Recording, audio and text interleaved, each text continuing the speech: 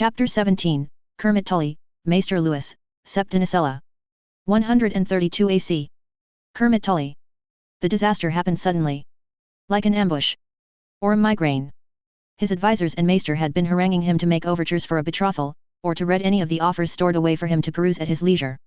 It was not that he didn't see the sense in their need for stability, especially considering Oscar had no intention of weathering the winter in Riverrun for very much longer.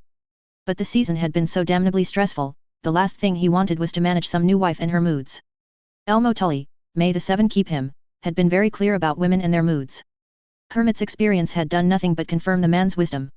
He was not overly familiar with other presences of the feminine persuasion, he would confess. There had been the usual whoring expected of a boy his age, but Kermit had been well raised, these were not the same creatures as women of lordly houses. And there his experience came to a screeching halt. His only examples on campaign had been Sabetha Frey, horrifying, and Alice Blackwood, bewildering. He was approaching his majority only with the vague sense that a wife was useful in the having of children and some small household matters. Otherwise, she would need to be soundly managed. Like a horse. If she wasn't, he thought, darkly, she might turn out like his mother. Whom he was not too proud to say he was avoiding. It was no use telling Kermit Tully that there were all kinds of women in this world, just as there might be all kinds of men. He was a boy gripped by the certainty that at their core, they were all one and the same. Sooner or later, their moods would descend. My son is lost to me, came a wail upon the wind. Not unlike a ghost, if it wore expensive brocade and insisted on hideous dribbling dogs to follow it around. He will die of the flux, and I shall be left for dead, for none here care for my well-being. The ghoul was edging closer to the fifth study. It was normally Oscar's, so he'd had to air it out and carefully usher spiders away from the corners. It had eluded his mother all week, however, so had been worth the effort. Nevertheless, it seemed that the jig would soon be up. Determinedly, Kermit applied himself to his correspondence with a totemic certainty that he knew was on the verge of failing him. Between vassals hounding him for grain, the management of his own holdings, some foul sickness on the horizon and news of banditry, there were 1,001 things that needed his attention. Each brought with it the sensation of a gauntlet being repeatedly bashed about his skull. Bereft. Abandoned. Both himself and his castellan froze, quills mid-air, as the haunting hovered uncertainly in the hallway outside. Kermit wasn't even certain his beloved brother was fully lettered, so had assumed she'd not come in here to vent her spleen, but his mother generally enjoyed rewriting history to suit her whims. Oh, if only my son could be returned to me, so that I might have some succor in my old age, in my decline. Lady Tully had been a reportedly nubile bride of 16, younger than his father by a decade and a half. She'd birthed 2 fine sons in quick succession and then kept almost entirely separate chambers from her husband ever since. Possibly, Kermit reflected as he allowed himself the indignity of holding his breath, because father had a similar rotation of studies as the one he himself was developing. They had all been displeased by Oscar's announcement, but his mother was the most vocal. He hadn't even set sail yet, but his mother behaved as if he'd already been dead and gone a year. Oscar was her favorite, because she felt he was most like her. This was not true, but Oscar had developed father's talent for a solicitous hand pat and a blandly interested expression that made one feel listened to. Kermit had not the skill. He was not born under a solicitous star. There was a stomach-tightening moment when that yappy little rat of hers whined at the door, but the creature soon clattered off on its grim paws to attend more of his mother's histrionics. It was the damnable castellan, John, who had proven himself a rank amateur by releasing a sigh of relief just because the sounds had faded for 15 seconds. Kermit was seasoned in battle. The woman had been known to count to 100. At that moment the door burst open, and his beloved mother appeared in a cloud of turquoise taffeta and turmoil. Hamish, the rat, trotted in after her and immediately began growling at John. The man gamely restrained the instinct to kick it, which made Kermit a little sorry. Flinging herself into a wooden armchair with exquisitely turned legs, Lady Tully began her assault. I need to visit my sister, Kermit. I am bereft, yes mother, he intoned, writing furiously. Everything on this piece of parchment was now ruined and unusable, but if he looked up, he was lost. Lady Tully sniffed, it seems my suffering is known to all and sundry. I'm not sure the East Wing has heard of your trials yet, I invite you to educate them. I am sure you are being frank with me, Kermit, I don't care for it, she snapped. Forgive me mother, it did not seem vital that you were answered, only that you were heard. If you could find the strength to bear your suffering a little less stridently. Don't be glib, my son. There is really nothing that shows poor courtesy more than trying to air your grievances when someone else is still in the midst of theirs. She adjusted the silver bangles on her wrists, a picture of refinement when she wanted to be. If that were so, said Kermit, dry as Dorn, I'd have no chance to speak at all. Really, Kermit?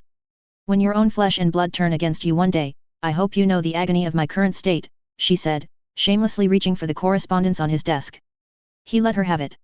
That had been the discard pile. Instead, he said, "Mother, please.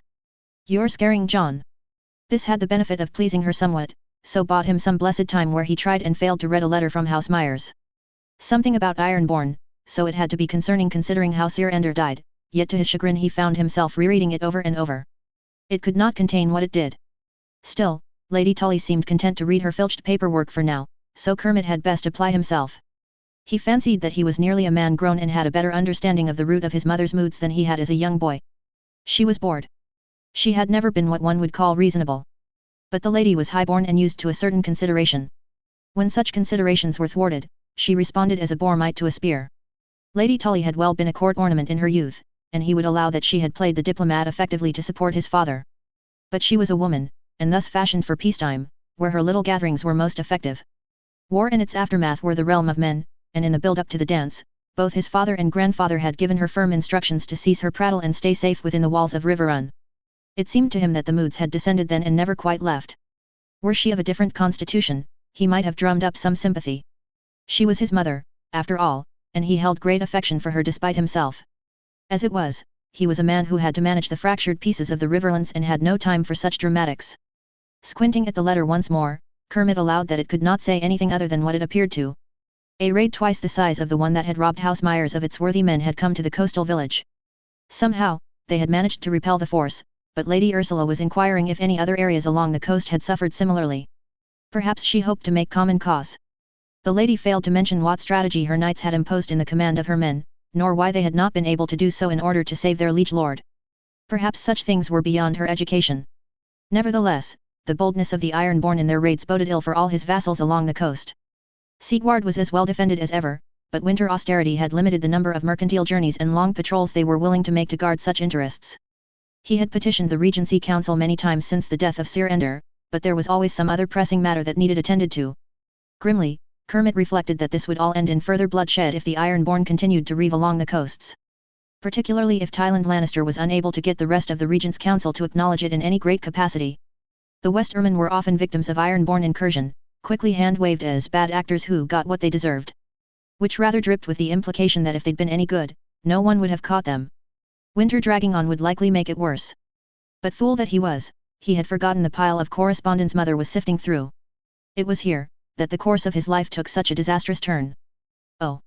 Why, I recall Lady Bracken from when I was a girl. Delightful woman. Excellent teeth. It took Kermit far too long to realize why he should have been terrified. He looked up, and his mother's face was no longer interested in tormenting him directly. She had found some new amusement. That daughter of hers is of an age with you, Kermit, she'd make a delightful match. Absolutely not, he said, desperately, the political ramifications of favoring a Bracken with a marriage directly into our house right after the dance. She flapped a bejeweled hand at him, absently, but you're good friends with that sour little Blackwood boy, aren't you? It was all war and waving sticks with you lot. Seems fair to me. Lady Tully rose with a smile. Besides, there's nothing wrong with getting to know her a little, is there? We might as well ensure her dentate are all in good order. Betrothals are the perfect way to become acquainted with young women of breeding. Why, winter has been so dreary without any diversions, and your name day is swiftly on the horizon. It would be the perfect time to. Kermit's determination to strive for dignity abandoned him almost as swiftly as his mother's grief had abandoned her. He sprang to his feet, hands fisted at his sides. You go too far, mother. Father may have allowed you your diversions, but as Lord Paramount his affairs were kept separate from yours. My marriage is none of your concern, and it certainly won't be as politically disastrous as a Bracken. Her chest puffed in indignation, like the prow of a ship. I am your mother. Your marriage is arguably well within my purview considering you have yet to reach your majority. I'm afraid, my lady, interrupted John, who was now the best and bravest man of his acquaintance, that the matter has already been settled. It has? It has, Kermit said, with the determination of a drowning man clutching a piece of driftwood in the storm. Blackest fury rose up in her face.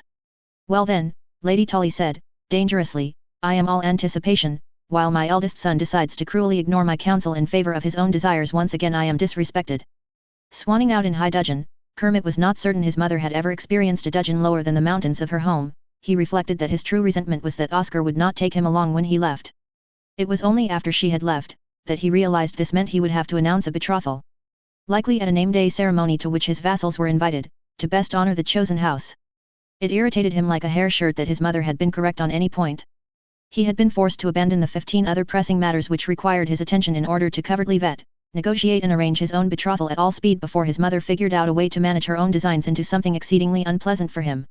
Invitations were sent and calculations were done as to the import of a number of fine foods and entertainments for a winter gathering of lordly houses, the expenses of which were eye-watering enough to have him push for a long betrothal and a summer wedding. A period of quarantine would need to be observed as well, in line with Septa Walburga's treatise on miasma's attachment to the body, which added to the cost of accommodation. A handy document, despite the fact that this winter sickness was no true plague. He might have waved it off for reasons of cost, but his mother had got hold of it in one of her moods and was most shrill in her insistence that the staff and courtiers keep to its strictures. It had seemed less trouble to encourage cleanliness than silence, so Kermit had allowed her free rein.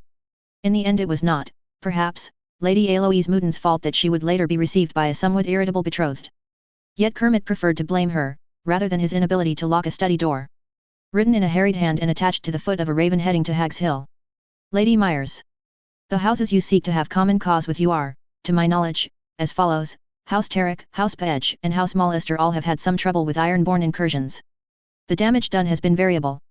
Additionally, I have heard that House Easterin have much trouble with raiders too, though they are Westermen and not overly inclined to do much in collaboration with others. John Keith, Castellan to House Tully.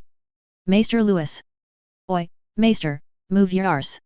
I've got more fuel, the box is getting too cold, and you smell like a witch's cunt even at this distance, came a gruff voice. He had learned, painfully, that this passed for friendly conversation with many of the small folk here. Especially the Northmen. Be that as it may, he said waspishly, for there was no denying that time in the glassworks left one with an inescapable ripeness of scent, I find I respond better to manners than oafish grunting. The Northman laughed heartily, clapping Lewis on the shoulder with enough strength to shake him. He was called something terribly northern.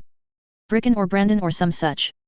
It had been some time, and between the blackening of the skin from the furnace ash, the masks they all wore for sanitation, and that damnable accent, he still struggled to tell them apart. They seemed to benefit if he allowed them their over-familiarity, but it was not unlike trying to manage geese. He didn't think of the farm often, but geese only respected that which hissed back like goats. You're always a laugh, Maester, I'll give you that. Crowed the northern furnace stoker, his face darkened with soot and bright where sweat had etched tiny rivers into his face. I'm deeply sorry to hear that. Still, he stepped aside. The northerners' skills as furnace stokers could not be overstated. Perhaps it was the need to control the fires of their homelands in frigid air, or perhaps this was an art that the North were keeping hidden from the rest of West Eros. But until such a time as himself and Theo Rivers could figure out Lady Myers' biogas tanks, he was now confident in the heat of the furnaces. It was a laborious process, requiring constant adjustment of the wood in hideous temperatures. If done incorrectly, the use of umber as a glass clearer made no difference, as when the air in the furnace fluctuated too high or too low something changed in the formulation of the glass. You could end up with some interesting colors, but it was not ideal for their purposes. Additionally, 2 or 3 times a day, all glass-blowing efforts and experiments had to cease while the stokers scraped out all the ash that had gathered to prevent the smothering of the furnace. It was hot, difficult work, and the one time Maester Lewis had tried it he had sworn off the practice entirely despite 3 smithing links to his name. Much work had gone into the design of the glass furnaces. Lewis had been unwilling to trust the process to Meyer Rock, he had insisted on the necessary expense of firebrick. Great domes with apertures for a number of glass workers to fire their materials at once, an annealing chamber at the apex. Specialized furnaces were theorized and designed for the forming and annealing of sheets after Theo Rivers had his epiphany. This was valuable, but less useful for their current purposes. If they had an influx of orders beyond what their current setup could handle, then it might be worth the investment. A careful experimentation from some of the women Lady Myers had insisted on bringing into the project had yielded acceptable results, he allowed. A delicate balance of quartz river pebbles pulverized alongside sand from Iron Man's Bay, would be sorted, through sieving, to find the best quality pieces that would melt into large smooth sheets. Special compounds of white powder were separated from umber through firing and flooding, only revealing itself on evaporation. All this and soda ash would be measured out in finely made scales. It had taken a while for Lady Myers to save up the coin for scales of this quality. Then these raw ingredients would be loaded into the crucibles for firing. There were others at work here, potters and glaziers who were experimenting with their offcuts, any glass that wasn't of high enough quality to let in the light or be manipulated as they needed. Meyer Rock was manufactured here now as well. Huge men that Lewis assumed Lady Myers had haggled for like the oxen they were, worked at fashioning copper and iron into useful components for Lady Myers. He offered some trifling consultations, but they were a low, brutish people who were unsuited for enlightenment. Lewis did not enjoy being ignored. Some women were taking smaller pieces and experimenting with melting minute amounts of glass, learning the manipulations Lady Myers insisted would be necessary to develop the industry into one of uncontested skill and not merely secret recipes. These women listened to him very intently, which he approved of, but only occasionally applied his suggestions, a sign of the inferior schooling which they had been given. When enough stoking had been done, it was nearly noon. It was at this time that Cedra usually brought him a tisane of some kind. She was a respectful sort of girl and tended to bring him herbed waters for his health on her way to the kennels or the rookery. He was pleased that she had taken the devilbird's offspring into her care. Louis still couldn't look at them without flinching, and they enjoyed staring at him too much for comfort. Today, she was absent. Instead, Lady Myers had come to observe the first true attempt of her artisans to manufacture acceptable panes of clear glass. Louis was under strict instructions that he was not allowed to interfere. The men and women he had trained needed to be able to conduct the business of the thing on their own. However, he was finding it somewhat difficult to allow. He fluttered and twitched like a startled moth at the slightest movement, from someone swinging those great cylinders of molten glass incorrectly to a slightly off-center scoring of the panes. "You could try to relax, you know," she said, her voice amused. Lady Myers had a fine mind for her sex and was an enjoyable conversation partner after their new understanding, but her tendency to be amused by his suffering was less droll than she supposed. "I hardly think such drastic measures are called for, Lady Myers," he replied, somewhat primly. She snorted behind her hand. His liege lady was, he reflected, terribly easy to amuse now that he had the trick of recognizing it. Attempting to observe the proceedings with a greater laxity, which would never have been permitted in the citadel, it seemed adequate. Louis could admit that he was not similarly beset by incompetence as he had been there, which would have been so much more upsetting now that he was in charge of something. There had been days in Old Town when it seemed certain to Louis that his peers were placed in his company only by the work of his enemies. For a time, he would confess, he had been filled with a thwarted, smothered sort of rage which dared to burn but not to blaze. It had followed him to Hag's Hill, clouding his mind with bitterness and fear. It had taken many days of soul-searching to arrive at his choice. He was content now, but this new place had come at a cost. Maester Garland's last missive had made his position clear. It had taken some doing. All his learning, his thousand thwarted triumphs, could not have prepared him for the appalling position of having to find an appropriate reply to the chastisement of his liege lady. It had eluded him entirely.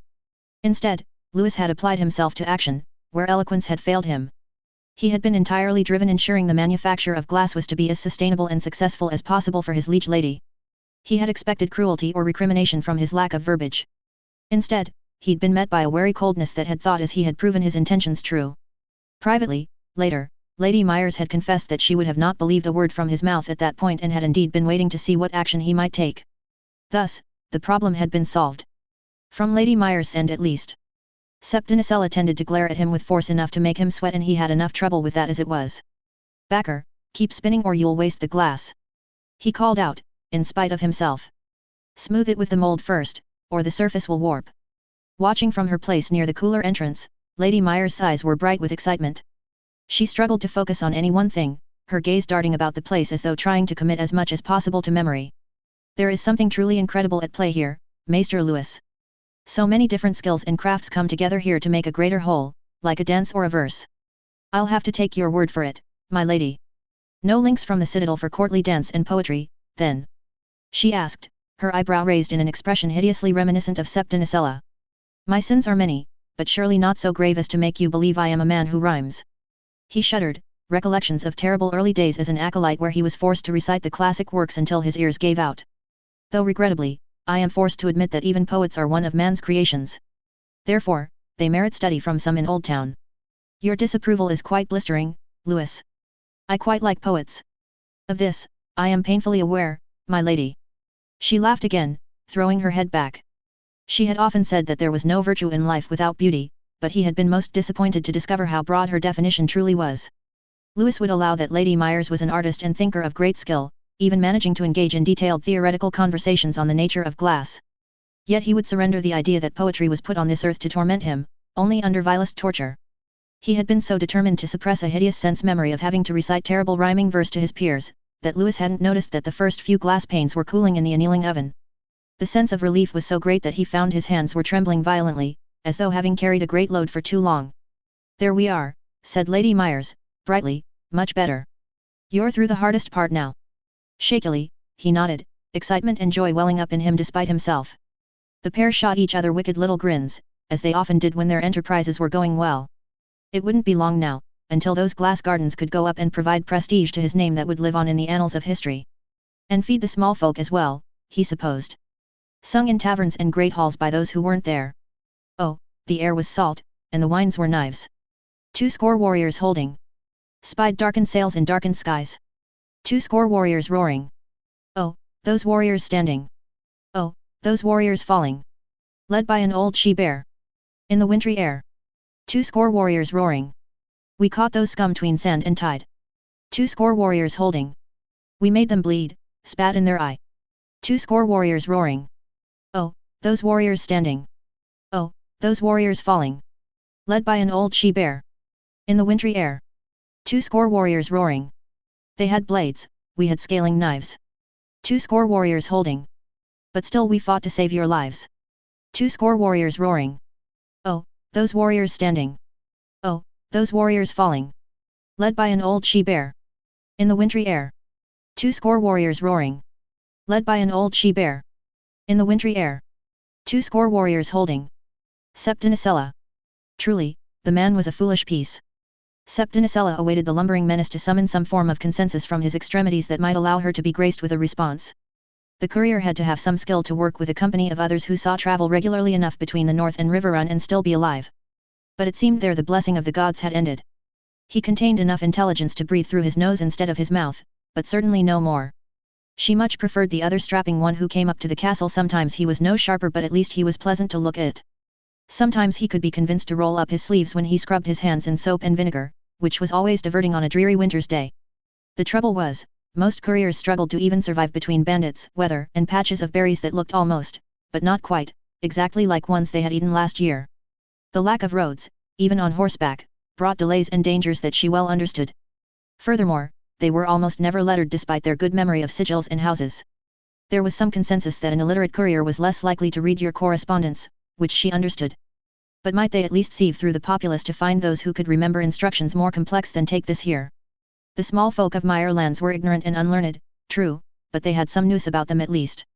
In her time with the novices and in her time with Ursula, Nicella had come to despise callow inefficiency in all its forms. Something about the way couriers in the Riverlands operated really seized her by the hood. Had she been a woman with less to do, she might have arranged something better organized her own self. My child, she intoned with exaggerated patience, when did you receive the missive from House Tully? Nicella watched, with a sense of despair like a pillow over the face, as he counted on the same finger multiple times. She had been spoiled, working with an efficient staff and seeing the progress made by the children at their schooling. She would pray to the mother in the hopes of some merciful feeling developing in her heart. Or the warrior, for a tongue sharp enough to cut the foolish down, anyway. About 7 days, Septa, he said, after an age. 10, she corrected mentally. I see, she replied, and you say that it has now gone missing. Yes, Septa. Septinicella was not sure she herself would ever have admitted to such glaring incompetence under pain of torture, but brute honesty had its uses. For instance, the man had all the chagrin of a painted rock. No, this was a lie he had been taught by rote. Privately, she prayed that his stupidity extended to being easily led to revealing information. Blessings be upon you, my child, she said, waving her hand over his forehead. I will pray to the crone to guide your steps better next time. It suited her to give blessings, it allowed superstitious small folk to wonder what other things a septa of her standing might visit upon them instead. She watched the implication sail over his head, and tried another method of attack. And did you feel duty-bound to tell us of this lost missive? An agonizing wait, possibly while he contemplated what the words meant. I was told it had been lost and there was no need to worry, Septa. To be entirely fair to whatever schemer had been involved, they really were only doing their best and working with what they had. It is a terrible shame that you lost a letter.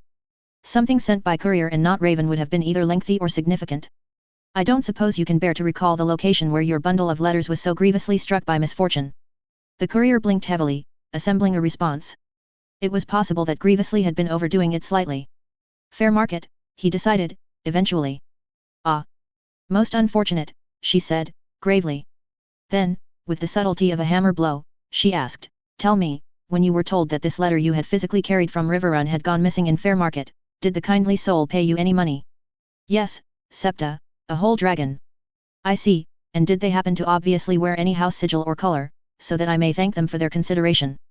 Empires rose and fell in the time it took to consider her question. No, Septa, they wore dark clothes and a hood. Nicella was a woman of the 7, so did not blaspheme out loud. Very good, you may go.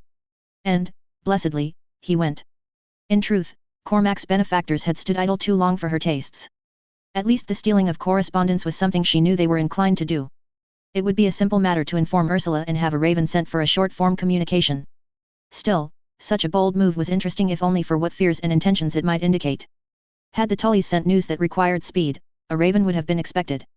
A letter by courier often implied an invitation or an announcement. An announcement was no threat as it was easy to check and required almost no response. So, she reasoned, an invitation. They were not so high that these letters were likely to have been exclusive in any way, so the desire to delay the communication was clumsy. Perhaps they wished for House Myers to offend their liege lords by failing to reply? Or they did not desire that House Myers attend some event. Whatever it was, Septinicella was determined that Ursula would go and make a fine showing. The girl had been inundated with work, as was her wont. Nicella would have, in truth, loved her less if she had been an idle chit, but it pained her to see Ursula so exhausted. She and Ivana had taken to having long discussions that required her presence.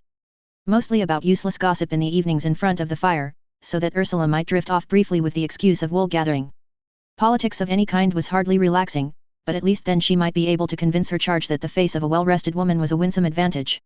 She quickly visited Lady Ivana in the solar, graciously ignoring the hooded man wearing far too many knives, and informed her of the interception.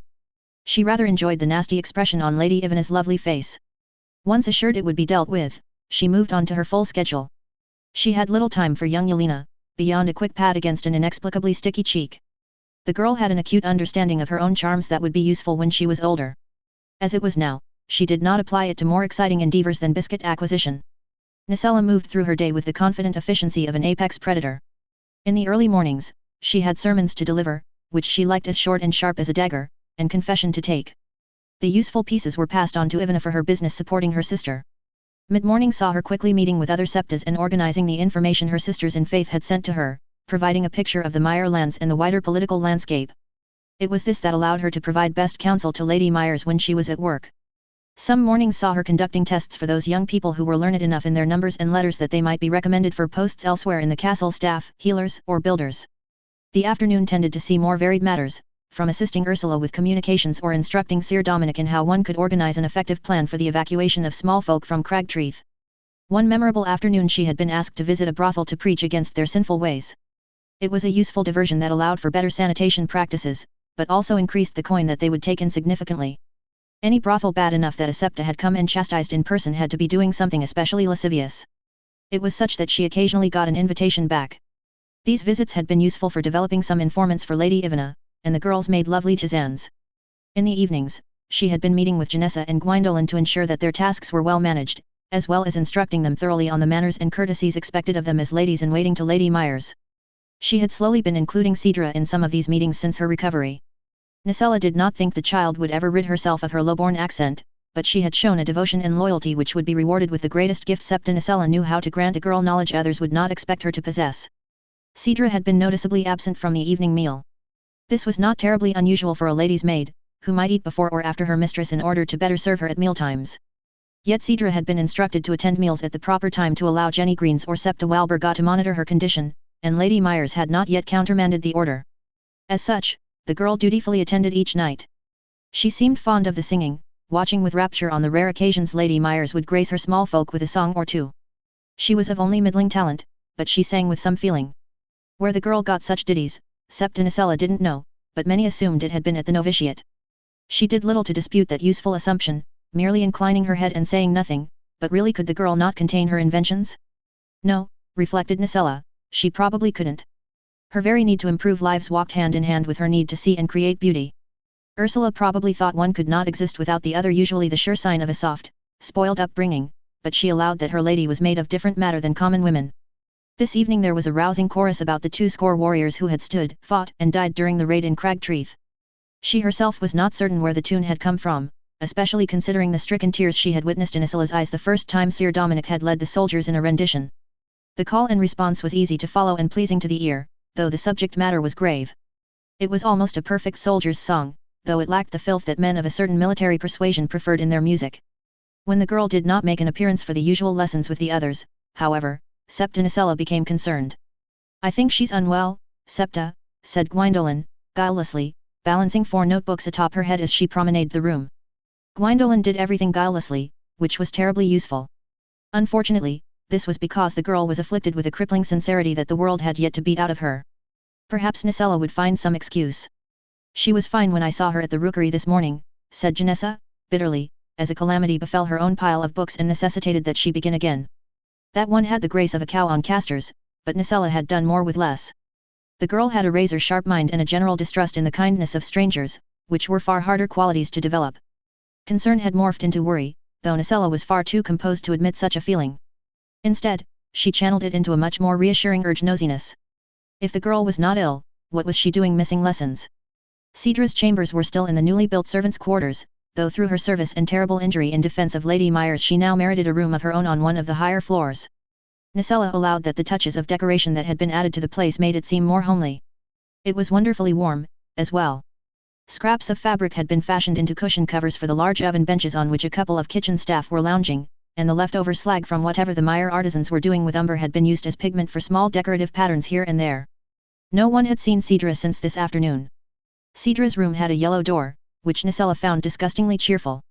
A cursory knock yielded no response, so she assumed that a woman of her stature and impeccable reputation could be trusted to enter and not steal anything of import. She opened the door and strode into the small dormitory before stifling a shout and immediately shutting the thing behind her.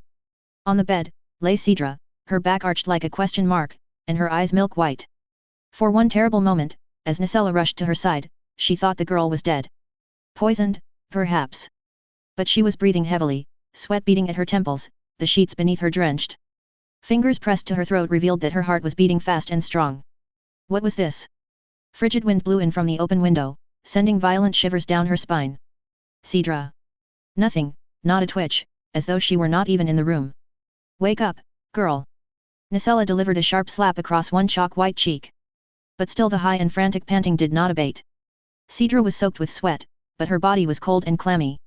Was this, she wondered with a terrible jolt, the plague Ursula had described? Hands fluttering uselessly over the girl, Nicella opened her mouth to shout for help when Cedra groaned and stirred. Yes, thought Nicella, that's it. You can do it.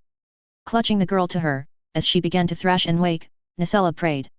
Crone, this girl is lost in the black. Lift your lantern, guide her home. Mother of mothers, the days are cold, and the nights are dark. Lift your lantern, guide her home. Ancient lady, I fear no hardship. Only send her to me on soft wings. This girl had leapt in front of a knife for Ursula. She would not let her go without a fight. It went on for moments. It went on for hours. Cedra woke to herself more and more, gracelessly opening and closing her mouth and making such strange sounds from her throat, as if she had forgotten words but still had the urge to speak. Each time, the guttural utterances came closer and closer to true speech. Eventually, she remembered herself again. Septa, asked Cedra, bewildered and muffled from where her face was buried in Nicella's neck. Relief came. So strong that it coursed through her and crashed against her outline like the waters of the Blue Fork.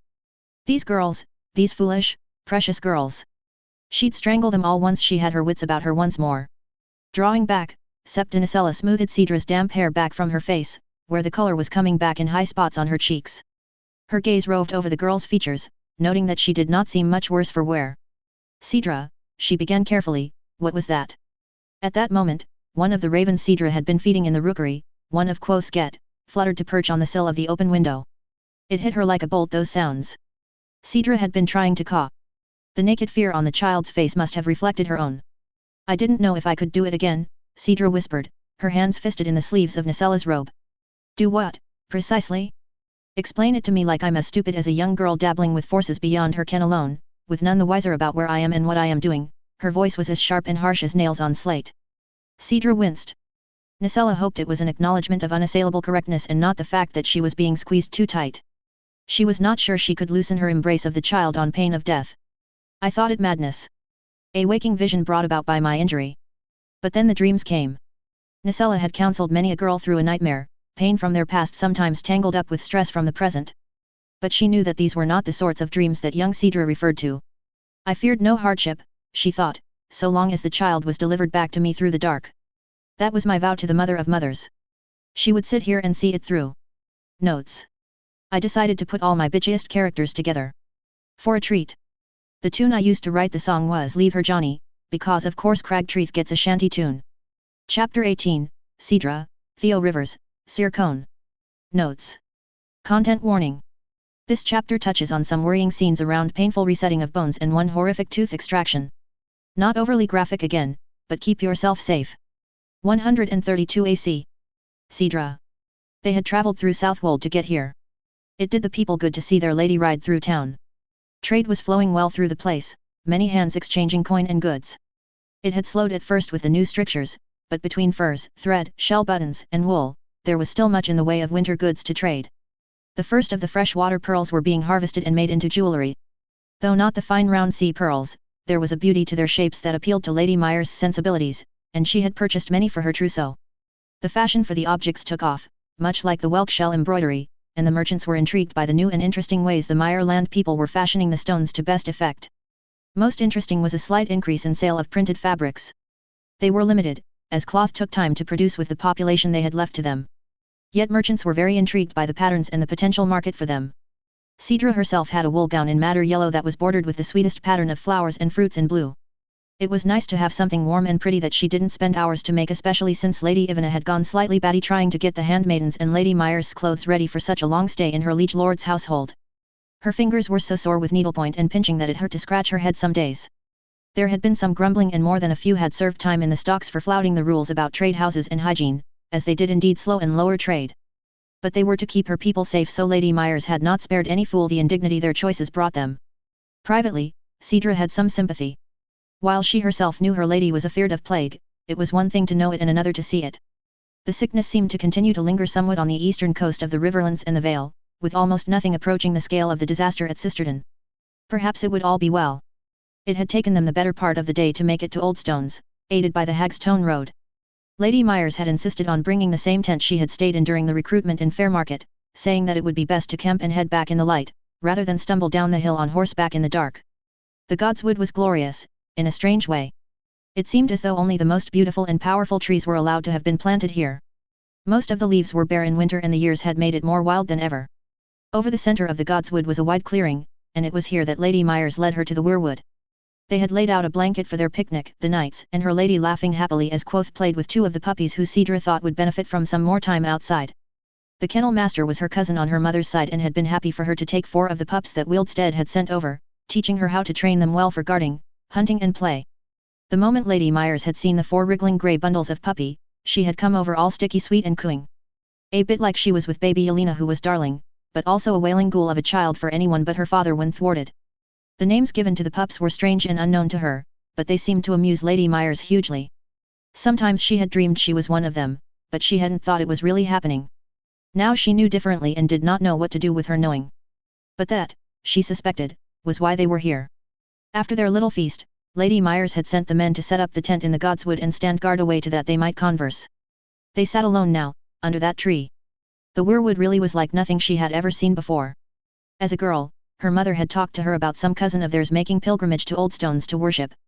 Cedra was a follower of the 7 and had never seen the need.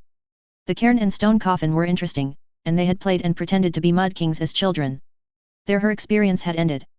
So to have it affect her so powerfully now, was strange. It was as ancient as the stones beneath her feet, perhaps older, and its gnarled limbs were so huge it seemed to her as though it were tall enough to hold a castle its own self. A cloak of blood-red leaves was draped over its crown, even in the bitter winter, and the pale white bark was cracked and cragged with age. Like a cliff. Or like the way the Riverlands had looked when she was a bird, 1,000 points of light and separation streaking across the scarred landscape. There were whole colors she had seen that now her clumsy human tongue did not have words for.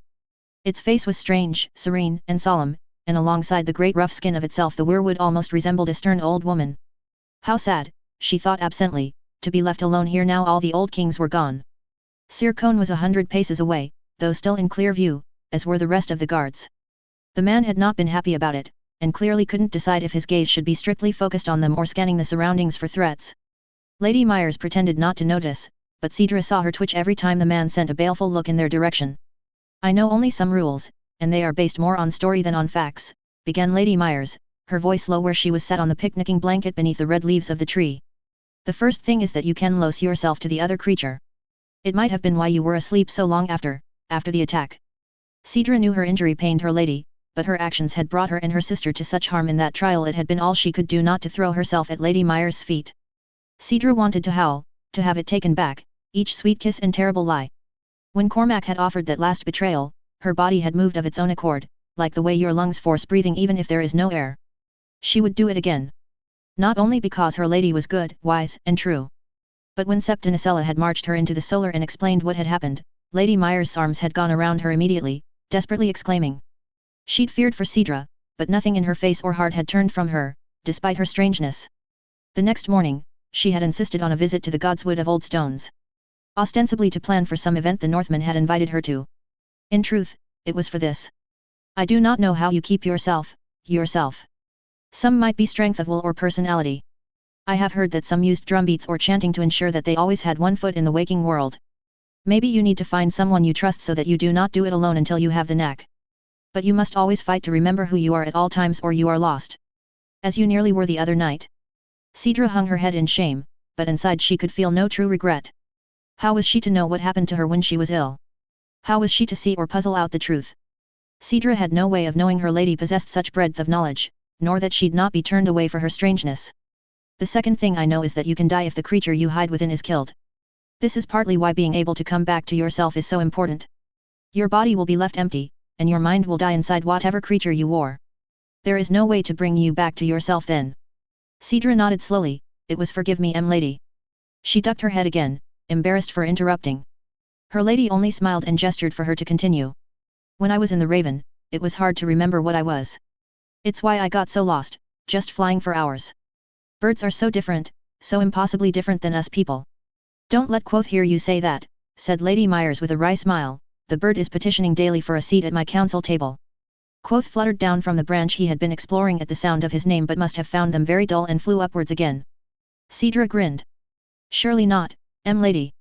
He must require a perch instead. The jape won her a bright laugh, and Cedra's heart warmed at the sight of it. She had so feared it ruined her place at Lady Myers' side. I hear it is easier if you have a bond with the animals yourself. Like those puppies you're training, or the ravens you are feeding. Animals that live closely with humans and know to trust and care for them are perhaps the safest and easiest to start with, added Lady Myers. The pair of them contemplated Hugnan and Munin where they were attempting to bite a blade of grass that continued to evade their attempts to subdue it. The tumbling fall and sneezing fit that followed did not inspire confidence in her new powerful abilities, Cedra thought.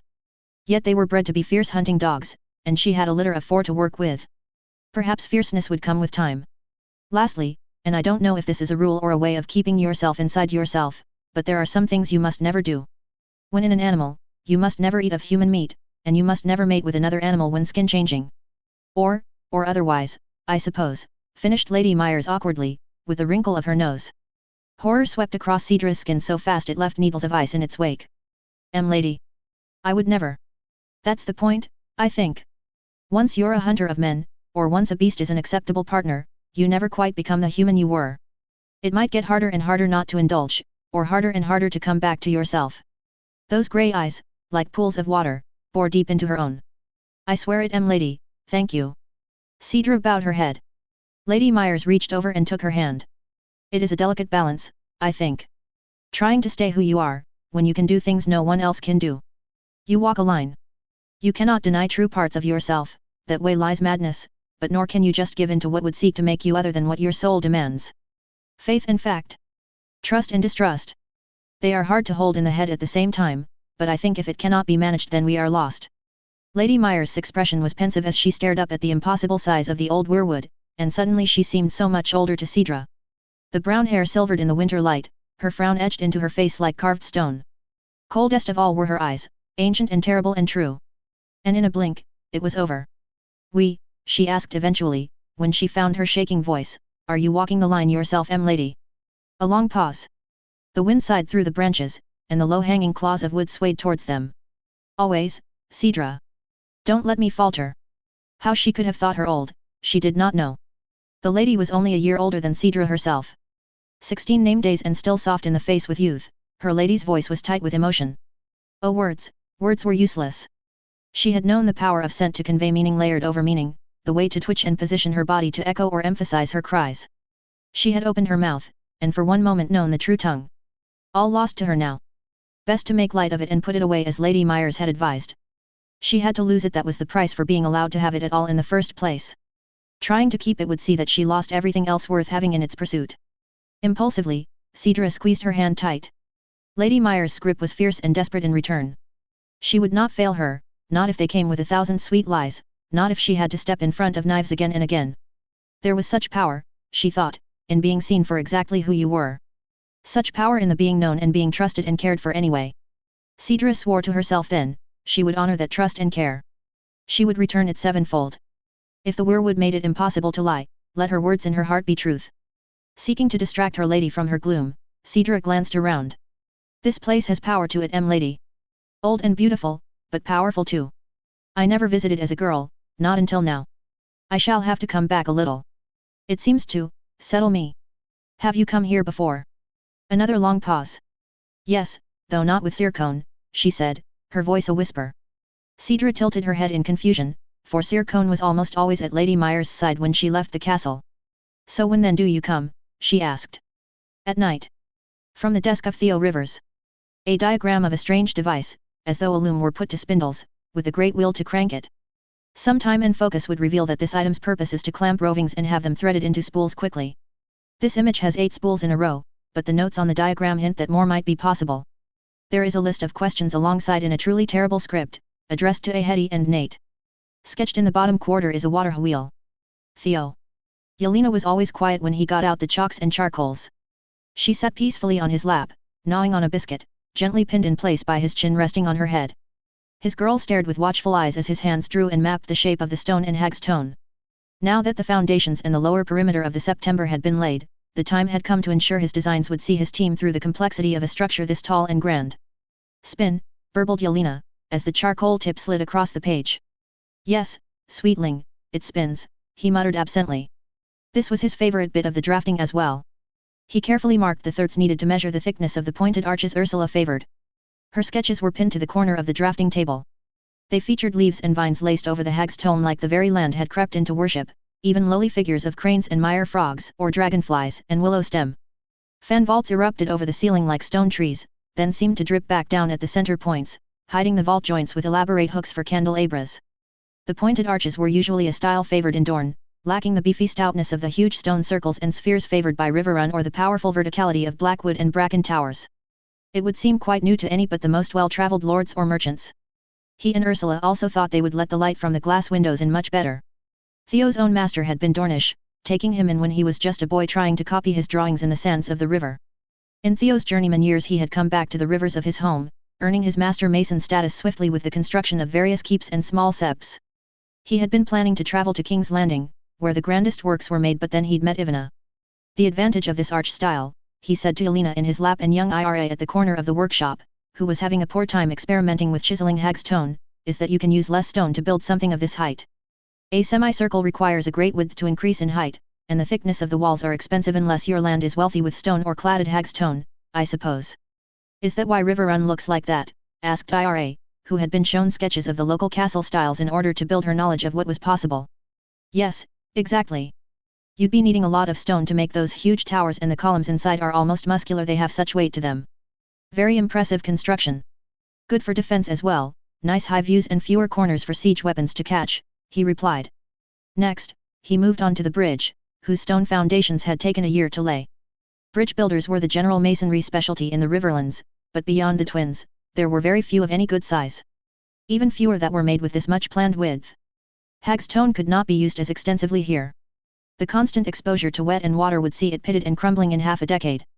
Limestone carved well and was sturdy, but it too suffered when exposed to water and required a good deal of maintenance. Folks would band together on festival preparations to clean a September's exterior, but no one in their right mind would take the time to clean a bridge. The Blue Fork was not so wide and terrible to ford as the Green Fork, especially not so close to just after the river thinned and twisted from its source. Thankfully that brought the cost down somewhat. Nevertheless, the solid granite needed had been hugely expensive to purchase and transport, so construction was just barely up and running again. The bridge was to have a large central causeway for carts to pass goods through north and south of the town. Ursula had designed 2 long-roofed alcoves where people might hold market stalls, flanking the length of the bridge. These could be made of plastered hagstone without much trouble and would be excellent encouragement to use the bridge. She'd cackled some about merchants and stall holders having to rent the space from House Myers, but Theo was only vaguely sure he knew what prime real estate might even mean. The roof design was not unlike fish scales overlapping each other. A range of materials were to be used, creating a pleasing effect while disguising the fact that much of this would be from offcuts from the September construction. Lead, tin, and copper would intersperse the slates. Theo knew the effect would be pleasing in the sunlight. Carefully, he draped string between his pinched fingers before pinning them in place. These exact arcs would be the inverse of what he needed to ensure the structure was sound. Yelena gave a sudden, ear-piercing shriek, which Theo took as tacit approval for the design. Young Ira nodded absently, wet up to her elbows in hagstone mix as she attempted to draft a model of the tree pillars. She had an artistic bent to her work, did Ira, and took the opportunity to bother a number of people on the building site for new techniques. Between his teachings, alongside the joiners and the plasterers, she was developing a very unique skill set, though Theo did not yet know what her specialty might be. Neither did she. For now, the girl was simply in love with the work and was experimenting with marking the half-dried hagstone to see if she could make the surface more like bark. They had not, to Ursula's chagrin, been able to eschew quarry stone entirely beyond the foundation. The hagstone houses that were covered in lime plaster were well protected from the elements once dried and were not so tall as the planned September. The exterior of the September getting plastered might have worked for a building of a more modest double height, but stone's ability to weather the elements meant that they could build twice that high and rarely need to repair, while the lime plaster would need to be regularly renewed and so would be an impractical expense in labor and materials. He had been firm on the matter, however well Ursula thought it would look, she was not the one who would have to be up the scaffold with lime wash. Theo had worked on taller, grander buildings as a journeyman, Ursula had pointed out. Yet still, those were for lordly houses that had the funds to create huge structures. That Ursula was going to make 4 stories look so well would be a triumph, but if she wanted a lasting legacy it had to be possible to maintain to a good standard without the regular likelihood of someone dying on the scaffold every 3 years. Yet his ability to meld materials had some success, allowing for thin cladding of stone, flint, and lime to create dizzying patterns on the exterior walls. It also limited the expense in the amount of stone Ursula would need to pay to have imported for her works. Stonecutters and merchants who were willing to observe the quarantine and strict hygiene required of visitors had been very interested to see the work. Ursula and Vanna had said it was good for their house that they would go and spread word. Ursula had been very selective about who she chose in her trip to Fair Market. The new ones on his team were almost all joiners, who were the timber spines of any building project, but one was a woodcarver of surpassing skill who young Ira had been following around with decided interest. Young Ira was at that age anyway. She was now 14 and in the first flushes of noticing the more attractive men on the site. Theo had laughed one misty morning when the sight of a shirtless Davin had sent Ira walking right into the scaffolding. He'd woken the next morning to river snails in his shoes. Uncomfortably, he'd been told by the others on his team that if he were to prentice a girl with no father to look out for her, it was only right that he did what he could. When he'd asked Vanna what to do, she'd only looked at him pityingly and wished him luck. So, Ira, he began, but at his tone her head shot up and her eyes narrowed. What? About that young Gilbert you've been talking to on the site, he attempted, acutely aware that Yelena's attention was now darting between the two speakers as though she were watching a joust. Biscuit crumbs littered his breeches and shoes in her anticipation. With a huff, Ira said, he's a very skilled carver, Theo. That's all. He doesn't use oak, did you know? He prefers lime wood, or iron bark if he can get it. Gil says the grain is tighter, so it carves smoother. He's going to help me with forms for the ceiling pieces if we can figure out how we want it to look. This was true, he knew. The boy could shave a whisper off a wind, and he approached the wood like a true devotee of the material. He half expected they had grown Gilbert from a tree back in the wolf's wood of his homeland. Some of the shapes he carved barely seemed possible. It was almost a waste having him work on a hagstone September when Wildstead was only a few days away by road, but he needed the experience of a grand project to become a master in his own right. Yet, he did not think that Gilbert needed to do quite so much touching and flirting when he collaborated on works with Ira. Theo squinted at young Ira and decided that the attempt at subtlety was already aflame with failure, so he might as well try his usual tact. Is he courting you? The eruption of huffs and stuttered outrage that burst from young Ira seemed to frizz her curls further, yet it was not, he noted, an answer. We're just talking. It's not really my business, he said. Ursula had been firm on the matter for some reason, but if you get yourself into trouble, it'll be hard for you on the scaffold. Young Ira's face went purple. Why? Because some stonecutter heard I might spread my legs? You think men waited until I was even flowered before they tried to have a go? Any man talks to me like that, and I'll hit him with a hagstone brick. That ought to sort my troubles. Theo blinked. I just meant you'd have to stay working on the lower levels if you were with child. And you'd have to get Davin to carry things for you instead of wheeling it your own self. Vanna's balance was terrible the whole time she was carrying Yelena, he answered, in that careful way he'd developed late into Vanna's pregnancy. There, he'd said something now. Surely that was enough? A deflating happened to Ira then, like as when water spouted from a drinking skin. Oh. Just something to keep in mind. Young Ira's gaze suddenly went distant and strange, before she started back to herself, and her face went a fascinating shade of crimson. She looked down at her hands, crusted with hagstone, and then up again. So, you think he likes me? Theo paused. This conversation was proving consistently tricky and not going in any direction he could predict. I think he flirts with you, but I don't know if that's the same thing. I never flirted with Vanna, I don't think. But I liked her truly and loved her. Flirted with her later as she taught me how. Is it the same? Ira goggled at him, incredulous. How should I fucking know? They stared at each other, completely at a loss, for longer than he'd care to admit. The moment was only broken by Yelena, who looked up and tugged at his beard with a damp hand. All gone, she said, forlornly looking at her biscuit-free hands. Right, he said, gathering up the drawings, I'm going to take this down to the site and you are going to take my daughter up to the solar and pray my wife is there to receive you. What? Why? Young Ira held Vanna in some awe, which was understandable, and some fear, which bewildered him. Because, said Theo, his voice and face as serious as they had ever been, she's the only one who can help you now. Young Ira straightened and nodded, her expression firm with resolve. Take her, he said, handing Yelena over with a firm kiss to her tiny forehead. She looked like Vanna writ small, and so was the most preciously beautiful thing he'd ever seen in his life. Ursula had talked him out of trying to build something in the shape of her face as it would be supremely horrifying, but had offered to paint portraits, which he appreciated. Bye. Bye Papa, said his girl, waving as young Ira marched towards the castle as the condemned might march towards the gallows. He waved back, absent-mindedly. He made his way through the town, nodding to folk he recognized as he passed by. It was a dry, crisp sort of cold this day, that chapped the cheeks something fierce but was perfect for building.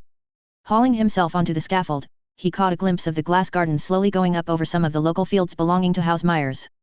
Though vast, it would not be enough wheat, he thought, to feed all who might need it this winter. Ursula had smiled and promised a plan.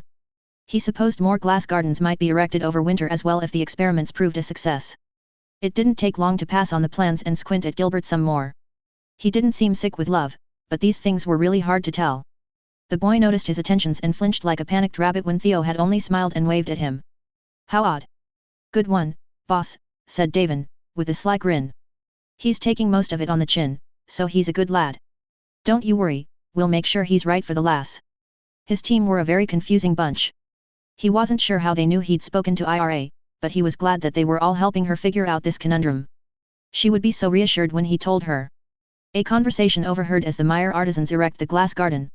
Hey, came a voice, with that slow drawn-out vowel that suggests a realization. Or implies the lack of any previous realization at all, ever. What? Harsh, firm, northern, and uninterested. I've just had a brilliant idea. Wonderful, now put your back into it, lad. I'm carrying the damn thing on my own while you doze about. I'm just saying, what if we build a glass garden over every field? Triumph. Glory. Completely undeserved. And after we're bankrupt and Lady Myers sells the fief over to another lord, how will glass gardens help us? We'd never worry about winter again. We could grow food forever. It's brilliant, I'm telling you. Can't believe Our Lady hasn't thought of it yet. If you think building a glass garden over every field in Meyer lands is a brilliant idea, when we get back I'll ask your ma'am how often she dropped you on the head as a babe, came the flat reply. A pause. Why would you be talking to my mum? A heavy sigh, it's not even worth making the joke, is it? Sir Cone. Lady Myers stood upon the dais, the great hall lit with morning sun, and surveyed the crowds gathered. Many had travelled from Cragtreath along the Hagstone Road, to witness this event. Her voice was trained from her singing at the novitiate and carried strength and power when she spoke. Her guards were arrayed around her in a half-circle, plate gleaming like mirrors in the winter light. The Lady of Hags Hill was dressed more formally than was her wont, with a high-necked gown dyed in the rich green of her sigil. The front was fastened not with the laces usual in ladies' gowns, but some other devices in strips of copper and the shells favoured by her and her ladies. Sir Cone did not have much to say on the subject when she asked his opinion, only that it looked well. Lady Myers had bizarre questions at times. Asking if the stiff brocade at the shoulders and the sharp lines across the chest had given a more military look was one of them. He'd advised that perhaps a helmet might give a better effect and was scowled at for the better part of the evening as though he had mocked her. She'd never done this before, he allowed, and would likely be nervous. Women were given to fluttering over their appearance when nervous, and though she was a capable young woman, she was still only 16 name days. Her bannermen had sworn to her father and renewed their vows to her soon after her arrival as heir to Hags Hill. The full ceremony was a tad different. Some were used to the northern way of doing things, where the vow was said and that was that. Lady Myers had said that in peacetime, it was important these people were honoured, and that it would be especially important to head off any controversy at the pass. Kneeling before Lady Myers was Magga, her braids freshly done. She wore one of those dramatic northern cloaks, this one made of a real black bear. Its head and paws had been fixed into shape and were draped over her head and front. It painted a curious reversal to the battle fever he'd heard others describe, as though she were a woman who secretly lived inside a bear instead of the other way around. It was too impractical for battle, given how it covered the line of sight and weighed down movement, but it looked very fierce and fine this day. Cone suppressed a twinge of envy. Nora would never let him go around in such a thing even if he did manage to get enough wolf pelts together. It had taken Magga time to heal. Lady Ursula had insisted she return with them to get treatment after they had packed up the war camp. Magga would only let Jenny Greens treat her, calling the woman Bandrui with an air of great respect. So much so that Cone hadn't needed to hold her down when Jenny had declared that her fingers would need rebroken and properly set if she wanted to hold her mace well again. Magga had inclined her head, steely gaze unflinching. If the Bandrui says it must be so, it will be. Sir Cone was a man used to death and suffering. Even so, he'd nearly been sick in a bucket. It was only manly pride that had seen him through that unpleasant afternoon in the sick room. Especially when Jenny had been forced to extract the broken half-tooth that was left in Magga's mouth and pack it with gauze and clove oil.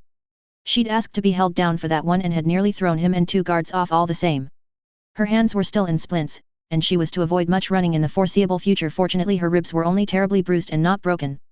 Magga of Bear Island, began Lady Myers, your service to us in so short a time is almost beyond words. You mustered the men and women of Cragtreath and trained them, so that they might have the skills to survive when the Ironborn came. Who is witness? At the call, a woman Cone didn't know stepped forward. Her hair was neatly braided and her clothes were warm, undyed wool. Around her waist she wore a belt not unlike a net, that trailed and draped over half her skirt. Oyster shell and small pearls were woven into the thing. A diver woman then. Cragtreath prized the women who could bear the cold waters and hold their breath longer than any man. A good first showing. I am, my lady, said the woman. I am Ama of Cragtreath. It was Magga who taught me how to sneak silent and safe where they could not see me. It was Magga who taught me how to use my shucker knives in defense of my home. A serious nod from Lady Myers, exaggerated for the crowd at the back. Septinicella taught statecraft well for a woman of faith. Perhaps a crowd at a sermon was not so different a beast. Ander had always struggled with it himself. Well spoken, Ama of Cragtreath. It is said that Magga led the militia without fear or hesitation when over 100 raiders landed on our shores. Who is witness? A man with a driftwood cane stepped forward, age having bent his spine. He was bright-eyed and thick of beard, but his movement was slow. I am, my lady. My name is Yorn of Cragtreath. I am old and bent, I cannot wield a sword. My steps are slow and ungainly. She put us who could not fight into carts or onto paths to flee, and led both my sons into battle. They say that she stayed after the first wave, while they retreated to safety. She was prepared to die. Well spoken, Yorn of Cragtreath. There was a pause and Sir Cone held on to his years of training to resist glancing in her direction. This was where she was to begin the vow. Was she nervous? His eyes scanned the room for any threats, and he forced down the bile that rose like shame. He'd been in this very room and her on this very dais when last he had failed her. Magga of Bear Island, you survived battle and torture and would not break. When the time came, you loaded our people onto the pyre. You spoke their names and knew their faces. You saw to it that my men returned their effects to their kin. Who is witness? The ginger lad, Jeff, stepped forward. Poor boy, he was at that age where he was all elbow, and he'd likely be more freckle than face for the rest of his life. But when he spoke, his voice was a man's voice and his shoulders were straight and proud. I am, my lady. I am Jeff of Cragtreath. I was with her when she walked with the dead. I stood by her as she mourned them. I helped her to her knees to say prayers to the old gods over the pyre before it burned. Magga flinched, which in her clothing had the disconcerting effect of making it look like a bear was shaking off its pelt to awake from slumber. Well spoken, Jeff of Cragtreath. The Lady of Hag's Hill was too far from her audience for them to see, but from his position at her side, Cone could see that her eyes were full and bright with tears. Magga of Bear Island, you are a river to our people in thought and deed. You are no knight to swear to me, so I will honor your service in the way of the north. Do you pledge to serve as my banner woman, with the name and shield in my service? I, my lady. I do. To Hag's Hill I pledge the faith of Magga Bearsdottir.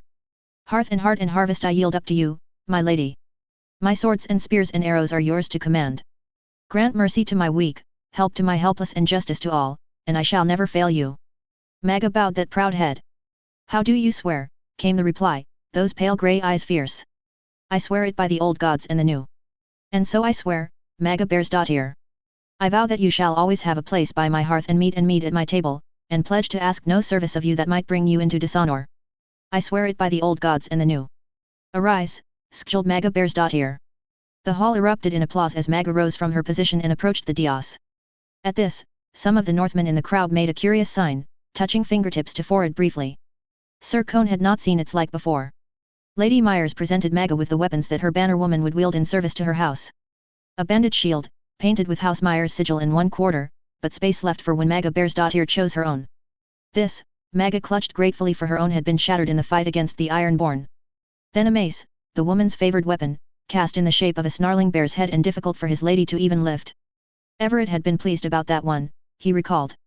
It had taken some correspondence with Lord Jowan of Bear Island to understand how such a thing would be done correctly in the north. How it was managed at speed, Sir Cone was unsure. He did not think that the Maester's ravens included one to an island none expected them to have contact with. Yet a raven must have been sent, for one arrived with the rights and the word. It was in the old tongue, meaning something not unlike warrior, but it turned out that the northern folk so expected women to take up arms that it was the proper term for a female warrior. Men were called something else. It was more strategic in appointment than it might have appeared. Where the knights in service to Lady Myers were not all in possession of lands, they were quite firmly a house of hedge knights, that might need to change. Better to establish the kind of service expected, before parceling out rewards of fertile land and a village's incomes. The only other knight granted lands was Sir Dominic, whose tireless service guarding, delivering, and organizing the rations were not as dramatic but no less vital to the survival of the Meyer lands. He had been given leave to build a manor house in some farmland in Murfield, which would certainly make him a more attractive prospect to a wife, and his squires and sons would serve House Myers well through the generations. Skjold Bearsdottir had not been given so lush a set of lands. It was situated very close to Cragtreath on the confusing delta where Meyer met Salt Marsh, which gave her access to the hunting and fishing rights of the area. The only notable feature was a number of small lakes, unique for being fed by one of the freshwater springs in the vast Meyer. When the agreement had been struck, Lady Myers had said that if Magga was patient and could wait until trade and summer plenty was strong, much could be done with the area. Apparently being asked if she could endure through winter had pricked her northern pride, and it had taken several stories about having to eat shoe leather before his lady could get the conversation back on topic. What Magga would be given immediately, was leave to command a garrison specifically for the defense of raiders. A task she had proved admirably capable of doing. There was little to be done against the raiders beyond improving the number of fighting men they could muster and the speed with which the village could evacuate. Lady Myers said she had plans in the works for Lord Tully's gathering, hoping to find allies to join with her. Until then, vigilance and manpower would have to suffice. Still, as he watched the proud faces of the Cragtreath villagers who had been present at the battle, Cone did not think Skjold Magga would lack for men and women to serve in the protection of the bay. And they would be needed, soon enough. Notes. A/N, yes, Skjold doesn't mean shield maiden. That would be closer to Skjoldmer. Which sounds like a violent pap smear. So Skjold it is, in my fake version of the old tongue. Chapter 19, Ursula Myers. 132 AC. Ursula Myers. There was something strange about the Tully sigil. It looked fey and austere all at once. Like at any moment that fish might expect a written apology. Or burst into song. It fluttered from the banners at the watchtower stationed along the river road, and I tilted my head slightly to better observe the thing as we trundled beneath it. At my movement, Cedra tugged at me. She firmly tilted my head back in the right position for her to do something complicated with a braid, that I was certain would look exactly the same as the first 4 times she had attempted it. Ivana had been spending money again. I'd half a mind to ban her from the treasury. Yet she did have a point. I appreciated finely made things for their beauty, feel and artistry, which meant additions to my trousseau felt like a pretty waste of money that could be better spent elsewhere. But most noble houses didn't have a stock market or a yacht club to use as indicators of class and wealth. They had clothes and castles. And you could only take one of those to a party. Especially for women, where clothes were a text to be read by others. Who your relatives were, what sources of wealth were available to you, even political opinions. These could be worn openly and ostentatiously in times where even speaking your mind as a woman was not an option open to many. It attracted husbands, yes, but also those interested in the wealth of your lands who might want lucrative trade deals. Or even others of a similar inclination politically, as was used so effectively in the divide between the blacks and the greens. An invitation to speak without ever saying a word.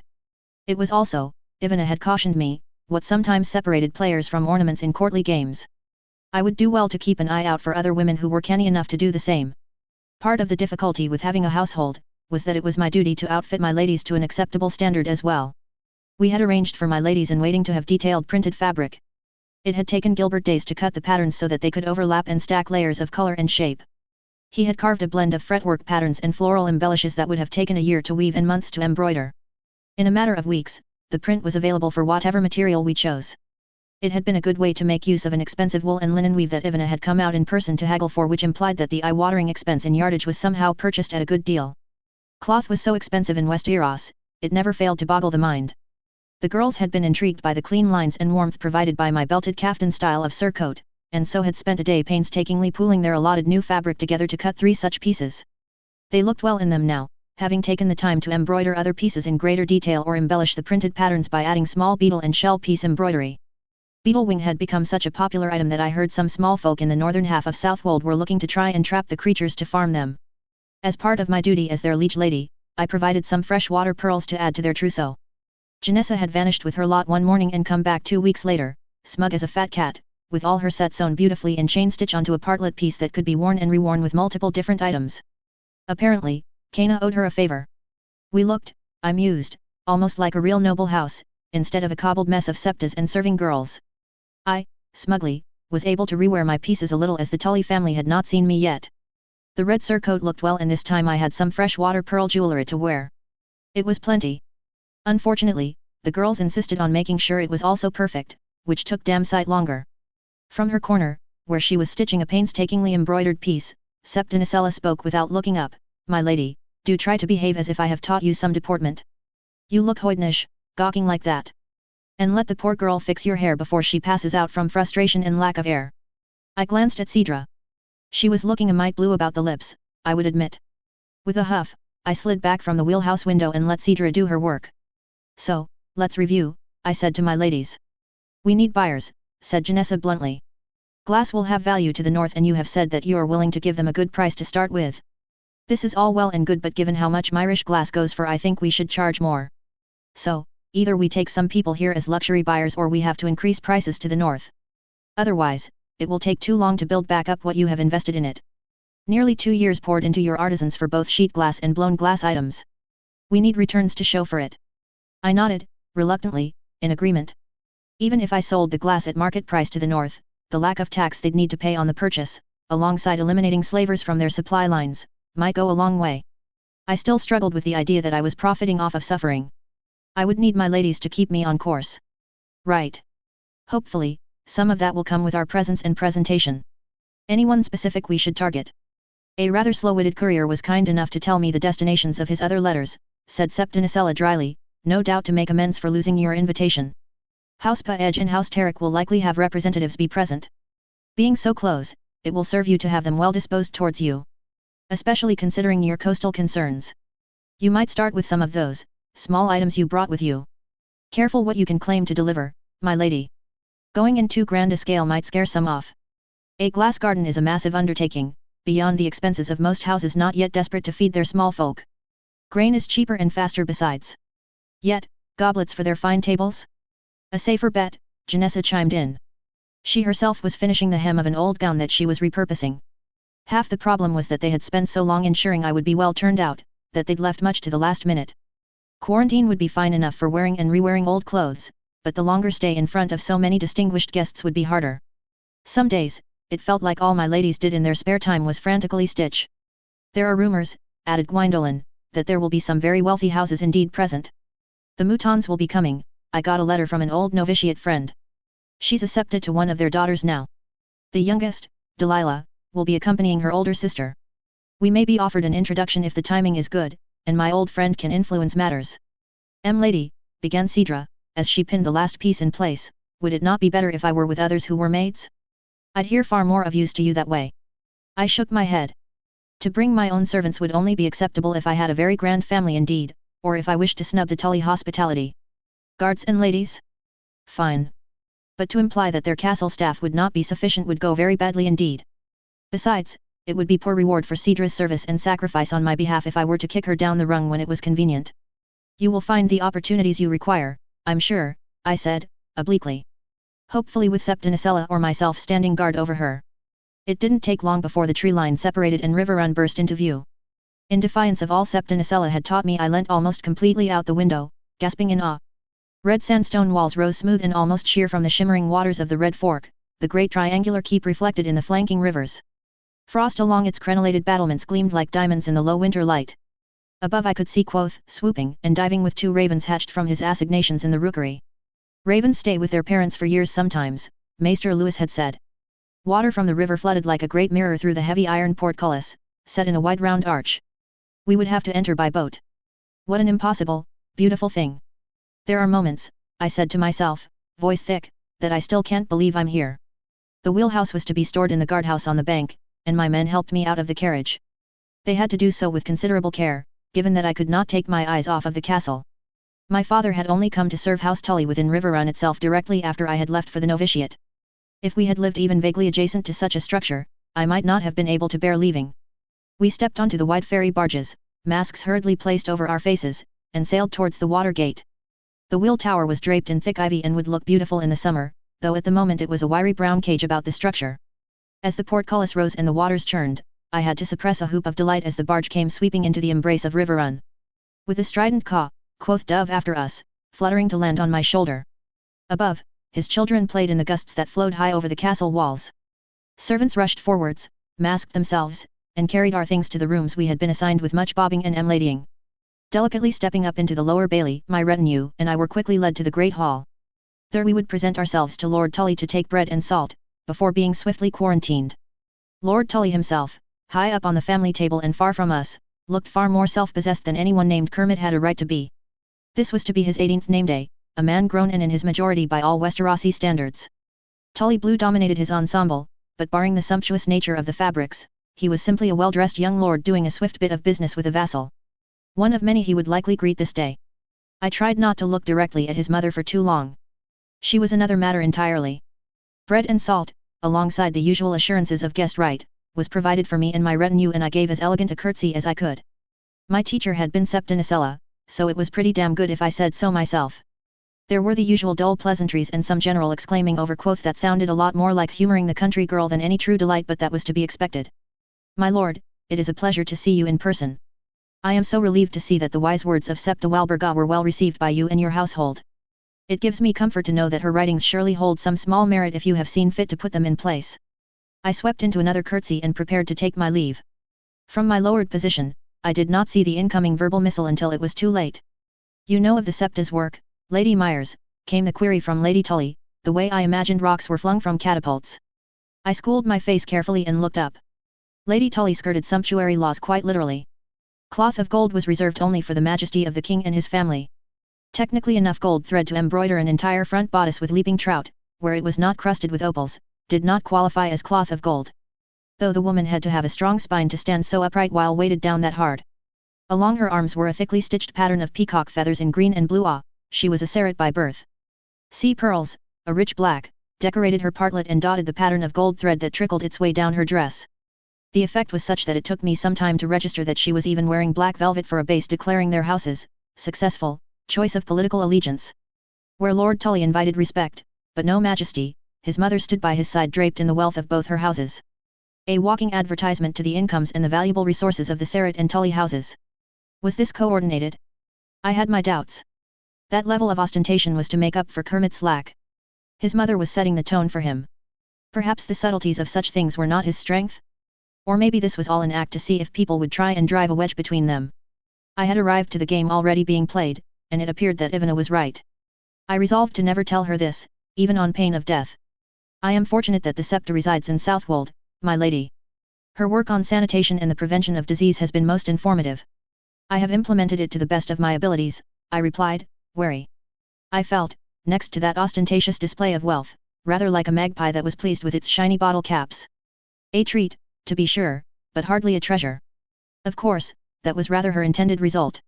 A thunderously smug expression came upon her then, and she glanced sideways at her son, who was so determinedly not looking at her that I could see the pulse in his temple even at this distance. There, she declared, but in the direction of Lord Tully, pointed as a needle, finally some thinking people. It has been an age. It is pleasing to hear you know how to listen to good counsel when it is presented to you. Her eyes fell upon Septinicella, who smiled back in the manner others might draw a sword. You are a woman of the seven, I see, stated Lady Tully. It required no real response, but I felt compelled to fill the silence she seemed comfortable to let fall between us. Yes, my lady. Septinicella has been with me since I was a girl, I answered. You're still a girl, Lady Myers, came the jab, if you need your nursemaid about you to get by. At her side, I watched Kermit Tully twitch like he'd been stabbed at her rudeness, but it seemed he did not feel able to correct his mother. The pair did not seem aligned in the game. Two horses straining towards the same goal, but in different directions. I took a chance. I lowered my eyes to the ground demurely and said, I had no mother to guide me. Yet the seven saw fit to bless me anyway. Septinicella is the only motherly warmth I have ever known. I am grateful for all her wisdom, and I confess I am glad to have her near me. Looking up, as sweetly as I knew how, I added, war has taken much from us all, Lady Tully. Your house has suffered deeply, for all you saw the wisdom of supporting the true heir. Yet does it not make us wish to hold tighter to what we have managed to save? It might make her underestimate me, given my stance is so clearly beholden to a mere septa. It might give her the impression that I was able to see that the cracks in her alignment with her son were more than just skin deep. It might make her interested in Nicella, gods help us all. Either way, these all had their advantages. Oh, aren't you just darling, she said, waspishly, but not without a smile tugging at her lips. I do hope you find your quarters satisfactory, Lady Myers. I look forward to seeing you at the celebrations.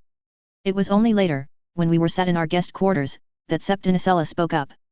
She's an interesting one. Janessa snorted, probably because she could calculate the value of that much gold thread in her head before anyone had even spoken.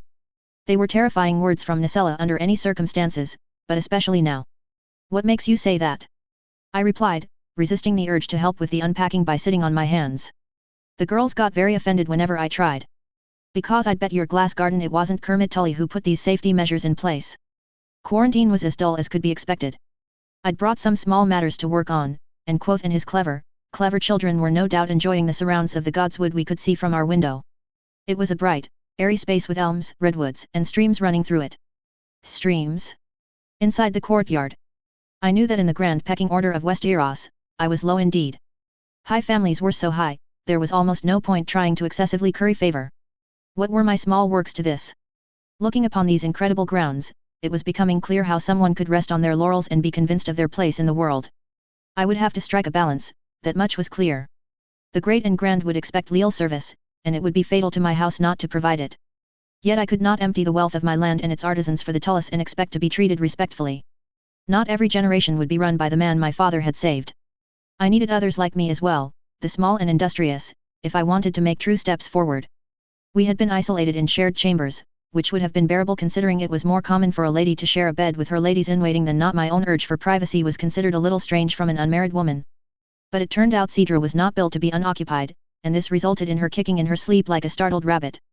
Or maybe those were simply features of her strange dreams. Whatever it was, we were all taking it in turns to suffer sharing a bed with her. In truth, while there was deportment and strategy to discuss, much of the time was spent sewing or singing. The days were long in confinement, and there wasn't exactly much reading material available. I'd thought ahead enough to bring some small entertainments such as my charcoals and sketchbook. I passed some leisure time painting portraits or silly sketches. These were the sources of much amusement, as there were almost no opportunities for ordinary people to see art outside of a September. Cedra was particularly taken with my silly cartoons of Quoth, and shyly asked if she could keep one. Gwyndolin had thought ahead enough to bring her gittern, which she played beautifully. I taught them songs I thought they'd like, but after a while it began to wear on me. I'd been spoiled with art and music, having had a whole life where it was as pervasive and commonplace as the stars. It was getting to the point where I'd have killed a man just to experience a saxophone solo once more. Or a trumpet section. I fantasized about hi-hats. There had been an ill-fated attempt for me to learn. After about an hour of Gwyndolin walking me through a basic scale, Septinicella had looked up from her needlework and very calmly said that she was glad the lesson was ending soon or else she would be forced to fling the instrument out of the nearest window. That put an end to my musical ambitions. Janessa stepped in then, abandoning her own embroidery to teach us card games. Her father had gifted her a much treasured set many years ago, and she was deft-handed at the dealing and shuffling. They all had terrible names in West Eros like Laugh and Lie Down and Red Kook Dance, but they managed to be sufficiently entertaining to pass the time. One exciting morning Septinicella had joined in, only to be so thoroughly trounced by Janessa that she had sniffed and retreated to her needlework with such disdain that the very air around her shimmered. Early in the mornings, when the others were setting up the breakfast foods that had been brought to our door, Cedra would tell me piece by piece what little she had seen in her dreams the previous night. As a Lord Paramount, Kermit Tully's name day feast was not simply a chance to celebrate. He would be displaying his wealth and power to his vassals, allowing them a rare opportunity to bend his ear about small matters. There would be a hunt, for the first few days, several smaller amusements, and then it would end with a full evening of feasting. The excuse for so many lords and their representatives to arrive in style meant that for the next week, River Run was an excellent place for others to do business, though to call it such a thing would have been very low indeed. Mingling, it seemed, was a necessary evil in any world. Upon release from our confinement, Gwyndolin had reached out to her friend Septaruna to arrange a small introduction between ourselves and Lady Delilah, who was nearly of an age with me. Janessa and Cedra had immediately set about to find out what they could of which houses would be in attendance, and any traits that might be of use to myself or my people. Septinicella disappeared to stalk the September and kitchens like some chiropteran saint, her hood and robe billowing behind her as she strode off. I had a different mission. I needed to present Lord Kermit Tully with his name-day gifts. Giving gifts to my liege lord was a tiresome bit of feudalism, but that is not to say it would not come with benefits. Though generally disinterested in me, Lord Tully was as gracious a lord as I could hope considering the times. Gifts were expected during a name-day celebration to show the wealth and skills of your house, and also an opportunity to get a private audience that was entirely above reproach. If the gift was good enough, it might buy you some goodwill. I'd brought only 2 men with me to visit. Any more would be an insult, any less and I was liable to get myself into trouble. A man might meet with another man unchaperoned, I would be shadowed all my life. The servants directed me along the corridors. The keep was full of spiral staircases and dizzying zigzags that made asking for help a frequent occurrence. At my side, Sir Dominic went increasingly rigid with frustration as I saw him try to keep exits and pathways in mind for our safety. I had left Sir Cone to marshal forces in case the Ironborn slipped back out from their island again, especially as Septinicella had reminded me that I could not be seen to be favoring one knight with tours of service over another. I didn't really understand it, but followed her counsel as best I could. Sir Cone had been very approving of the whole thing. I was beginning, perhaps unkindly, to think of them all as very heavily armored dogs that needed walking. Perhaps, at worst, you can simply fling me out of a window. Surely, I'll land in a river of some kind. I japed as we came to what I assumed was the correct hallway. Apparently, he was happy to receive gifts in the third study this morning, a statement said by the guards so blandly I wondered what on earth a man needed that many offices for. A half-smile flitted across his face, and he said, Sir Cone has mentioned you prefer it as an escape method from social engagements. It's looking increasingly less like a preference and more like a necessity. I wonder if... Sir Dominic flung out a gauntlet hand, stopping my advance. I glanced up at him, and he pressed a finger to his lips and pointed at the office door. It was no great feat of hearing. The conversation beyond the studded wood was strident, to say the least.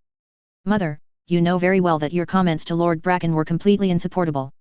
You yourself suggested his daughter as a match. Yes, suggested. I think you'll find that there is a wealth of difference between trying to bind a house closer with the promise of a betrothal should all go well and presenting a man with her portrait as a name-day gift. I winced. It seemed that people had leave to use this private audience for all sorts of things. Still, I glanced around me, this was a corridor where guests would be expected to walk. Perhaps if I waited for a brief lull and knocked, they would be glad enough of the reprieve to be convivial. Yet the conversation only grew louder and more heated. Given your propensity for bizarre flights of fancy brought about by stolen correspondence, you can hardly blame a man for simply trying to do his best for his daughter. I think you'll find I am capable of much, sweet child, when your insistence on a mysterious betrothal that has yet to manifest itself places your lordship on precarious feet. Marriages bind up the land and the riverlands is more sundered than most. Have I taught you nothing? You will not even speak of the girl, meaning she is either fictional or unsuitable, and at this point I cannot decide which is worse. It is, and I cannot emphasize this enough, already dealt with. These matters are none of your affair. You owe Lord Bracken an apology. Frankly, even if braying like an auctioneer over your daughter's fertility were the height of lordly behavior, I have a personal policy never to apologize, my dear. The right sort of people don't need such things, and the wrong sort will take terrible advantage of my delicate constitution. At this point, I started from my horrified stupor and signaled for Sir Dominic and my guard to back away, when suddenly... I can't imagine why Oscar is so desperate to fling himself at the nearest ship to Essos in service of our house. Would that such a luxury was available to us all. Sir Dominic, who as I understood it was a younger son himself, bodily flinched. There was a terrible silence in which I was too mortified to advance or retreat lest we be heard. My lady, began Sir Dominic, who was now the best of knights and best of men, perhaps this is the corridor the young man described. Scrambling, I blinked up at him before replying, no, I'm sure we had to come up the stairs that turned Widdershins and take the fourth left? This does not look correct to my eye. Perhaps, said Sir Dominic eagerly, as we turned to make our escape, we might return back downstairs and attempt the maneuver once more. I gave a put upon sigh, if you think it best, Sir Dominic. Lead on. The door behind us swung open ominously. Ah! Lady Myers. It was only years of training and inoculation to Septinicella's ability to verbally geld a man at 50 paces that stopped me from flinching. I longed desperately for death, and then I turned. Oh, my lady! I was looking for Lord Tully. I dipped into a curtsy, projecting the aura of a well-meaning idiot as hard as I possibly could. I was not possessed of the sort of crystalline beauty of my sister whenever she made herself look on the verge of tears, but this was useful enough. It never removed me from suspicion with Septinicella, but often it made chastising me look potentially exhausting, which was half the battle. There was a moment as she studied me. Then she said, "You're in the right place. My dear son is in the third study." She gestured elegantly at the door behind her, a sapphire ring winking on her finger as it caught the dull light from the windows. "Thank you, Lady Tully, I was so dreadfully turned around. Would now be a convenient time?" She continued to examine me, until the silence in the conversation stretched into an uncomfortable length. I waited. "One does not give a predator reason to chase you." "Not bad," she said eventually, "next time I invite you to try complaining of some ailment, such as a turned ankle. It makes one seem the brute if they force you to ignore it in order to interrogate you." And with that particularly chilling piece of incisiveness, Lady Tully strode off down the corridor, her little dog trotting after her. It was no exaggeration to say that I was a little shaken when I entered the third study to present my gift. Kermit Tully sat behind his third desk in his third office, pinching the bridge of his nose between his thumb and finger. There were piles and piles of ledgers and papers arranged across his desk. I was kept busy from sunrise to sunset with documents and correspondence in my own meager holdings. I dreaded to think about the sheer amount of work a Lord Paramount had to do if he intended to take the job seriously. "I take it you heard all that, Lady Myers," he said, tightly. I paused, considering, and decided truth and lie both would serve me better than outright fabrication, as it usually did. "It was all a bit above me, my lord, I confess. I am quite happy to have not heard anything at all, if it please you." He let out a laugh that sounded spiritually similar to an exhausted accordion. "If you would be so generous, my lady, I would take it as a personal favor. It was ill done of me. I am afraid," he said, gesturing at the work in front of him, "that the presence of so many good and noble vassals does nothing to decrease the workload." "True," I said, commiserating as only someone whose life revolved around bureaucracy could. "Perhaps we could use these papers to start a small fire. It will be entirely an accident, surely you cannot be blamed." Lord Tully's laughter was a little more genuine that time, and I considered what I knew about the man or boy, really, though he was no longer considered such by Westerosi standards. He dressed himself well enough, but in a serviceable manner that did not indicate the high position he held. When at home, I was similar, so I could infer some similar desires to be unfussy and focused. Lord Tully had made a name for himself after his father's death by taking a series of military victories. Perhaps he found the battlefield preferable to the study? A not uncommon opinion among men of his stature, who saw the process as lengthy management and not an opportunity. He would see forthrightness in a man as a virtue, but deference in a woman would be best. That was the proper place of women in a well-ordered household, for a well-ordered man such as this. It would also lend me an advantage to appear in contrast to his outspoken mother, with whom he was clearly tired of butting heads with. I took the opportunity to wave one of my men forward. "In the interests of being brief then, so that I do not drive that brewing headache to greater heights, allow me to present to you your name-day gift. The finest works of the Meyer artisans." The box itself was already a work of art. Gilbert had carved a scene that seemed to burst with life. Inspired by the Meyer, a heron stretched to catch leaping fish and river sedge stood in sharp relief from the undulating lines of water. He opened the carefully cushioned box, to reveal what treasures my house could offer. Nestled in some of the finest linen my people could make, were two large glass goblets, clear and smooth. The rim had been formed outward into a trumpet-shaped opening, which made the glass thinner and more ergonomic where you placed your lips to drink. Enameling from our ceramicists had helped my artisans develop formulas that looked well on glass, and the spinning process had turned simple salmon and blue dots into beautiful streaks along the base of the goblet like waves. Finally, the handles had taken weeks to perfect and were two leaping trout, delicately twined around the stem. The inside lid of the wooden box had been set with a small simple mirror, still a little warped as the tin amalgam formula was still in development and often caused thermal shock, decorated with mother-of-pearl inlay in a simple geometric pattern. Maester Lewis had been unbearable for days. Lord Tully smiled warmly at the gift. Truly, if it had been purchased, it would have been a beggaring sum for a household of my standing. It was my hope to demonstrate the skill of the glass makers and artisans in my holdings, and offer you first opportunity for any projects where such a thing may be of use to you and your goals. The secret of Myrish glass clarity and quality may be different from my method, I cannot say. Only that we seem to have found a workable formula. I didn't feel the need to gild the lily, he was not a man weak to such things. Instead, I hoped the works would speak for themselves. Most generous, Lady Myers. It speaks well of you and your people.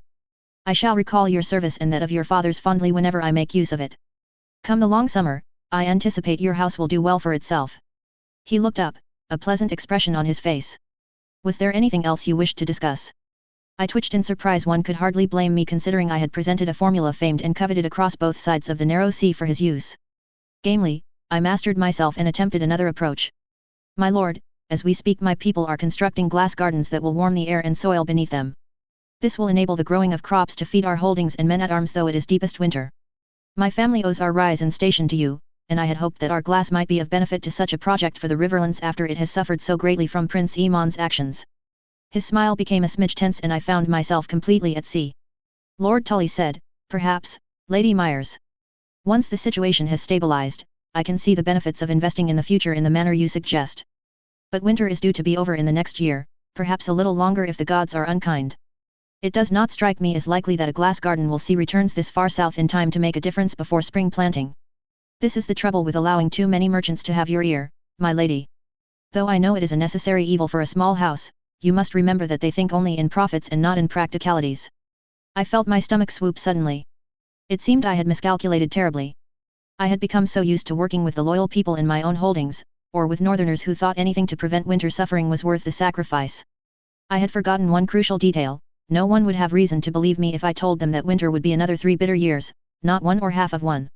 What could I say in the face of it? He had a point. What had seemed an obvious plan to ensure survival and extricate us from the increasing debt the Riverlands was going into in order to buy grain, was simply an overspend in the face of the currently accepted facts. Small folk would likely starve in some numbers, if the winter lasted a bit longer, but lordly tables would be almost untouched by the usual length of the season. Small folk starved even in summer, after all. I pivoted.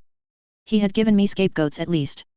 Indeed, my lord, it is only that I have concerns that this winter will be a long one. My maester has theorized that it will be punishingly long. It is only that I would not feel right to do as these merchants have advised and sell our glassware to others, had you seen fit to put our expertise to better tasks. I had hoped to alleviate the burden on the Riverlands in some small way. I have been advised that glass has other uses which... Now a true expression of displeasure threatened. I had overstepped. Cursing inwardly, I cut myself off. Small, I thought, as hard as I could while I dipped my head demurely. 16, dainty and feminine. It would have been easier if I was not almost of a height with Lord Tully. Men liked it when ladies had statures that better reflected their own prejudices. Boys simply did not like that they were shorter for so long a time before they were fully grown. Lady Myers, I have been as gentle as I can in deference to your sex and inexperience. Let me be plain, he said, his voice implacable as stone while gesturing to the work on his desk. The Riverlands is, as you accurately point out, suffering from a lack of grain. I field requests for loans or guarantees of loans from houses who are in dire positions this long season. Many have asked if I might open my own stores. He ran a hand through his auburn hair, a frustrated grimace where his smile had been. Yet even if I had the ways and means to answer each of these, the situation is fraught. One family will claim I favor the other, or one may accuse another of poaching game or small folk. Moreover, hungry and greedy small folk are most likely to be rebellious and easily seduced to banditry, making what grain I can distribute a challenge. Most actions in the Riverlands are fraught. Did your father manage to teach you the why of it before you went to the novitiate? I resisted the urge to bare my teeth at the rank condescension.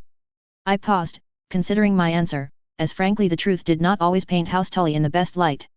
I chose diplomacy and decided to appear ignorant. I said, he told me that the land is at the center of many conflicts owing to its position in West Eros. My father also alluded to traditional rivalries which some are reluctant to abandon. He nodded. This was about as much explanation as a curious child ought to warrant. Gesturing with his hand, Kermit Tully explained, I'll not quibble about the realities of House Tully. Compared to some of our vassals, we are not the richest, oldest, or largest of houses. Yet we are able to rule the Riverlands well because we can balance the factions and rivalries that beset these lands. We do that with our central position and with men. I am not ignorant to the benefits of having well-fed small folk breed more levies, he continued, waving one careless hand as though speaking of a healthy season for livestock instead of human beings, but grain is not a soldier, and they take longer to grow than any crop your glasshouse could provide me. I need men and supplies now. I have iron-born raiding, a regency council deaf to our concerns, and increasingly fractious cries for grain now, not in a year's time. If anything, I have a desperate need for quality soldiers to keep the peace. With any luck, Oscar's venture will prove fruitful. Resting both his hands on the desk, either side of my gift, Lord Tully's expression was firm. Mercantile interests are not disdained because of some hatred for trade, my lady. It is because they have not bled to make the realm and small folk safe and do not understand the burden of lordship. These things take time to build that would be better served elsewhere, especially as once winter is over our concerns will likely change as something new comes to vex us. I speak to you as your liege lord, but also as a friend to your father. Do not serve his memory ill by allowing these grasping types your ear. I searched desperately for a response that would not put me in further disgrace, but it seemed my initial measure of the man had been too accurate. There was only one way to succeed here. I must apologize, my lord. I have overstepped and am most gracious for your gentle correction. I swept into another curtsy, pale wrists carefully turned in the way Septinicella thought best showed off my limbs. I confess, I was simply eager to have the opportunity to contribute. I know I am no loyal knightly lord, as you must have expected from our house, I added, softly, with my eyes carefully lowered and the fists I was making hidden in my skirts. Lord Tully gave another one of those pleasant smiles, more genuine this time. For all my failure pained me, it seemed he was satisfied with my response. It is as your father told me, Lady Myers. You have an able mind for a girl, and do not take correction to heart. Your time with the faith has clearly taught you well. Lordship is a heavy burden, but it will come easier with time, and easier still once you choose a worthy husband. He straightened. Come now, let us speak of better things. What is it that you wanted to discuss with me? Defeat tasted bitter on the tongue. The hunting tent was in fact a modest name for a massive marquee. Striped in tully blue and salmon, the walls were scant protection from the cold. The braziers were lit and kept hot, but the smoke pervaded the room and sometimes made it hard to breathe if a particularly strong gust of wind sent it billowing towards your face. Sumptuous fabrics of velvet hung in great panels at each of the three apexes, catching the light from candles and braziers fetchingly. Rushes had been laid along with sumptuous carpets, that made me wince every time a muddy slipper traipsed along as someone made their way to talk to some cousin or other. Though it was a fine tent, a wealth in furnishings and adornment beyond me and mine, it was also seldom aired. Shut tight for winter, with braziers and bodies packed in like sardines, it had a depressingly musty scent. Like someone's socks had previously died there in embarrassing circumstances. Lady Sabitha Frey was not the only woman who had ridden off with the hunting party. Boar hunting was for men and as much a show of martial prowess as anything else. Otherwise, women of skill or wealth enough to buy huntsmasters often joined the party. Hawking and deer hunts were usual pastimes for the more athletic ladies. The rest of the womenfolk waited in the tent. Doing what, exactly, for the next 12 hours, I was not sure. I had no aspirations of being a great hunter, nor any of showing off my middling skills with a crossbow. Gwyndolin had secured us an invitation to sit with the Moutons at their table instead of striking out on our own. In terms of bare practicalities, this meant little. The same treats and drinks were served to all within the tent. Similarly, conversation was in looser groups and women would be free to wander and mingle.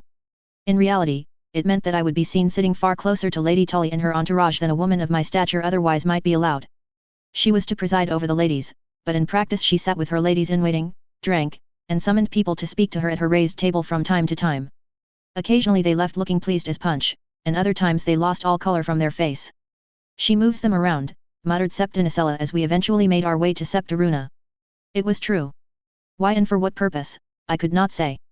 But either emboldened or shamed, ladies and their retinue would circulate the tent differently based on their conversations with Lady Tully. Considering some of these had barely been a minute long, I was desperately curious as to what she might have been saying.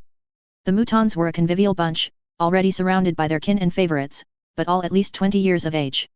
Lady Delilah was a sweet girl of 14 and eager for a companion, which likely was why the invitation had been so easily extended. Septaruna and Nicella kept to themselves, and I could only hope that their hushed conversation behind me would not bring me any unpleasant news. I had work to do. Without the patronage of my liege lord, I would have to see if I could bend any ears to my cause. Janessa and Gwyndolin were off laying groundwork and sending out feelers. Much could be discussed when ladies-in-waiting gathered, disgruntled at having to sit so close to the drafty tent opening. We had a se'night, all told. I did not need to do much more than ingratiate myself this day. I could simply wait on better information. Patience. Patience would be my watchword. Delilah was round of face and bright of eye. She would likely grow into one of those irritatingly lovely people who was full of the milk of human kindness. Each smile simply exuded earnest sincerity so hard that it was a little like looking at the sun. She was sweet to Cedra, which won her a friend in me for life if only for how shy and pleased my girl looked. Quoth did little tricks where he would bow a certain number of times or pretend not to know in which hand Delilah was holding a lemon cake. Conversation was pleasant enough and the sun slowly crept across the sky as morning became noon. Delilah had only just begun to teach me Sivas when a soft voice called my name. I glanced up to see Aloise Mouton looking at us. She was beautiful indeed, most high-born ladies were. It came from all that soft living and good eating. Most small folk had harsh lives which aged them, leaving nubile young women looking like grandmothers from the stress and strain of carving out an existence in these lands.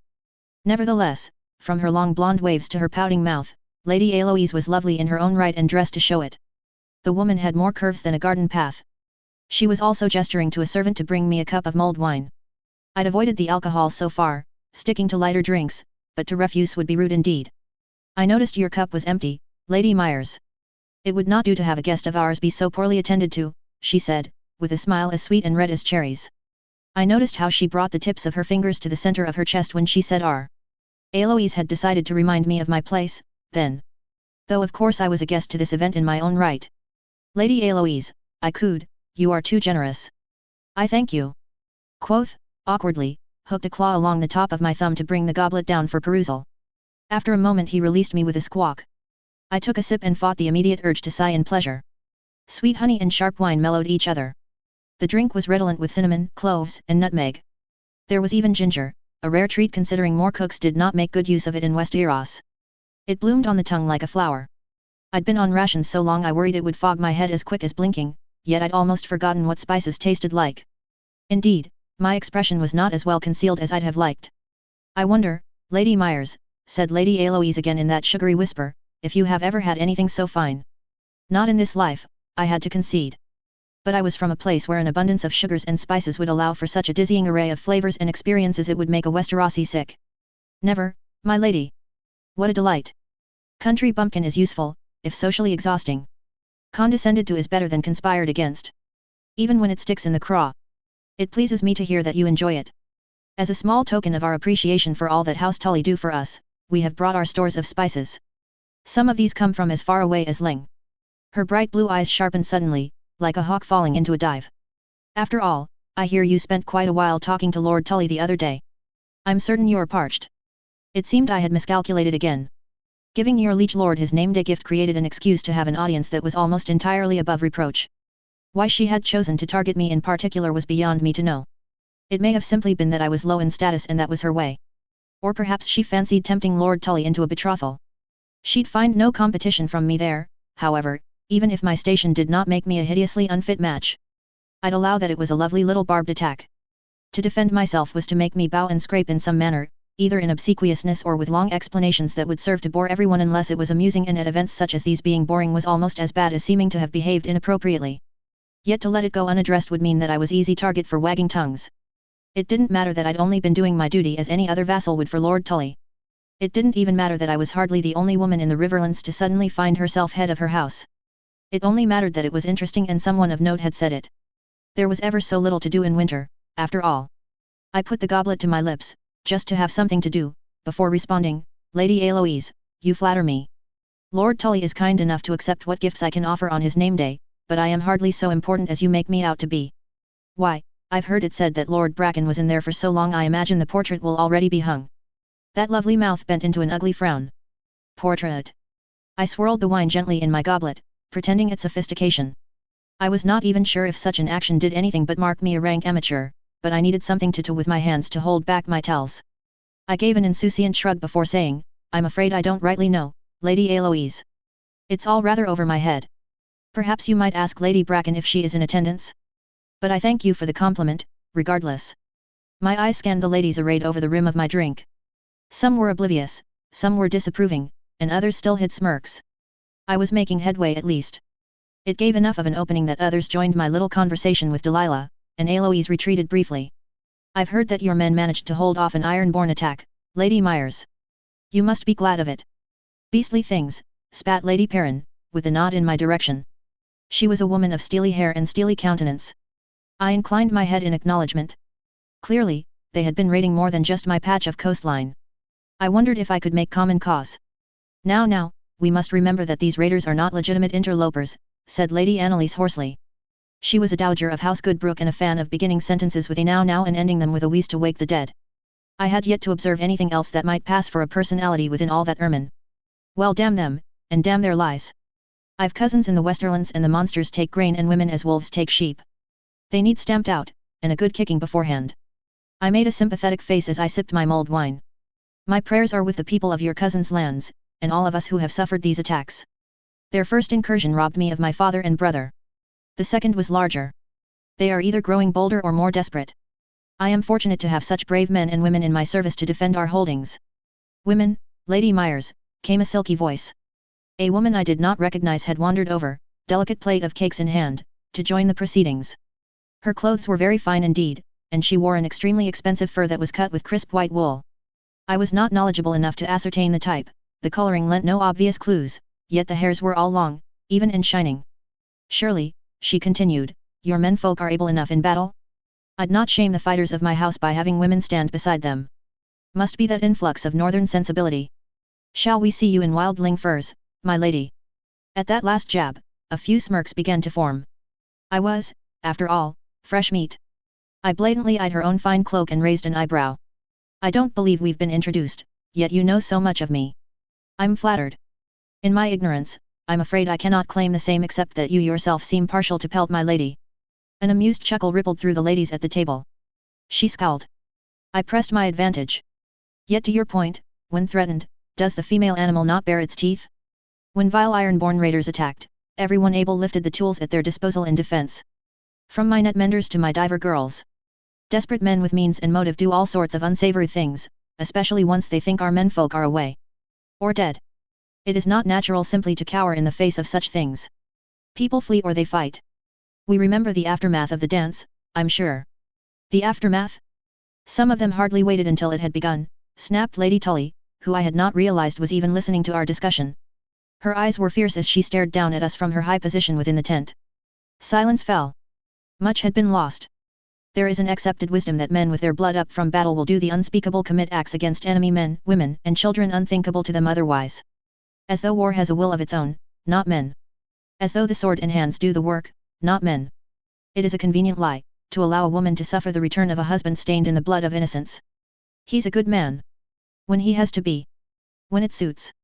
If he's a monster anyway? If he's one to bring that hideousness home? Well. You'd best manage him better then, hadn't you?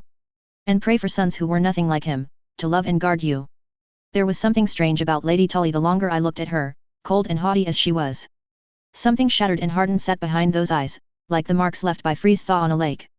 But she could put it away in an instant, I realized, as she adjusted her seat in her chair. I watched as the woman slumped into something soft and spoiled, dangling treats for her hideous little dog and pretending to ignore the proceedings entirely. Now, Lady Vance, come tell me how you are. It has been an age since I've spoken to your mother, rattled Lady Annalise from her perch as she waved a hand crusted with topaz stones. I took another hurried sip of my wine to disguise my surprise, and behind me I felt Nacella shift like a blade might in an ill-fitting sheath. There were no further barbs that day, and I was fortunate enough that Gwyndolin had made the acquaintance of Lady Paedge, who assured her that Lord Paedge would be most eager to discuss combining efforts against the Ironborn. The lady was a frequent visitor to the September, even in Riverrun. She had been moved by Septa Nacella's sermon on the mother's desire for all her children to stand as one. So, for a first day, I thought it had gone well. I had expected some dismissal and known I would need to ingratiate myself. Yet there were other pieces on the board that seemed actively hostile to me, and some of them for unknown reasons. Which was often more worrying than an easily dismissed blood feud. I would need allies and protection for the coming week. What do you think of Lady Tully? I asked later that night, idly staring at the brazier in our tent and longing to fling myself into it so as to avoid more of these events. Janessa was brushing out my hair, making my eyelids heavy with sleep. I think she likely had a hideous time trying to balance the husband and the good father both. Now she must manage her sons, and they have not been taught to take her counsel. They went off to war too soon and think themselves men. Likely it'll get someone killed, though it may not be her. She snaps and plots, but she seems to have the brains for two, which is the minimum requirement for any lady if she wishes to function as more than a broodmare in lordly society, said Nacella flatly, adjusting a particularly difficult piece of beadwork she was pretending to continue embroidering. She prides herself on her frankness, I mused idly, meaning she is a little cruel. All cruel people are proud of their forthright nature. That may be so, said Nacella, her tone mildly disapproving, but she's used it well. You might benefit from a little more cruelty yourself. Like a palate cleanser. I rolled my eyes. Yes, I know how you think Lady Vance ought to be dealt with. I still say we don't know enough. Let my ladies do their work, Septa. You've taught them well, I'm sure. Obviously, she said, witheringly, yet I taught you well and you still cannot summon a convincing falsehood. They stand up about as well as a wet handkerchief. Behind me, Janessa snorted, and I groped for a pillow to hit her with. She gripped my hair tight in warning, and I grinned at her over my shoulder. I turned my attention back to the conversation. And what of our new acquaintance, Lady Aloise Mouton? She seemed clever as well, I suggested. Not really, sneered Nacella, though she plays the innocent doe well. She's too obvious a thinker, you can see it behind her eyes. She concerns herself with petty jealousies and clever turns of phrase, but there's no blood to it. The really good ones dance that particular set of steps and don't even look like they're playing you. Like Lady Tully, I inferred. Exactly like Lady Tully. It seemed I would need to make the lady's acquaintance, Chapter 20, Cedra, Septinicella, Janessa, Honorine Tully. 132 AC. Cedra. The moon was good and clean and sharp. She was busy following her father's lead. He had the best games. It was father who had taught her how to catch the rising wind as she fell like a stone, to let it buffet her back upwards as she cackled with joy. Father had taken her and brother to this strange new place. It is the way of ravens to flock with family, to learn, seek, hunt and play together. Right now, brother and father were being sneaky back where eldest sister was sleeping soundly. Eldest sister had no wings, but she loved eldest sister anyway. It wasn't their fault they were big and slow and a stupid human.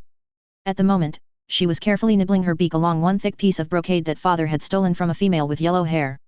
Father and brother were bothering that yellow hair female in her cloth nest tonight. Mistress did not like her, so it was fine to practice their hunting. If you only sharpen your beak on smooth rocks, you'll only know how to be sweet. Be sweet to mistress, be sharp death to enemies. She had wanted a piece of that yellow hair, shining silver gold in the firelight like a strand of moon. She'd wanted to pluck one so badly, but father had said no. In a rage, she had hunched her spine high and raised her wing joints to look as big and threatening as she could, but father was still bigger and had snapped his beak near her in irritation. She was to sit and play with her new toy, and listen carefully to the conversation below her, deep in the woods. It was boring. She contemplated stealing their skewers of meat instead, but then she'd have to drop her shiny rope. Kermit, the pair of you are so damnably alike it's no wonder you butt heads. A pair of charging bulls. It's a good match. You should tell her about the Mooten girl, she'll be pleased. Short Orange Boy had shiny hair too, but it was shiny from grease. It might be tasty. She contemplated it as she worried on the golden rope. He sat next to Tall Orange Boy, as a brother on a branch. Why did the brother not simply preen the other? All his hairs were going the wrong way. Humans had no sense of how to look after each other. It was good that she and her family were able to take care of mistress and eldest sister. The fact that you can sit there and compare me to that harpy is enough to turn the stomach. If I tell her this betrothal is underway, she'll do something wretched about it, you know she will. The woman couldn't even make up her mind if she wanted a bracken for me or not, never mind the fact that Benjicot would never let me have a moment's peace once the wedding was done. No, I've made my decision, and if I have to physically tie the Mooten girl to me in order to see it done, I will. Can you imagine what she'd do if she found out before it was announced? You're right, Short Orange had a sharp tone to his voice, like too many gizzard stones. I can't imagine why someone would have this minor social inconvenience of not being in control of everything, and naturally assume it should result in some secret scheme with 6 moving parts. Oh, piss off, snapped Tall Orange, his face matching his hair, you're her precious wee Oscar. She doesn't tear into you in the same way. It's unbearable. Thank the gods the woman can't hunt. Nothing would take her down short of 6 men with boar spears. I'm not that clever, said Short Orange, in the way father played at an injured wing right before he pushed you off a branch, nothing to see between my ears at all. Not the darling heir to the riches of Riverrun, nor the golden firstborn. I don't know how you can say I'm the one like her when you can smile and nod through gritted teeth until she thinks you a docile lamb. I'll not have the manners of a sheep, lest my face grow long and woolly like father's. It's you she adores and wanders the halls wailing for. It doesn't count as lying when everyone knows it's a performance, he replied sharply, otherwise, you'd have been taken in by the lamenting. All I do is take some time to listen to her. You should try it. I do the same trick with you when you're being impossible. There was a hissing sigh, like eldest sister when her single tiny claw drew her own blood. Poor, stupid eldest sister. She watched, disinterested, as the brothers clawed and batted at each other. They did not seem overly invested in winning. Humans were so undisciplined. What if there is something you're missing, said Short Orange after a moment. A long pause. Oscar, I'm always missing something. It's enough to drive a man mad. The sounds of companionable chewing and the crackling of the fire continued for a moment. She wondered if they'd get bored and leave the skewers. Opening her beak to better let the air scent in, she tried to figure out what it was they were so focused on. Grouse? It seemed like grouse.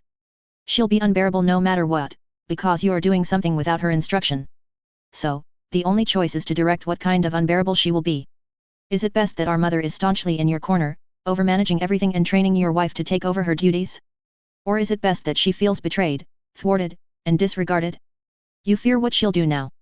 I fear what she'll do in a month's time when I'm across the narrow sea. Ravens generally do not roll their eyes. It is less a signifier of dignity and more that their body language is not so adapted to facial expressions.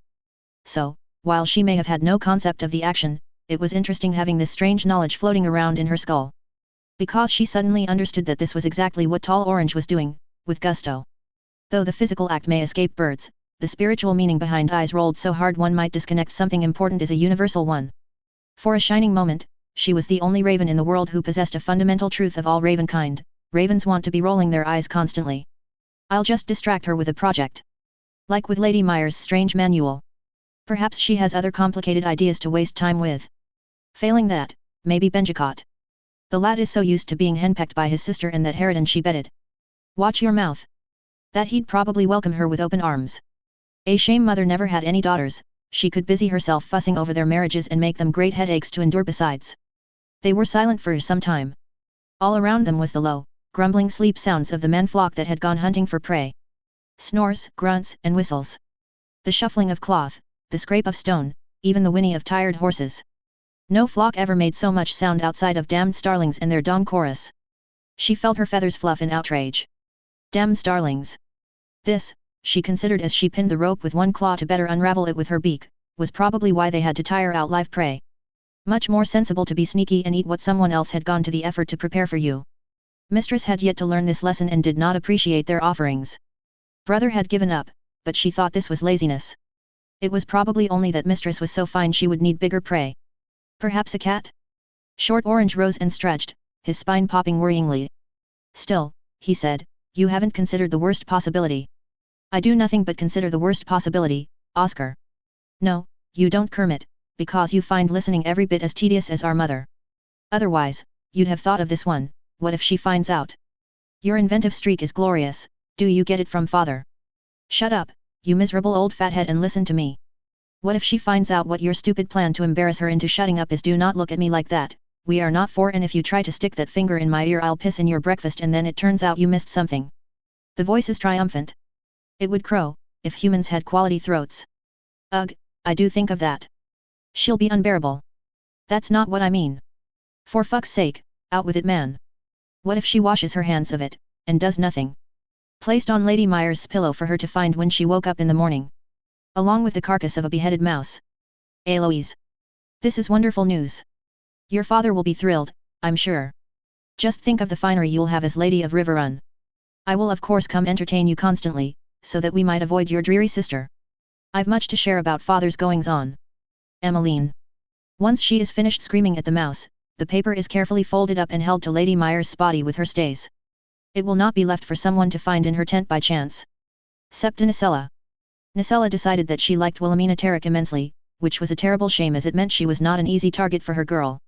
She'd told Gwyndolin to put that sweet nature to use, shoring up House Paedge's support in an alliance against the Ironborn. The groundwork had been laid and the foundation was now being set.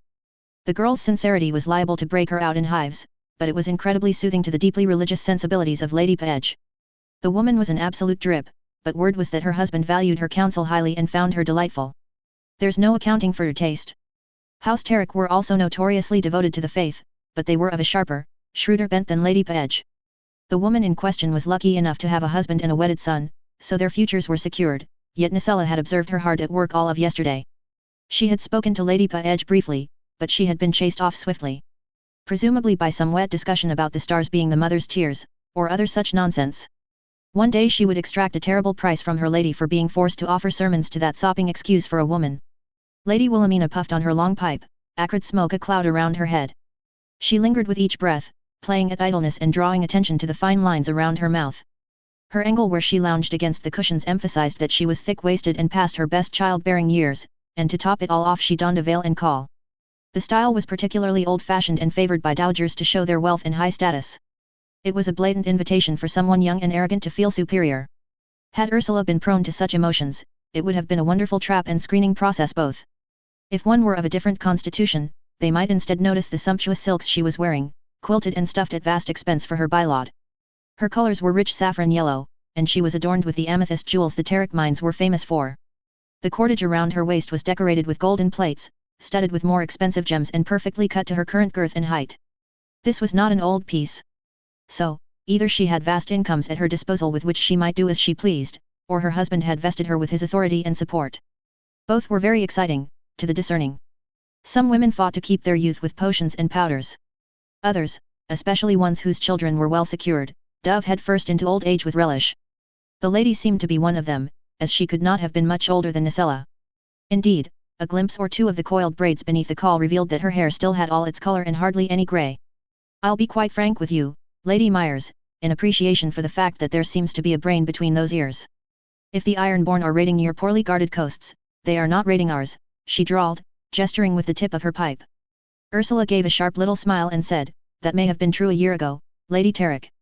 But only one of us has successfully seen them off and deprived them of any raid spoils since then. At twice the size of their original force. Between us and House Mollister, how long before you look the easier target? You think Tarek soldiers weak, girl, and yet come begging for us to make common cause, barked the lady, her mouth pursed with displeasure. I think Tarek soldiers mighty, my lady, and that only desperate Ironborn would attempt another push against them, such as ones who attempted a raid for grain from an easy target, where no survivors managed to return. And make no mistake, their desperation makes them dangerous. She raised an eyebrow and replied, I note you've said nothing about my accusation of begging, girl. I note you've said nothing about leaving this conversation, my lady. Ursula took a sip from her goblet, letting the comment fall like a stone in a pond. The pair retreated from their sortie, as a servant brought over a fresh plate of food. Thick slices of ham sat atop thicker slices of buttered bread, gleaming nuts and olives from Dorne sat in brass bowls, and hard, sharp cheeses accompanied fruit compotes. Truly, Nacella mused regretfully, she would mourn the loss of the foods available at these lordly tables when they returned to Hag's Hill. She had attempted, rather half-heartedly she would admit, to pray to the Seven for more moderation. Mostly she had ended up daydreaming about cakes, so Nacella decided it was a wash until at least after the feasting. She waited patiently until Quoth had inspected the ham for Ursula before taking some for herself, at least. Courtesies dictated a brief respite where the ladies might discuss the weather, children, and the likelihood of war. All perfectly mannerly topics for gently bred women of quality. Pretending to be concerned with maneuvering the slices daintily, Nacella eyed young Lady Delilah. She was pretending to embroider with Cedra and Septaruna but was in fact watching and listening with wide eyes from Ursula's elbow.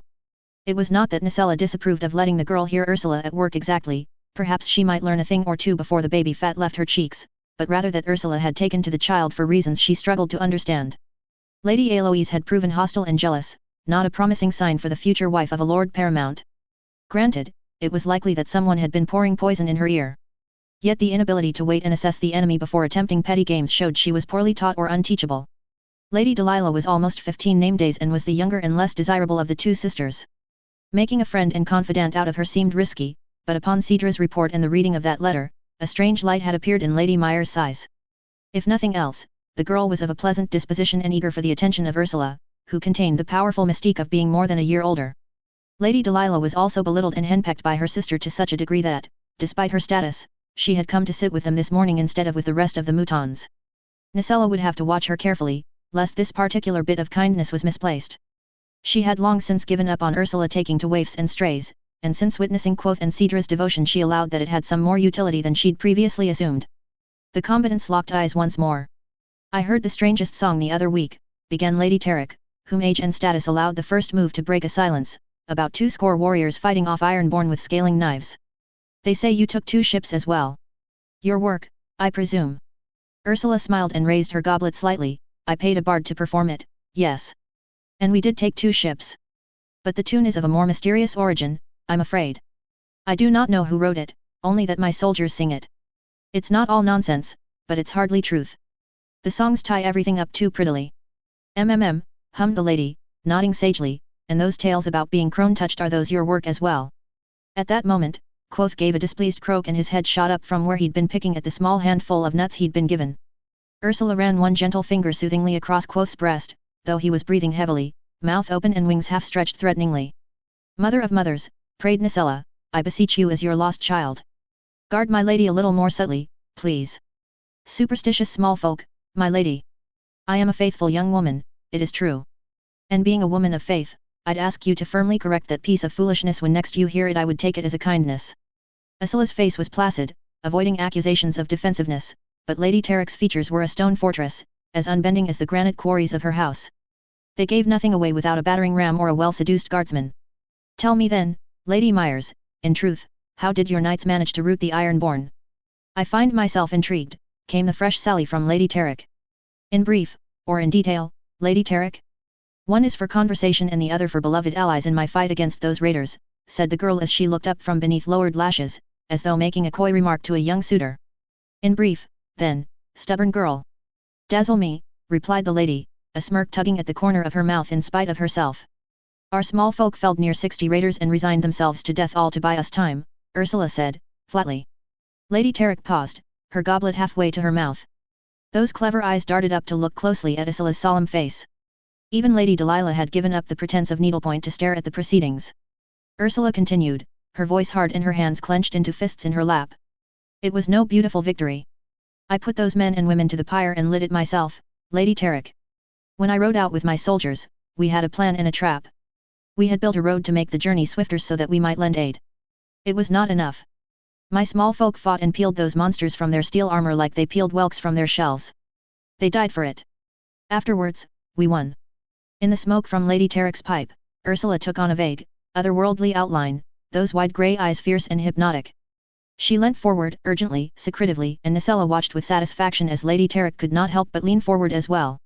It is not a price I am prepared to pay again, Ursula said, her voice as clean and sharp as a blade.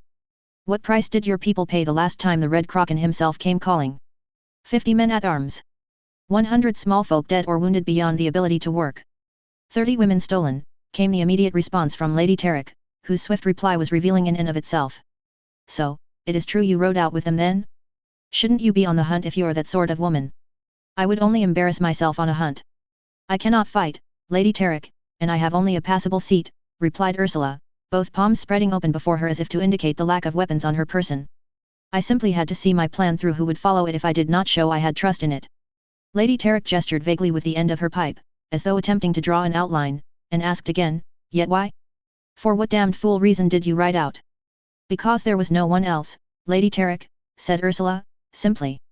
Lady Tarek gave a deep, heavy sigh, and suddenly looked as old as she pretended to be. The weight of the years fell upon her eyes and shoulders like spears.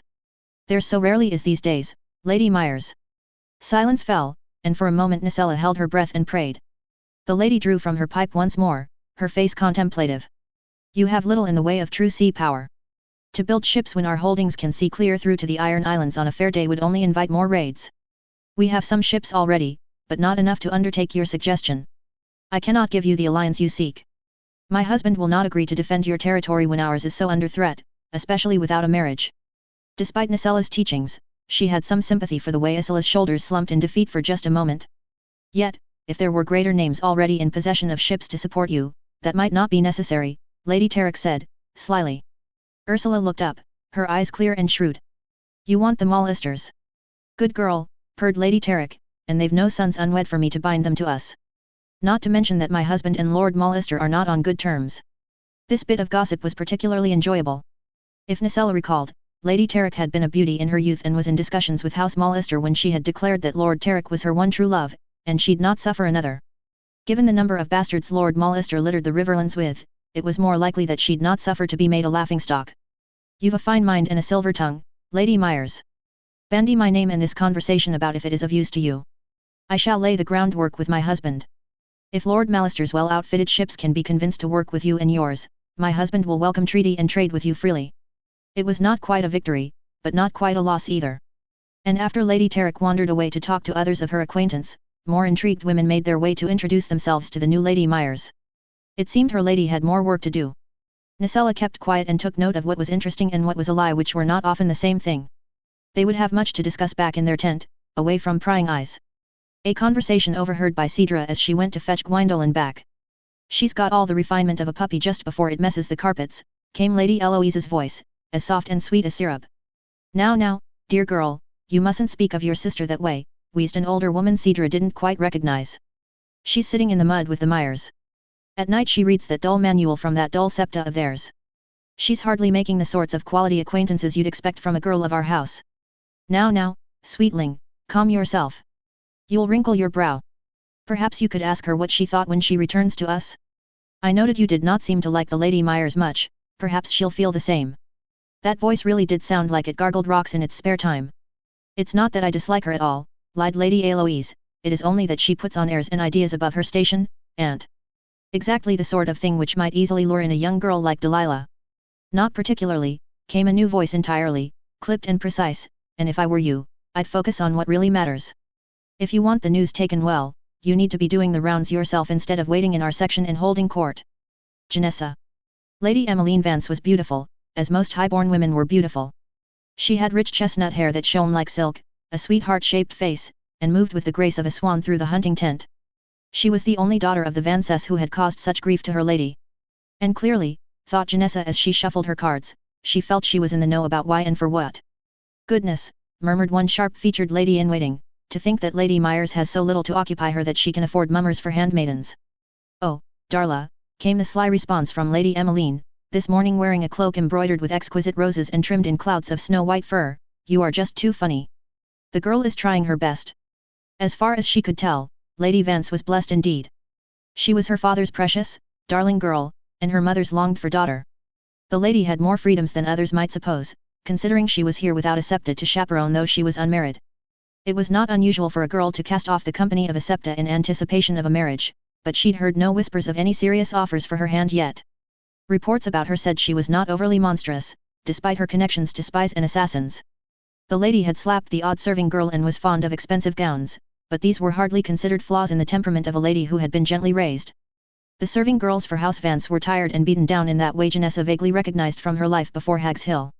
Lady Vance was no gem, but she did not have a secret lover and she did not seem much worse than any other lady of her status. It was troublesome, considering a secret habit of mutilating small animals would be terribly useful information for her lady.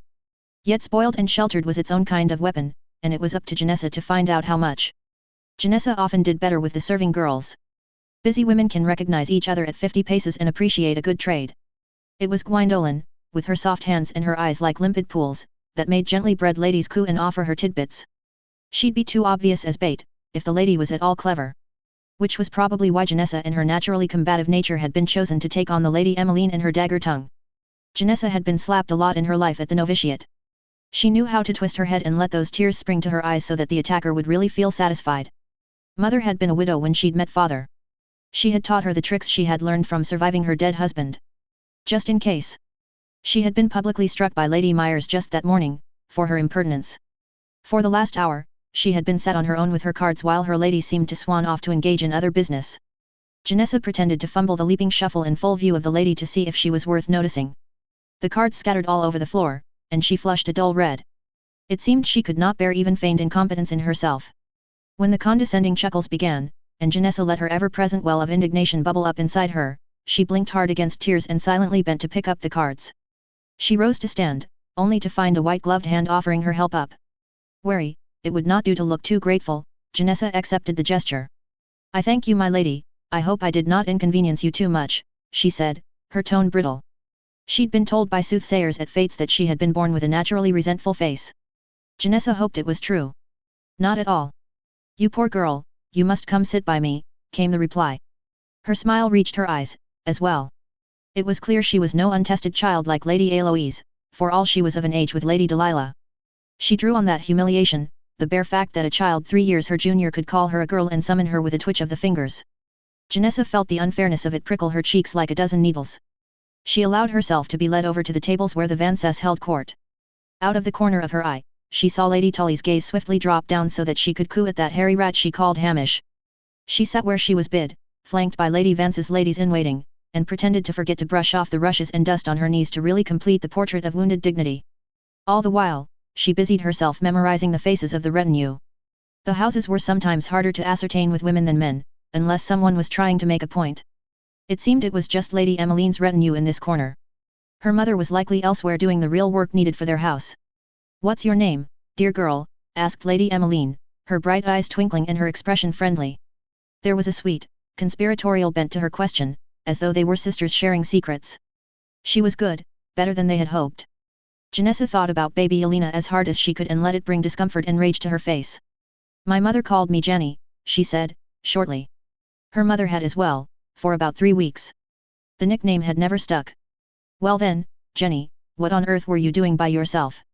This is a celebration at the expense of a great house. You should be delighted and mingling with your betters. A pretty girl like you might make a match if someone's sister or cousin takes a liking to you. Janessa didn't bother with a correction. It had probably been deliberate.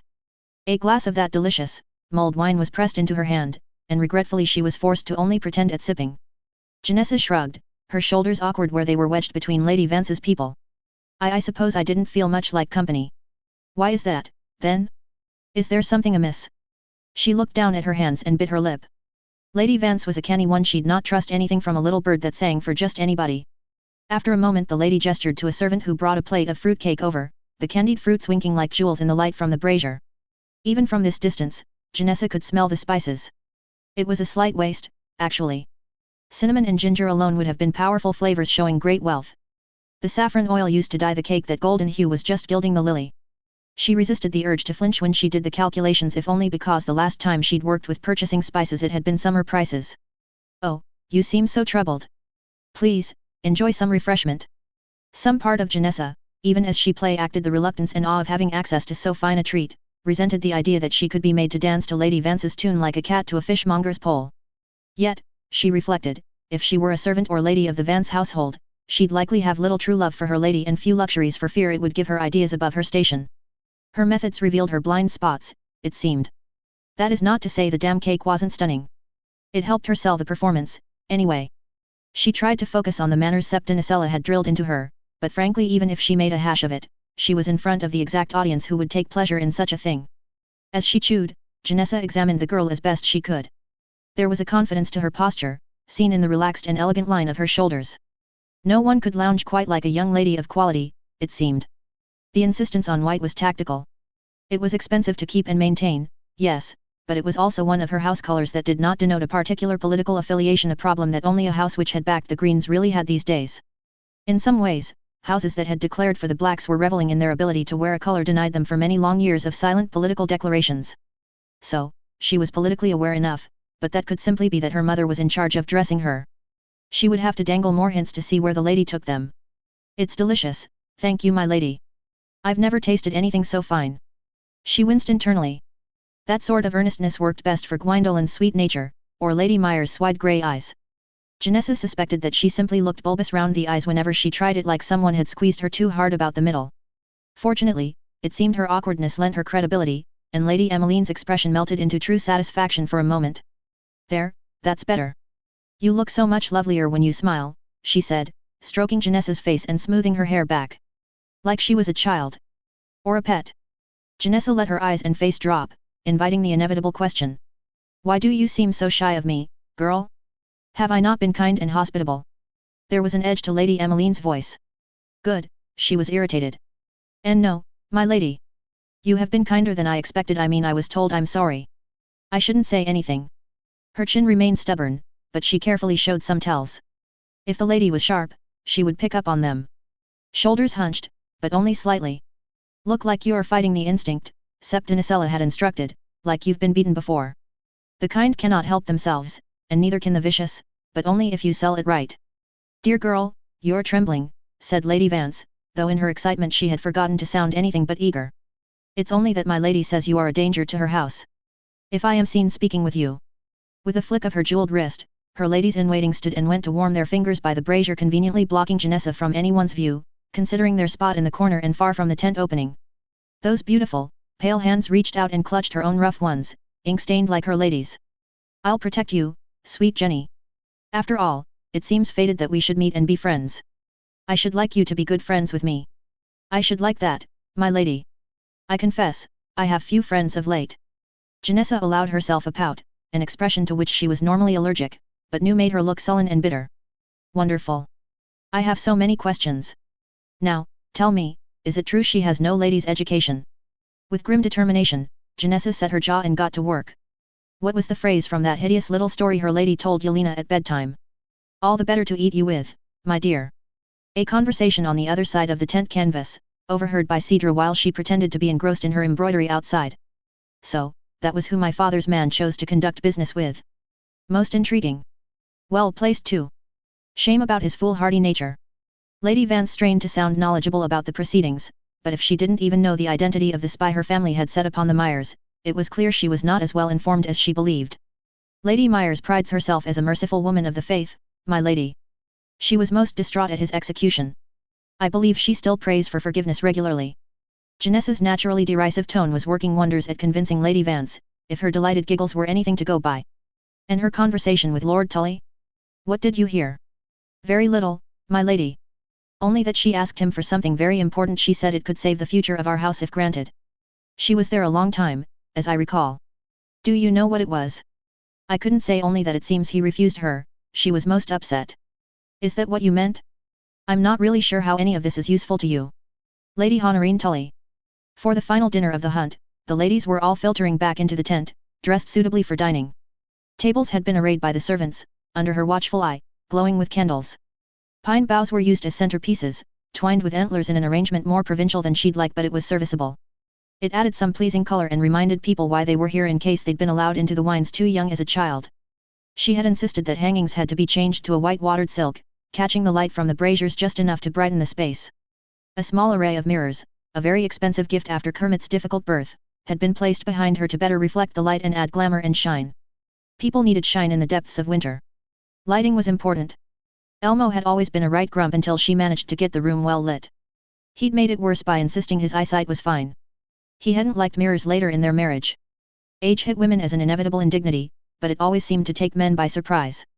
Elmo had needed her to swoop in and declare him her handsome knight, cooing over his crow's feet and scruff, otherwise he'd be out of sorts all day. He'd begun, rather shyly, to do the same as she joined him in edging closer towards infirmity. She always thought of it now, when she used those mirrors. Furs and pelts were draped over the backs of chairs, a dazzling range of colors and textures that could not have possibly come from their woodlands alone. In truth, they did, and she'd had a dyer make judicious use of some pigment some years ago. It all looked the same by firelight and was sufficiently impressive. It had saved enough money for the real expense of hosting such events, which was the building and concealing of a cookhouse. She'd had too many grand dinners as a girl where the elaborate towers of stuffed peacocks had come to the table cold as stone and twice as hard. Yet no one wanted their image of rustic outdoorsmanship ruined by the necessity for a fully staffed kitchen, so she'd had the servants put at least 1 or 2 beasts on spits outside to maintain the illusion. The food at her table would arrive spiced, hot and delicious. Thank all the gods it was the final night of the hunt. The men and women who had ridden out would be back early in the morning and she might go enjoy a day safe and warm behind the walls of her castle. A winter hunt may have been rousing for those suited to it, but it was damn hard on the lungs in this tent. Honorine was going to ban braziers in a fit of pique next week just to see if anyone could come up with a better idea. It was perhaps the nature of her status and age these days that she felt so removed. It was true that as a lady one must be unimpeachably correct, their dignity assured and unassailable. Failing that, however, it is always entertaining to be asked to help hide a body. Gatherings were never so sedate back in her day. Why, she didn't think even one woman had snuck off to have a secret affair with a stable boy. To be talented and bored, what a desolation. It was only years of training and self-discipline that stopped her from kicking something. Instead, she slumped a little more in her chair and tilted the goblet to look a little less steady in her hand. It was always interesting to see what people asked when they thought you were in your cups. It wasn't as though the event had been entirely useless. She'd shored up some shaky alliances and put paid to a few brewing schemes. But considering she hadn't even had to stand up to do it, it was something of a waste of her talents. Idly, Honorine wondered if she might liven the proceedings if she stripped naked and ran into the snow. Maybe for 5 minutes. She didn't have the figure she'd possessed as a girl. Precious Hamish gave an unenthusiastic growl at the servant who had brought more drink for the table. Even he was tired, the poor dear. She'd sent her ladies-in-waiting to chirp and twitter for her and was attempting to enjoy some peace before the menfolk returned. She cast a weather eye on the proceedings. Conversations, clusters and clothing were easy for her to read now. Lady Cox found the whole performance insupportable, so dressed like a septa who'd discovered ribbons and then wondered why she couldn't wed off her eldest. Young Brenna Keith had clearly drummed up the funds for that copper to begin producing in earnest. If she showed well, Honorine would have to introduce her to Lord Diddings at the final feast, who had never met an ornamentation he didn't like on his soldier's armor. Lady Jenna Chambers was having another affair, based on her slippers, and she idly wondered if after a certain point the horns on Lord Chambers wouldn't make him resemble a sea urchin. Excitingly, Lady Tarrick was still sleeping with her husband, if that new belt was anything to go by. She was not quite at the age where such a thing was perfectly safe, despite how she liked to appear. Honorine gave Lady Piper a stern look that had her turning as pink as her sigil and avoiding the open seat left to her by Lady Butterwell. She'd not have that particular bit of cowardice forgotten until Kermit was wedded and secured, no matter how good a marriage her daughter might make to young Ambrose. That was half the trouble of the gathering, she considered as she pretended to take a long drink from her goblet. The marriageable men were all too young or too old. What little was left that might be at all of an age with these girls was to be snapped up. Even lowly houses were seeing their sons married well. Yet her boys did not see their advantage in this marriage mart. Not truly. Oh, Kermit was able to understand the need for stability in an heir, but he likely had taken Stark's word for that over her own as well. Honorine wasn't bitter about it really. The man had a good head on his broad shoulders and successfully made off with a Blackwood. He was one who knew how to play the hand he was dealt. It was her boys who kept her up at night. Why sometimes, she had nightmares of Oscar returning from Essos with some lycée whore he'd be too honorable to set aside. It made her heart clench with panic when she thought of it even now. It was entirely possible Kermit was lying about this betrothal to drive her shrieking into madness, though considering how unhinged she had to behave in order to badger the boy into good sense, she didn't really see where she could go from here. Perhaps she'd take up a musical instrument. Lady Bracken entered with her daughter Bronwyn, the pair of them nauseatingly twinned in dress. Something happened to a woman's sense of propriety when she was so successful at having sons that she became desperate for daughters, Honorine thought. The same thing that allowed a woman to wear an identical gown with her own child. Yet, if it wouldn't rip the whole fabric of their unsteady piece apart, a girl whose mother had successfully borne 5 sons and a daughter was not to be sniffed at. A shame the dance had rather truncated that particular success. Their crimson surcoats were embroidered with golden stallions rampant and swept the ground in a generous train. Generous trains were supposed to be out of fashion in these austere winter years, but Honorine would allow that signaling your wealth and fleet of servants to clean things for you never really went out of style. The shimmering copper-brown weave of the undergown was interesting. Some new process or product. Where were they making these trades? She'd have her girls make inquiries. That Lady Myers had been making some interesting moves for a new player, she noted as she sipped on her watered wine. Based on the houses she'd spoken to, the girl was clearly trying to gather a block together, one that might have common cause to strike out against the Ironborn. Or at least stop them running roughshod over their coastal holdings. It wasn't a bad play, and she'd been making decent headway. Someone had taught her well, though her claws were not yet sharp. She still hadn't quite figured out her angle with the youngest Mooten girl, however, and it irritated her like meat in the craw. This evening, she was most curiously attired. It had been so long since anything truly new had come along, Honorine had forced herself to resist the urge to summon the girl to examine her more closely. A black wool gown was richly embroidered in reflective materials that crusted the shoulders and bodice in twining flowers before scattering individually down that thick black gown like tiny stars, winking through the darkness. They shone like gems or jewels, but they were not of a variety that she could discern. The lady's undergown was nowhere to be seen, so thick and long was the fabric. Perhaps she was cold in the tent, but Honorine doubted it.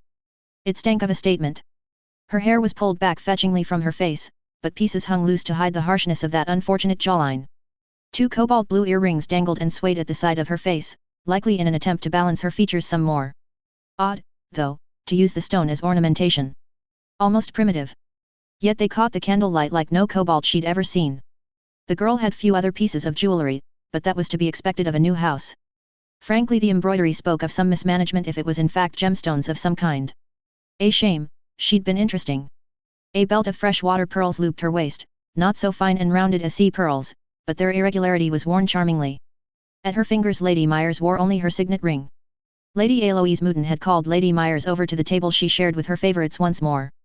It seemed she hadn't learned her lesson about poking their newest arrival yet. She was ample of dower and even ampler of bosoms.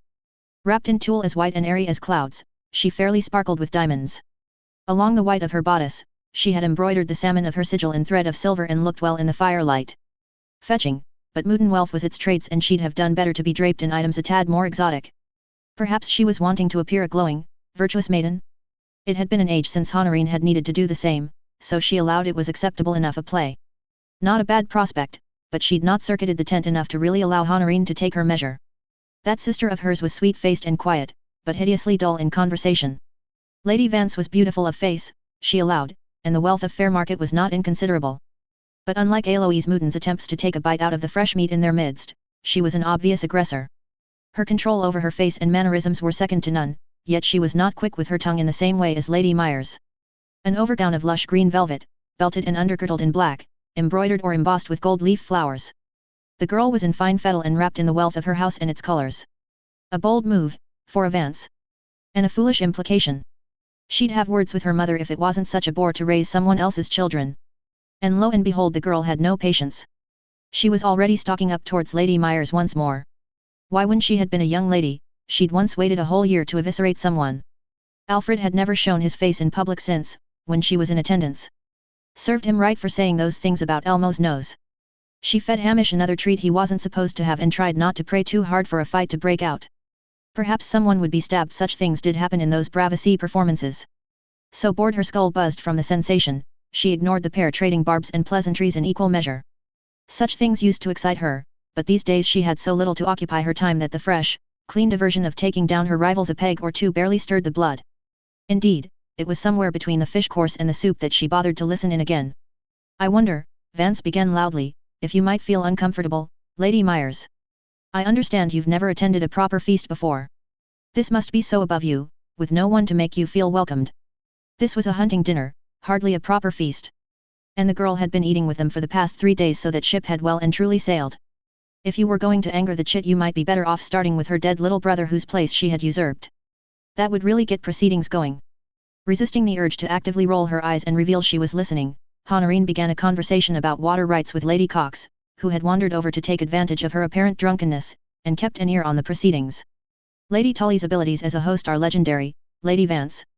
I'd thank you not to question whether an event of hers has made me feel unwelcome, came the unruffled response. Chuckles could be heard here and there, but not as many as Lady Myers had probably wanted. It was amusing enough, however, that Lady Cox was beginning to feel her attentions waning. No, Lady Cox, Honorine reassured the woman, I am simply agog at your husband's acumen. Trade, you say? Ingenious. I see you've learned my name since last we spoke, Lady Myers, replied Lady Vance triumphantly, it is good to know your betters. Do you think yourself my better, Lady Vance, said Lady Myers coolly, we are both lordly daughters. Play coy if you must, or ignorant of your low status, but I am certainly better than a woman whose justice saw to the execution of a young boy most brutally. The hearts must be devastated by your actions. How old was he again? At this point, Honorine stopped paying attention to Lady Cox entirely. You mean the boy whose correspondence we have sitting guarded in my solar? I'd tread carefully, Lady Vance, and treat the heart's grief with more reverence.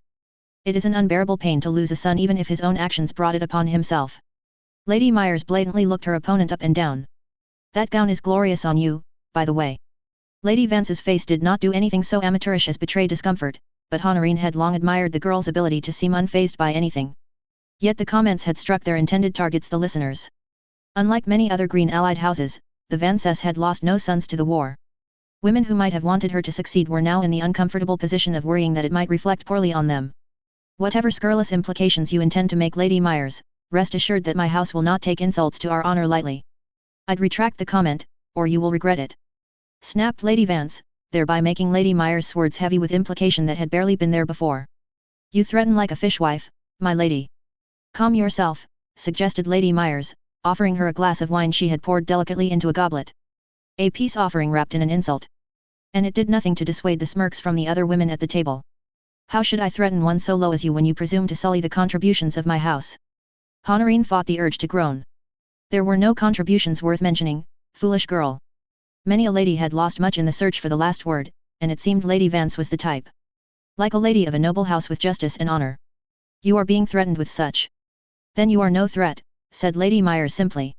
For what honors have you ever brought to your ancient and storied house? I have led my house in court and council, and we found a criminal and tried him. I would advise you to leave it there, my lady.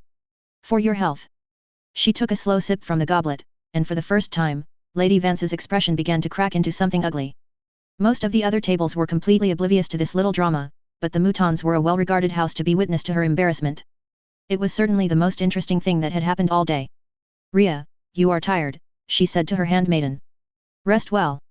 Without missing a beat, the girl replied, thank you, my lady. I am glad to be of service to House Tully. Honorine rose from her seat and smiled widely. It served her to do so on occasion, as she so rarely gave them freely. Lady Myers, I know all the ladies of the Riverlands well except for you. Come, sit with me for a moment. I am bereft without Ria to keep me company. The girl rose and gave a passable curtsy, before making her way over to sit beside Honorine. Back at the table, Lady Vance fumed.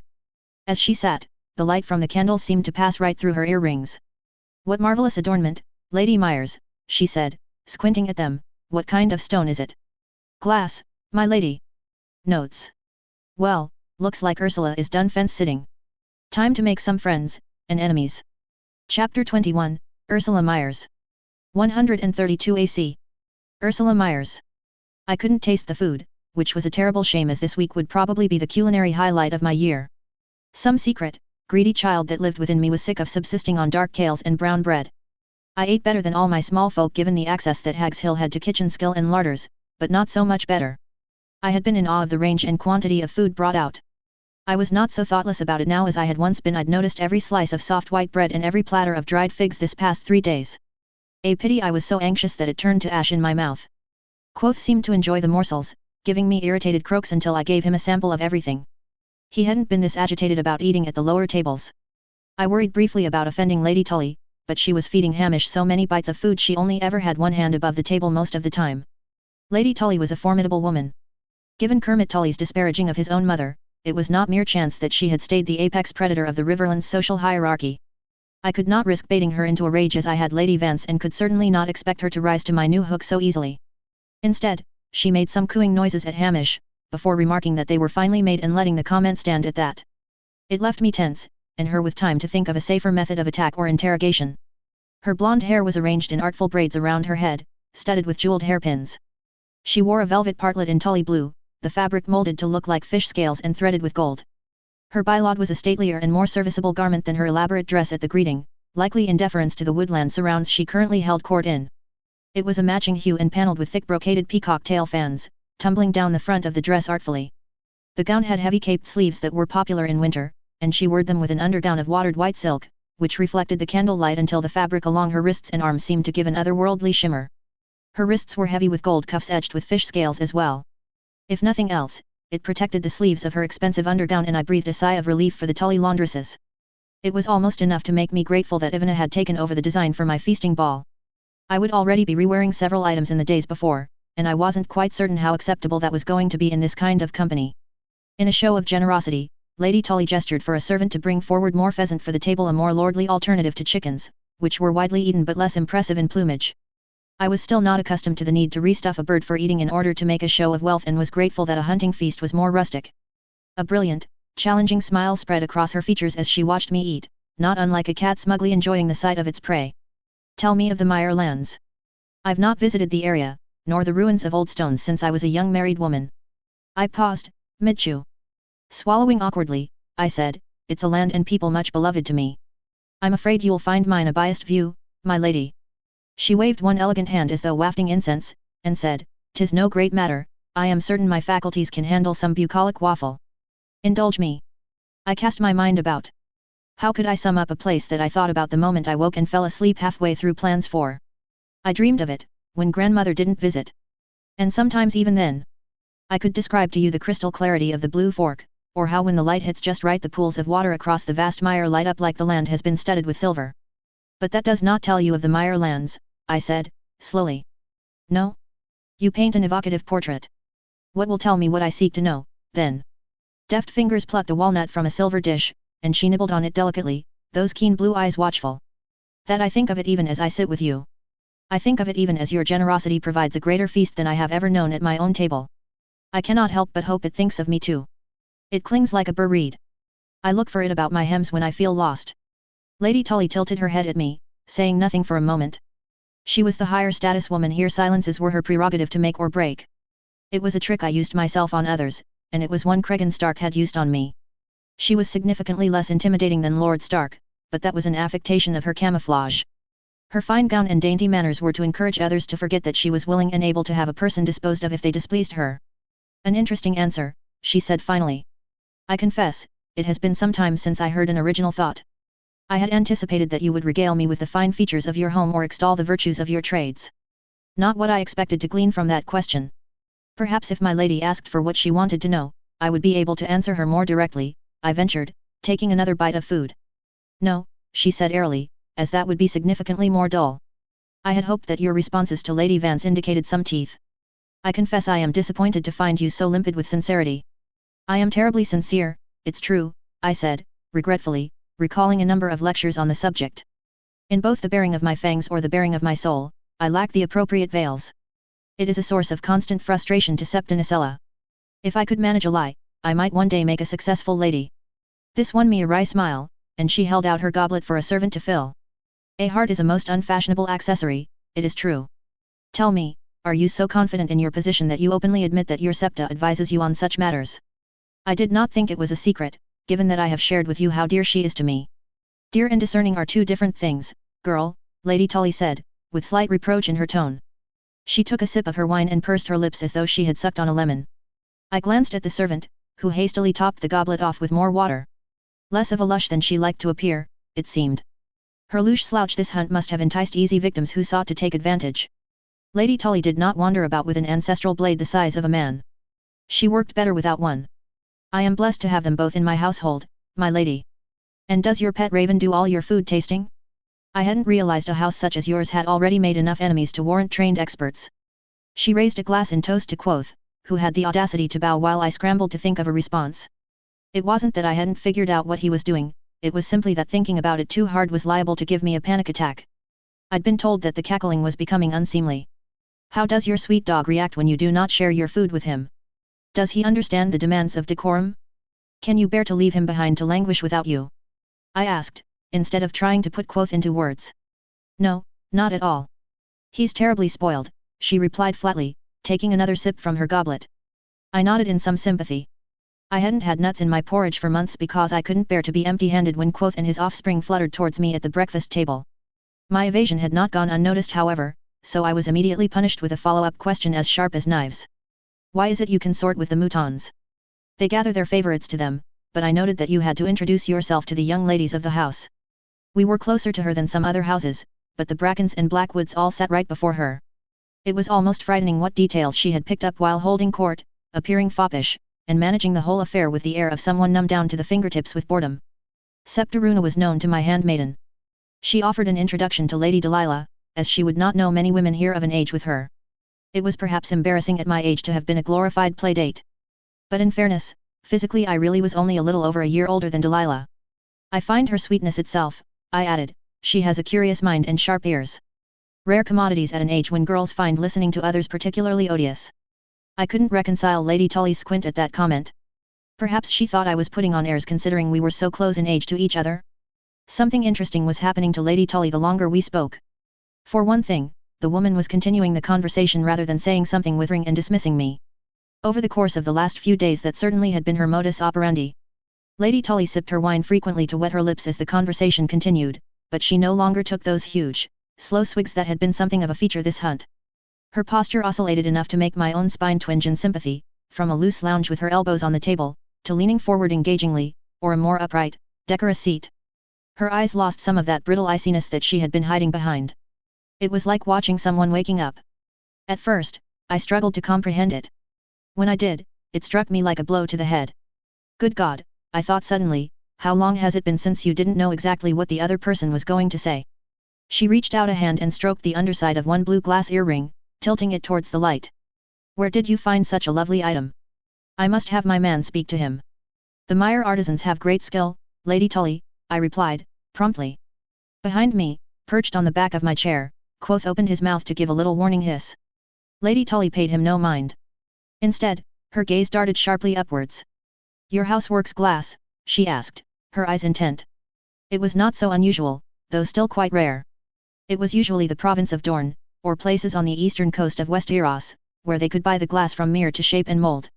My house has discovered the secret to making clear glass, and how to work it as finely as mere, I corrected.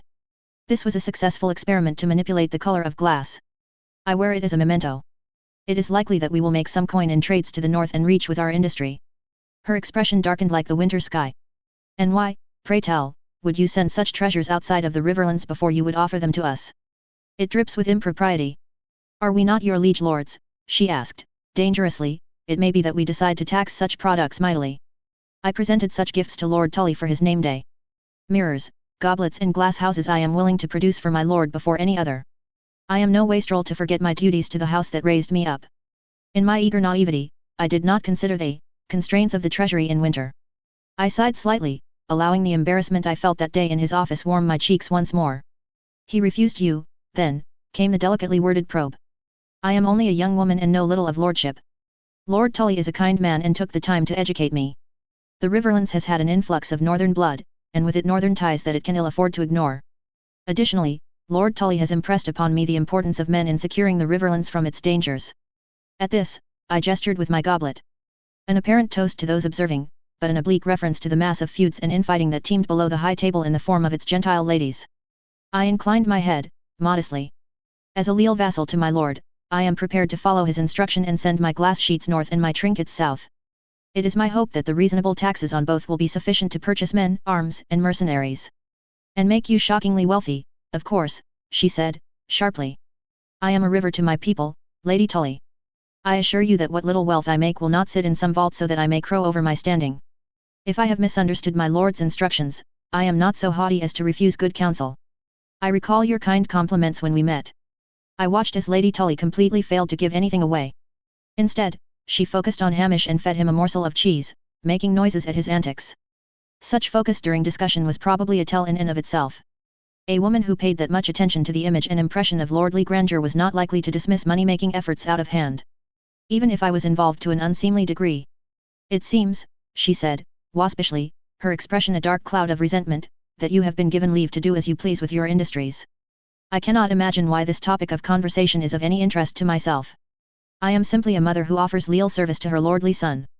Ah, I see I must have been mistaken then, I mused, as the final round of side dishes were paraded before us. My deepest apologies, my lady. I have overstepped. My stomach clenched with anxiety.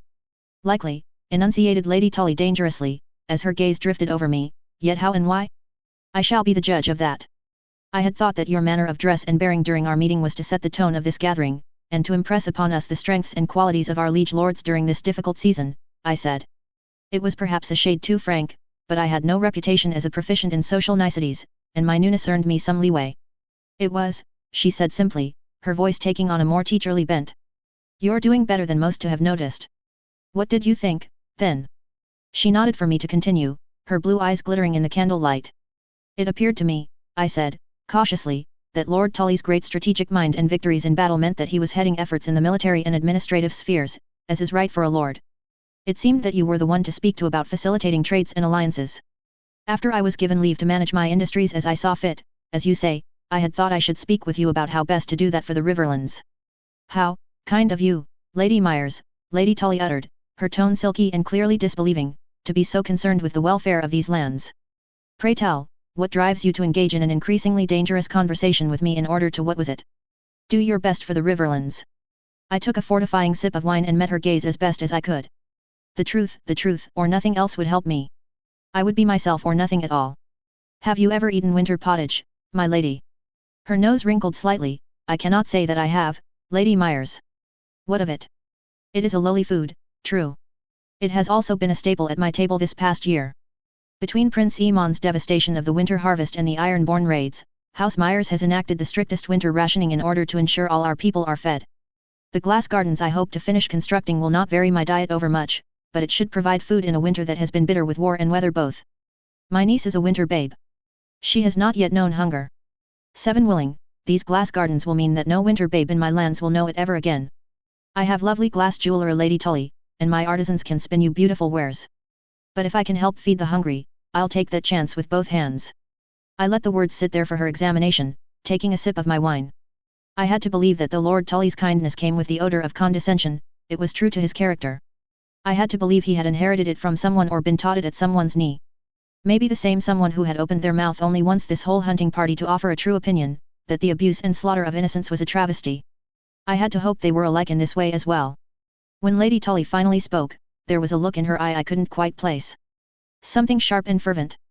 If nothing else, Lady Myers, I must commend you for being consistently unexpected. From someone as worldly as yourself, my lady, I take it as a compliment, I replied, willing my whole body still so that I didn't tremble like a leaf. Lady Tully hummed in response, neither confirming nor denying. I could offer you some guidance, I suppose. Suggestions for how to proceed, and some areas you seem to have overlooked in your youthful enthusiasm. I flatter myself that I am well versed enough in the world to even ensure your success.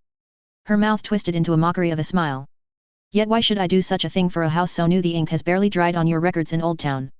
You're bored, I said, pertly. Not idle, no lady of a great house could ever be so. But you are bored. Is it not enough that I bring you new and interesting diversions?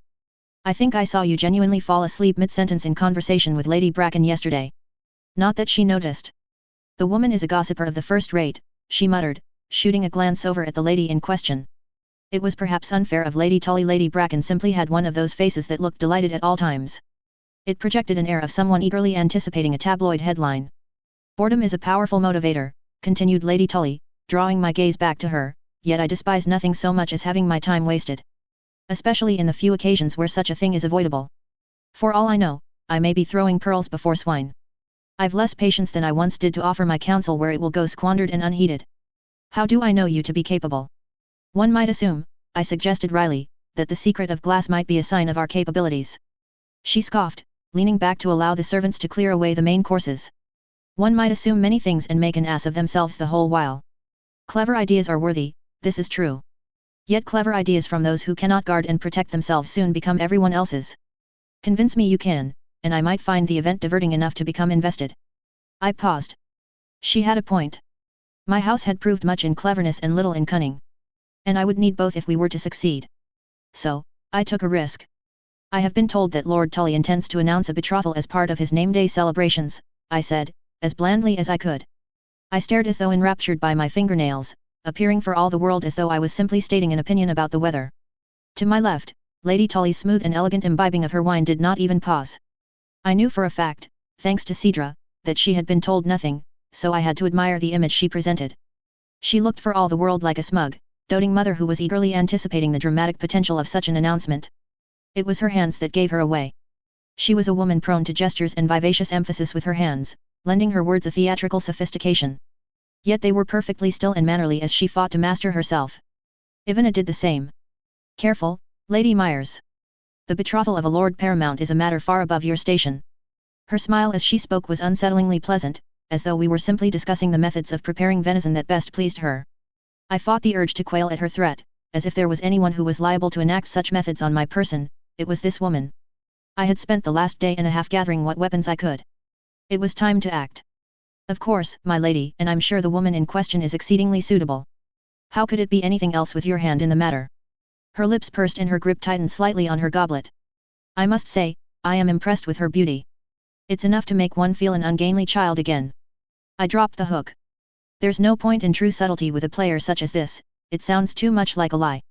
And if everyone is agreed this is a performance, it's almost as good as telling the truth. Not bad, she allowed, after a moment of bowel-watering staring. Get on with it then. Entertain me. This, at least, Septinicella had coached me for. In preparation for this conversation, I needed plausible reasons to have drawn the conclusions I was about to present. While a name day celebration is expected for our Lord Paramount, the length intrigued me. At first, I thought it a concession to the needs of the quarantine. Yet the order of the celebration seemed unusual. Hunts and feasts do not usually go together in such short order unless they flank a tourney of some kind. Exceptions are made in fine seasons for stag, but this is not one of them.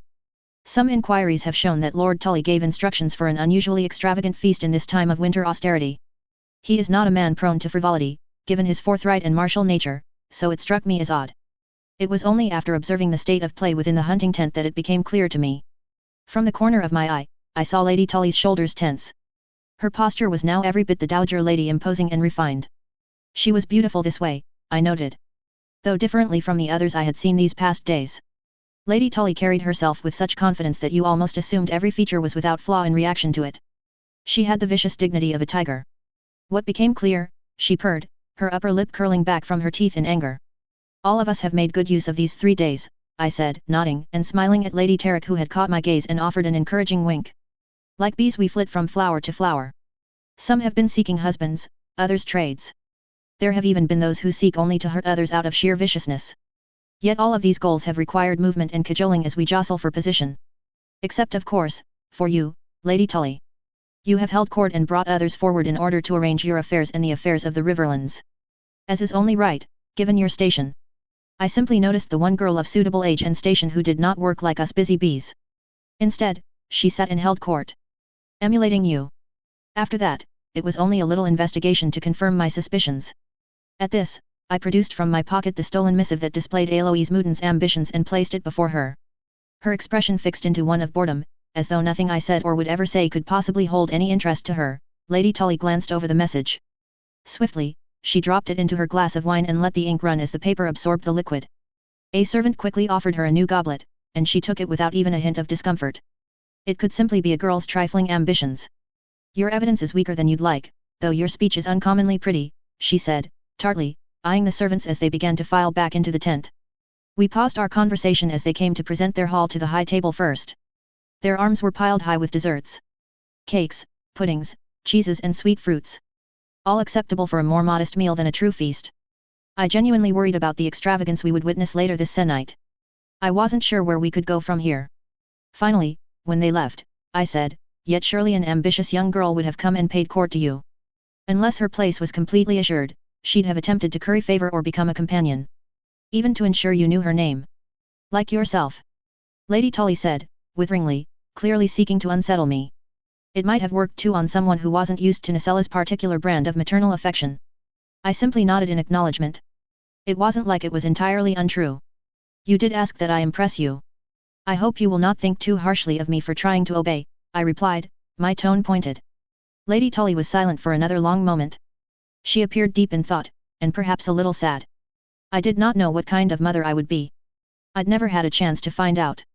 But I imagined it might be painful, to know that the person you would bleed and die for would try to shame you in this way. Yet he was only 18.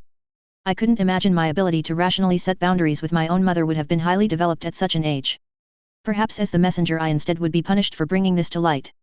I fretted over it some, even as I had delicious sweets to distract me. But I knew I had won when she noticed I enjoyed the ginger cake and cut a slice for me with her own hands. A gesture only offered to ladies-in-waiting or favorites. So, Lady Tully remarked finally, as though there had been no break in the conversation, you have been skilled enough that you marshaled a guild of artisans who have made a fantastic discovery, ferreted out a suitable secret to intrigue me, and you desire to feed the weak and needy instead of swimming in gold from King's Landing and the Reach. You sound almost too good to be true. Yet the image of docile, leal service does not quite suit, she added, her eyes keen as knives where they cut to the side, piercing me even as she pretended to focus on the Dornish figs and honey. You'd have not brought this so blatantly to my attention if your prospects were as you desired. Out with it, the desserts will be over soon, and we shall lose the privacy of a crowded room. I wisely decided not to bring up the point that she was the one who had begun interrogations on the subject without my saying anything. For one thing, that was not quite true. I had worn the earrings on purpose. She was a far greater player of the game than I. My only advantage was honesty, and the assumption that the veils of social courtesies were paper-thin and concealed nothing from a woman like her. I need your guidance, my lady. I've yet to meet a girl of 16 who didn't. 'Tis good you know, at least. You shall have it. What else? My lady, I don't. What? She said, her tone foreboding, else. I took a steadying breath. I met her gaze again and said the thought that had been brewing since Cedra had come to tell me what she had seen Kermit Tully say in her dreams. A thought that I had not voiced out loud to anyone, not even Nasella. I am a small house, with no connections, my lady. I fear the resentment and greed of others. My liege lord will defend me in battle, but I need other protections. She gestured for me to continue, her expression approving. Clearly I had not yet proved myself an idiot. I have no mother or father to seek a match for me, and my sister is already wed. I would ask that Lady Tully help me seek a worthy husband to fit the particular requirements of my house. She may seek it for quite some time. It was not, despite my boldness, entirely unheard of. The Lady of Riverrun had influence and connections enough that helping to arrange a match was considered a great honor, a sign that you were well liked at least, if not well dowered. Sometimes it was a punishment, a result of the fractious feuds that ruled the lands as surely as its waters, and a way to break a rising block of power. I did not know if it had ever been used to avoid a match. Oh, this old song. Truly, I have some sympathy. You do not want a husband. You are hardly the first young girl to cry such in my hearing, even if you did so with some style, replied Lady Tully airily, not even allowing me the illusion of deference or propriety. You quite like being the Lady of Hag's Hill, I imagine. But you do want heirs. Or your house dies in a generation. The matter would ordinarily be simple, road paperwork. Yet the Regency Council barely listens to our concerns about ironborn and banditry. The matter grows only more fractious once your artisans are known entities. She chuckled, but it was not a friendly sound. Gesturing for a servant to bring me some mulled wine, she said, yes, I imagine that the moment you start shipping these glass goods, all sorts of men will crawl from the woodwork. I suppose I can't blame you for wanting to put it off. Lady Tully gestured at me, pointing sharply with the corner of the slice of ginger cake in her hand. Although, I should caution you. This girlish avoidance of a lordly husband will not serve you as well as you seem to think. Many a lady finds safety in her husband's keep, protection with her husband's men, and comfort with her husband's children. Yes. What does it say about husbands that they are only salvation if you have nothing else to your name? You are a wit, I see, said Lady Tully disapprovingly, even as she gestured for one of the servants to bring me another slice of cake. Not so, my lady. It is only that my circumstances are laughable, I replied.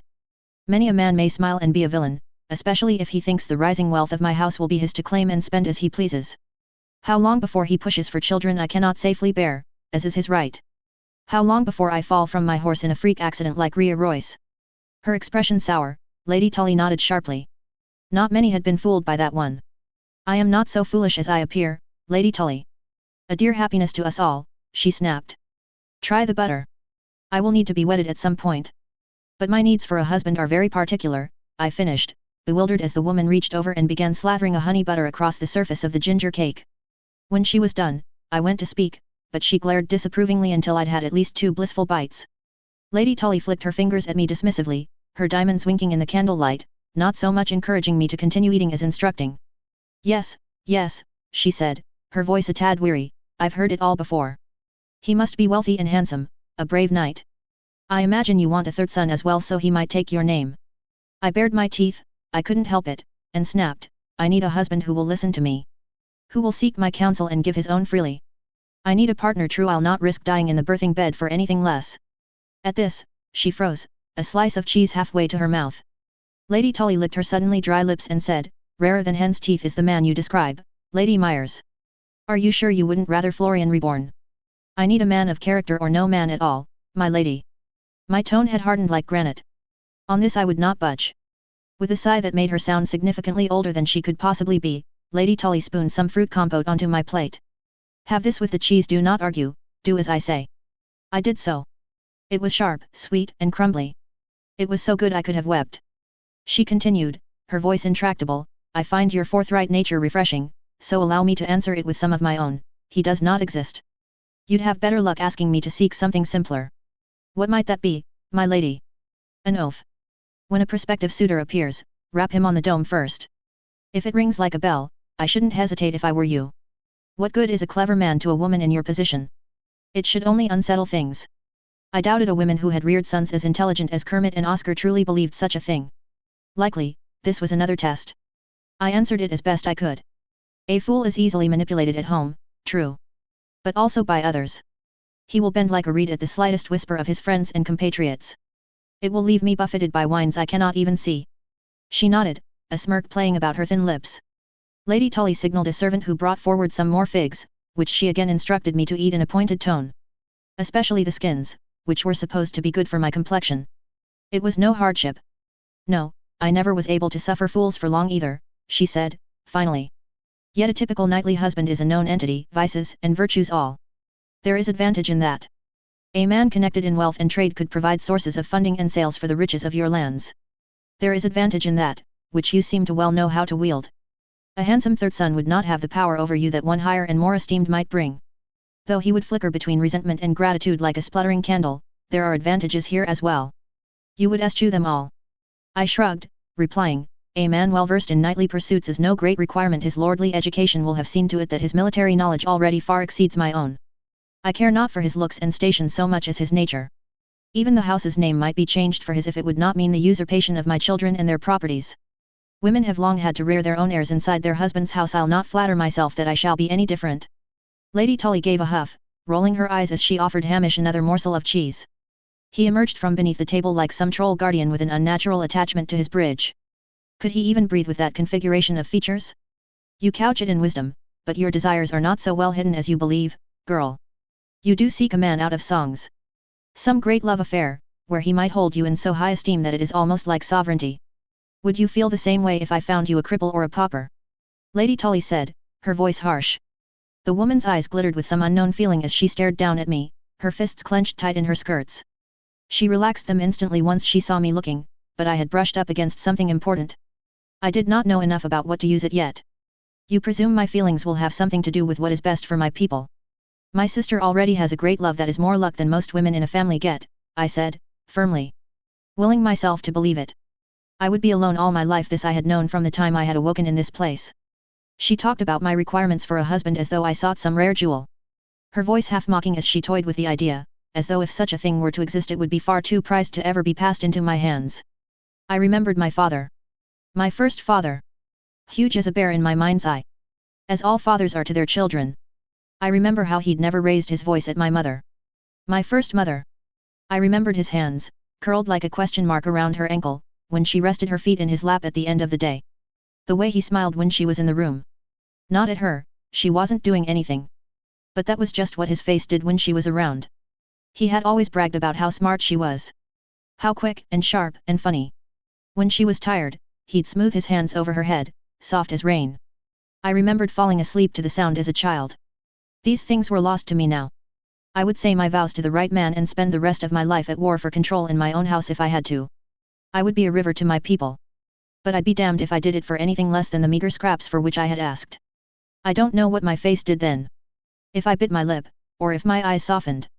But something startled her. Lady Tully leaned forwards, as though to examine my earrings again, but really, she stared at me for a long moment.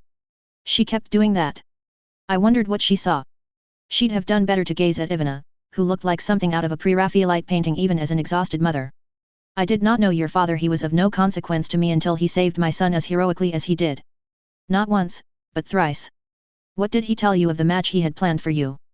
Considering I'd become a novice, not much at all. I was quite prepared to be wedded to the seven, I said, dryly. How scandalous, quipped Lady Tully. She gestured for me to try the warmed honey milk. High-born society would certainly have found you much more interesting with 7 husbands. Yet with one unsuitably wedded daughter, I imagine he would have wanted to secure something with yourself, unless he was a fool. Yes, I said, ruefully, conceding the point as I toyed with my spoon. I suppose he did, at that. I do not suppose. I know. No man who raised clever daughters on his own could have been a dullard. What were his requirements?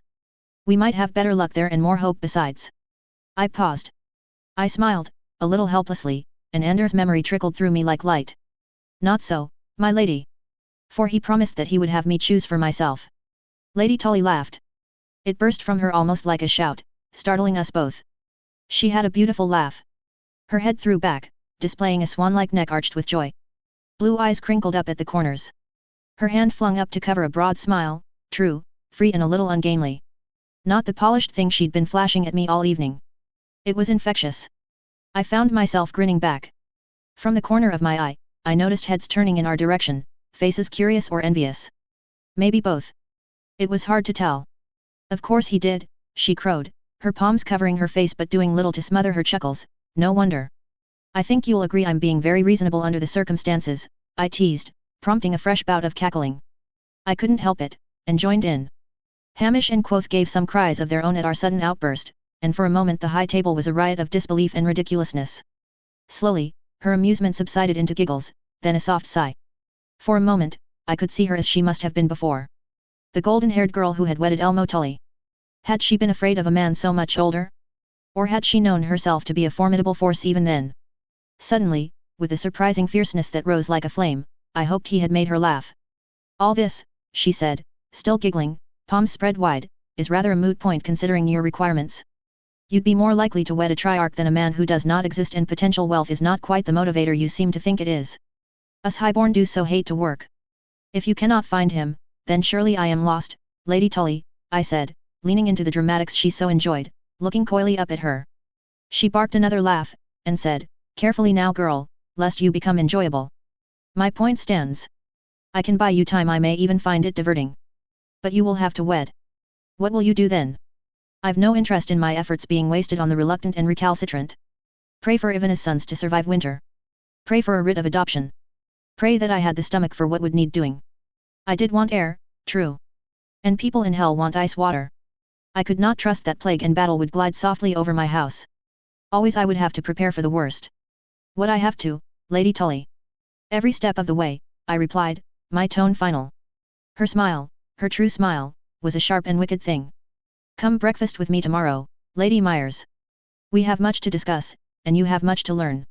It has been an age since I've had a project. Notes. Trying to write a woman as clever as Lady Tully made my brain sweat. She is effortlessly good at everything I struggle with. I hope I did her justice. She has yet to meet Septinicella, and Westeros is safer for it. Chapter 22, Kermit Tully. 132 AC. Kermit Tully. Lord Manfred Mouton was a genial sort of man, which pleased Kermit because nobody else he had talked to today had even approached such an attitude. As though genial was some exotic fruit left out to impress the guests but was considered mildly poisonous and scratchy on the throat. The man took refreshment gladly and responded well to the usual niceties. Manfred had mostly been with his own retinue during the hunt, and so they had yet to exhaust all the usual, tedious conversational gambits that Kermit's mother had drilled into him over the years. It was enough to make him overlook the truly unflattering mustaches that threatened to take over the man's features. Kermit was sympathetic to the persistent patch of bare lip where the two wings of that beast staunchly refused to meet. He had attempted a furtive mustache or two in his time and was resolved to be clean-shaven until his sparse red hair seemed less like lover's pox along the jawline. At his side, Eloise Mouton sat demurely, glowing with health. The girl was simply full to the brim with the stuff. Her yellow hair like cornsilk, almost silvering in the pale light from the windows of his first study. He noticed, and hated himself for giving in and checking, that she did have excellent teeth. He allowed it would make a number of things a good deal more pleasant. Kermit was not a man solely ruled by his urges, and he prided himself on his level head. But even he would admit she was a beauty.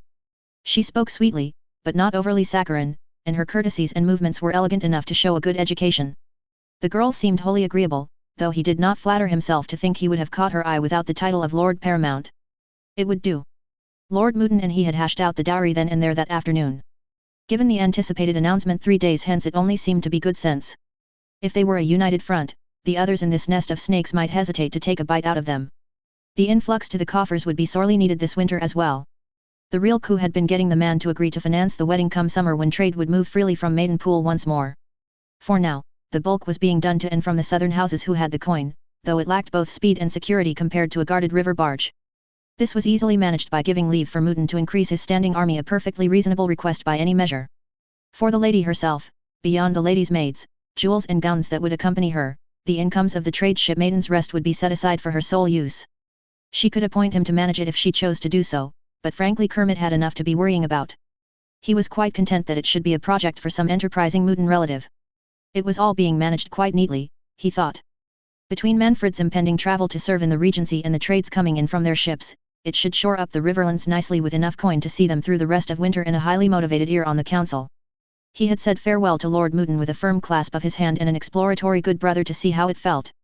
Lady Eloise blushed very charmingly indeed when he bowed his head over her hand, and Kermit was suddenly reminded about what else might be agreeable about the wedded state. It was, he admitted to himself later, rather thrilling. John had come by and the pair of them had worked through the rest of the available daylight. Oscar had promised to be present and gregarious enough to allow for his absence at the various games and sports to be enjoyed that day. He had little stomach for bear baiting at the best of times, and gallivanting off into the woods with his brother and vassals on a hunt had left him quite behind on his work. Nor did he think he could stand it if his mother decided to remark to the surrounding guests that he had cried into her skirts, wailing and demanding the trainer let the poor creature go free, the first time he'd seen the act. She always told it with such relish. Kermit had possessed some vain hope that inviting his vassals to stay in his keep might have reduced the amount of correspondence he had to sift through. Alas, it was not to be. Kermit had almost reached the point where he could dictate one response to John and write another in his own hand, however this slowed the pace of his work enough that he wasn't yet certain it was a skill worth mastering. Banditry was on the rise along the River Road and the King's Road both. Already he could see how this marriage was going to pay dividends. Perhaps when Manfred was on the council he could actually get some of the King's peace to make it past Blackwater Rush. It had been a productive day, though he loathed calling something that when it required he paced his arse to a chair for the duration. There had been more visitors than he had expected. The opening days of the festivities had not seen so many at his door. Kermit allowed that perhaps the hunt had given the men time to think. He'd headed off some headaches at the pass and stewed horribly in others until a solution presented itself. As far as he could tell, that was lordship in a nutshell. The Brackens and the Blackwoods wanted Wargild, but as far as he could tell their killings had cancelled each other out, so he wasn't going to get in the middle of a glorified contract exchange. It would inevitably become another reason the two saw fit to continue slaughtering each other.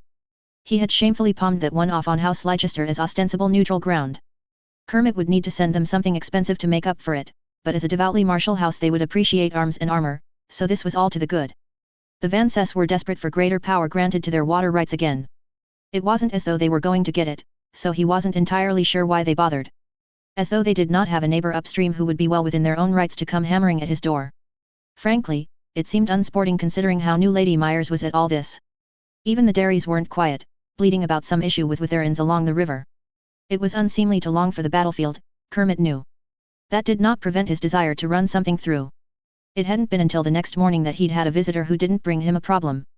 Lady Myers had sent notice before turning up at his door at least, though he'd been too tired the other day to properly appreciate the courtesy. She was, he noted absently, re-wearing that red surcoat of hers that he had seen before at the greeting. It was an unusual choice considering the lords and ladies of the realm tended to have entirely separate outfits just to meet with him. Some part of his mother's training in the nursery skittered over his consciousness trying to make sense of it, but he put it out of his mind.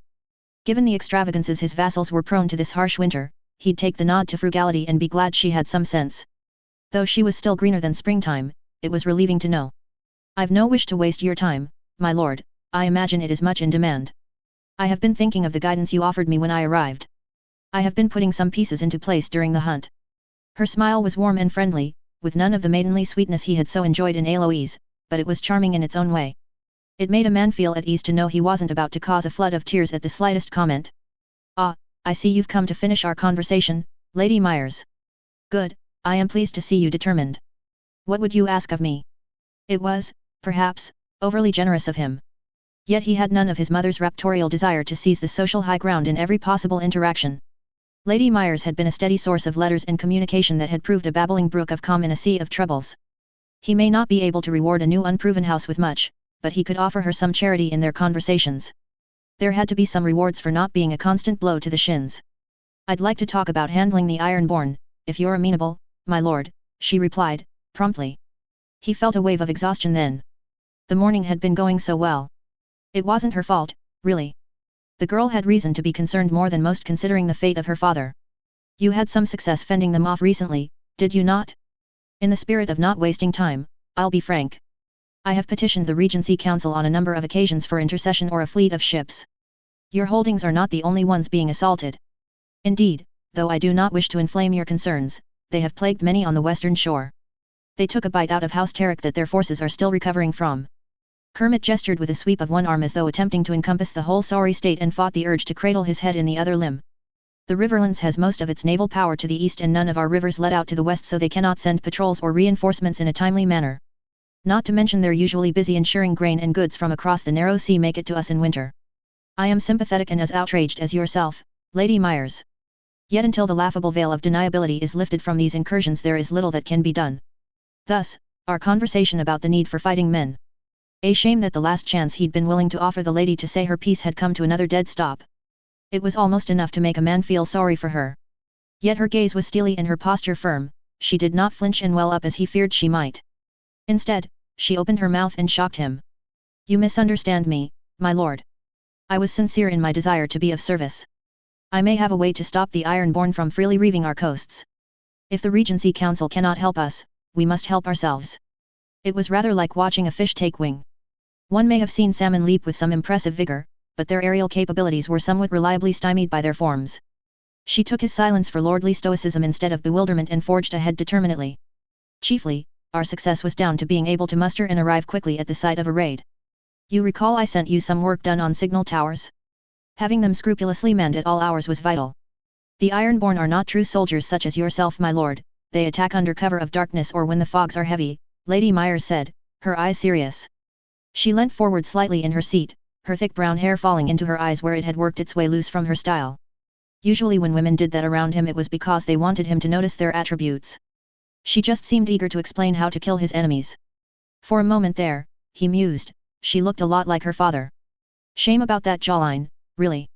"I recall some concern about the ability to see the paddles and flags by night, my lady," he cautioned, as much to keep himself in the melee of the conversation as to offer any genuine criticism.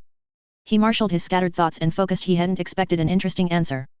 "Very true, Lord Tully.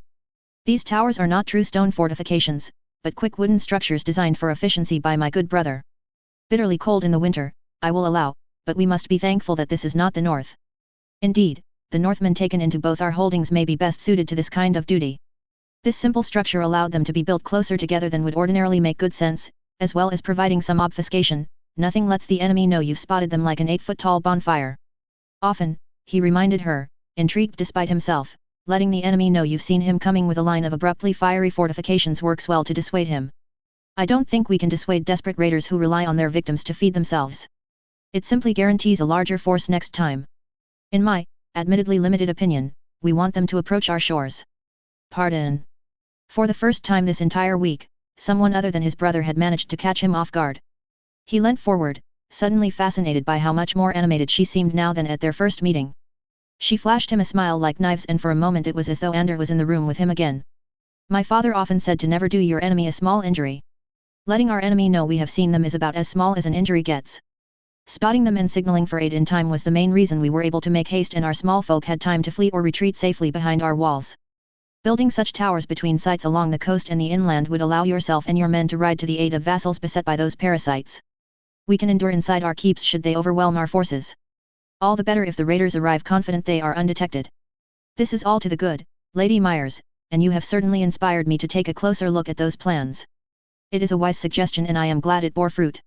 Yet your point about riding to your aid is more complicated than you allow, as the towers do not solve the immediate issue of why the Ironborn are so effective. They do not take castles or keeps. They prey on our small folk like the wolf does the sheep. By the time even my riding men are mustered and giving chase, they melt back into the sea like a fog. He'd ridden to aid House Pa-Edge himself last year, sprinting and calling for his horse with the Raven's missive still in hand. Kermit and his men had arrived to find the family, and what small folk had managed the panicked sprint behind walls, already beginning the clean-up. They had been caught unawares during a winter fair of some sort.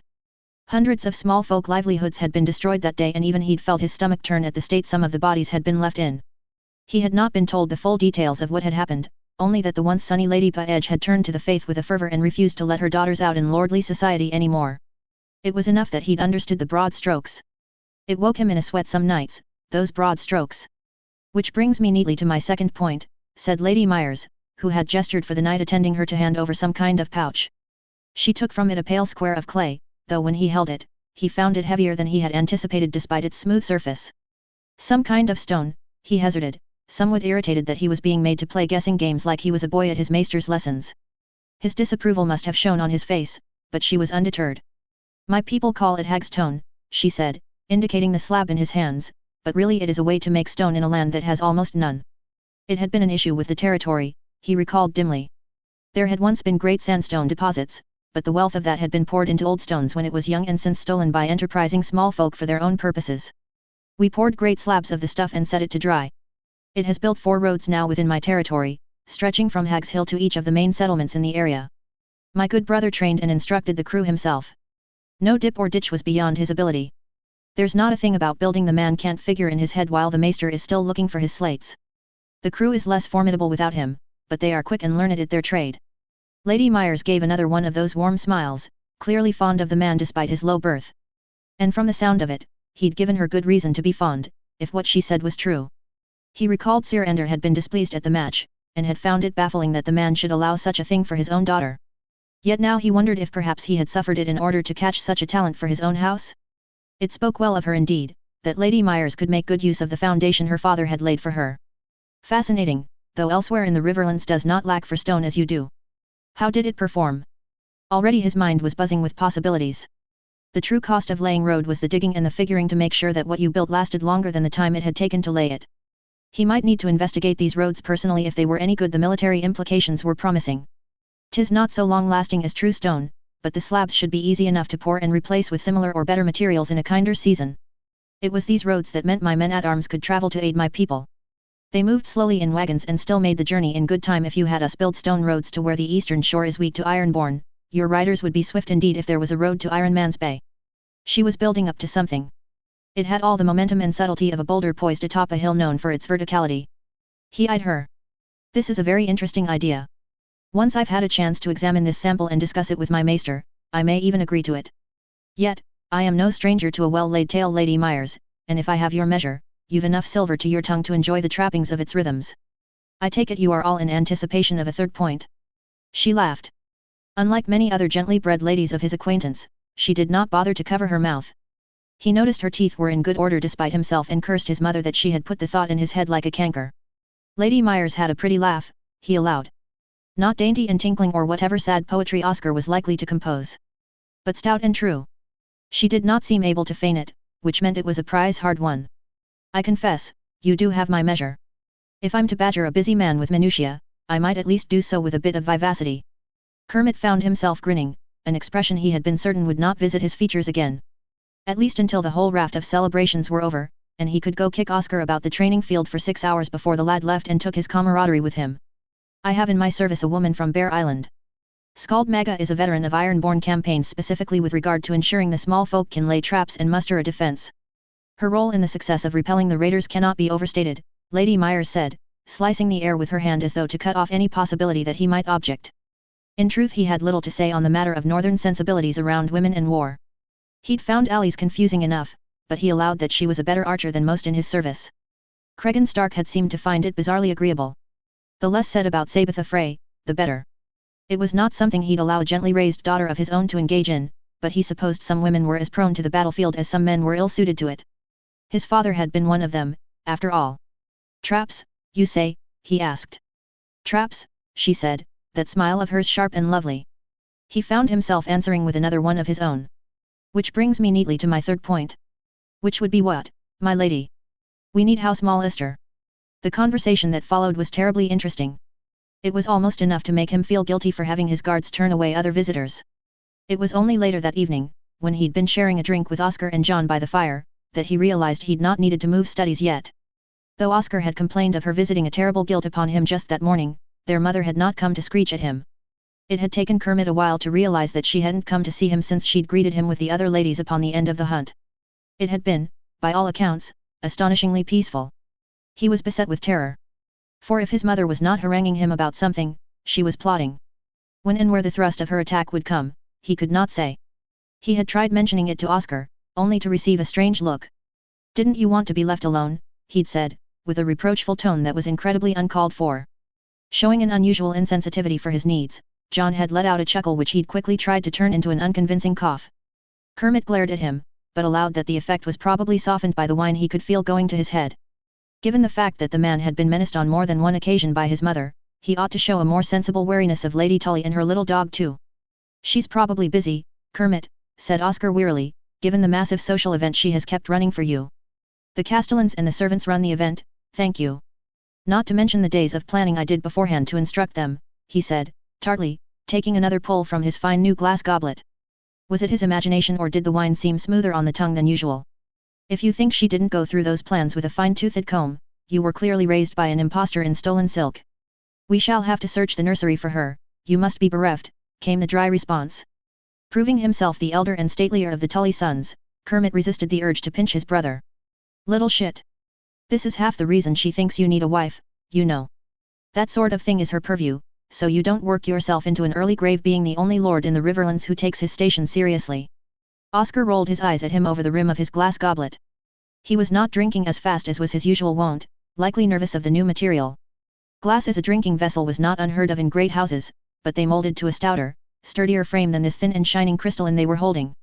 "I spend enough time managing mother's moods, I am in no hurry to condemn myself to more work within the wedded state than without." "Enough, Oscar, you needle like a seamstress." "It is done," Kermit growled. "As my lord wishes, so shall it be. I am your leal servant," came the snide jab. He longed to dunk the boy in the river like he had when they were younger. Kermit sometimes thought about how much he'd miss Oscar when he was in Essos, and it left him almost unmanned with emotion. This was not one of those times. "Anyway," Oscar continued, "I hear she's been managing the womenfolk." "Oh," said Kermit, with no real interest but much genuine dread. "Yes," said Oscar lazily. "You have accidentally indicated that this is a marriage mart, after all. I think she's been vetting for you." Kermit's groan was, though he did not know it, the exact sound giants made when mortally wounded. It had been a risk of the proceedings, he allowed. If it was to properly honor his betrothed and make the family feel as high as they should marrying into a Lord Paramount's house, it needed extravagance. A tourney was better suited to appointments, victories, and births. Weddings and name days had more genteel requirements. Unfortunately, so too did the kind of events where an enterprising lord might seek a wife. "Yes, I found out the other day when I hid from Lady Bracken's attempts to pry promises from me. I dove into the sixth study almost as fast as that time with the crossbows, do you remember? I was shocked to find a Lady Myers doing the same." This caught his interest not least because, as he'd come to realize over the course of their discussion, Lady Myers was not the hiding kind. "Pardon?" "Oh yes," said Oscar casually, with the air of someone wanted to project extreme nonchalance, "I believe her exact words were, 'Aren't you knights chivalrous? This is my hiding spot, and you can't have it.'" A tad informal, Kermit thought, stiffly. But Lady Bracken was a force that allowed no mercy in a man's soul lest he be lost. He admitted that throwing someone else in her path was a tried and true tactic of his own. Still, his older brother's senses were tingling. He took a drink of his wine to buy time and let Oscar think he'd escape unscathed. "I recall, with some terror, Lady Bracken leaning over me one day like some magnanimous shroud, saying I should call her Edith. I was so horrified I did not dare address the woman for 3 years. We were at war for a good deal of it, Kermit. And a glad reprieve it was." It was as Oscar had relaxed into the unmanly little giggles he was prone to when drink really started to take effect, that he struck. "I say, you weren't alone with the woman at all, were you?" he said, affecting an alarm he did not feel. "Lady Myers went nowhere without that sandy-haired knight of hers, who would defend her from all attacks, and almost nowhere without that Septa, who he could see being quite comfortable in the audience of a Myrianese fighting pit." Oscar spluttered, spilling some wine down his front as his hand jolted in surprise. Kermit gave an inward smirk of fraternal satisfaction. Claude. Don't be ridiculous. She was chaperoned. It was barely a minute of conversation anyway. Lady Bracken doesn't have mother's ears, he snapped. A fact for which he should really give thanks to the 7-4, Kermit mused. Oscar, however, had gone pink about the ears, the sight of which was so cheering it put years back into Kermit's face. Lady Myers was a sensible sort, he knew. It would come to nothing and probably be good for Oscar besides. The boy had not really noticed girls before the dance, and afterwards it had seemed Oscar would never notice anything that wasn't a sword ever again. Until he'd woken one morning last year unable to look Brianna, the Master-at-Arms' daughter, in the eye. In fact, he struggled to look her above the collarbones. Even in winter, with the girl covered neck to ankles, it was a challenge for most men. It seemed Oscar liked them tall. Kermit had managed a whole month of comments off the back of that one. Besides, spluttered Oscar, trying to disguise the fact that he was in the frame of mind when a weaker man might attempt poetry, what are you going to do when mother brings you her suggestions? You'd best have an answer, or she'll really stir up the waters. Bewildered, Kermit looked over at John in the hopes of some enlightenment. The man's face was chiseled stone. A fact he ordinarily approved of but found frustrating in this instance. What are you on about? The deal is struck. Why would it matter? Oscar rolled his eyes so hard Kermit briefly wondered if he had time to escape before they faced right way out again. She is a high-born woman who has mothered a Lord Paramount. The marriages of great men were the bread and butter of her education, Kermit. All high-born women think they are mothers of great men. It is only life that disappoints them afterwards, he said, stung by his brother's condescension. Likely she'll come shrieking in about some dire insult done to her. You remember the time with the Diddings?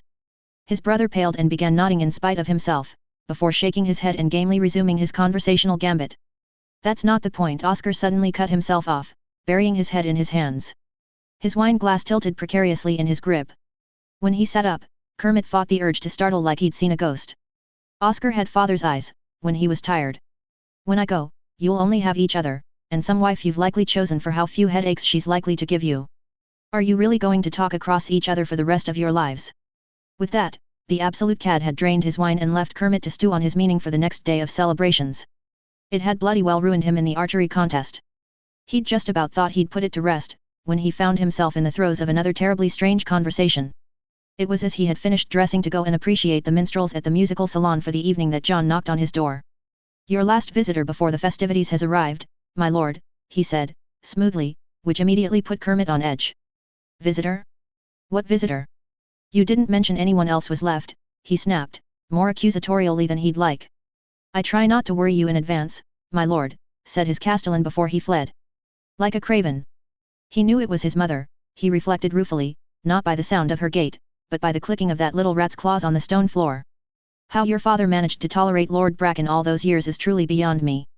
There isn't anything wrong with him, beyond him being a bore and obsessed with the Blackwoods, but he and his wife look so infernally pleased with themselves it's enough to make you want to set them on fire. Slightly relieved, Kermit immediately took his expected steps in their usual dance. Mother, please contain yourself. Nothing Lady Bracken has ever done could be described as swanning. She's long-necked and covered in feathers, what term would you have me use, dear boy? She always did look a bit like a mournful goose, he allowed. By all the gods, yes. You should have seen the collar of her first cloak at the hunt, only I do not like to put you into danger when unavoidable. The pair of them shared a smirk in the reflection of that glass mirror he'd been gifted.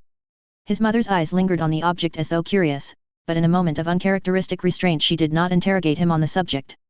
Take heart, my son. The Blackwoods are bearable this season. Enjoy it. By the time you have children they will have taken leave of their senses, and the Brackens will have locked their own raving relations in a solar somewhere. On the wheel spins, I'm afraid. Ghastly. His mother strode over to an armchair by the window and folded herself elegantly into the thing. She was wearing a dress he vaguely recalled from a name-day party of father's. Diaphanous did not begin to describe it, and the fortune in silver thread brocade along the bodice would look well this night. Father had complimented her on something, in his awkward way, Kermit couldn't remember what. Oscar had spent the whole evening hiding in those skirts because Benjicott had been mean to him. Wiping the soap from his face, Kermit braced himself for the inevitable. Yet she only sat for a moment, examining him. Finally, she said, I hear you've been accosted by young Lady Bracken yourself these past few days. My apologies, I was working on a little project and couldn't find the time to intercept them. They should leave you alone now. If you were of a sterner disposition, this might have all been avoided sooner. He'd have been annoyed, given that young Lady Bracken had been her original gambit, but that meeting had been too bizarre to summon up anything more than a wispy horror. She's a small girl, he said, bewildered, yet she struggled to fold herself even into father's old chair. Her father just kept talking like she wasn't trying to become a Volantine contortionist just to seat herself. Petticoats equate to profits, said Lady Tully dryly, ungainly as they may be in excess.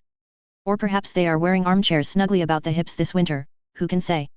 He was no fan of Lady Bracken, but the girl surely hadn't done anything worth his mother's irritation. Her mother had likely chosen the gown. Yet he had been the one to begin the commentary, so there was nothing to be done about it except give her a reproachful look. It made no impression whatsoever, and she proceeded, looking him up and down. "You'll not wear the one with the pearls?" she asked, even though she knew he felt like a stuffed mummer in the damn thing. "No, mother." "What about the grey velvet?" "Suitably austere, but the brocade alone cost." "I'm afraid you'll have to endure being disappointed with me for yet another evening," he snapped. Mother was silent for a moment, toying with her rings. Kermit pretended to examine the quality of his shave in the mirror just to have something to do, and prayed for it to be over quickly. Finally, she said, "Young Lady Derry looks quite pleasant," and she managed to secure 2 fosterings and a wedding for her lady-in-waiting to a night in the service of House Piper, without much more than a smile and a well-placed offer of cake. Inwardly he sighed. "You wish to convince me that I should wed someone who knows how to arrange a wedding?" Considering the hedge knight in question single-handedly rescued the Piper heir in a daring flight across Tumbleton with a score of greens behind him? More than a match, as the knight's name makes him more than a man. I imagine it'll secure a Piper alliance quite neatly to have such a hero sing their praises. Damn, he should have known that the comment was a trap. Darren Pennytree was a skilled man. A useful but unusual acquisition for a lordly daughter to acquire for her house. Men like that could make or break a fighting force. It was why he'd secured a man of Anders' talents as soon as they were known to him. Undeterred by his curt tone or perhaps emboldened by the point she'd struck, Lady Tully gestured enthusiastically with her hands, those sapphires winking from her elegant fingers. Or perhaps young Sonia Viprin. She's a beauty rarely seen. Sings like a lark and plays 3 instruments, as you'll probably hear later this evening, and I watched her make a conversation with even Annie Smoodin interesting. Even Elaine Vance laughed at her jokes. That's not nothing. Mostly she wishes to embroider and be a mother to a whole brood of children, and unusually I think she's earnest in that desire. Your point, mother? Before I leave marriageable age myself. He sighed, though he well knew what the point was. He awaited the rebuttal he could already see forming behind her eyes. It didn't come. I spoke with my sister. Tyland Lannister is much occupied with the daughter's war across the narrow sea. His good sister has been fending off Ironborn and managing a political mire of her very own, and quite ably as well. It is said that her girl Cyrell follows her closely and is sharp of wit. Likely she knows much about what a house needs to keep it strong. She of marriageable age, but you'd be able to put it off for a bit once betrothed. After all, she'll need all the tutelage her mother can give her in order to be prepared for Riverland's infighting. She'll be so richly dowered you might as well ask for her weight in gold as an accessory, or even ships. And I imagine Tyland would look favourably on concerns brought by family to the Regent's Council. His mother's eyes glittered with something, but what he couldn't say. The pair of them quipped and cajoled, or shrieked and bellowed. He didn't know what to do with this solemn list of women, as though a castellan were listing advice on tax allocation. Kermit had made his choice, and he was a man of his word. Not that she knew precisely who he had chosen. Only that he'd made a choice without her, and she couldn't stand it.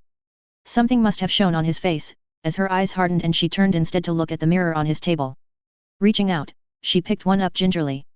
Her face warmed with approval. "This is good craftsmanship," she said, uncommonly pleased. "Your father gifted me mirrors once, you know? After I survived birthing you." My sister was speechless with jealousy for months. Lady Tully looked up at him, but her expression was vague, as though she was instead seeing something very far away. "I laboured with you for 40 days and nights, I swear it. The maester tells me it was only 3 days, but he's a damned liar. I thought you'd never come out. It was as though you fought the indignity. Like somehow you knew the whole thing was going to be terribly unpleasant." Kermit cleared his throat uncomfortably. "It was a name-day gift. From Lady Myers. Now there's an interesting girl. I'm looking into prospects for her. Spread that one around your friends if you don't mind. I'll enjoy the vetting process, since you've denied me the same for your own marriage." "That attitude of hers is quite singular," Mother added with relish. "She'll do well out of it. The child can work with what she has, I'll give her that." It seemed Kermit had Lady Ursula Myers to thank for finally occupying his mother with a project that might keep her occupied instead of stupefied with boredom. He turned with a smile. "I'm glad, Mother. You enjoy these things," Kermit said, warmly. There was a pause. "Is there anything you'd like to tell me?" his mother asked, those blue eyes so like his own as they bore into him. Swallowing heavily, Kermit sent a quick prayer to the warrior the father of the 7 would likely be about as much protection from his own mother as Elmo Tully himself had been. Which was to say, not at all. Nothing that springs to mind. Shall we go down together? More silence. A week ago, if you had told Kermit he'd prefer the whaling, he'd have struck you. Now he shuffled awkwardly, feeling more like a misbehaving child than he had in a long time. I noted that the uncommonly stunning Lady Aloise Mouton and her brother attended you the other morning, she said, her voice unreadable. Kermit did not pause in his fastening of his cloak, a fact for which he had his mother's many years of scrutinizing to thank. Oh? And what did you think of her? Is she dressed like a horse? Does she barter marriages for ships? It's getting a little overwrought, don't you think? Her composure snapped, and there was his mother underneath all that stuff and starch, a thing of claws and flawless hair. If I am occasionally a little overwrought, I compensate by being really quite good at this, she hissed. She rose from her chair like an avenging goddess, her hands and fists at her sides. Kermit had been used to performative outrage for so long, he'd forgot that his mother's way was to run cold. I have tried to impress upon you the needs of your station with regard to your wearing and reading of attire. Or the social currents you happily bob across the surface of. It has fallen on deaf ears for so long I find myself exhausted. If this is how you behave in the face of a perfectly mannerly discussion, I'll do the work quietly and hope it loses you nothing. It's all the recourse you have left me. Who knew? Flying fish. Twice in as many days. He watched, a little stunned as his mother rolled her shoulders back and tried to master herself once more. At a loss, it suddenly occurred to him that he was about to creep past fashionably late and arrive squarely en route. He could see the same sharp realization on Lady Tully's face. The pair of them wordlessly agreed to postpone the brewing shouting match, and adjusted their garments, readying themselves to depart. She did nothing at all of note. Not a single thing worth mentioning, Lady Tully uttered, finally, as though she could not bear to leave a thing unsaid. You look beautiful, mother, he said, shortly, offering her his arm. Silently, his mother took it, and he spent the rest of the evening trying not to feel like pond scum. Notes. I had 3 different POVs planned for this chapter, but Kermit just would not shut up. Genai fate Celestii plus long k pars k genai pa eule loisir de la faire plus court. Chapter 23, Gwyndolin, William Burleigh. 132 AC. Gwyndolin. Preparations for the feast that would be the highlight of the festivities began far earlier than the day of the event. In the case of the ladies-in-waiting, part of those preparations had been the creation of an acceptable gown for the evening and trying not to bleed all over the expensive fabric when their tired eyes inevitably led to wavering needles. Yet still, they could not be idle in positioning the many other pieces that Lady Myers would need them to put into play. Gwyndolin was up early again that day, an impressive feat for an entourage that included the rhythms of those trained as women of the faith and servants. On silent feet, she slipped from the bed she was sharing with Janessa and wriggled into the clothes she had prepared as fast as she could, before the nip of the morning air grew too fierce to bear. Janessa had the unenviable task of continuing to be the disgruntled Janny to Lady Vance and would need all the rest she could get. Mindful of this, she laid Janessa's gown and kirtle over the back of a chair close to the fire, so that they might be warmed for when she woke. It was no hardship to quickly stoke the fire and do the same with the other ladies' gowns. Gwyndolin was a morning person by nature and didn't like to disturb the others, as she knew this tendency was only appreciated by Septinicella. Not that Septinicella was ever particularly pleased with Gwyndolin's sleep patterns. She was a woman who believed that the early rise was beneficial precisely because it was arduous, and that canny women could catch the groggy and exhausted unawares. The fact that Gwyndolin loved the wee hours of the morning looked a great deal to her like cheating. She chose her gown carefully this day. Fine enough to look like a well-appointed lady's maid, yet unembellished enough to appear as a lady-in-waiting whose mistress might not be of any note. Likely the daughter of a knight, in service to a knight, who was in turn in service to a knightly house. Gwyndolin had fine features, she had been told, and these tended to attract the wrong sort of attention when combined with fine dress. The trick was usually the fabric. Many a diligent maid might embroider something pretty or intricate on her own clothes, but wishing cannot make boiled wool seem as gabardine. The bite of winter seemed harsher here, for all House Tully did not lack at all for firewood, and the hearths were being stoked by servants, even as she made her way on swift feet towards the September. Yet there was a cavernous quality to the grand scale of the castle that seeped into the bones. None of Theo's clever tricks to catch warming light through the windows or to direct the heat from hearths through chambers of stone before dispersing out. Nodding to some of the early risers she recognized, she made her way to the September. Walking through the God's Wood, Gwyndolin pulled a scarf up over her head to save her hair and ears from the frigid sting of the rain this morning. Beneath her feet, the icy crusted grass tried to decide if staying frosted or thawing some in the rain would be most perilous to those in the castle grounds this morning. It squeaked ominously as she hurried along, barely able to resist the temptation for a detour to observe one of the streams in the interior courtyard. Extravagance was a sin, yet she was no longer a novice, so perhaps was no longer held to such a high standard.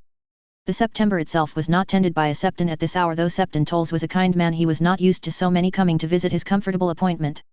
Gwyndolin allowed herself an uncharitable frown, recalling the sheer number of poor and yearning who came to the doors of the mother house at all hours. It was not kind, she knew, to be disapproving or disrespectful of a man she was sure must have been doing his best, but surely a little prayer that his best might improve swiftly was not too far amiss. Either way, it made setting her stage a little simpler. Gwyndolin was always soft-spoken and fair of face, ever since she was a girl. It made a certain kind of person take an interest that she had found distressing, but others of a more agreeable disposition were drawn to her as well. In the mother house, she had tended the sick and dying, the wounded wives, the men and women driven from their senses by war or pain. They liked her soft hair and her soft eyes, always asking that she sit with them. Lady Paege was an unfortunate combination of all three given what had happened to her girls. It was probably why she had been so taken with Gwyndolin. Mother had always said that everything was a performance. Not in the same way Septinicella did it with her jungle cat eyes and sharp smile. Nicella's performances were the swaying of grasses that hid the lioness, or the purring of the tiger to lure you close. Mother had been a lark, a heron taking wing, the shaft of light that bounced through the green glass cups she had loved, painting water patterns against the wooden table. She had been a woman who made the whole world a beautiful performance. Likely so that she could bear living in it. Gwyndolin had inherited the fine features that had been the source of so much of her mother's grief, yet her time and teachers in the mother house had turned her talents to a more practical bent. She made sure to position herself to best effect, lit by the shockingly beautiful sunrise through the rainbow glass window of the Tully September. Softly and unself-consciously, Gwyndolin began to sing. It had been one of Lady Myers' hymns. A lovely piece about the light of a clear blue morning, after a cold and dark night. When Gwyndolin had asked which of the seven had inspired it, Lady Myers had grown flustered and said that it had been written by a queen of some sort and abruptly changed the subject. Septinicella often rolled her eyes at their lady's inability to tell a lie, but Gwyndolin did not suffer from the same concerns. Rather, she worried about how much her lady told the truth. Because Lady Myers had carried no lie in her voice when she'd spoken. She rarely did. Perhaps it was a lie because everyone knew she was not telling the full truth, but if everyone knows it's a performance, that's almost the same as being honest. Gwyndolin made it a practice never to lie, as it was sinful. That did not mean she never performed. Nevertheless, it was to this sweet scene that the Lady Mollister and her exhausted retinue arrived. The musical salon had been an interesting event for House Myers. Much information had been gathered behind polite smiles and the gentle circulation for refreshment. Not least, was that Lady Mollister and Lady Cox were women who ostensibly did not play the same courtly games as the other highborn ladies. This was not, of course, the same as saying they played no games at all. Unlike Lady Paege, of whom Gwyndolin was genuinely fond, these women wielded piety like others wielded wealth or beauty. House Mollister was not renowned for being particularly devoted to the seven, but Lady Mollister was notoriously pious. This would mean she should have been well disposed towards Lady Myers on principle unless she thought her grasping, and Janessa had said she'd bet money that Lady Myers would be thought of as grasping simply for existing. Her sour expression the night of the salon, when Lady Myers had briefly made Lord Mallister's acquaintance, had made her opinion clear.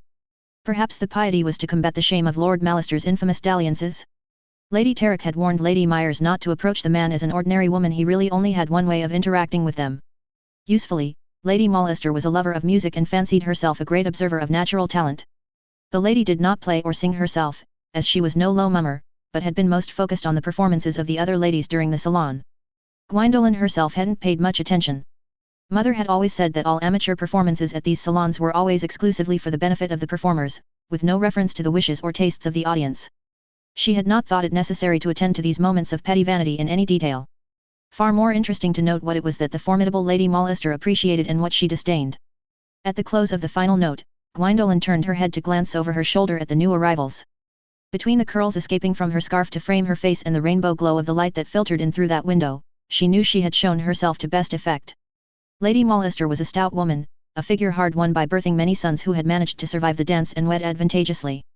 Like almost everyone, she had unwed daughters who she would struggle to place as auspiciously given the dearth of marriageable men. Her kirtle was a rich purple velvet, only modestly embroidered, with an undergown of black jacquard woven with eagles.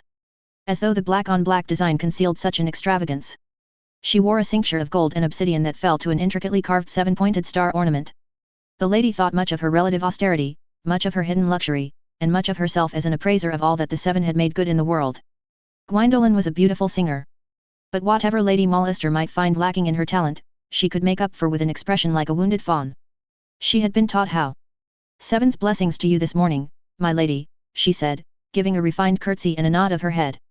Turning back to the altar, Gwyndolin then proceeded to pray and ignore Lady Mollister entirely. It was quite a shame, really, she thought. At the salon the woman had displayed such a need to have her opinion not only known, but sought. It betrayed a weakness of character for which she would pray to the mother, so that it might be amended. Her mother had always said you could feel when an audience was ready. They would pull on your attention, like the tightening of strings on a guitar. As Lady Mollister and her ladies assembled themselves for prayer, Gwyndolin could feel the tug at her abdomen begin to pull in earnest. She held fast. Conversation and music were all in the timing. "I say, girl," came the bark of Lady Mallister's allegedly pious throat, "what hymn was that you were singing there?" "Oh, it is sung often in the Meyer lands," Gwyndolin replied, glancing over awkwardly with her hands still clasped in prayer. It was true enough, it had become a favourite for a while at the morning meal. It would be up to Lady Mollister and her oft-touted talents of discernment to probe for a better answer. Alas, the lady was not at her best at this hour of the morning, and instead she asked, "And is your lady in service to House Myers?" Being a lady of so great a house, it was probably difficult for her to comprehend the truly tiny scope of Lady Myers' household and the bannermen available to her. It would be beneficial to be thought of as lower in connection to her lady than she was. "Yes, my lady, she is a lady devoted to House Myers and the people of its lands as the mother and father instruct us we should be." "And your training?" "I am a student of music and a great proficient." "Your talent is such that I feel I must condescend to tell you of it," said Lady Mollister in what passed for a compliment in her world. "I never received anything so formal and grand as musical training, my lady," she began. A truth, considering everything she learned had been from watching her mother at work. Mother had loathed to teach her craft to her daughter after a long day of performance. She was usually too exhausted to do much more than go straight to sleep. "I thank you for your kindness. I shall pray to the maiden that I not let such compliments go to my head." She would, as well. It would not do to become arrogant and forget to practice. "I did not see the Lady Myers at the salon, she is likely not someone of note." "Is she fond of the musical arts?" drawled Lady Mollister, to the tittering of her ladies. This was a blatant lie. Her lady had been the subject of much scrutiny ever since being seated at the high table with Lady Tully. The salon had been no exception. She'd worn the same green gown that she had honoured Magga in. Apparently a more military bent to her trousseau was needed to face the gossips and vultures that day. Lady Myers' tendency to repeat outfits would have gone entirely unremarked given the station and wealth of her house, but among the jealous and the vitriolic it was becoming rather a sticking point in conversation. "Lady Myers is devoted to the arts, as she was taught to be in the novitiate. Music is the closest we can get to hearing the will of the seven outside earnest prayer, of course." A winsome smile. A pleasing face often made a conversation itself more pleasing. An incredulous expulsion of breath, then Lady Mollister made another attempt. "Devoted, you say? Yet not once did she offer her talents or patronage at the salon. Is she idle?" Indeed, even those lords and ladies who did not offer their own musical talents would sponsor a song or two from their homeland. Her mother had been able to make the fattest purses when attending feasts at which rival houses had been present. The need to outperform each other with competing legend or ballad often meant a bribe. "I am hesitant to give the reasons for my liege lady's refusal to participate. Yet I have been blessed to hear her sing hymns to make you weep with beauty." She sang other songs, but Lady Mollister would not be as appreciative of those. Gwyndolin cast her eyes downward, observing the white-knuckled grip of one handmaiden into her skirts where she knelt.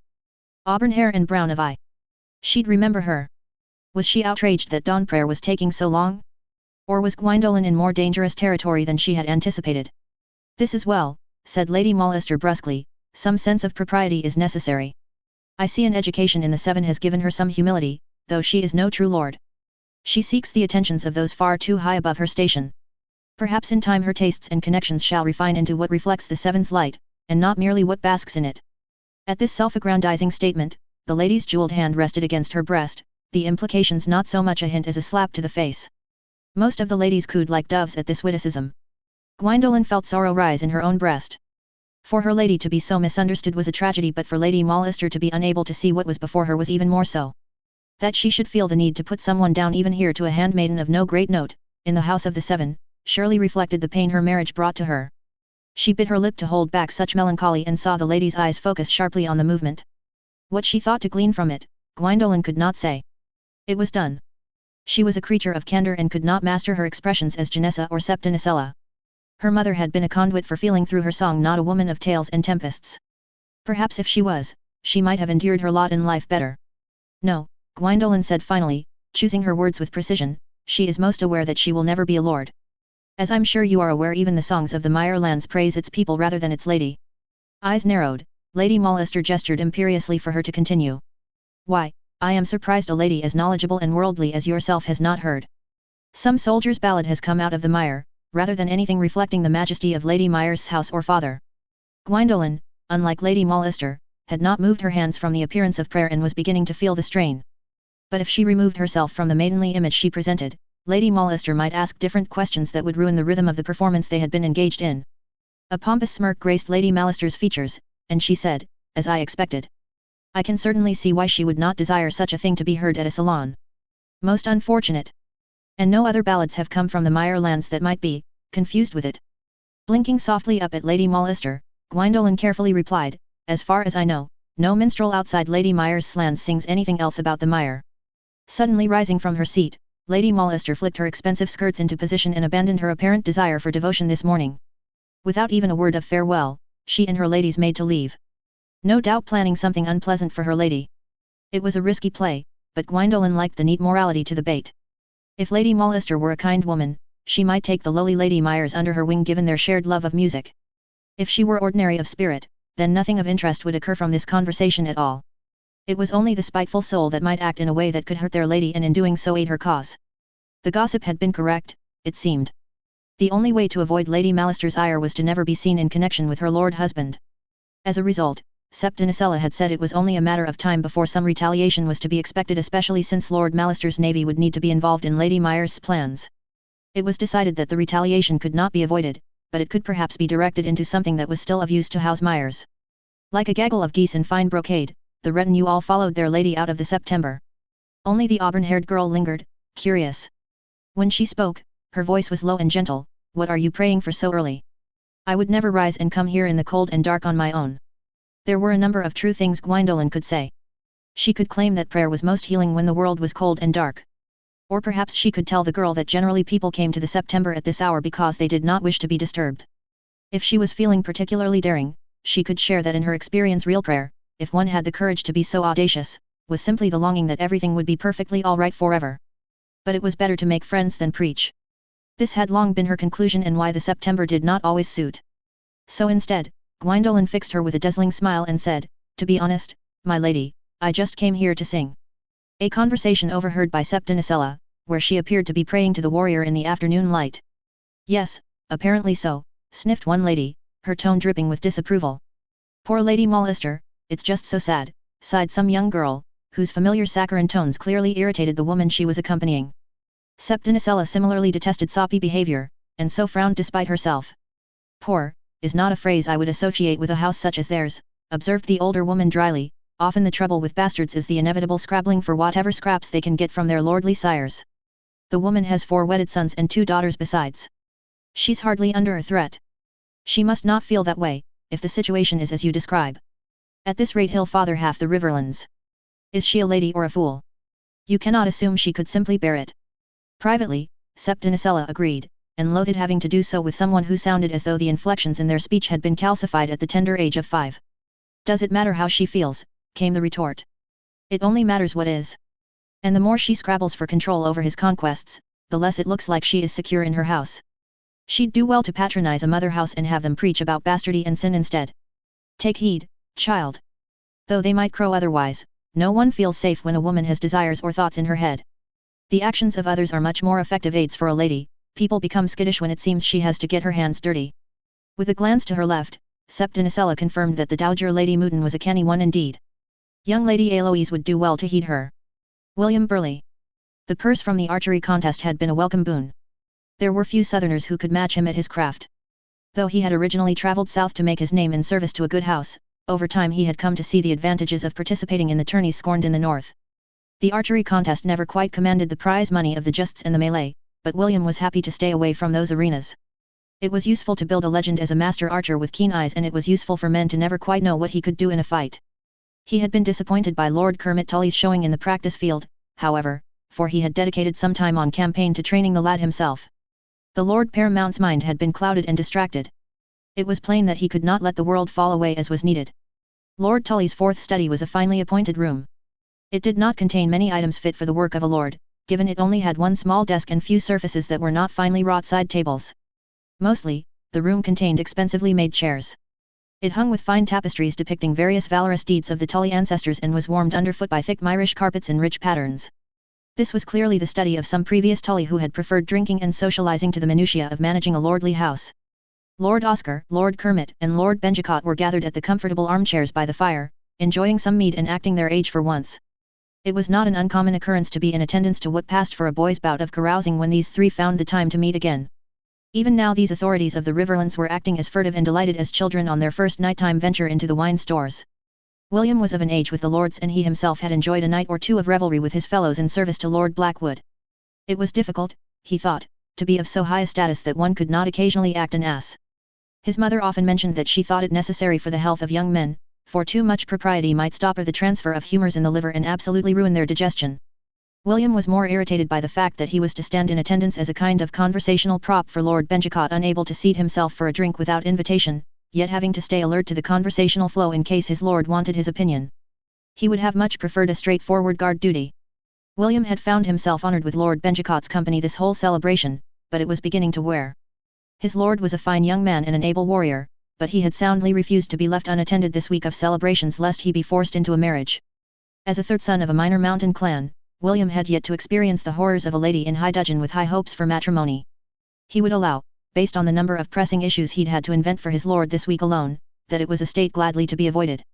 He still had marks on his arms from the sharp talons possessed by these high-born mothers. "Kermit," said Lord Benjicott with some envy, "you must tell me where you got those fine glass goblets. After that disaster of a journey, I find myself in need of replacement wedding gifts." Ali wasn't wroth with me, but Stark's face looked as though he'd suspected me of deliberately scorning the match. I'd have challenged him to a duel if he wouldn't have killed and eaten me beneath a weirwood. "Under the light of the full moon, no doubt," said Lord Oscar, his expression a little wicked. "I think Kermit may have had that nightmare once or twice after we first met him." Making a rude gesture at his younger brother, Lord Kermit waved at the glass in Lord Benjicott's hand, and said, "They were a name-day gift from Lady Myers. A sign that the Glass Guild is coming along nicely. I understand you are acquainted." His lord responded with raised eyebrows. "We have glass guilds in the Riverlands." A lazy gesture from Lord Kermit accompanied his next mouthful of mead. "Indeed, Ben. She'll do well for herself come summer. Mayhap even this winter, if my maester is satisfied. Sharp girl, that one. My mother is fond of her, which means she likely has cloven hooves, but there's a first-rate mind in Lady Myers." He dodged a swipe from Lord Oscar with practiced ease, shooting his brother a grin. "Yes," said Lord Benjicott, slowly, "I recall her at Fairmarket. Full of fire, when she has a mind to it, despite it being unmaidenly. The woman loves a turn of phrase. It is likely her youth." All the men about the fire gave a sage, pompous sort of nod, which William found amusing given that the lady was of an age with Lord Oscar. She had shown him more wisdom in 3 days than most men had displayed in a lifetime of knowing them. "She's fair enough of face, if I remember rightly. She might make a good wife to a lord. But she's at a bracing, passionate sort of age, where she longs to right wrongs and suckle the oppressed. Dreary levels of sermon in her speech, but she'll grow out of it." "Sucker," blurted William, his face reddening at his inability to hold his tongue. "What?" Lord Benjicott blinked up at him from where he was lounging in his chair. "Your meaning, my lord, I sincerely hope, was that she succor the oppressed. By the gods, man, we're in lordly company." At this, merry laughter broke out from Lord Kermit, who seemed helpless to stop it, as he clutched his goblet carefully to avoid dropping it. Lord Benjicott gave the lazy smile of a man who had made someone laugh, even if he didn't quite get the joke. Lord Oscar rolled his eyes hard enough to make William's own twinge in sympathy. Gasping for breath, Lord Kermit gestured to his brother. "Ignore Oscar and the stick up his arse. He's been writing poetry about her eyes or some such rot." William's attention was suddenly arrested by the blooming of colour on Lord Oscar's now bright red face. Though considering his older brother was involved, such an expression was as likely to be fury as it may have been embarrassment. As a permanent younger brother, William was well versed in the slander and unfairness common to the tyranny of older siblings. Yet the persistent feeling of concern remained. "Leave off," the young lord snapped, with a childish kick at his brother's shin. "We had one conversation avoiding Lady Bracken and now you've devised a whole pack of nonsense off the back of it." Benjicott cackled with amusement as Lord Kermit interjected, giggling all the while, "Don't let mother know, she's looking for suitors that match her exacting standards. I'm hardly looking for a wife a month before I set sail. If you'd let our mother arrange your match as she should, then maybe Lady Myers would be free from her clutches." Oscar's scowl was twitching into a smirk despite himself, an expression deftly returned by Lord Kermit. The two looked so alike despite their disparity in years that when they both smiled it was often like looking at an image in a mirror. "Nonsense, brother, I've only allowed for the course of true love to run smooth. Who would be better in her eyes than her precious wee Oscar? Come now, Ben, you must agree with me." Laughing, Lord Kermit raised a hand to block another incoming blow from his younger brother. If you think, added an amused Lord Benjicott, that a woman with as keen a matchmaking heart as Lady Tully would wed her beloved son to some low, grasping hoyden, then this mead is more dangerous than I thought. As suddenly as an inconvenient downpour, the mood in the room dropped. Lord Benjicott had tried his hand at charming Lady Myers himself during that dinner she had attended with Lord Stark. The lady had been winsome, accommodating, and deftly uninterested. William could not say if his current attitude was a result of feeling denied, or if this was his true opinion of the lady. Lord Benjicott had said nothing of her to Lady Alice Anne upon departing Fairmarket nor thereafter. William found himself setting his own jaw to hide his expression. Even Lord Kermit seemed bewildered at the unusually forceful dismissal. Now, Ben, he began, only to have his brother cut him off. Watch it, snapped Lord Oscar, for all you praise my mother's keen matchmaking, she'll not take kindly to comments like that while she's trying to find prospective husbands for the girl. With an insouciant shrug, Lord Benjicott raised his hands in apparent apology. Forgive my harsh words, it is only that if she is as clever as she likes to appear I do wonder at the moves she has made. I hear she seeks private audiences with yourself, here he gestured at Lord Kermit, and has now apparently been conversing with Oscar. All the while she has ingratiated herself enough with your lady mother to seek marriages. Even I would be concerned as a brother, if my sister were being spoken about in such a way. Here, William glanced at Lord Kermit, who looked unsurprised by the accusation that he had received Lady Myers privately. Yet his expression was unreadable as he said, an interesting interpretation of events, given that I had to indulge Lord Derry with an audience on no less than 3 separate occasions. I shudder to think what the gossips might have to say about that. And if you knew my mother as well as you claim, Ben, you'd know she needs no reason to involve herself in the business of others. Particularly marriages. She is the Dowager Lady Paramount, it is her right. He was careful not to make his tone censorious, but Kermit Tully spoke firmly and did not seem pleased to have to clarify such a thing. With a sigh, Lord Benjicott straightened in his seat. When he spoke, his voice was soothing, as though he were speaking to a bucking horse. Peace, Kermit. I have apologized. It is only that you must understand how this all looks. Out of respect for the teachings of my sister, I have often taken an interest in what the fairer sex discusses among themselves. A number of people are curious about so low a vassal suddenly being of interest to our Lord Paramount. Lady Mallister's concerns are well known, if not as well founded, less for Lady Myers herself and more because Lord Mallister's reputation precedes him. Yet you must understand how this looks to the many families who are hoping to get their daughters betrothed to you. I have no such concerns. A glad happiness, I am sure, snapped Lord Kermit, his hands fisted around his goblet. Yet even I find myself baffled by the girl's sudden rise in station. You presume much, Lord Benjicott, if you think 3 separate conversations with this family acceptable enough rewards to allow one to rise in station. How blessed you must feel. For a moment, William could see the Lord Paramount Kermit Tully would one day become, his brow furrowed and the line of his mouth proud and implacable. A pity Lord Benjicott did not manage to see the same. If you desire a friendship from me that never challenges your opinion, came the cool response from his liege lord, whom William was going to have to teach to hold his drink if it was the last thing he did, I am ever your obedient vassal. I simply wish to caution you about how this looks to the women in attendance and encourage you to listen to their concerns. You seem quite taken with your concerns, said Lord Oscar suddenly, from where he was gracefully ensconced at Lord Kermit's right side.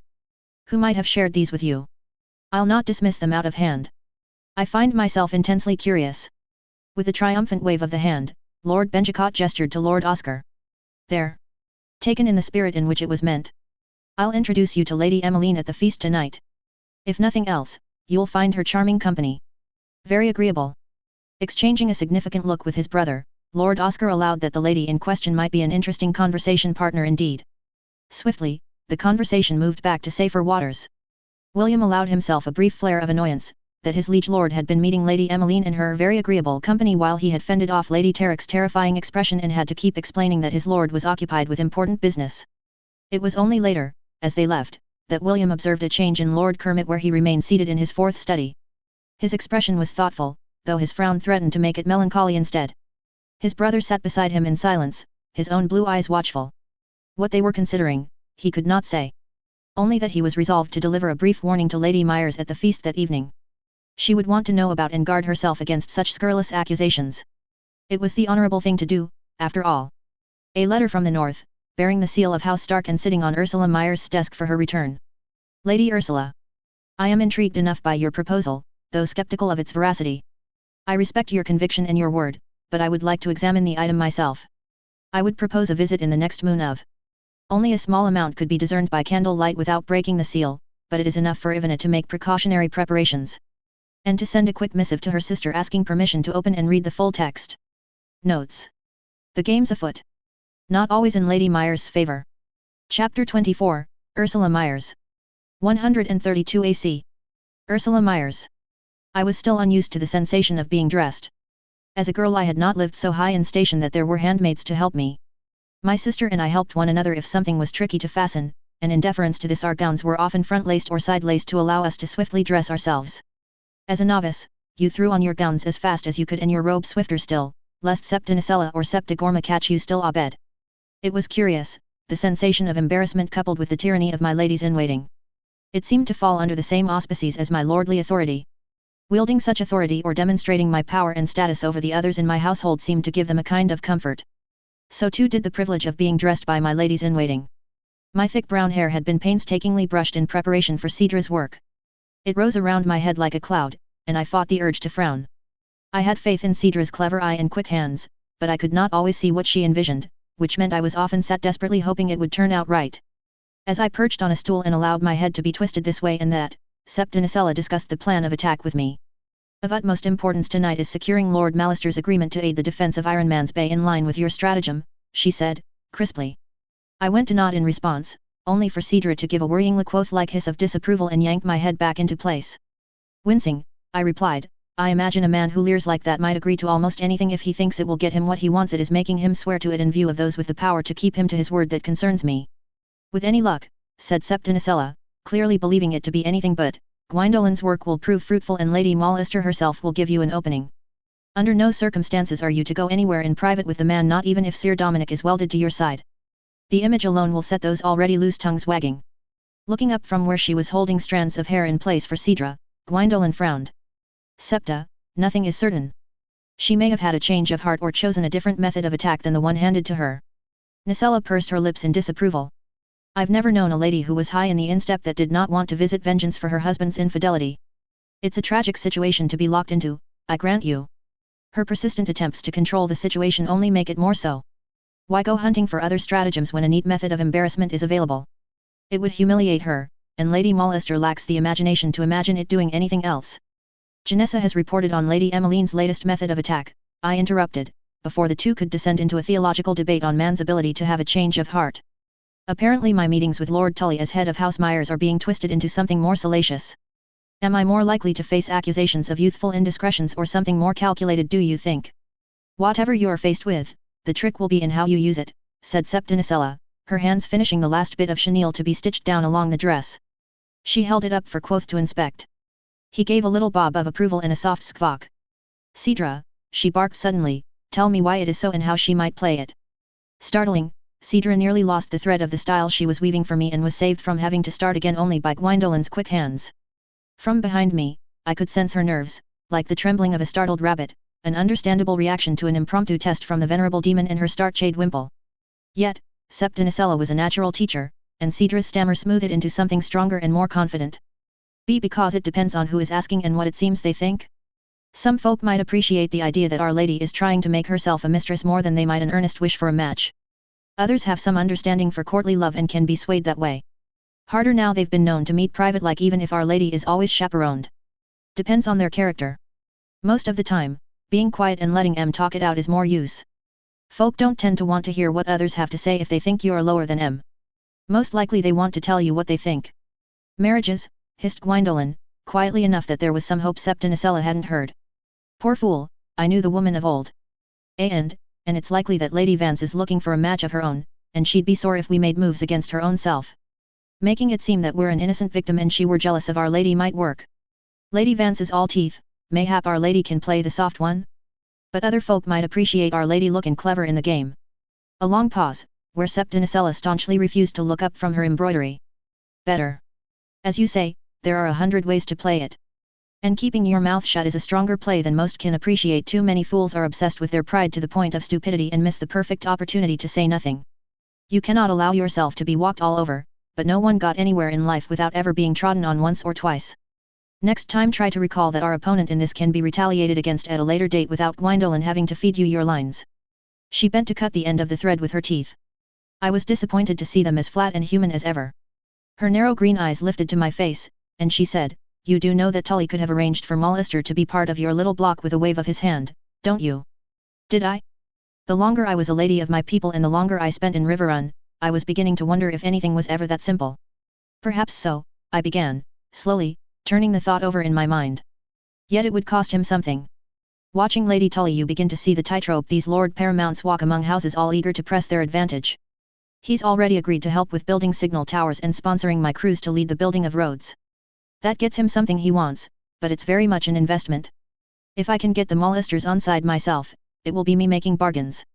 It will cost me something. And in doing so it means it is a price House Tully doesn't have to pay on top of the expense of infrastructure. So he's happy for you to pay the cost to bring one of the most powerful houses in the Riverlands into the fold and paint it as a test instead of a gambit. Septinicella's keen expression hadn't shifted a bit. Cedra was not the only one being tested this night. I shrugged, ignoring the infuriated noise that burst from Cedra as the action moved my head again. That's the way most things are. A trick, a trap, or a trial. I can hardly seek the protection of my liege lord and become enraged when he acts as liege lords do. Either I can swim in these waters, or I can't. But if I sit on the shoreline my whole life, we gain nothing. Not wealth, not reputation, nor protection. We stay pinned in place and wait for our enemies to strike first. A firm nod. I tried not to breathe a sigh of relief too obviously, and in moments Cedra pronounced me ready. She and Gwyndolin made quick work of my gown, slipping on those blue glass earrings and winding my freshwater pearl cincture into a draping necklace about my throat. I still didn't have many jewels, but the ones I did possess were being put to good use. After being pinched so hard in the cheeks it brought tears to my eyes, I was pronounced presentable and took a moment to observe the final effect in the small mirror we had brought with us. I had to look like I belonged here, tonight. To do otherwise, Lady Tully had cautioned me, was to give those of higher standing free rein to treat me as they pleased.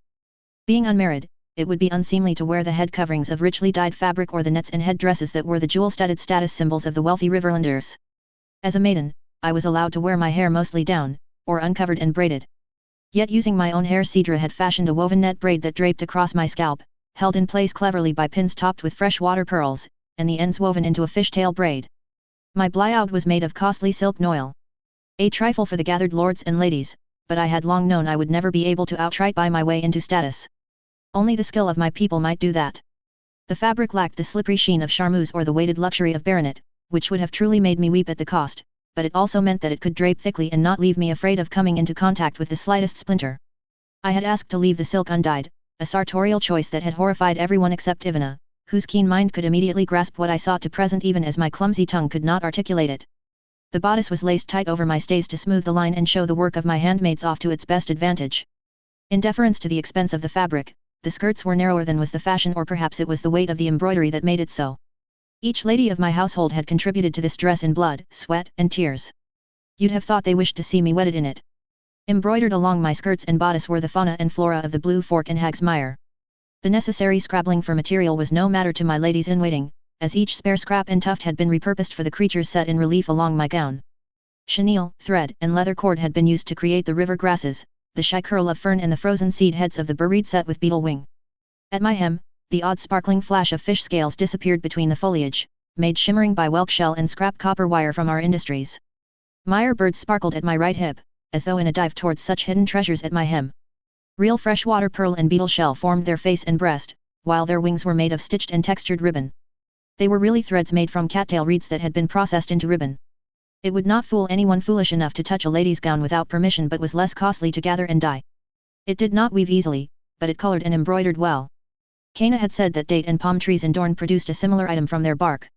Even the river moths that fluttered in the dying afternoon light were given the same treatment, their fuzzy bodies wrought with thick rovings stitched into ovoids and wings layered with satin stitches from brown and cream threads that had been left over from mending undyed levy gambesons. And every single piece glittered and sparkled even while I sat, as the glass beads and cabochons stitched into everything twinkled in the firelight. My craftswomen had not become so prolific as to allow me to bedeck the gown with them, but still they had made plenty in their practice, and even the misshapen ones could be made to look fine and fascinating when woven into the textures of embroidery. I was a walking advertisement for my house's newfound skill, a beacon to the wealthy of the Trident. Tonight, I was not Ursula. I was Lady Myers, a river to my people. I lifted my chin and strode to the door. Opening it swiftly, I did not allow myself a moment to second-guess my actions. My people had carried, toiled for and prepared me as best as they could. I now had to be worthy of their faith in me.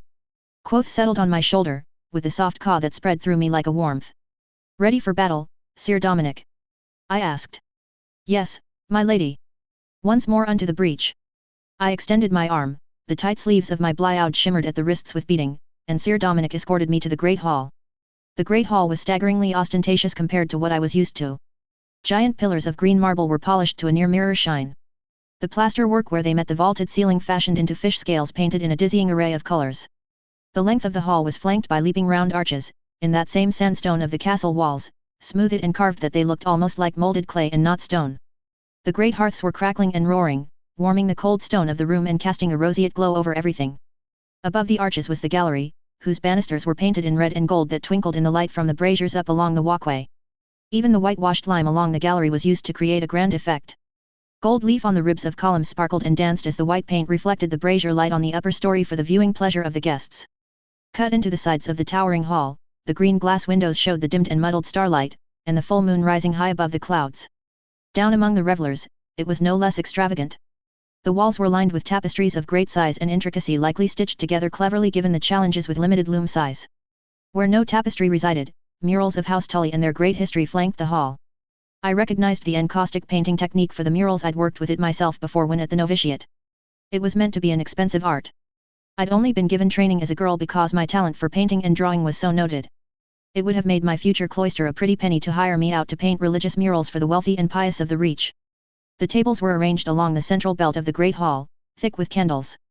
Already, people were mingling among them in their finery, conversing freely before the call to dine. The minstrel troupe's music wafted along the air, as sweet as honey. Pages approached for me to wash my hands, and I scrubbed thoroughly with the lye soap and dried my hands with a fresh square of linen. Hand towels and extravagance in cloth. For the moment, I had leave to move before I would be hemmed in by the courtesies of feasting and keeping my seat. Lord and Lady Tully were stood on the dais of the high table. It would be mannerly to greet my hosts first and thank them for their hospitality. I joined the gathering throng of well-wishers. Lord Tully was handsome this night, I allowed. He seemed in the pink of health and every inch the fresh, vital commander who had been blooded, battled and emboldened. His blue velvet coat hardy was simple in cut, though the cuffs and high collar had some orfroise gold stitching in the shape of the Tully sigil. As I drew closer, I noticed that the fabric had been painstakingly treated. A raised pattern of fish scales quilted the entire piece, though not highlighted with shimmering thread or pearls. Still, it spoke of many hours, hands, and considerable skill.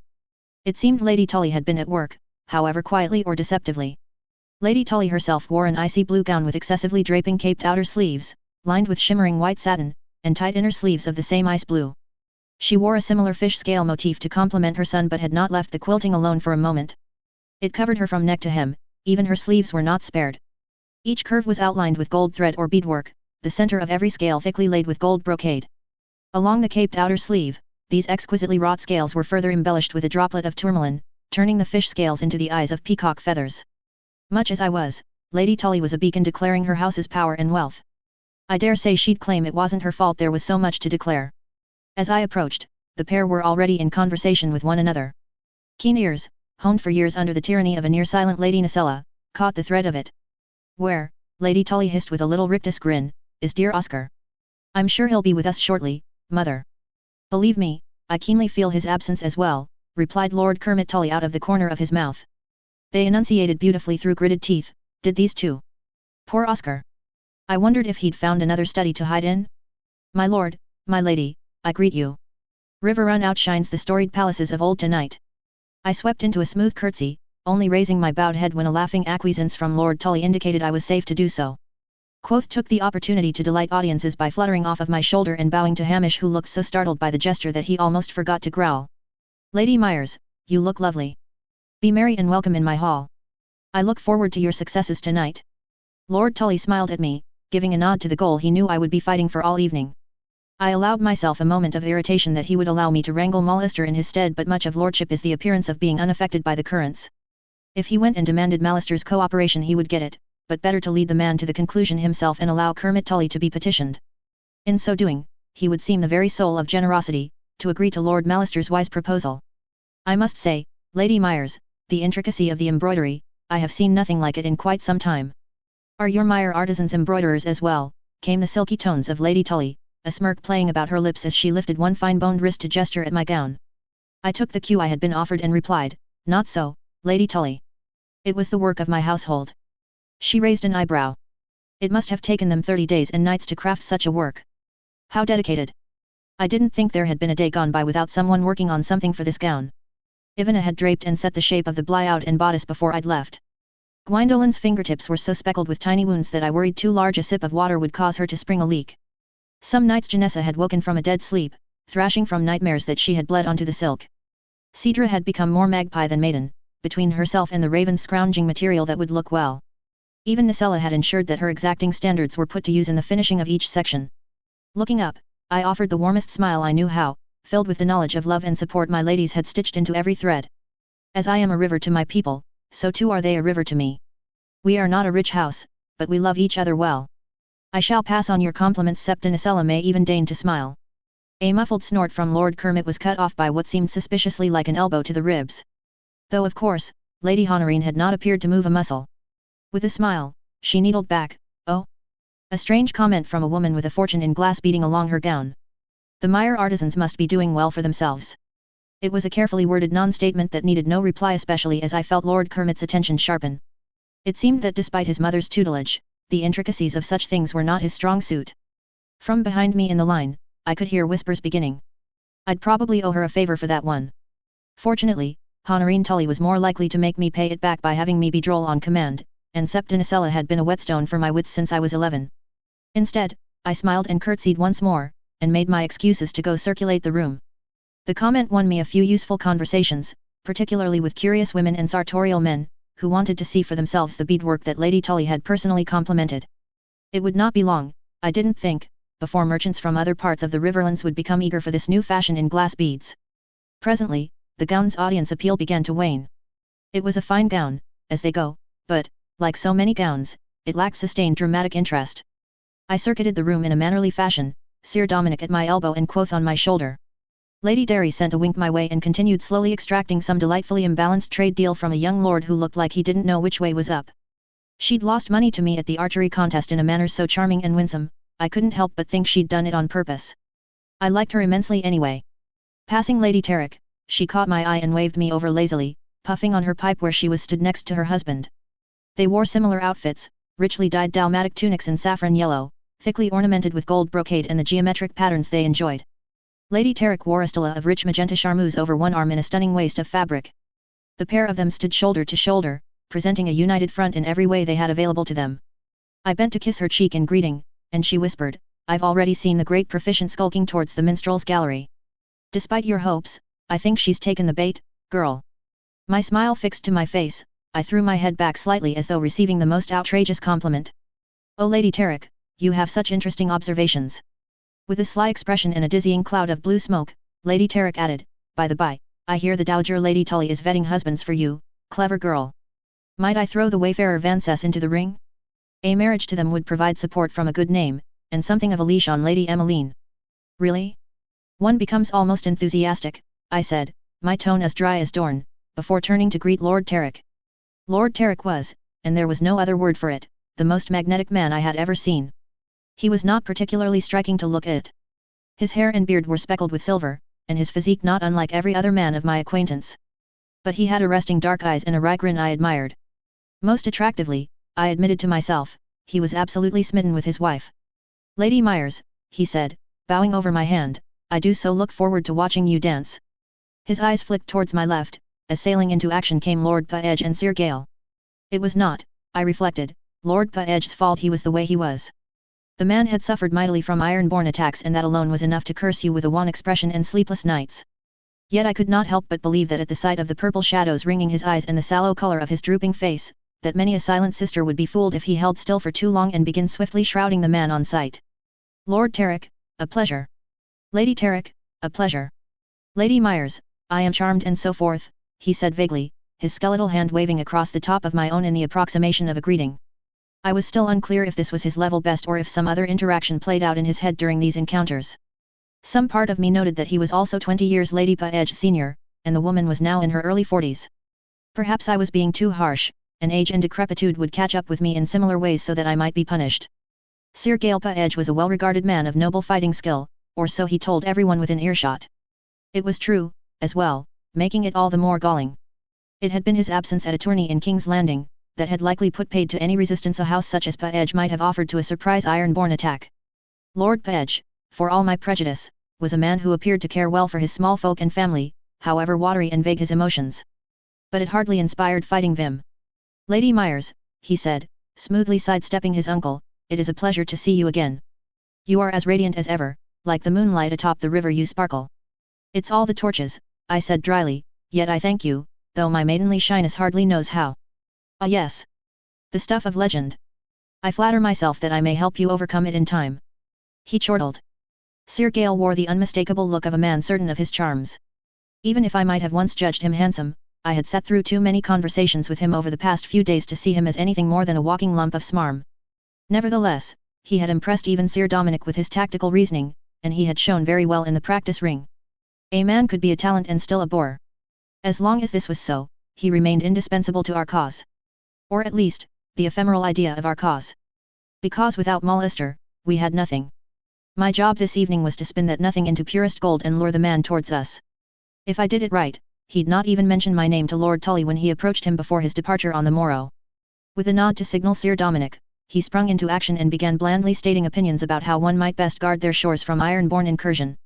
It was a state too unbearable for even the charming Sir Gale to endure, and it quickly drew him into a lengthy conversation where he point by point attempted to deconstruct Sir Dominic's conclusions.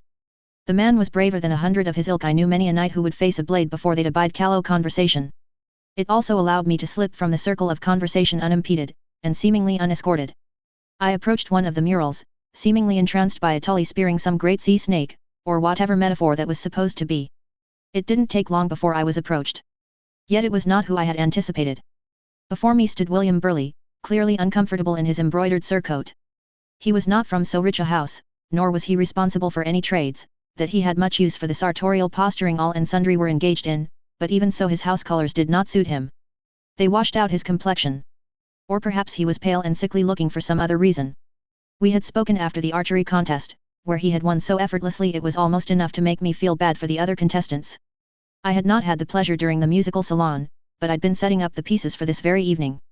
His expression was serious, and I felt myself becoming wary this did not have the air of our comfortable conversations prior to this evening. I sketched a quick, bobbing curtsy to cover up my surprise. Quoth's talons dug into my shoulder just enough that I hissed at him to mind the fabric. Much to my chagrin I immediately began scheming to get rid of William. Mollister was much less likely to approach if I did not appear unchaperoned, even surrounded by throngs of people as we were. Lady Myers, you look well enough, he began, shortly, bowing fluidly over my hand before clasping his own behind his back. He looked like an uptight old man when he did so, and I couldn't help the smile that twitched the corners of my mouth. I fought it down with a fury. My lord, you look well in excess, I replied, pertly. After his meddling had led to what was, bizarrely, only the second most uncomfortable meal of my life, I felt I had the right to be as impish as I pleased. For all eternity. I forever would have the high ground in our interactions, I was sure. The weather is crisp this evening, but not too cold, he ventured, his green eyes fixed firmly and disconcertingly half an inch to the right of my face. Baffled, I glanced at a green glass window, where frost fracked least at the corners. I defer to the expert, I said finally, I personally think it's too bloody cold to tolerate. If we hadn't the bodies and the hearths, you'd find me clutching charcoal to the bosom like a long-lost friend. William gave an awkward huff that would only pass for a laugh under the most forgiving of circumstances. Silence fell. I resisted the urge to rock on my heels. His gaze flickered like torchlight, and half a dozen times I thought he would begin to speak, only to have him close his mouth and yet refuse to leave me be. Eventually, I could bear it no longer. How rude of me! I exclaimed, gamely ignoring his startled expression, you have been so patient with my clumsy courtesies. Of course, it is my own turn to choose the topic of conversation. You have remarked on the weather. I shall venture to ask after your health. Ah, yes, he spluttered, one hand coming up to rub the back of his neck. And how is it? I asked. How is what?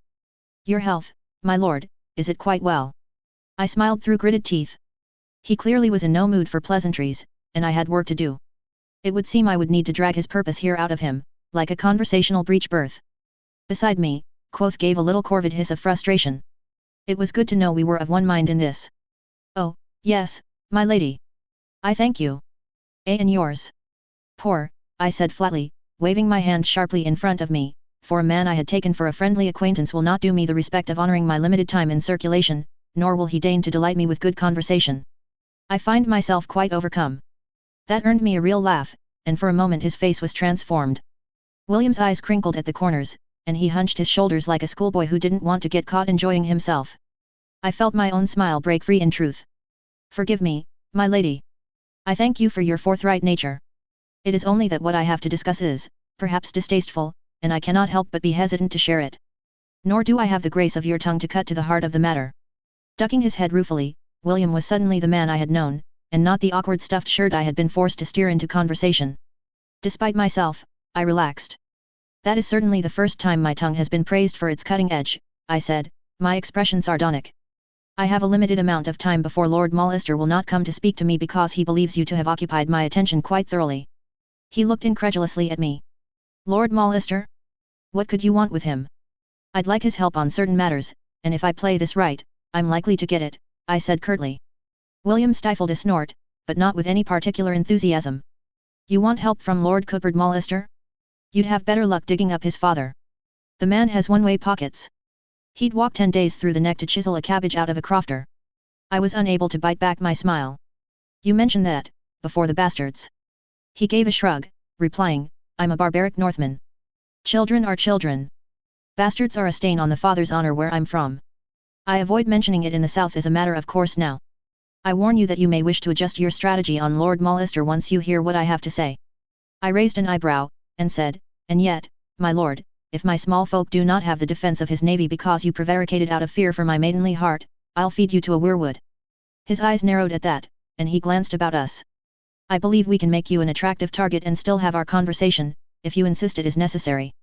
William's eyes flickered to something behind me, and he said, the man is watching us, however, I'd suggest a laugh.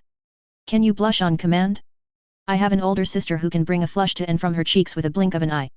Incredulously, and full of envy for this talented sister, I gave a modest chuckle, covering my mouth appropriately. What makes you so certain? I asked. Because I can see his reflection in the window behind you. Don't turn, it's faint and I have much practice at this. Someday, I said, admiring despite myself, you might tell me exactly what it is that you did in service to Lady Alice Anne. For now, he said gravely, I must tell you what it is I saw in service to Lord Blackwood. It is a delicate situation in that I cannot rightly betray my lord's confidence, yet I feel beholden to tell you some of the matter. You are a good woman and a friend to the north. My honor demands it. Look down at your feet and then back up again. I did so, his eyes stayed half-trained on whatever reflection only he could see, and he nodded in confirmation. My veins went cold in anticipation, a tingling in my extremities from the adrenaline, and I gestured for him to continue. I believe that the Lady Emmeline has been spreading certain rumors about your person. I interrupted, yes. This is known to me. Tell me, is Lord Tully in love with me or am I scheming to become his paramour? I rolled my eyes. While I appreciated that William clearly didn't believe it for a second, it was exhausting that this aspect of the game had been trotted out so soon. It was enough to make a girl long for an accusation of witchcraft. Something with real distinction. I'd even got a familiar of sorts, surely that was more interesting than if I had taken leave of my senses enough to encourage my liege lord up my skirts. Is it known to you that Lord Benjicott and his compatriots have been swayed by it? Or that your conversation with Lord Oscar will have gone from an innocent accident to evidence of his new view?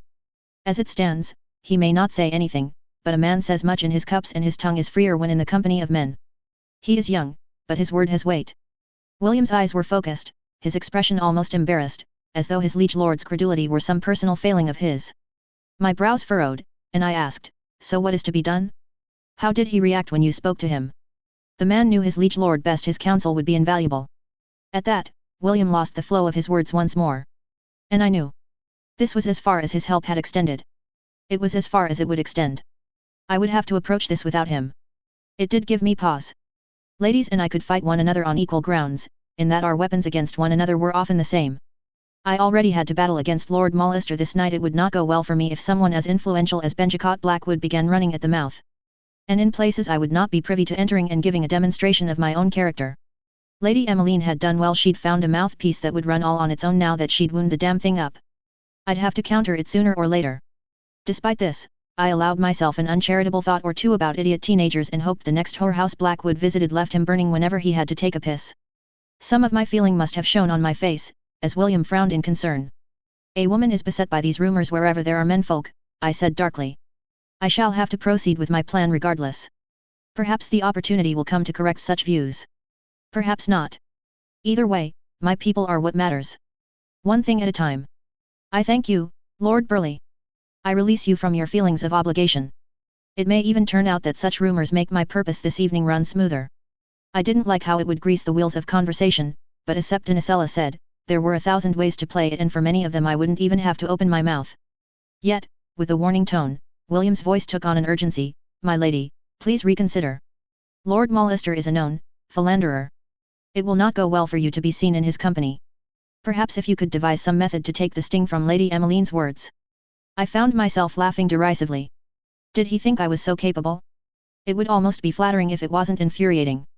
How am I to do that until someone accuses me to my face? I hissed, my shoulders coming up despite myself. Irritated at a voice in my head that sounded like Ivana's scolding, I forced them back down. Men will say much about a woman behind closed doors that they'd not dare voice in public. They'll claim it propriety, or common sense, no doubt. I have no entry to these spaces. I cannot even hunt, let alone be found carousing with Lord Blackwood and his lads. That really would spin the wheel of gossip at quite a pace. I have no father, nor brothers who might threaten and growl to preserve my honor and reputation in those circles. And you may be honorable enough to say this to me in warning, but I doubt you are the kind of man to go against his liege lord even when you know he is wrong. I punctuated the last point with a spreading of my hands, sick to the back teeth of this conversation already. Stung, William took half a step back. It is a rare courtesy that dictates you answer my warning with a charge that I am craven. I glared at him, furious despite myself. Even if in truth it was not he who was the source of my troubles. I refused to be grateful for the bare minimum in courtesy. You've heard his views and heard to whom he said them. Did you speak for me? You who know my character better than Lord Blackwood, considering you spent a sennight putting me under intense scrutiny for the sake of your liege lady. He said nothing. It was enough. I drew myself up. Over his shoulder, I saw Lord Mollister begin to make his way over in my direction. No doubt enticed by my clear agitation with William and seeing an opening. I didn't have much time. Hands fisted at my sides, I whispered, "I never called you craven, that was your own word. I simply knew you would not have said anything. If it sits poorly with you, let it sit with you. It is your burden to bear. Don't put it on me, I carry enough as it is." William's eyes hardened, cut emeralds glowing coal-hot with fury. He drew himself up to his full height, but I was not a small woman and looked him dead in the eye. I felt the color rise to my cheeks. I'd not seen him truly angry before, though to be fair, he hadn't seen me truly angry either. Beside me, I felt Quoth open his wings a touch, his little bird breast rising and falling rapidly in agitation.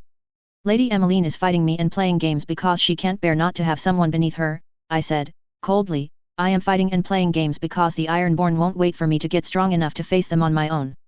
Because I lost men and women, fishermen, when they stood to fight and die against reavers to protect their home. I'll paint the coastline with blood before I let them die for me again. Help me, or get out of my way." Without another word, his mouth twisted in a scowl, took a step to the side. As he did so, I fixed a warm smile on my face. Lord Mollister, in the purple in every conceivable way, approached me with an oily grin. "My lady," he oozed, "you look radiant." "How blessed I am," I said, with a curtsy and the sting of rage like a knife under my tongue, "for the kind attentions of a man of your stature." Notes. The feast chapter grew so huge and unwieldy that I had to cut it here or die. I hope you don't mind Ursula's POV for the foreseeable future.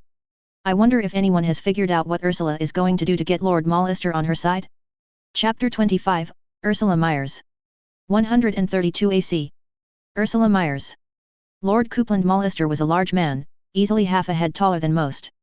His doublet was in rich gabardine wool, fastened with obsidian buttons and jacquarded with the eagle of his house sigil at vast expense. It was an incredibly intricate pattern to have woven onto cloth but seemed subtle given the layering of black thread on black wool. Beneath this was a vibrantly purple baronet silk shirt whose cost would speak for itself without adornment. In deference to his wife's sensibilities, it seemed he was a man for quieter luxury. Silver thread brocade marched down the front of his garment in scrolls and filigrees, and capped the stiff triangular shoulder pieces he wore. They were well chosen and served to make his size intimidating and martial. Yet they could not disguise everything. He wore his carousing on his face, age and alcohol had flushed his skin and swollen his features. Over his shoulder, I caught a glimpse of Lady Mollister. Her violently purple velvet was visible even from here, along with a partlet studded with amethyst and obsidian and an expression that could curdle milk.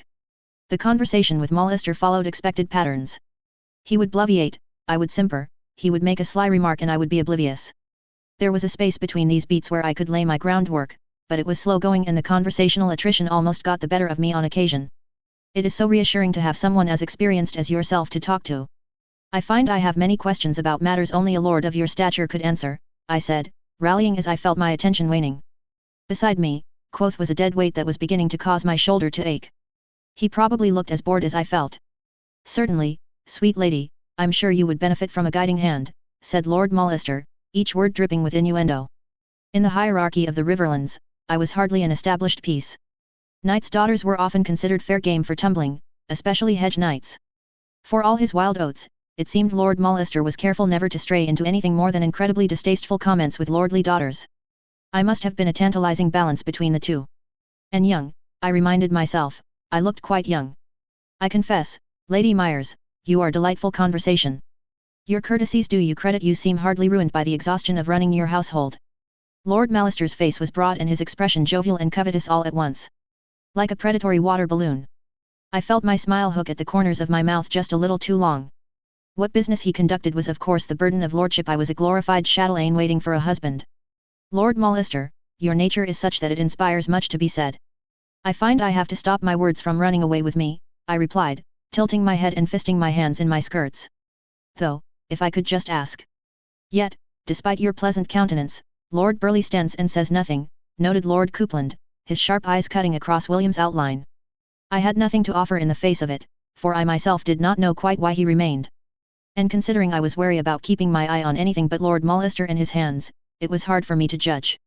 He was still angry, that much I could tell, but his motions and face were as placid as a still lake. It was the tension in his eyes that gave him away. If he wasn't careful, the poor lad would wrinkle before he was 25.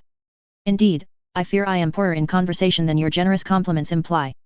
It seems we have less in common than we ought, I demurred, bringing my fingers together as though anxious.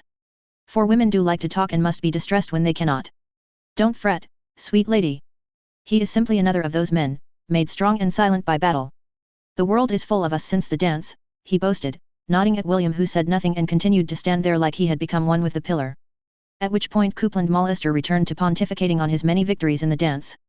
It was all the more gauche considering his own father had been slaughtered by Boros Baratheon, but I had long since given up understanding what Westerosi thought of as good dinner conversation.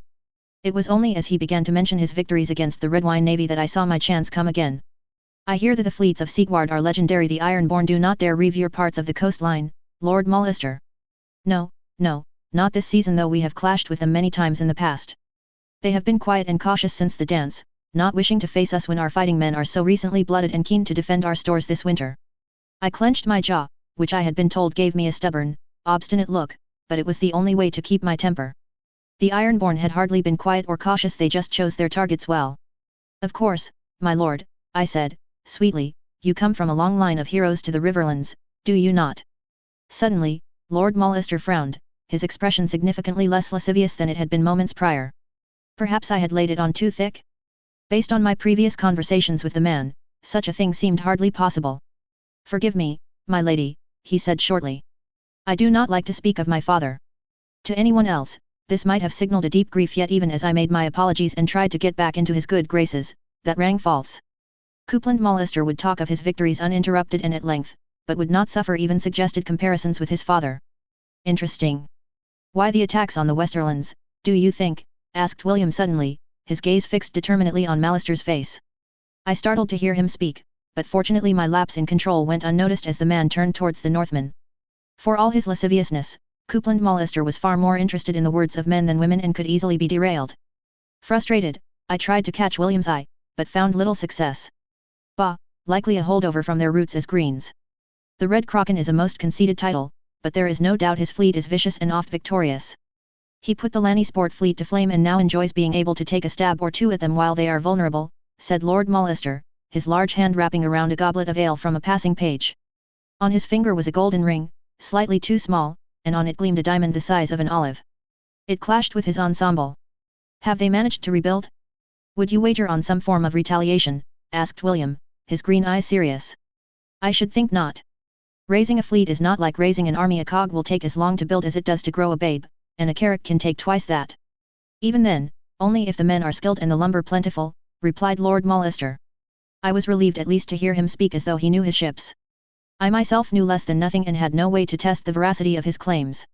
A shame then, said William, with a finality completely lost on Molester, though not on myself, that such a legendary naval force is lost to us.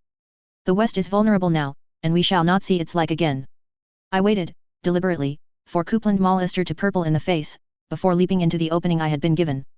You do Lord Mollister too little credit, my lord, I said with a vehemence I did not feel. After all, Sigward's fleet and victories against the Ironborn are well known even to an untutored woman such as myself. William's attention fixed on me once more, his expression cool. Despite your charge, I had little to say about Sigward's storied navy, my lady. Merely sorrow for Lannisport's fate. You leap to the defense of something you already say you know less than nothing about. Lord Mollister raised his hands placatingly, his ego clearly as easily led as a weather vane, placated by my defense of his house's honor. Now, my lord, peace. Though I thank you, Lady Myers, for your passionate response. He used the line as pretense to step closer. I fought the urge to gag. The lord was not seeking a seduction, not yet. Mollister was simply the kind of man who enjoyed making his words heavy with implication and watching his quarry become uncomfortable, as they sensed something amiss but couldn't say why. It probably would have had more of the desired effect if I had actually been the 16 years of age my body appeared to be. I gave him what he was looking for, and smiled too briefly, my eyes cutting to the side. I left it there, however. Nacella had said not to overdo it. A man like him was used to keeping watch for the slightest tell during his favorite sport, and it would not do to overcommit and cause an incident. More interesting was the fact that William had handed me a weapon. You must patrol Ironman's Bay a great deal to have saved us from a similar fate to Lannisport, I said, my eyes wide and innocent. The man was huge enough that I had to look up at him, a rare advantage these days as I was growing like a weed. This was of course, blatant supposition if not rank falsehood. Sigward was always patrolling in theory, but in practice they protected their own interests and secured their trade ships. With less trade came fewer patrols, and it would continue long into winter. They almost never went hunting for raiders unless a new crew needed to be blooded. Sigward's reputation as defenders of Ironman's Bay was its greatest weapon and its greatest weakness. I watched the man prevaricate. It was one thing to lie and boast about his house's victories in front of some simple girl. It was quite another to do so in front of a man with the martial reputation of William Burleigh. Especially since it seemed he was now listening and not merely glowering in the corner. Lord Mollister took another pull from his goblet, his face ruddy from more than just the alcohol, and ran a shovel-sized hand through his sandy hair in agitation. I let him talk with eager smiles and nods, while to my right William stood with a face as still as stone. I had the measure of the man now, if not all the details. The ego, the self-importance, and his predatory lusts. It was only the ring that kept snagging my attention as his hand gestured broadly for emphasis. It didn't quite match. Yes, I recalled, William had given me information I'd not had previously. Lord Mollister was a known miser, and greedy with it. The ring could mean that his greed demanded he be outfitted with the finest things in life, or it was likely an inherited piece given the age and wealth of Sigward. But something about it didn't sit right. His wife was bedecked in obsidian and amethysts. The Mollisters were necessarily fond of purple gems considering their sigil. Diamonds almost never got a look in, though I supposed they went with everything. Lord Mollister was from a house made wealthy with trades, his manner of dress had to say something. If only I could figure out what, I felt somehow that I would have all the pieces I needed to make my play. It was as I was trying to puzzle this out that another voice joined our conversation. Bill. There you are, I was looking for you, said Lord Benjicott, his elaborately decorated carmine red jacket a sudden intrusion in my eyeline. Silver and gold scales had been fashioned along his shoulders to look like raven's feathers. It was good look. It seemed Benjicott would prove to be the dandy among the lads. I noted, with some vague sense of petty satisfaction, that I was still half a head taller than him. Shaking back his fur-lined sleeve, Lord Benjicott moved the hand holding a goblet of ale out of the way and made his greetings to Lord Mollister with some enthusiasm. He gave the customary bow over my hand with none of the same feeling. It seemed Emmeline Vance had done good work here, if he could not even greet me with a semblance of warmth after we had shared a table and talks. I would find no friends here if I stayed. It would only add fuel to the fire, the longer Lord Coupland was allowed to speak to me as suggestively as he did. With a curtsy, I addressed Lord Mollister. I leave you enjoy far better conversation, my lord. Perhaps we might speak later. With an animated nod and a lingering grasp of my hand where he bowed his head, Lord Mollister leered his acquiescence and promised to seek me out later. It was as I gave my courtesies to Lord Burleigh and Lord Benjicott that I found myself stymied. Why in such a hurry, Lady Myers, said Lord Benjicott with an unfriendly little expression, I am eager to join your discussion. It makes a man feel slighted, don't you know? His aunt would not be ashamed of his behavior. I knew enough of Ali's Anne to know that she was eminently pragmatic. Likely his character would be taken as a given in Westeros, and a man swayed by a pretty face was a perfectly acceptable thing to be if the pretty face was a wealthy Vance maiden. So long as it did not interfere with war or his brethren, a lord was allowed lordly vices. Flattery was the least of what he might show a weakness for, after all. I confess, Lord Blackwood, you'd have found me quite out of my depth, I said, with a warmth I tried desperately to summon from the very middle of me. Lord Burleigh and Lord Molester were discussing Sigward's patrols of the western coast in the face of the Ironborn incursions. I'd have thought such a thing of great interest to you, considering the tragic fate of your father and brother. It is a sad thing, for a house to be left without a man to carry it, he replied. Behind his shoulder, I saw William tense briefly, but then the expression skittered away, and he was a smooth mask once more. Briefly, I pictured strangling him with his own sleeves. You are not a man, I thought, you're a cruel little boy who is good at war. He didn't even particularly care about myself or my circumstances, I could see. I had simply been confirmed as a socially acceptable target for disdain, and clearly there was not enough at this event to amuse him. He wore it like a fashionable hat, ready to be discarded in favor of something more enticing at a later date. I'd have prayed for Emmeline to come snatch him away, but likely she'd enjoy the show too much. Nevertheless, it was a careless slight, and allowed me some leeway. You know it well yourself, Lord Blackwood.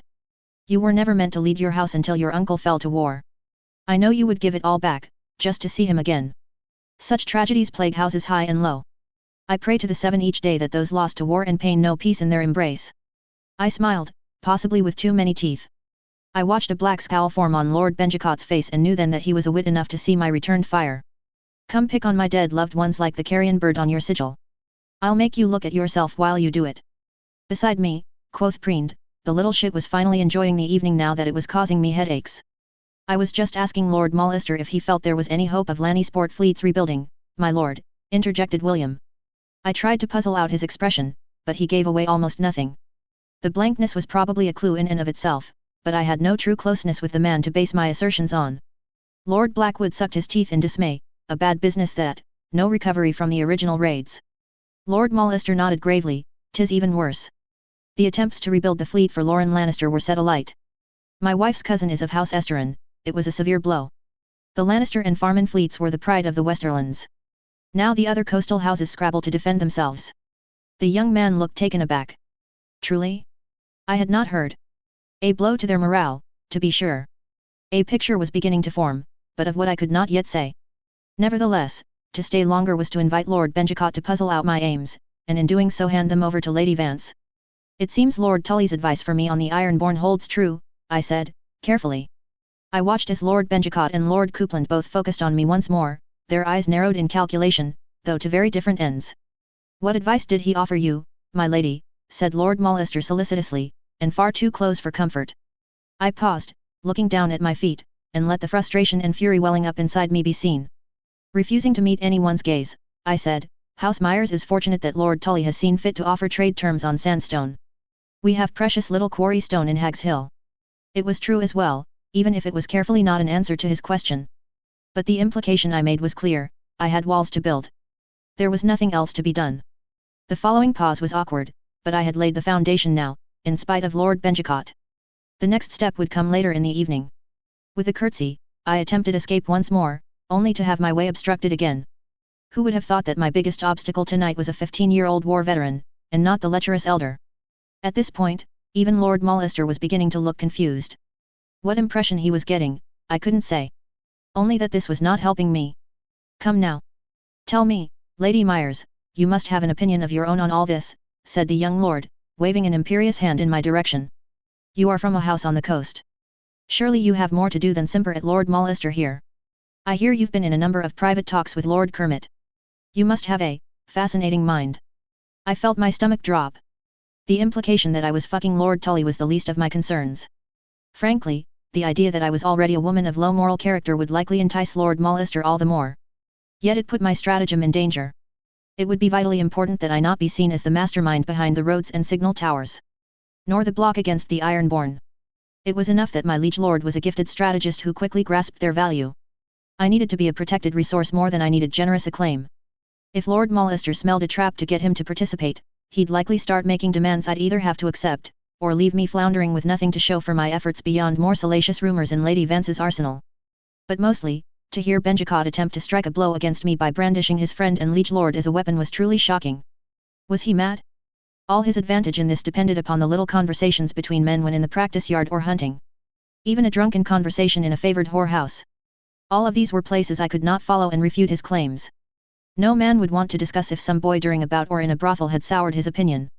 He could bias 100 men against me without my ever knowing. Yet he was spending the coin of his influence on this. I drew myself up to my full height, enjoying that it forced Lord Blackwood to tilt his head to keep eye contact. I do hope you visited your liege lord and offered gifts on his name days as I did. I am certain Lord Mullister, from so reputable a house, made sure to do the same. I'd hate to think Lady Alisanne's lessons on the courtesies expected of a lord had fallen on deaf ears. My tone was every bit as frosty as the ground outside. He opened his mouth to continue, but I pressed my advantage. Nevertheless, I doubt I have enough strategy to offer Lord Tully or Lord Mullister to make a difference. As you say, my own holdings were devastated by the Ironborn. As you say, my brother and father are dead. As you say, it is a subject of great interest to me. Yet you offer less than nothing. Not even the courtesy of a condolence. You ask my opinion, my lord, merely as a precursor to your own. Offer it, then. I am curious to see if it matches the suggestions offered by Lord Tully. I watched his face turn red with a distant satisfaction, for all I knew I had set myself firmly against him. At my side, I felt Quoth's posture change, adjusting his hold on my shoulder to better allow himself a launch pad. It mattered little, in the grand scheme of things. There would be no untangling Lady Vance from him without appearing a villain, even if I could find a way to orchestrate some disgrace. Where I had put my efforts into securing the pieces for a defensive alliance, Lady Vance had spent her time sinking her claws into a champion. From all appearances, she'd chosen exceptionally well. Stepping forward sharply, Lord Blackwood's mouth opened to retaliate, when he was suddenly interrupted. Peace, my lady, peace. Benjicot here is simply passionate about strategy, came a friendly voice in a turquoise-sleeved arm, its diamond quilts tufted with seed pearls, slung itself merrily about Lord Blackwood's shoulders. He's a young man with no notion of how to speak to the gently raised. We spent our youth among soldiers, you see. It seemed that Lord Oscar Tully had finally made an appearance at the feast. Holding his wine in one hand and Lord Benjicot's shoulder in the other, his freckled face was all that was genial. It was only his fierce grip on his friend that betrayed anything else, and I doubted anyone not tutored under Septinicella in her withering commentary would notice. Oscar, she began Lord Benjicot, looking startlingly like a teenager in a huff. Then again, I supposed that's what he was. With a roll of his eyes, Lord Oscar waved his goblet dismissively. Oh, don't be dull, Benji. I'm not long for these shores. Come have a drink with me before I am forced to endure mother's unceasing barbs about my impending departure. Lord Benjicot opened his mouth again, only to have Lord Oscar continue as though nothing were amiss. I don't know why you'd want to know what Lady Myers has to say about such a thing anyway. Let the lady sit down, by the 7, and come see Kermit with me. Perhaps between the 3 of us I'll not bleed out from the 1,000 stings I'm set to suffer this evening. Steering his friend away, Lord Oscar, now my new favourite person, offered a brief smile to myself and Lord Mullister, encouraging us to enjoy the feast. William followed them, his hands clasped behind his back in that funny way of his. Finally, I was able to depart into the safety of Sir Dominic's company. Delilah Mouton, the sweet girl, had begged me to sit with her at the feast. It pleased me to do so. Partly because it would be better to sit close to a higher status house and face Lady Vance's barbs directly, and partly because the girl was in such dire need of good companionship that she practically vibrated with joy at the least bit of positive attention. She was dressed in a butter yellow gown made of charmeuse. The neckline, hem, and sleeves were ringed with flowers and leaves in gold work embroidery. I knew from Ivana and Nicella that something such as this was a simple gown for a house so high as the Moutons, signaling that she was still a child. I eyed the tiny diamonds winking at me from the center of a gold-work pansy and considered that perhaps the high-born Westerosi idea of simplicity needed to be taken down several rungs. You must come sit quickly, before Emmeline has a chance to be nasty about it, she whispered conspiratorially, a charming grin on her round face. Make sure to ask Auntie Annalise about her health, she'll not allow such a rare conversation on her favorite topic to be disturbed. Amused, I followed my tiny general to the richly laid table at which the Moutons and their favorites had gathered. Lady Annalise Goodbrooke was more than happy to slowly explain to me each one of her ailments, but I was used to neglected elders from my time as a novice and knew all the right horrified noises to make that would please them. Sir Dominic took up his place guarding me, and I tried not to feel like a monster for making a man stand and plate instead of sitting and eating during a feast. When Lady Eloise and Lady Emmeline made their way to the table, their expressions were pinched with displeasure, but there was no mannerly way to dismiss me. This was not the high table, after all. Eloise dressed for feasting was perhaps the most beautiful girl I'd ever seen in my life. Her freshly brushed golden hair was let loose for the feast, looking maidenly and haloing her face in the candlelight. Her heart-shaped face was sweeter than sugar when she gave her false little smile, and she offered a bland greeting but no rudeness as she made her way higher up the table for a seat. Her gown was layers of white, gauzy chiffon silk, wrapping around her shoulders and upper arms like the loops of a bow. Any potential immodesty from the low neckline was obfuscated by the sheer fortune in fabric and that gorgeous hair. Her bodice was covered in chevron stitching in silver thread, and exquisitely detailed embroidered salmon sparkled at her waist. She looked like a princess from a storybook. And I supposed that today she was. In contrast, Lady Vance's hair was pulled back and high from her face in a complicated series of twists. She wore a black brocaded silk dress that shimmered with shades of green and gold. Her shoulders were styled with a padded stitch that gave her a sharp, cutting silhouette, thickly embroidered with abstract patterns to match her dress. At her long, elegant waist, she wore an incredibly wide cincture of gold and emeralds. The lady had come dressed for battle. If I hadn't been too bloody old for that sort of thing, it was almost enough to give a girl a complex. Lady Emmeline seated herself smugly at Eloise's left hand, traditionally the seat reserved for a sibling, but only if the Moutons themselves were at high table for a feast of their own. It was strange, I thought, that they should be seated down low. Normally at a betrothal feast everyone liked to get a good ogle of the couple up at the high table. Why he would wait until the very end of their own feast to announce their betrothal was a mystery to me. Perhaps Kermit Tully's commitment to secrecy was stronger than even I supposed. Around us, pages, squires and ladies-in-waiting wandered with wine and ale. They would be given leave to eat after we were finished, and serving a feast was an honor. What higher trust than to be in charge of our food? In a more poorly disciplined keep, this could lead to your guests keeling over at inopportune moments. At the high table, the food tasters were at work already. The separation also served a more practical purpose, in that few halls could accommodate all their important guests of note and their large retinues all at once. I watched Gwyndolen's head of golden hair as she made her way down a different table, though I had not yet seen Janessa. She was under strict instructions to avoid serving me at all costs, lest Lady Vance try to make use of her. The order of foods at a feast followed strict rules, lest your humours be restricted or flow too freely, I could never remember which. Yet proper Westerosi feasting meant one thing: meat, meat and more meat. Therefore, it was considered mannerly to visit the other families of food briefly, so that they would not feel lonely. Being brought to the table already were the lighter dishes, breads and vegetables, to open the stomach and ease digestion. Onions cooked until sticky in red wine, wilted spinaches and eggs dusted with Dornish red pepper, braised cabbages with dried raisins and nuts, and carrots glossy with pepper and honey. The table creaked already with the strain. I admit, I enjoyed myself more than I should have.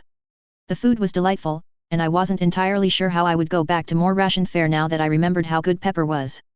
Delilah was very excited given that this was her first ever feast not in her own keep. Though the Moutons were perhaps the wealthiest house in the Riverlands, the years leading up to the dance had kept kith and kin safe at home. The threat of war breaking out had seemed certain years before the king's death. It was just as I felt my shoulders unclench that the barb came whipping down the table. "I must compliment you on your dress, Lady Myers," said Lady Eloise, who in fact needed to do no such thing. "I have heard many guests discussing the intricate work. Even Lady Tully. You certainly do move quickly." Ah! Jealousy. I had taken up the attention of my betters. I looked up at Eloise. She was only a little older than Kermit Tully, but she was still a sheltered young girl. It was hard, I thought, to see her for the threat she could pose to me in the future, not that she was giving me much choice but to do otherwise. "Lady Eloise, you are too kind." Lady Tully was amused by the glass beating and commented on it when I went to greet her. "I myself am astonished by how lovely you appear this evening, like the maiden come again," I said, smiling warmly. It was always acceptable to compare an unmarried woman to the maiden, but I didn't think her insistence on cloud-white fabric and loose hair was an accident. At my side, Delilah piped up, "I think it's lovely, it just catches the candlelight like nothing else." "Quiet girl," snapped a Mouton lady whose name I did not know. Delilah's brief moment of sunny joy was quickly dampened, and she slumped a little next to me. I pressed my knee against hers in solidarity. "Glass beads," came the inevitable drawl from Lady Emmeline. "Hardly Myrish. Scraps from other projects." "Ah, my dear Lady Disdain." "No," I said, forlornly, "rather they are Myrish. Significantly cheaper, and though the quality is a match they have not the pedigree. You have a most discerning taste, my lady, to spot it at such a distance." Hardly anyone could see the details of the beating from that far away, of course. Making it evident that she'd been engaged in talks about what exactly my dress was made of, though she played at cool detachment. Novelty was an enticing characteristic all on its own. Along the table, I noticed that there were women eyeing my gown speculatively, especially since I had drawn attention to the cheaper price. Lady Vance sniffed. "I suppose that when one lacks the funds for real ornamentation, one must make do." She toyed with a non-existent thread on her sleeve, carefully displaying a cut emerald ring whose clarity was discernible even from this distance. It was a good play among the Moutons and their wealth, but the table was not populated by them alone. Some of the other occupants were amused by her dismissal, and others still were offended. Around us, the menfolk continued to carouse, oblivious to the jockeying for position taking place beneath their noses. Smiling, I drank from my wine as though completely oblivious to her jabs. Indeed, Lady Emmeline. The dance took much from us all. I am proud to be from a house that gave all it could in service to my liege lord. Compared to the precious little from House Vance, I thought. Judging by the twitch in her jaw, she knew what I had implied. The rest of these comparatively frugal ladies were now plucky survivors, like maidens in a song who had sold their jewels to save their beloved, or to escape a wicked uncle in favor of a secret prince. Emmeline was now the dragon hoarding treasure, as her family had hoarded influence with their green supporters. The idea of this parade of opulence being restrained in any way was laughable to me, but war and winter both would have taken their toll. It was not a tactic I could use indefinitely on when Peak would be in power soon and would irrevocably empower green support bases for himself. But for now, it stung. Yet her eyes were clear despite the barb, and she gave a triumphant smirk. Yes, she said, silkily, I hear you are most devoted to Lord Tully. Damn. I'd set her up for that one. Even now, titters rose around me. At my side, Delilah flushed a dull red and glared at Emmeline. I shrugged, reaching over to spoon some more of those delicious onions onto Delilah's plate. We have always been true to House Tully.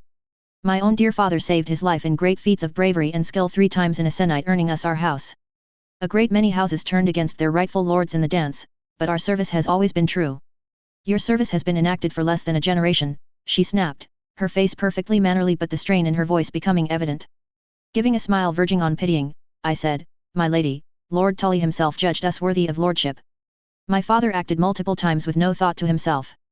Only of what honor required. So too will our house carry his teachings to stay the course and not twist in the wind. We are a young house, it is true, but never have we broken faith. Not even as hedge knights. Watching as her hands remained still where she gripped her table knife, I gave a smile not unlike Nacella at a deportment lesson. Pitiless and empty. Other houses are storied indeed, but some of those are stories of betrayal. I've been hearing about them all evening. What need has a liege lord for such service? Can it be honorable if we must hope that when an ally's head is finished turning, it at least might face the front again? You dare speak to me thusly? Thundered Lady Emmeline, her placid mask finally cracking at my audacity. I took a bite of a deliciously spiced egg. Smiling, I said, Forgive me, my lady, I did not know that stories of Ironborn would unsettle you so. She blinked, nonplussed, one hand reaching up to brush her chestnut hair out of her dark eyes. What do you mean, stories of Ironborn? Oh, I said airily, they have some ridiculous, chaotic belief in the need for only the strongest to lead. Often for these barbaric peoples it means the most vicious, ruthless killer rises to the fore. Why this red kraken has plagued Lanny sport like nothing I've ever heard of. And with that, a clean blow had been struck, and the conversation at the table turned neatly to gossip about the vicious raiders on the western shore.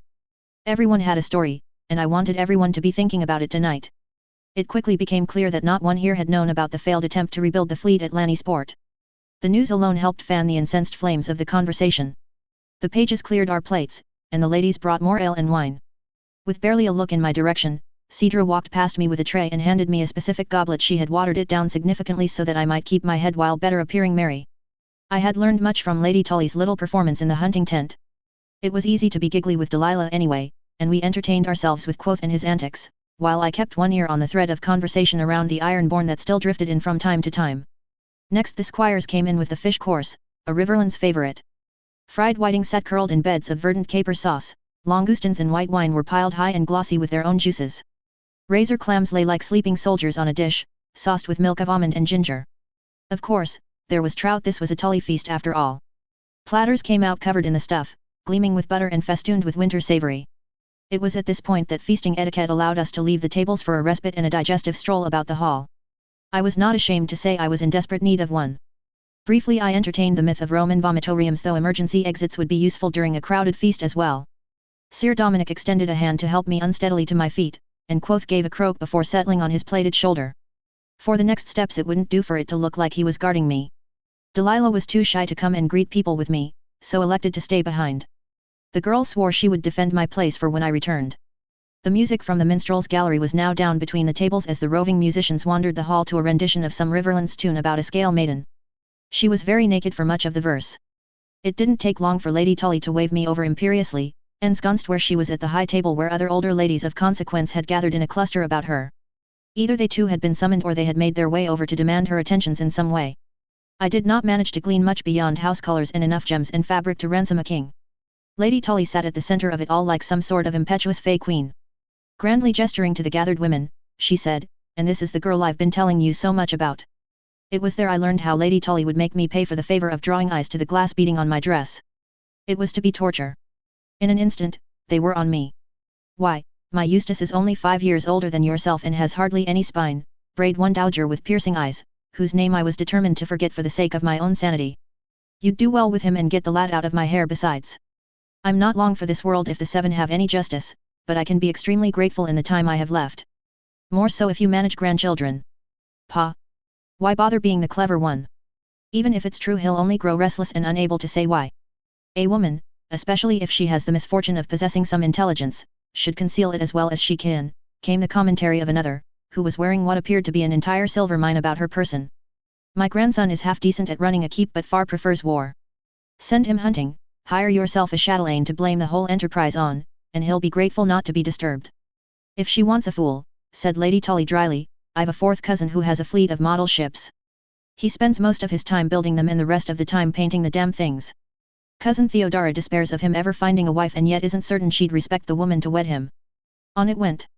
I had to flatter, fib and finagle each line from my mouth into something pleasing. They stopped short of bodily examining my teeth outright, though this seemed to cause unnecessary amounts of disappointment. Sir Dominic was not left unscathed, as he was far too handsome to ignore. However, it appeared they could interrogate me and fawn over him simultaneously, so he was less than useless as a human shield. In this whirlwind of discordant dowagers, I watched Lady Tully's eyes glitter with amusement. After what I felt was more than enough time to pay for the favor, I decided to cut to the center of this piece of theatre. Lady Tully, I assure you I have no desire to overstep your authority in the matter. I am grateful for your consideration towards me and will not be baited into slighting it. No matter, I lied, how tempting the offers. She rolled her eyes, and said, must you ruin my fun? Run along now, girl. Good hunting. With a grin, I gave a curtsy, and made my way over to Lord Mollister, who had been cornered by Sir Gale and Lord Terrick. I carefully bypassed the man with a smile and a nod, stepping into the space Lady Paedge and Lady Terrick had left me. It would not do to be too available. Occasionally I had moments of terrible doubt where I considered the man's size, the labyrinthine nature of this keep, and how appealing he found my apparent youth and isolation. To dwell on such thoughts was not productive, but my mind still couldn't help but conjure up the worst-case scenario if this evening did not go to plan. The ladies and I discussed nothing at all of interest with such intensity you'd have thought there was prize money in the offing. Eventually, the menfolk would release Lord Mollister from where they had him pinned and retreat, leaving me at his mercy. My little jaunt to the high table had not gone unnoticed either, and Lord Benjicot's fat mouth had already set Lord Mallister's wheels to spinning. Lady Honorine Tully is renowned for being a wonderful host.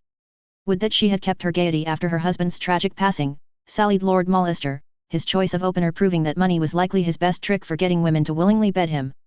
She has been most gracious to me, I demurred, my eyes lowered as though shy. Heedless of my guard, Lord Mollister stepped very, very close to me. I could feel his breath on my face and smell the sour ale he'd been drinking that night. From behind me, Sir Dominic creaked ominously, but did not interfere, just as we had agreed. And what, he said, swaying slightly, did she want to talk about with you, sweet lady? You're much too young for her games and machinations. I watched, fascinated, as a droplet of sweat collected at the line of his beard and staunchly refused to drop. She seeks a good match for me, Lord Mollister, it is an honor. It was also, for a man as straightforwardly motivated as Lord Mollister, probably further proof that I was Lord Tully's mistress. It would not be unheard of for a knight in service to a lord to take such a woman as his wife, and a lord paramount had much more at his disposal than mere knights. Does she now? Lady Tully has not deigned to do so in quite some time. His shrewd little eyes gleamed from the middle of his broad, rosy face. It's the Ironborn, my lord. My lands are in need of protection.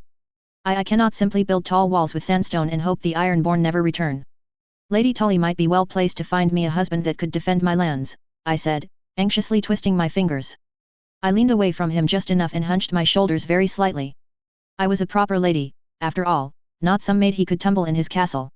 I was raised to higher courtesies and yet low of status. A hideously ideal combination. Just as predicted, he took another step closer. It was at this point that the music changed. Oh, those warriors standing! Oh, those warriors falling! Led by an old she-bear. In the wintry air. 20 warriors roaring. It was not good music for a feast, at least not until everyone was significantly more drunk. Lady Mollister had signalled her musicians at the perfect time during a lull in the conversation, just as they were down from the minstrel's gallery to walk amongst us and much harder to ignore. It would have been a good play. As I stood there, frozen in this little tableau, a shrinking violet cringing away from a much larger man, I let the few eyes in the crowd that might connect me to this song flick in my direction. I wanted them to see. It would certainly give the truth a more salacious edge, but better to counter Lady Emmeline's rumors with something closer to my own goals. I was in a position no woman should be, after all, forced to talk to men like Lord Mollister in order to protect my poor murdered small folk. Actual deaths meant little to Westerosi highborn, but maidenly virtue counted for much.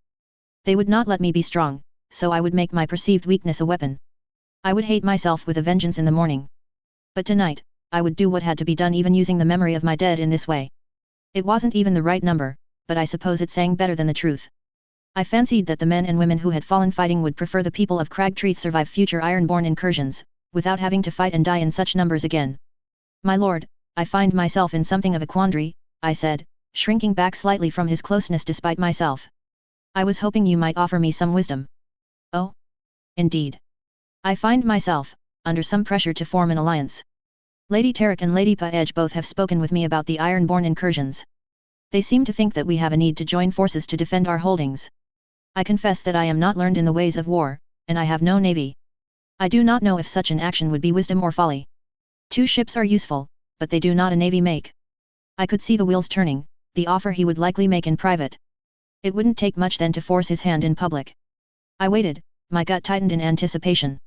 Yet with a sorrowful shake of his head, I watched with some bafflement as Lord Mollister began to completely go off script. My lady, I must caution you, they seek to use your reputation as a shield. These grasping houses are eager for the Ironborn to raid your shores in retaliation while their own stay untouched. How might the Ironborn retract to news of a group who gather against them? Surely not, my lord. I did not even have to feign bewilderment. Only one of your number in this little alliance has a song about the Ironborn being defeated. It stands to reason that you will be the most likely target in such an incursion. His expression was mournful, but his huge hands clenched and unclenched with an inexplicable rage at his sides. I had expected many reactions, but anger had not been one of them, not unless I was caught. He was hungry for glory and recognition, yet he was not responding as I had predicted. As I scrabbled for a response, I desperately tried to piece together what I knew of the man. A puffed-up lecher in charge of the last great navy this side of Westeros. Elevated to lordship after his father tragically died in battle against Boros Baratheon. An enraged, pious wife who was currently trying to humiliate me, and enough Riverlands bastards to form company. A greedy man. And a cousin by marriage who gave him knowledge of the situation in the Westerlands that far outstripped the other lords. And like light from a lamp, that train of thought suddenly illuminated everything. It was then that I realized exactly where that incongruous diamond ring must have come from. Sigward's patrols were for sale. If Coupland Mollister could not be the war hero to the Riverlands that his martyred father was, he would make damn sure that he'd get his due from the Westerlands. Likely starting with House Esterin and their little diamond mine. It was not strictly unlawful either, it was his fleet. And it wasn't like House Tully was flush with funds to bribe the man into decency this winter. It was simply a terrible, selfish choice in the face of the suffering endured by his fellows along Iron Man's Bay. It was a betrayal of his house's legacy, to which they had held true since House Justman. It was better than unlawful, it was embarrassing. It was also completely unprovable with the time and resources I had. Lord Mallister's warning was, in some ways, a true offer of caution. Because he had no intention of being there when the Ironborn inevitably retaliated. I would need to bait the hook, and quickly. I had a hunch and too little leverage. I'd need his own imagination to do much of the work for me instead. It is only that you recall when Lord Blackwood said I had visited Lord Tully. He nodded, slowly, as though through treacle. He was still too close. Well, it was all a bit above me, my lord, but he is most agitated about the incursions. He just about attacked me with questions. Lord Tully has all these plans to strike a blow against the Ironborn, but he seemed cautious of something. He mentioned that I should speak to you, your reputation as the authority on such matters is so well known, so I. Those eyes sharpened as he straightened slightly, and Lord Mallister's voice verged on a bark as he asked, he said that? Lord Tully told you to speak to me? Why not just make the introduction himself? It seemed I was not the only one who could feign being a little more intoxicated than I was. Carefully, I did not lie, and simply laid the truth in an interesting little pattern for him. I really couldn't say, my lord. He has all these plans and no time to implement them. I do not think I impressed him on our first meeting. I imagine he hoped to see more of my father in me. I was speaking to Lord Burleigh about it before you joined us. He is well known to Lord Tully through his dear friendship with Lord Blackwood. It's why I'm wondering if such a defensive alliance is wise when Lord Tully did not bid me speak to them that day. When discussing marriages, Lady Tully mentioned a fourth cousin in the Westerlands, who apparently claims to have access to a fleet of Abruptly Lord Mallister's face went a fascinating shade of mauve and he stood up so fast that the breeze ruffled my hair. Without so much as a nod, he departed in a quick march towards his wife, who had been looking smug and was now increasingly mystified. At least this would get him out of my hair for the evening, though my ability to directly impact his choices from here on out would be limited. My little refinement of the truth did paint me as unwitting bait for Lord Mallister, so that would be easy enough to excuse. "My lady," asked Sir Dominic, who was looking perturbed himself by what must have seemed a bout of madness as my plan changed about as thoroughly as it could have in the space of a heartbeat. When I spoke, I hardly recognized my voice, so serious after the simpering I'd been forced to produce in Lord Mallister's presence.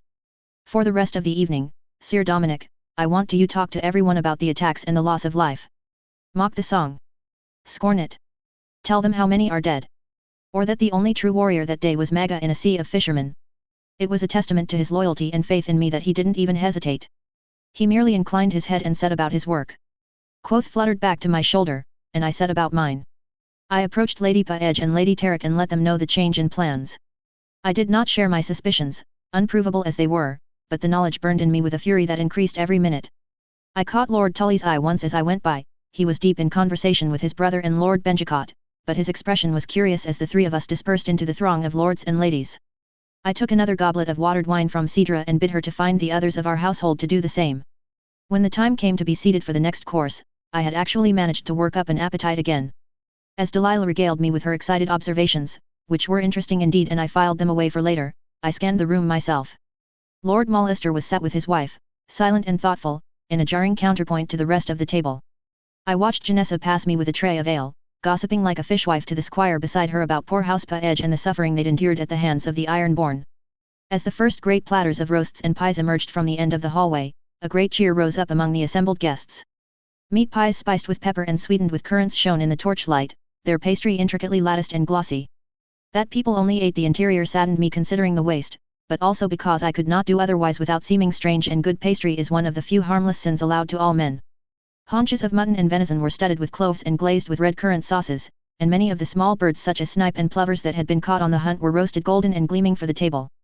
Most impressively came a peacock pie, where the head and tail of each bird had been reassembled in a glorious jewel-colored fan. How the guests were not cross-eyed from food already, I did not know. I braced a hand against my stomach. I had paced myself carefully, but greed had let me try one of everything. Praise for being a good eater from Lady Annalise had been heaped upon me, and it meant that people were likely to try and pass good cuts to my plate. It was becoming clear that I had miscalculated. The alcohol wouldn't impair me, the food was going to be my downfall. Even Lady Emmeline had little to say to me in the face of so much food, though the smirk she kept throwing away clearly meant she thought she'd won something. Likely the sight of me shrinking from Lord Mallister had pleased her. Eventually, I had to admit defeat, or I'd be too stuffed to function for the rest of the evening. Already the mother of all food comas loomed on the horizon. I watched Lady Vance stalk her way over to Lord Benjicott and stayed well away from that particular bit of circulation. Keeping one eye on the frantically whispering Mallisters, I took a gentle turn about the room. It was at that moment I nearly ran into Lord William Burleigh, who emerged from behind a pillar so suddenly I had to bite back a shout. "Ah, Lady Myers, forgive me. I did not mean to startle you. It was just on my way back from—" He paused, floundering, a dusting of pink on his cheeks.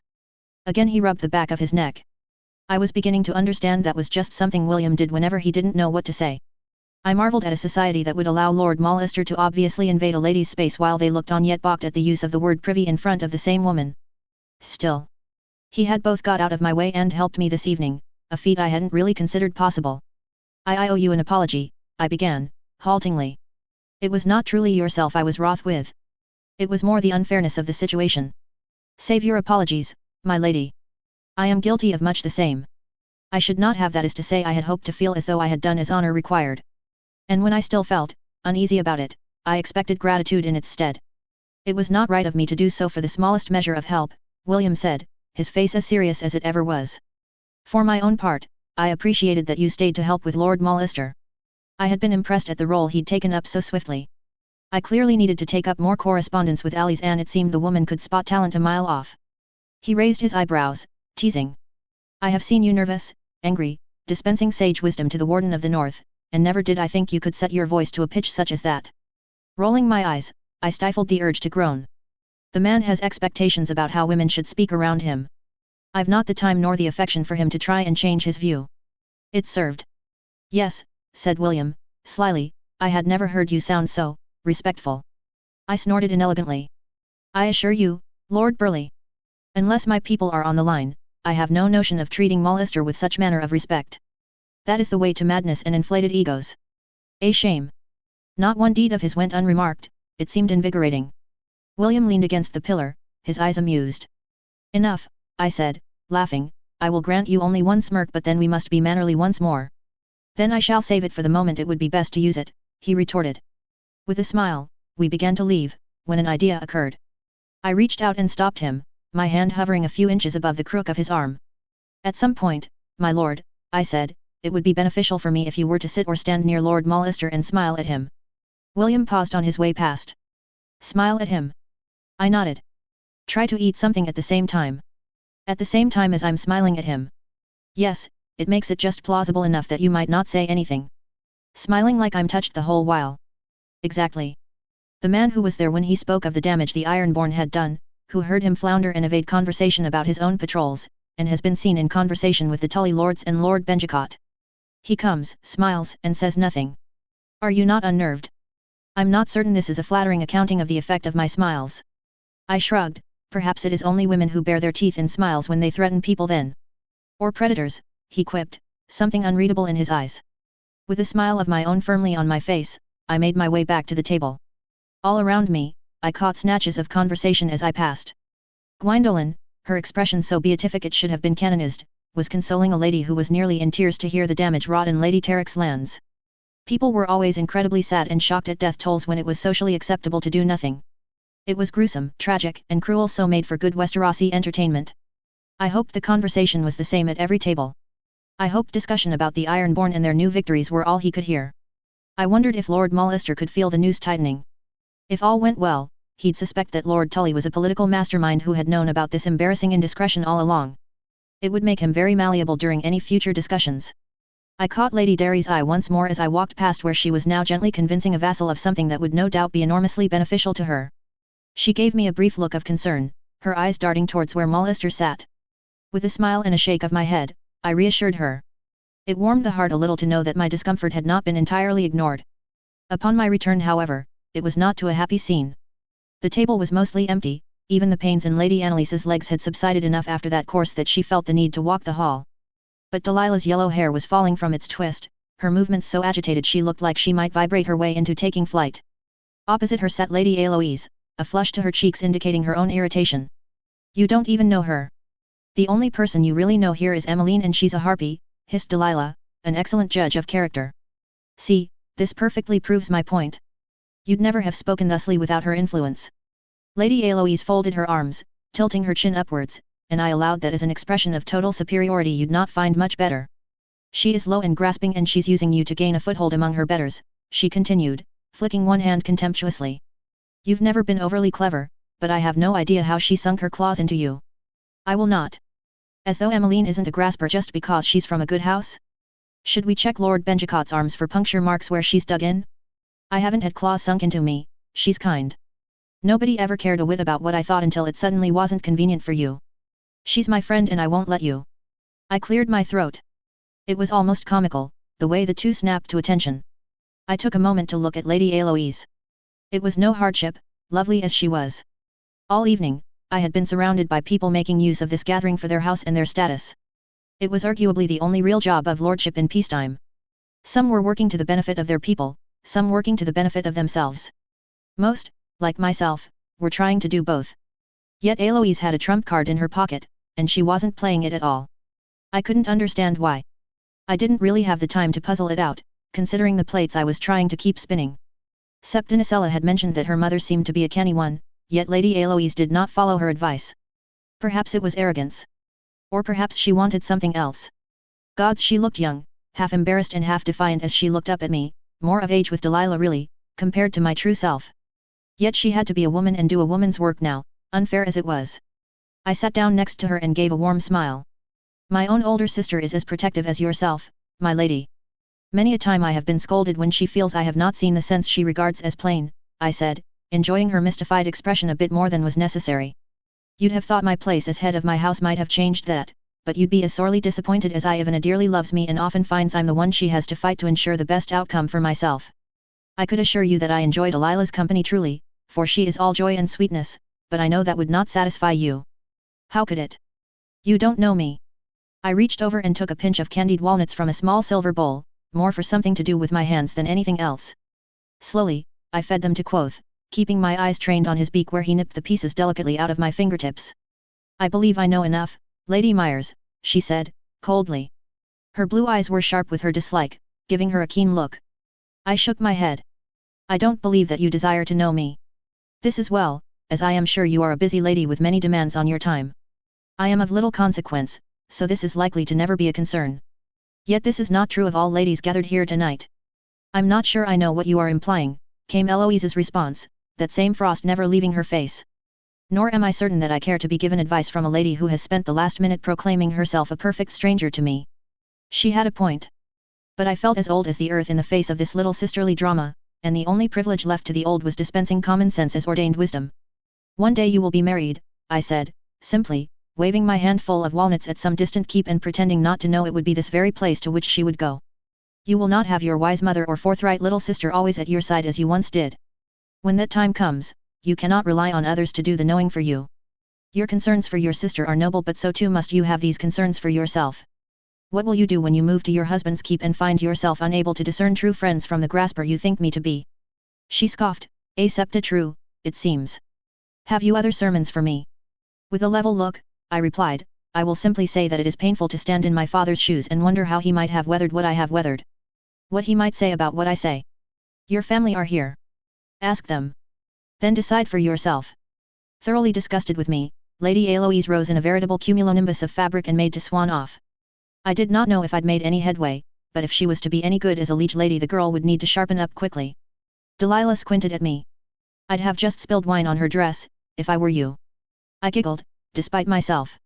We amused ourselves for a moment, and I pointed out William to her, smiling like a wolf at an increasingly uncomfortable Lord Molester. I had only to wait. My plays had been made, and the evening would soon be over. It would have to be enough. At this point, the mulled wine was beginning to make its way around the room, signaling the final course. It was a fact I noted with some relief as I couldn't bear to waste any more food sent my way, but was also worried I'd break out in a sweat at any moment and ruin the silk. Slowly, the throngs of highborn began to return for the final course. Loaves of sweetmeat were served to us, date breads rich with spice and saffron. Poached pears and wine were similarly redolent with cinnamon and ground ginger. Spiced porridge frumenti was a particular favorite of mine. Candied fruits and cheeses were laid out in lavish and dizzying patterns, inviting the diners to sample these jeweled morsels. As I fed Quoth a slice of pear, I wondered if it would be unacceptable to hand the entire platter of sweetmeat to Sir Dominic. The man was a lithe sprinter, I reckoned he could make it out of the hall before anyone noticed. It turned out I always had room for dessert in any life. For the final course, it was customary in the Riverlands for those seated at the high table to serve something themselves. A physical act to demonstrate their largesse in hosting.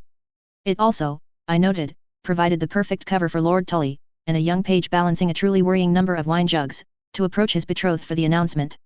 Lady Eloise blushed very charmingly as he approached. I realized she had been seated very strategically. He would come to her last and be able to smoothly take her up onto the dais for the announcement. I hoped she could keep that on her face through the announcement. It would go better for her among the other ladies if she was seen as a fortunate ingenue plucked from his liege lords, rather than in on the plan to conceal this betrothal in any way, shape, or form. As he came and offered me wine, I thanked him prettily and said, "My lord, about that matter we discussed." "Yes, Lady Myers," he replied, that same curious expression on his face. "If you approach him before the night has ended, with a knowing air, you'll find him most agreeable." "Will I? And what is it that I should know?" said Lord Tully, with a slight smile. "I imagine it will actually go much better for you if you refuse to confirm or deny anything," I admitted ruefully. This won me a true bark of laughter and a nod as he proceeded down the table. At my side, Delilah eyed me carefully. Quietly, she said, "So, it is not as the rumors say. Your service is leal." I knew it. I smiled down at her, cheered by her support. "I am a river to my people, Lady Delilah." The announcement of Lord Tully's betrothal to Lady Eloise Mouton went off without a hitch.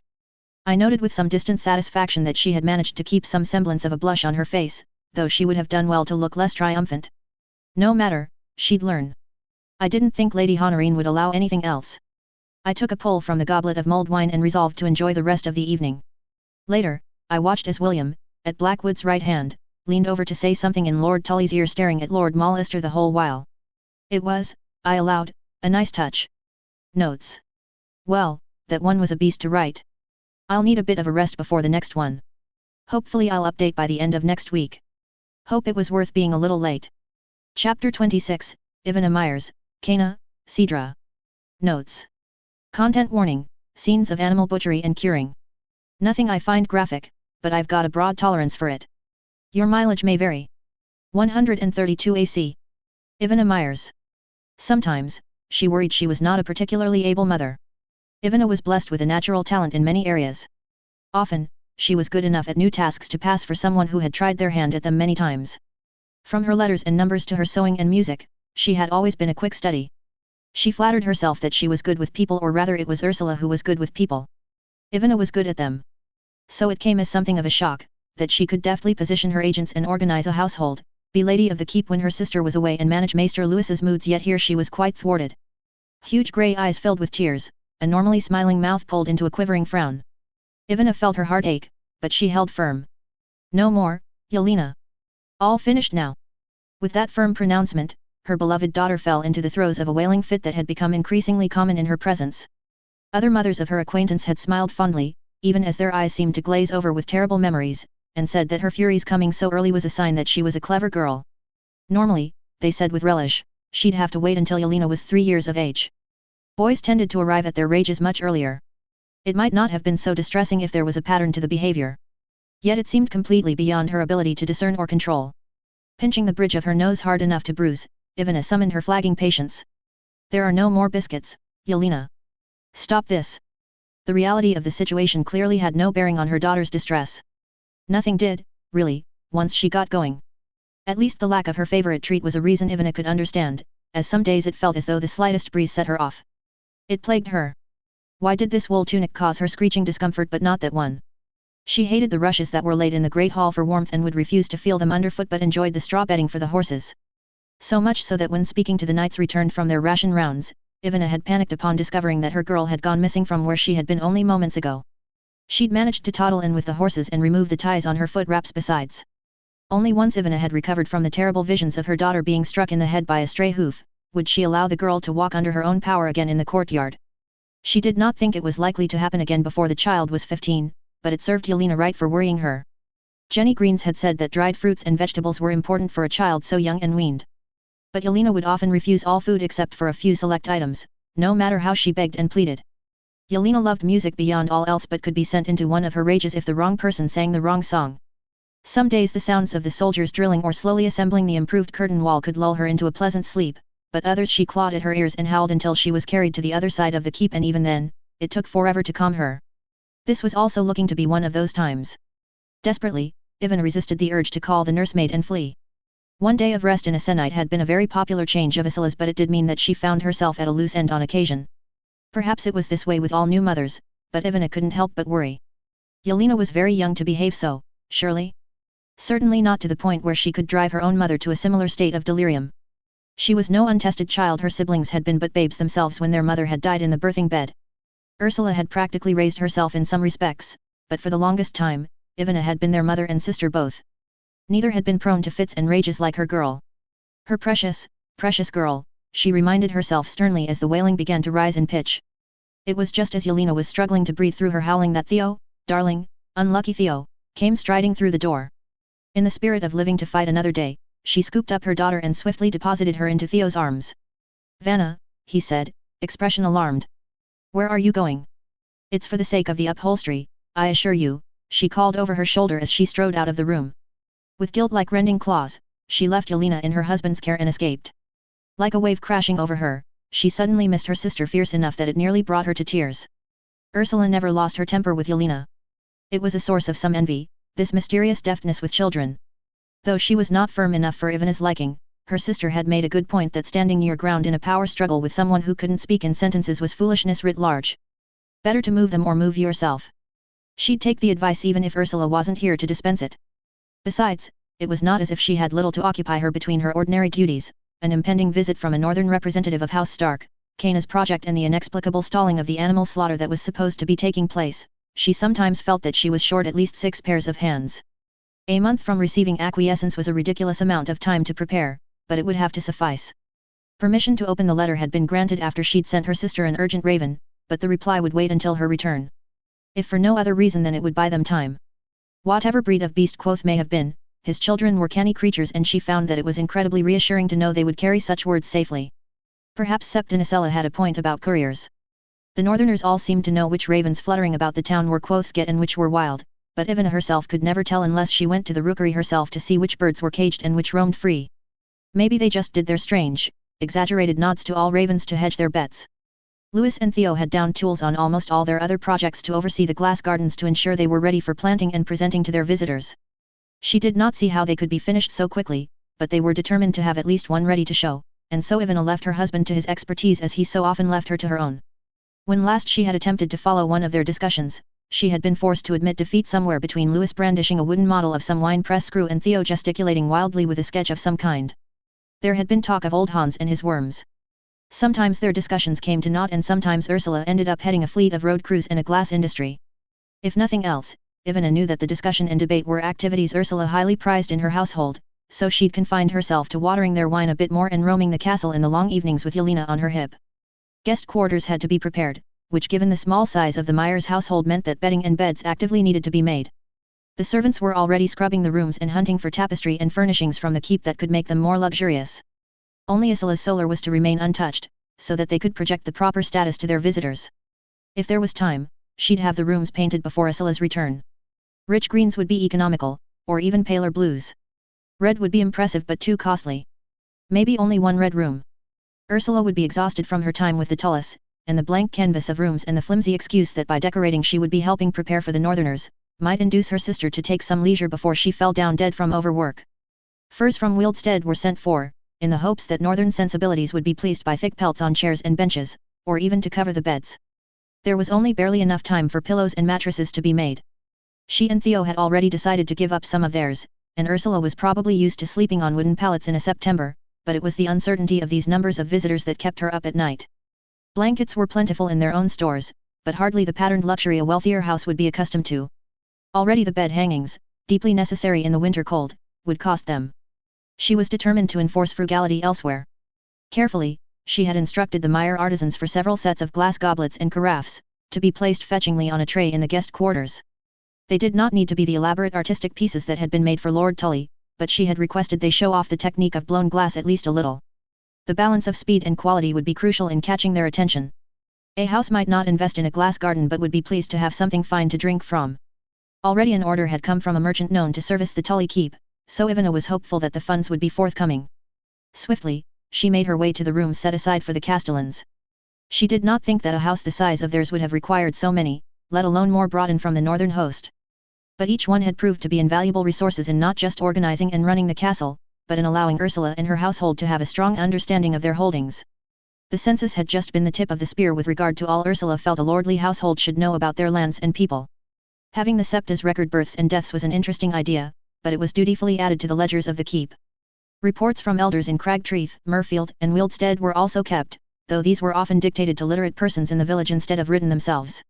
Perhaps it was her reverence for the crone, but Ursula was as likely to respect old ways of thinking as she was to challenge them. Their observations on the health of the soil and woodlands or the migration of sea creatures were considered invaluable knowledge that their liege lady wanted available. Her foresight had proved as uncanny as ever in the face of this impending visit, and Ivana was grateful that with a quick word to the castellans she could have the answers she might need around stores, works and lands answered without her ever needing to investigate herself. Upon her arrival, she saw that Ulrich was already waiting. He had proven himself an able castellan and was being consulted a great deal about what would be expected by their visiting northern guest. It would be too soon for Lord Stark, and the retinue expected of a lord of his station, to make the journey in that time. Not to mention that it would be unheard of for a Stark to abandon a north in winter turmoil for anything less than a war.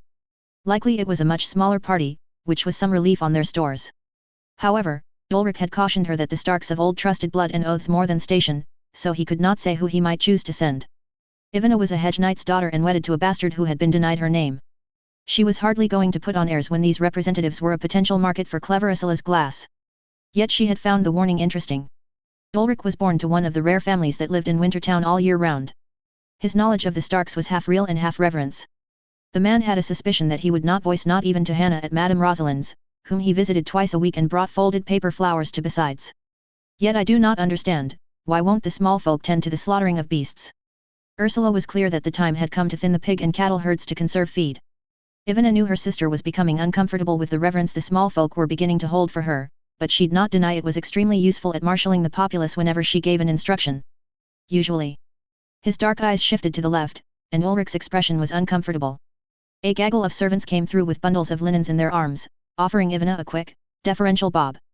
The man seemed grateful for the reprieve, as it stopped the conversation in its tracks. Tana, the youngest of the laundresses, scratched her ear to signal that Ivana should check in with her later, and she filed that particular piece of information away for the evening. Once they had passed, Ivana schooled her features into something softer and more concerned. Perhaps the man was afraid of looking foolish. She had a beautiful face, this she had known from childhood. She took after her mother. Ivana had long known that a woman who acknowledged her own beauty was derided as vain and dismissed as frivolous, usually by the same people who desired her for it or coveted her features for themselves. That said, it could be used to Ivana's advantage in 100 small ways, so long as she pretended perfect ignorance. It served to make even her irritation more pleasing to others, unless they were seized by jealousy. Her features were elegant and dainty, her mouth pink and her nose fine-boned, which was terribly in fashion at the moment. In her own opinion, Ursula was second only to Elena for loveliness, but she allowed that the sharper features on her sweet sister meant her expressions were often more severe. More fierce and commanding, but she needed pointers about how to soften and sweeten her countenance for certain audiences. It is only that I worry the work will be too great for them if they have to ready and cure so much upon Ursula's return. It may not be sufficient preparation time before our northern guests' visit, she said, her tone shading into worry, as though she did not want Ulrich to see how concerned she truly was. For his own part, Ulrich followed the steps laid out for him with a surety. His expression wrinkled in concern, and he hastened to assure her, "'Tis not a matter of work, my lady. The people of Hag's Hill will follow Lady Ursula's instructions when she returns. It is only," and here he cut himself off, almost abashed. She waited patiently.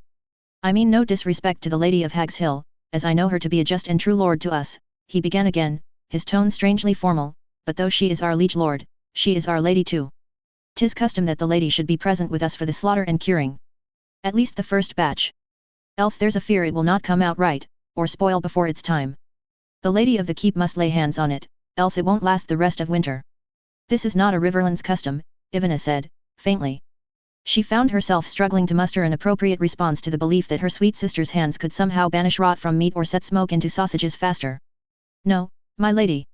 Though it seems there is enough sense to it that the local Riverlanders see the sense in this now. It's a common belief among us northerners near Stark or Karstark holdings. Even Old Umber territory. They've the best farmland, though much was lost to the gift, so it is likely that such beliefs come from more livestock to slaughter. Coastal, forested or mountain clan holdings have more ceremony around the hunt and game," replied Ulrich, matter-of-factly now that she had not reacted unhappily to his information. "And many of our northern hands went to farmland after the losses we suffered in the burning of Murfield," she said, nodding slowly. The picture was clear in her mind now. "So, it is a superstition we should be respectful of, given your history with winter is so much crueler than our own." Ulrich nodded. "They'll make it without her if you say so, my lady, but they won't trust it to last. After a while they'll not take it from the ration routes, which probably defeats the purpose of the slaughter in the first place. Hopefully it is easily remedied upon Lady Ursula's return." "And would you trust in Lady Ursula's hands at the beast slaughter to keep winter rot at bay?" she said, her tone perfectly innocuous. He'd tried to play it off as the superstitious fears of small folk, but she could hear the earnestness to his tone, and he'd used the phrase "us" once too often. He stopped then, and turned to look at her, his eyes full of conviction. "My lady, you didn't see her at Fairmarket. She mourned 1,000 men a day, it seemed. And still she did what was necessary to keep her people safe, never swayed by the sorrow. We have been welcomed into new lands, with our old gods, and been fed and fought for. In the grip of winter, Lady Myers has done this." Ulrich straightened to his full height, his sandy hair catching the winter light and turning almost grey in the watery afternoon sun. His voice carried the certainty of steel. "I'd trust in her hands. We've all done it already. 7 items belonging to Ivana that are hidden in various rooms of Hag's Hill. A portrait of her face that Theo sketched when she'd first begun pursuing him. Hidden behind some knitting in the drawer of her desk. He'd hidden it beneath his mattress, but she'd found it when she had gone sneaking one evening. He was so hard to read in the early days, it was the first bit of proof that her feelings might have been requited. She never returned it. A small pile of letters from merchant and small folk contacts in Fairmarket. Getting an informant into the Van's keep would be too risky at this point, but much can be gleaned from movements and purchases. Wrapped in Dickens' old shirts and stored in his room. A string of dried apples and cranberries that she is slowly eating her way through, filched from the kitchens. She shares a piece with Ursula when she comes for their meetings, but otherwise keeps it hanging in an armoire in her office.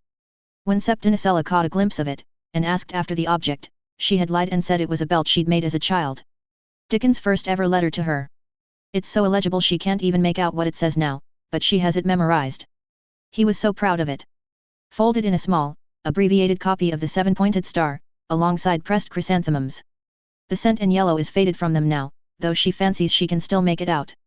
A wedding gown of green silk so dark it seems almost black, overlaid with expensive Myrish lace for the sleeves and silver thread embroidery along the hem of the skirt.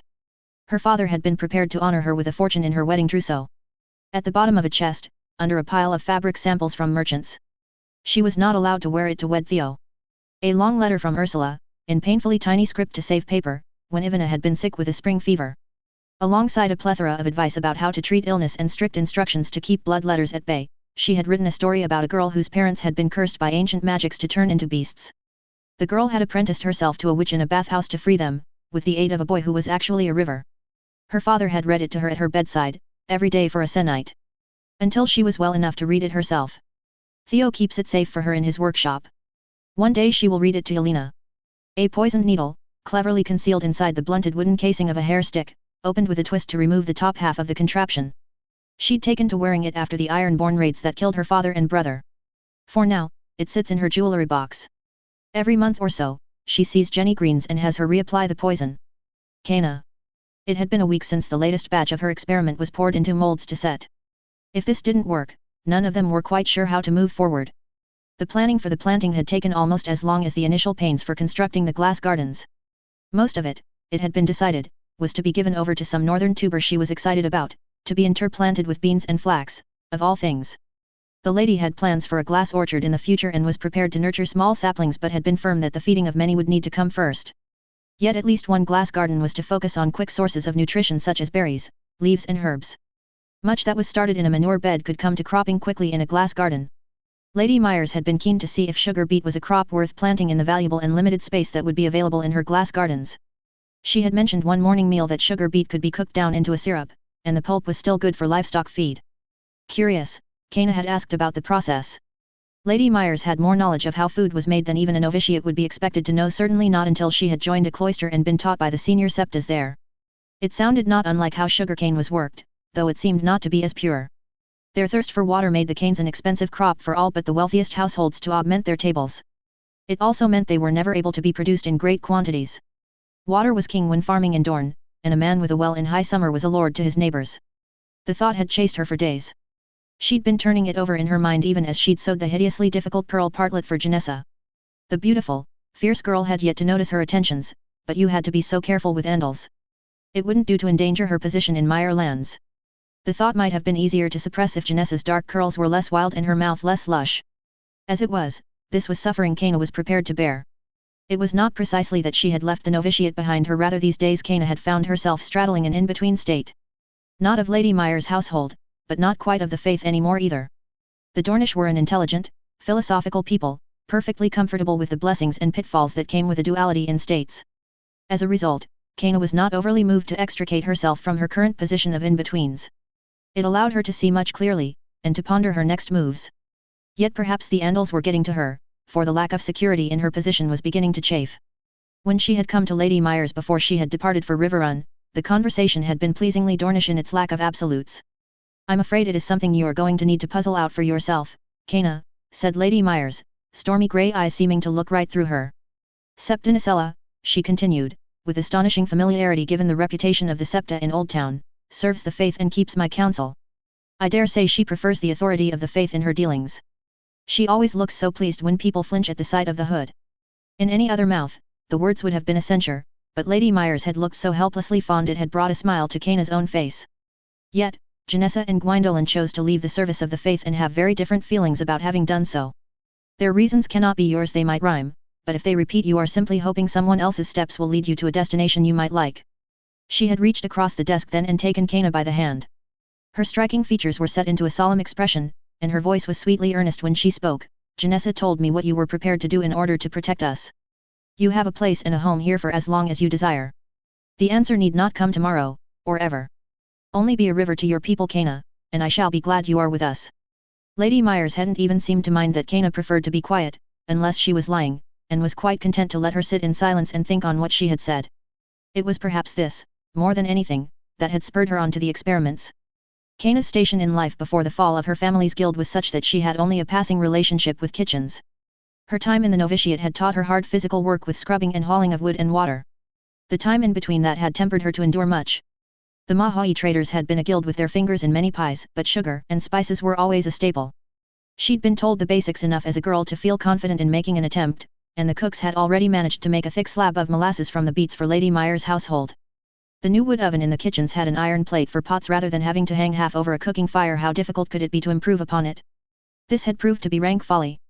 The sugar slab which had formed on top was still sticky to the touch in places and had to be shaved with a knife, or else broken and pounded in a mortar and pestle. It was time-consuming work and almost never produced the small crystals her father had purchased for his guild. At best, she was left with lumps. Even then, the lumps and molasses both had an unmistakable taste of beet. The molasses left behind was stored for supplementing animal feed. Otherwise, she'd have suggested using the molasses for brewing. Knowing some of the kitchen boys, that was likely happening in a hovel somewhere already. Perhaps it might go better with peeling? Vegetable skins carry flavor for soups and the like, suggested Kit, a svelte, auburn-haired girl, who seemed to spend her entire day with a paring knife in hand. Might be it'll clean the flavor some? I'm not really sure what it is you're hoping to taste though. Given that the suggestion had clearly come from an expert, Kana had tried to peel the beets herself and ruined at least 3 vegetables by bleeding all over them. Kit had given her lessons and kisses later that night, so she was much appeased and better with a knife besides.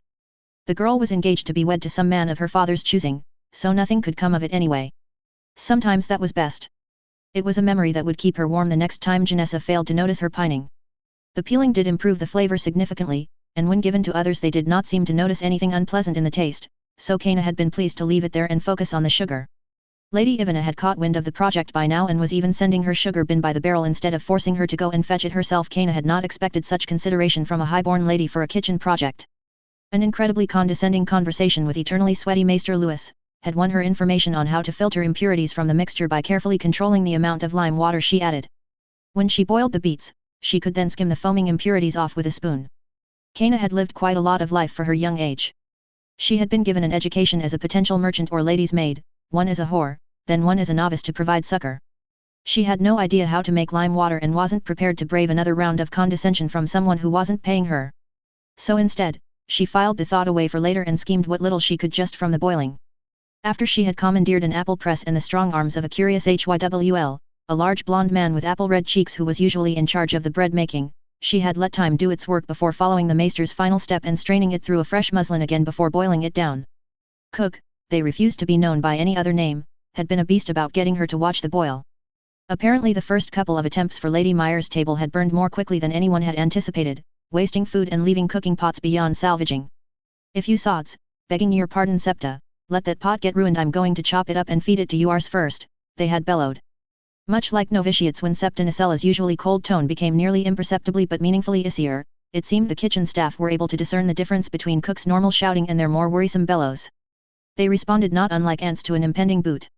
For her own part, was impossible to ignore someone who was built like a barn and brayed like something that was raised in one, so Kana had escaped the same fate. She had decided not to correct Cook's assumptions about her standing in the faith, lest she also be looked upon as a potential underling to menace. That mixture had resulted in a truly delightful syrup, thick and darkly sweet, that had cheered the spirits of many who came to the great hall to join the morning meal of porridge that day. Yet it sat just the same in the cold cellar, and Kana didn't think lordly tables wanted sugar they had to chisel out of the container. But if nothing else, she was certain it had potential as a product for kitchens across West Eros. By now, the whole kitchen was curious about the project and kept an eye on it when she wasn't able to come check on the progress. This latest batch was a result of many hands and more arguments. Even Maester Lewis had come down to check on her progress, so pleased was he by the addition of sweetness to his meals. He had suggested bullock's blood as a purifier if she couldn't access lime from the factories. Kana had smiled and looked grateful, even though it would have been useful to know that a week ago. Young Ira had been drafted in after an embarrassing afternoon where she had been caught kissing with Gilbert behind the shelves in the cellar where they stored Kana's experiments.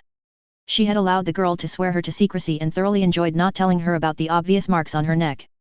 Yet this alliance proved to be key, as lime water was known to her as part of quicklime and young Ira had plenty of access to it in her work to allow her to follow the maester's recipe. In turn, the pair of lovebirds had summoned an interested Gerda and Everett to see if anything could be done to speed up the process. They all agreed that pouring it into trays didn't let the molasses drain, making the crystal sticky and the molasses hard to collect and refine once more, but that agitating it every so often was a waste of labor and liable to be forgotten among the other more important jobs of the kitchen. The pair of them had fashioned a drum of sorts, that could be covered in slip to avoid the sugar sticking, and wooden oars to beat the mixture quickly as it cooled.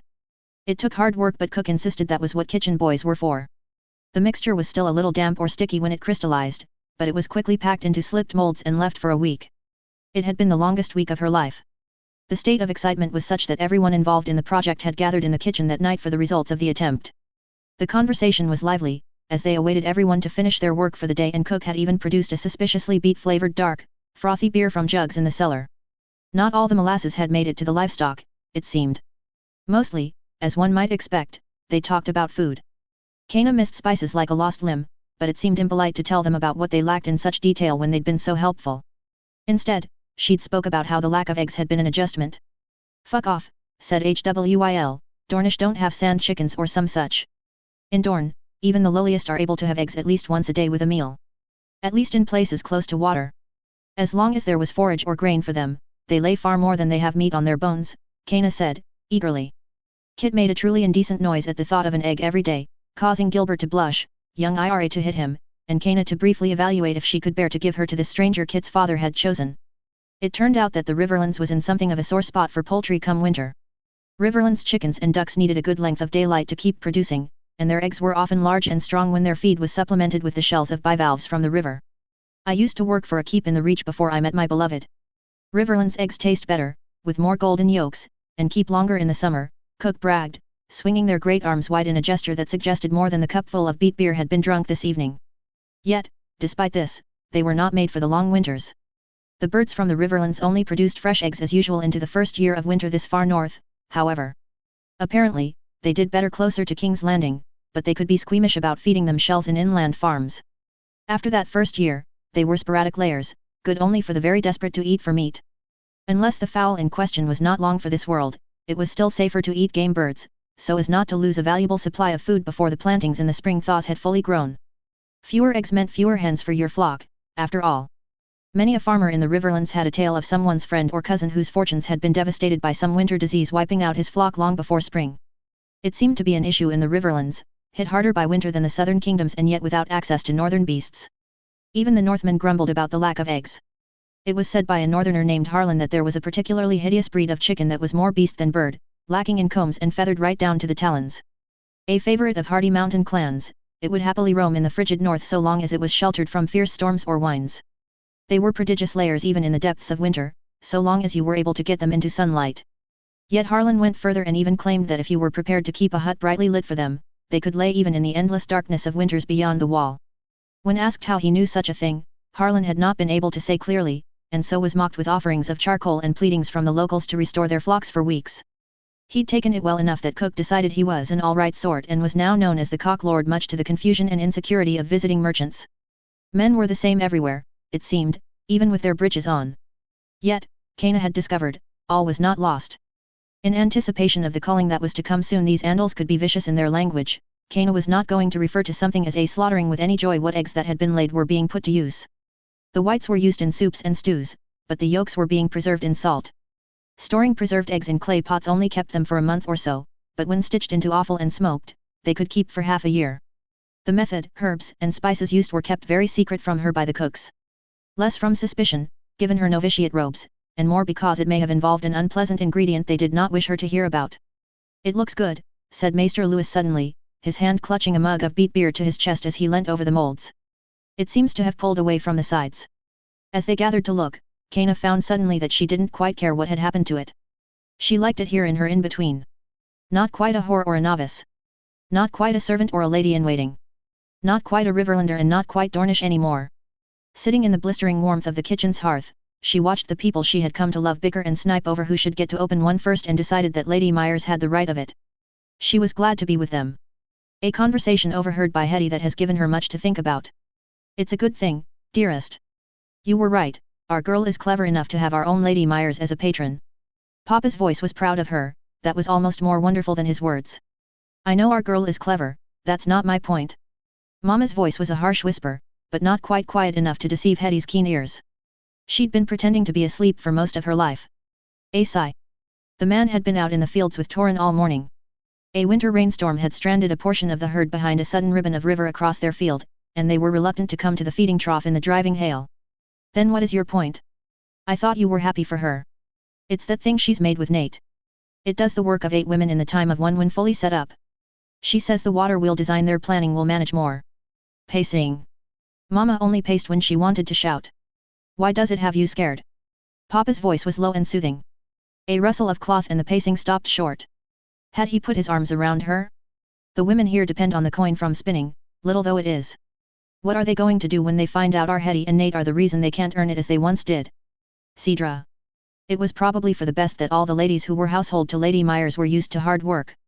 Cedra thought that the pace of their lives would have killed some of the frielier ladies she had seen in Riverrun stone dead. Talking was still hard, after so long in and out of forms, so in many ways she was glad of the hard labor to give her an excuse to smile and be silent. She'd saved some of the ginger loaf cake in an apron, though it was quite stale. Cedra had known her ma would love it. She'd exclaimed over the sweetness and warmth, her calloused hands trembling in disbelief that she was holding food from so high a table. Her ma, who whispered Lady Myers' name like she had been sainted, because their liege lady loved them enough to eat as they ate and fought to feed them all. Ma had not suffered starvation in the last winter, unlike many in their lands, but too many had died for their town not to feel blessed every time the ration wagons groaned into the square. While it had been a thrill to see so grand and strange a castle, and to eat such spiced and rich foods as she had never tasted before, some part of Cedra had bubbled like a brew the whole time she had been there. It had taken her some time and distance, as she watched the turrets fade behind the throng of trees, to name the feeling as one of rage. Between her own knowledge and Septimicella's lessons, Cedra knew the games played by the highborn to some degree. What had baffled her was the sheer waste. Nothing was wasted in Hag's Hill. Skins were added to soups, pulp, and bones to the soil, even piss was put to purpose.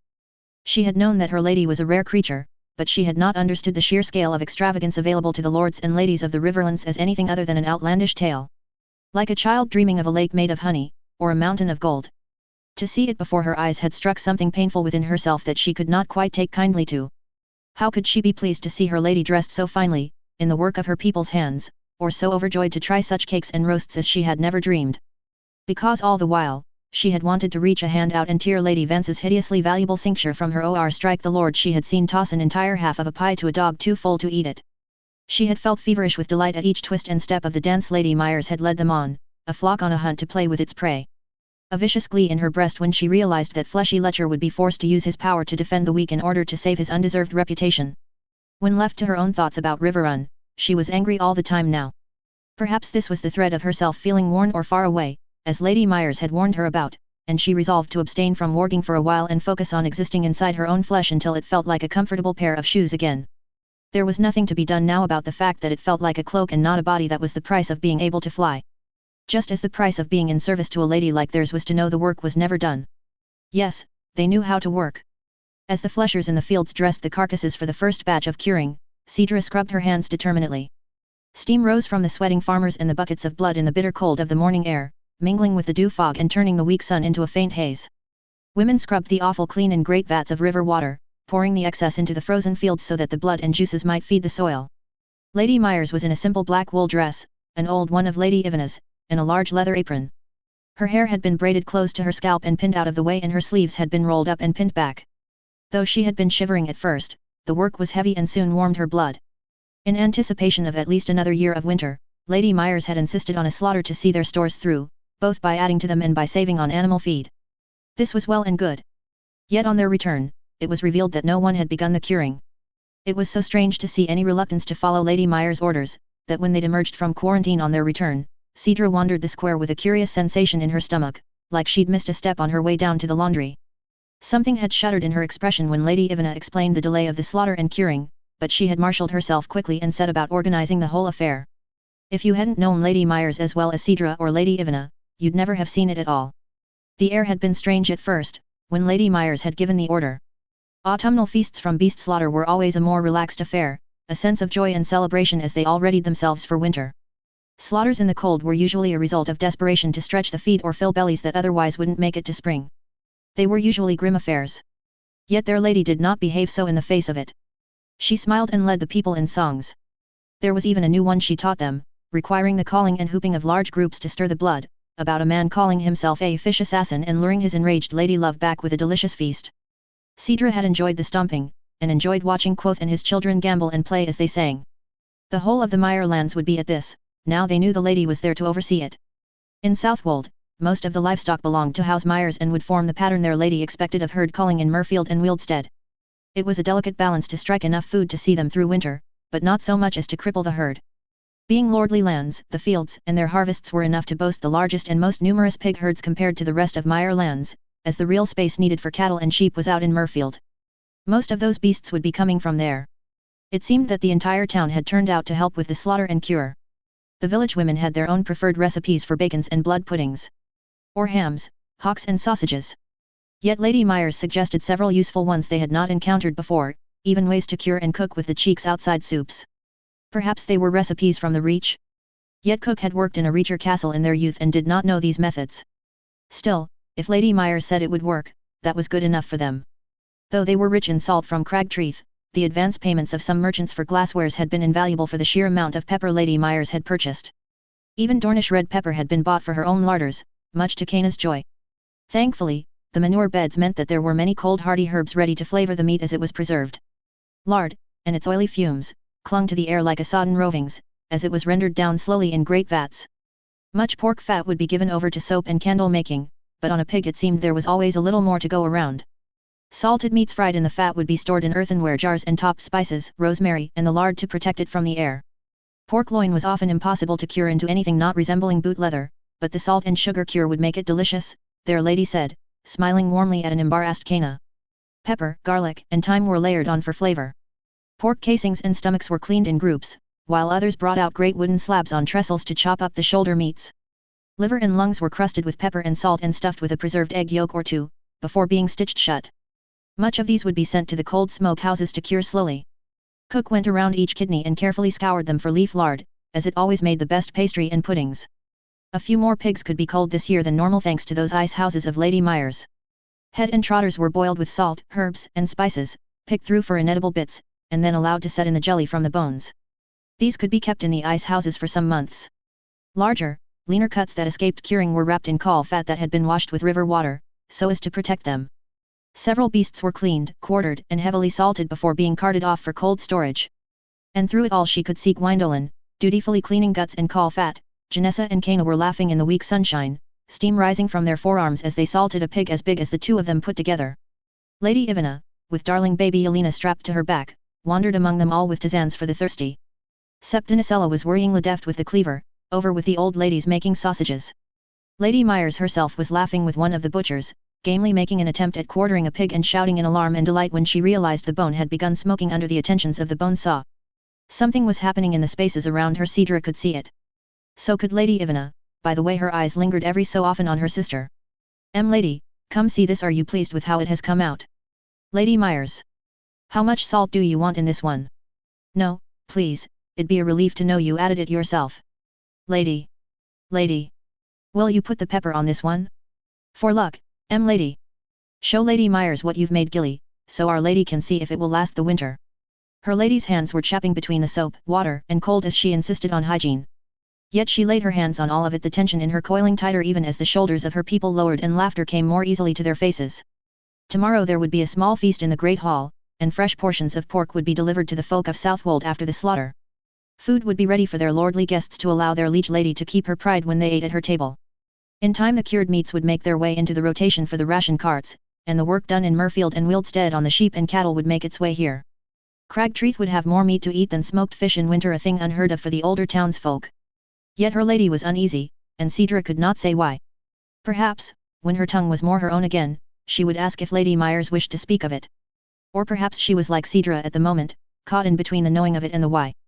A letter in a tidy, neat script, stamped with the Tully seal and left out for Nacella to tut at and tidy away, while the Lady of Hags Hill slumbered hunched over her desk. Lady Myers. Lord Mollister has been everything agreeable. I'm not sure what you did, but I take your warning that it suits me better not to know. Burleigh insisted on being there to assist with the Mummers Act and seemed to strike a fear into the man. I did not know he was in your confidence, but I assure you he played his part well.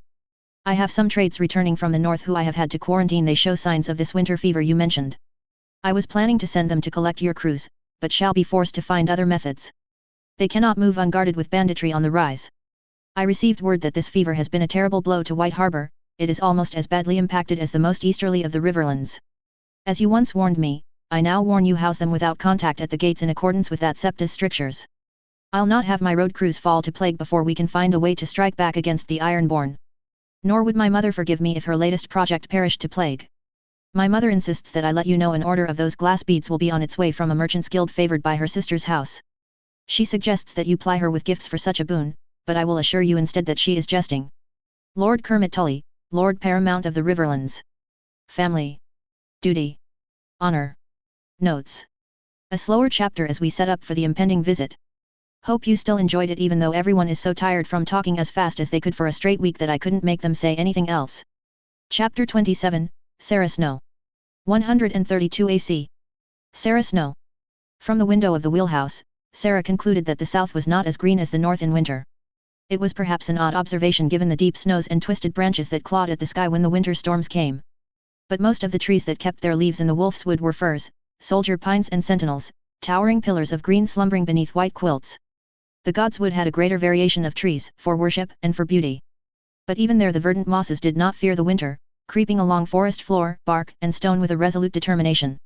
Their sojourn at the neck had been shock white with frost, but the emerald pools between the rushes lingered, peeking out from between ice floes even in deepest winter. Everywhere, green hid like a secret promise of spring for those who were able to endure long enough. Here, the winter seemed to be mostly brown. There were few pines this close to the river, much of it likely cut down centuries past, and what willows, alder, and birch remained would be bare for the rest of the year. Their trunks stood somber brown, cracked with sable, but for the white spines of the silver birch. Clumps of brown sedge and cattail spikes clustered at the riverbed, along with other plants and grasses she could not identify. Perhaps Laharid could, but Cranagman made much of such knowledge, to better survive the neck. The air was thick with fog this early in the morning, muffling the whole world. A rosy dawn pawed faintly at the edges of the grey blanket but made little headway in producing anything more than a diffused glow against frosted stems. The mud beneath them was a dark slush of earth and half-thawing snow that made the wheelhouse move even more slowly than normal. River birds swooped and dived, seeking prey hidden between the uneven slabs of ice. The very air seemed as wet as the river. Sarah was not certain winter was supposed to be this damp without snow or rainfall. Fair Market had been interesting, though she'd not been allowed to venture into the town without a mask, Lady Castle, and 6 guards, so had not been able to enjoy it properly. The people there looked almost as hungry as those she'd seen on the outskirts of Wintertown anyway, though the merchants were as strident here as they were anywhere. Mostly she had been wondering if any of these works Lady Myers had been capable of producing had made their way to their closest trading hub. The absence of this clear, crystalline glass in bead or goblet, was conspicuous. Merchants were very reluctant to speak to her of it at all. Only house Vance could possibly lay claim to such finery, she was told, though old Norbert had a Bravacy son-in-law and used to sell thick molded green glass before the dance. His death deprived the town of a useful source of trade. Yet no Myerish glass was for sale there. Perhaps her products would cost them dearly and so were not available to even the wealthier small folk of the town? Whatever the reason, Sarah steeled herself if what Cregan said was true, they needed that glass. She'd do whatever it took to get it, or between winter fever and hunger, half the small folk might not make it to spring this year. For a moment the images assailed her. The twisted mouths, the bulbousness of heads and distended bellies. Swallowing heavily, she pushed them from her mind. There are small folk fishing on the river, a lucky resource after the burning of the Riverlands, remarked Lady Ethel Castle, her dark eyes keen. Father used to say that a decent fishing route is worth 10 granaries. But he loved fish more than venison, so had some bias, she replied absently, observing what appeared to be a way station of some kind on the outskirts of Meyer territory. Merchant wagons were stationed there, though for what purpose, she couldn't say. He did. Myuran used to set aside an unseemly portion of funds just to ensure winter sea creatures were present at the Lord's table. Fortunately, the snow and ice made preserving the catch easier in some ways. Lady Cassell's quilted grey gown was very austere, rich as the velvet was, and her fur cloak was not so thick and fine as others she had worn before. Traveling as her chaperone was socially awkward, Sarah knew. As Rickon Stark's natural daughter she straddled a space in between. Highborn and base, high-ranking and low. In theory, and for the southerners who might take offence to her presence, Lady Castle and Lord Reed were the face of the negotiations. Yet her brother loved her dearly and valued her counsel, despite her status and her youth. Both knew Sarah was the final say for much on that basis. It was a rare coin, for a bastard. She'd not waste his investment in her. She had long since made her peace with her strange status. Enough to appreciate Ethel's attempt at deference without condescension there was nowhere in the world suited to the in-between Sarah represented, and it spoke well of the woman that she always attempted to make one. Passing under an ugly wooden watchtower, Sarah blinked curiously at the bright yellow and red planks being waved, seemingly somewhere overhead she could not see. "What do you know of the lady?" asked Lady Ethel. With a hum, Sarah leaned back in her seat, casting her mind back to what she had been told. Cregan spoke well of her, so did Alice Ann. She's a gifted speaker, so we should be cautious in case she's attempting to lead us into uncertain waters, but a silver tongue would not be enough to sway my brother. Clever, certainly. She must be gifted with the ability to spot talent. A pause. Alice Ann said she was soft-hearted, which may be useful to us. Lady Ethel's face hardened, the lines around her mouth and the crow's feet at the corner of her eyes deepening. She had been a beauty once, though it suited her now to wear the trappings of wisdom instead. When she spoke, her voice was a shade cooler than it had been. "Surely, you'd not go begging in a Southron keep when we have a responsibility to represent our liege lord." "We have a duty to the north, Lady Castle," snapped Sarah, tossing her dark braid over her shoulder in agitation. "I'll use whatever weapons I need to if it means our small folk survive. I am not the warden of the north, nor a Stark, but I have his blood and his blessing to do what must be done. I remain uncertain that this glass is of such a quality that it is worth an envoy. Winterfell has glass gardens of its own," said Lady Castle dismissively, tapping her fingers absent-mindedly against her knee, but her eyes were fixed to Sarah's grey ones. Frustrated, Sarah leaned forwards. "It feeds the castle, true, but Wintertone stores won't survive until spring cropping unless planting gets underway. Already we are stretched thin, already people weaken and die. It is worse along the coast where the population seems to be falling faster to winter fever. If it continues, they'll not even have the men to put to work in a glass garden." With a sniff, Lady Ethel continued, "Perhaps we might make it ourselves. The north is not without access to Bravacy glasswork from our timber trade." Stifling a snarl, Sarah threw her gloved hands in the air and said, "For stupidly expensive molded goblets and the unworked glass still comes from Myr. Even then, rarely do we make such trades. Show me the man who buys trinkets in winter, and I'll show you a Manderley. If sheets of glass were so simple to come by, we'd have done so. The Bravacy would have done so and washed their hands of another slaving nation. But no method for glass we've devised have been large or strong enough to make into panes, if it is indeed as she claims. It has been lost to the north since Bran the Builder." A glint of approval sparked in those dark eyes. "You speak passionately. I am old and set in my ways. It adds a nice flavor to the stratagem we can use. Perhaps seeing you soft-hearted might make her more so." Huffing, Sarah flung herself backwards in her seat once more, crossing her arms. "I have held my role for 3 years now, in war and peace besides. I'm no longer marrying your nephew, my lady, you may cease the baiting and the instruction." With a weary laugh, Lady Ethel said, "Your decision to nearly waste yourself on that boy was your own. You can throw away your future if you like, Sarah, but my care shall not be disposed of so easily." Looking down at her shoes, Sarah suddenly felt very small. "It wasn't like that. Nothing happened. But you and your brother were prepared to use it if it had. And what was there to say to that? For it was true enough. Then he had made his promise to Cregan and that was that. Then he had died. And that was that." Saying nothing, she chose instead to look at the frosted, fallow fields outside and the foundations of a bridge in the distance. You could just about see Hag's Hill from here, rising up from the surrounding buildings. There was an unexpected height to the area, the buildings taller than she was used to seeing outside of Wintertown. Beneath them, the ground shifted suddenly. "What was that?" Sarah said, startled. Leaning out of the window she looked down at the earth below only to see a road of pale stone. Paved roads, right up to Hag's Hill. There was one laid between Winterfell and Wintertown, but certainly not one through Winterfell's farmland. Curious. Potentially a waste of money, unless there was need to get trade and soldiers out this way quickly. If nothing else, even she could feel the difference in speed. Overhead, shaggy-throated ravens fluttered and cawed. Lord Reed caught her eye when glancing behind him, and he slowed his pace to ride alongside the window. He waved off the fen and cray men who had been made part of his retinue and turned to speak to her. He was an awkward rider. Most crannogmen were, more suited to slinking through swamps than cantering. Reed was a slight man, like all crannogmen, green of eye and black of hair. His features were fine and almost womanly in their design, though he was nearly 40 years of age. The man was charming in his own way when he spoke. He had offered Cregan a son for her hand many years ago, but it had been so soon after Cregan had seized power back from their uncle that he had wanted her to stay at Winterfell for a while. She wondered if the offer would ever return. Then hated herself for wondering. "We'll make good time on these roads. Likely we shall reach the keep by evening. I have heard little and less of this Lady Myers. I am curious, to see a Southron wetland and the skill it takes to keep it. It was implied that I would find much to be interested in. She is a friend to the north, if nothing else. Between her work sending grain and the offer of trade for glass, I do not think her likely to be combative," she said thoughtfully. "No one well compensated will appear combative," corrected Lady Ethel, what she truly is remains to be seen. So small a house may want much from a greater one, especially if she has what we cannot make. She will be able to command quite a price with her works, perhaps enough to deny us should she so choose. Then it depends on what it is she wants from the exchange, said Lord Reed, his green eyes serious and far away. Is it coin? Prestige? Power? Much and more could be offered that looks like what Southron lords want for themselves, without truly sacrificing anything of worth to the north. Unless her offer is true and she comes in good faith, insisted Sarah, for then I'll not have it said that I used the power my brother gave me to enact an honorless bargain. We must wait until we meet her and take her measure.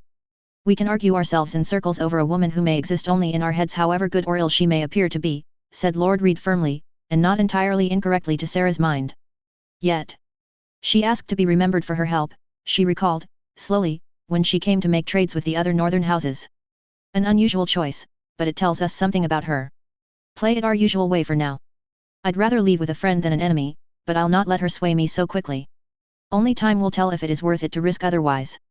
Reed's eyes narrowed like a tree cat's at that, his dainty features thoughtful, but Ethel Castle rolled her eyes so hard it was nearly audible. I say play it our usual way and be done with it entirely. She spoke sweet words to Lord Stark, to be sure, but she did not go uncompensated.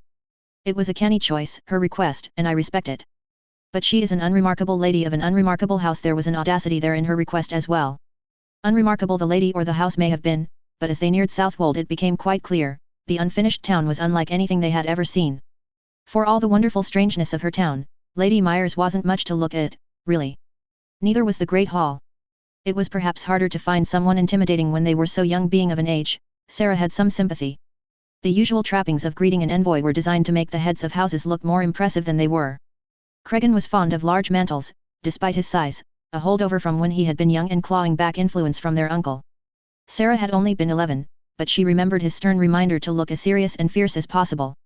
The most immediately interesting thing about Lady Myers was that raven that sat on her shoulder. Not wanting to seem callow, Sarah had decided against asking after it, even when it bowed in greeting or stared balefully at them throughout the proceedings. It went completely unremarked on by the household, but Sarah had never seen such a creature tamed unless by maester hands.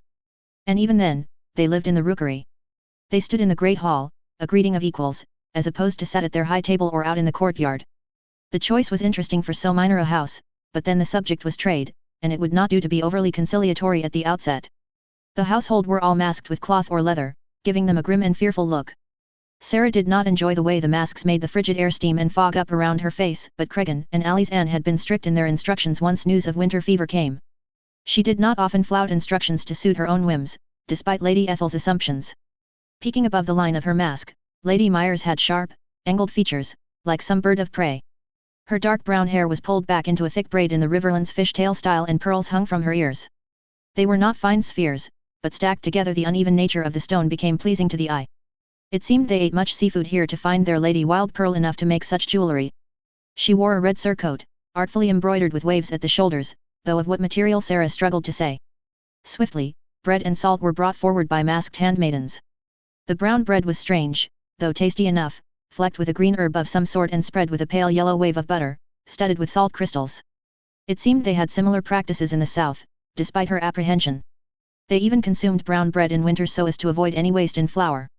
We greet you, Lady Myers of Hag's Hill, as guests in your home, said Lord Reed, invoking the old words. I bid you welcome under my roof and in my halls, honoured guests, came the measured reply, somewhat muffled by the cloth mask. As the handmaidens cleared away the ritual bread and salt, Lady Myers gestured to one of them, who stepped forwards with as sunny an expression as possible for someone whose face was half covered. Her long, braided hair was the same yellow as the butter, and her eyes were quite blue. Lady Myers said, I hope your sadly necessary stay in quarantine is comfortable. Gwyndolin will see you to your chambers. Meals will be brought to your door, and should you desire anything at all you need only ring the bell and one of our servants shall attend you. At the end, a bandrooie shall examine you to ensure you are in good health, and we can begin. Might there be anything at all I can offer for your comfort during your stay? Sarah stayed silent as Lady Ethel and Lord Reed made the expected courtesies. She would play the silent maid for a while, to see what morsels might drop from those who thought her below consideration. Sarah knew how to play shy and sweet, or to seem cheerful and thoughtless. These were acceptable things for a natural daughter to be, acknowledged or otherwise. She'd not bare her teeth until provocation or the proper time presented itself. The strategy had served them before with a prince. It would serve the north now with a lady. The greetings were less florid and extravagant than her tutors had told her to expect of the Sautron, which was well. But of interest was the employment of a bandrui. Might it be the same bandrui with the foresight to record her wisdom in the prevention of sickness and ill humors? She would be worth speaking to. The girl who was to escort them was a nattering little bird, no fierceness to her. It was often the way with Sautron women, but she was kind and pleasant at least. Sarah started at that particular thought, and reminded herself that she too knew how to be sweet to hide her fangs. Gwyndolin asked solicitously after their journey and quickly ingratiated herself with Lady Ethel. Behind them was another of the Meyer ladies-in-waiting whose name Sarah had forgotten, with thick black curls and a confident gait. She was conversing happily with some of the servants they had brought with them, tediously discussing some kind of work arrangement Lady Myers had instituted for servants in her castle. Beside her trotted a large, floppy-eared dog, still half a pup, with silvery grey fur. It was uncommonly quiet and well behaved for its age. It was called, apparently, Munin. A word that had no meaning, as far as she could tell. Perhaps an Andal word that was no longer used? Hutterholt was very taken with the beast and asked after the breed. Sarah found herself trying to avoid its gaze, but for what reason she could not say, and felt very foolish about it for she loved dogs. She'd always loved dogs. Slowly, they were filtered off to different chambers. Servants were to be quarantined together in their own rooms, an unusual bit of luxury for them, so at least Sarah would only have to share with Lady Ethel. She did not much want more retreading of the past for the week they would be trapped together, but it was a necessary evil. The room was simply appointed, with a large bed and hangings, a roaring fireplace, and places to sit with tables to use. A lone carpet looked foolish in the large room. Cards and slates were available for use, along with some poorly bound booklets. They were slim volumes by a bandrui held together by thread. They would not stand up to much heavy use. Despite herself, as their chests of goods were set up and the door closed softly behind her, Sarah could not help but stare. The room had been painted crimson, and the rich warm color did much to dispel the dreich weather outside. A mural had been painted across the longest wall. Winterfell was an old and storied castle, no stranger to paintings and tapestries, but nothing quite like this. A white swell of moon set in the sky, stippled and faded where a dark cloud swirled at its edge. The pale wedge of the surface glowed, but was iridescent somehow, not merely white pigment. It seemed to have been treated with something to give it shine and depth. The water of the river below was set in blue, for the blue fork presumably, and it frothed and undulated beneath the sky. Sharp crests of white foam, lingering blue so dark it was almost black, threaded with those silvery strands of paint. Across the sweep of wall were birds. Cranes and herons, their great wings stretched and necks arching towards freedom, blue-black and creamy greys.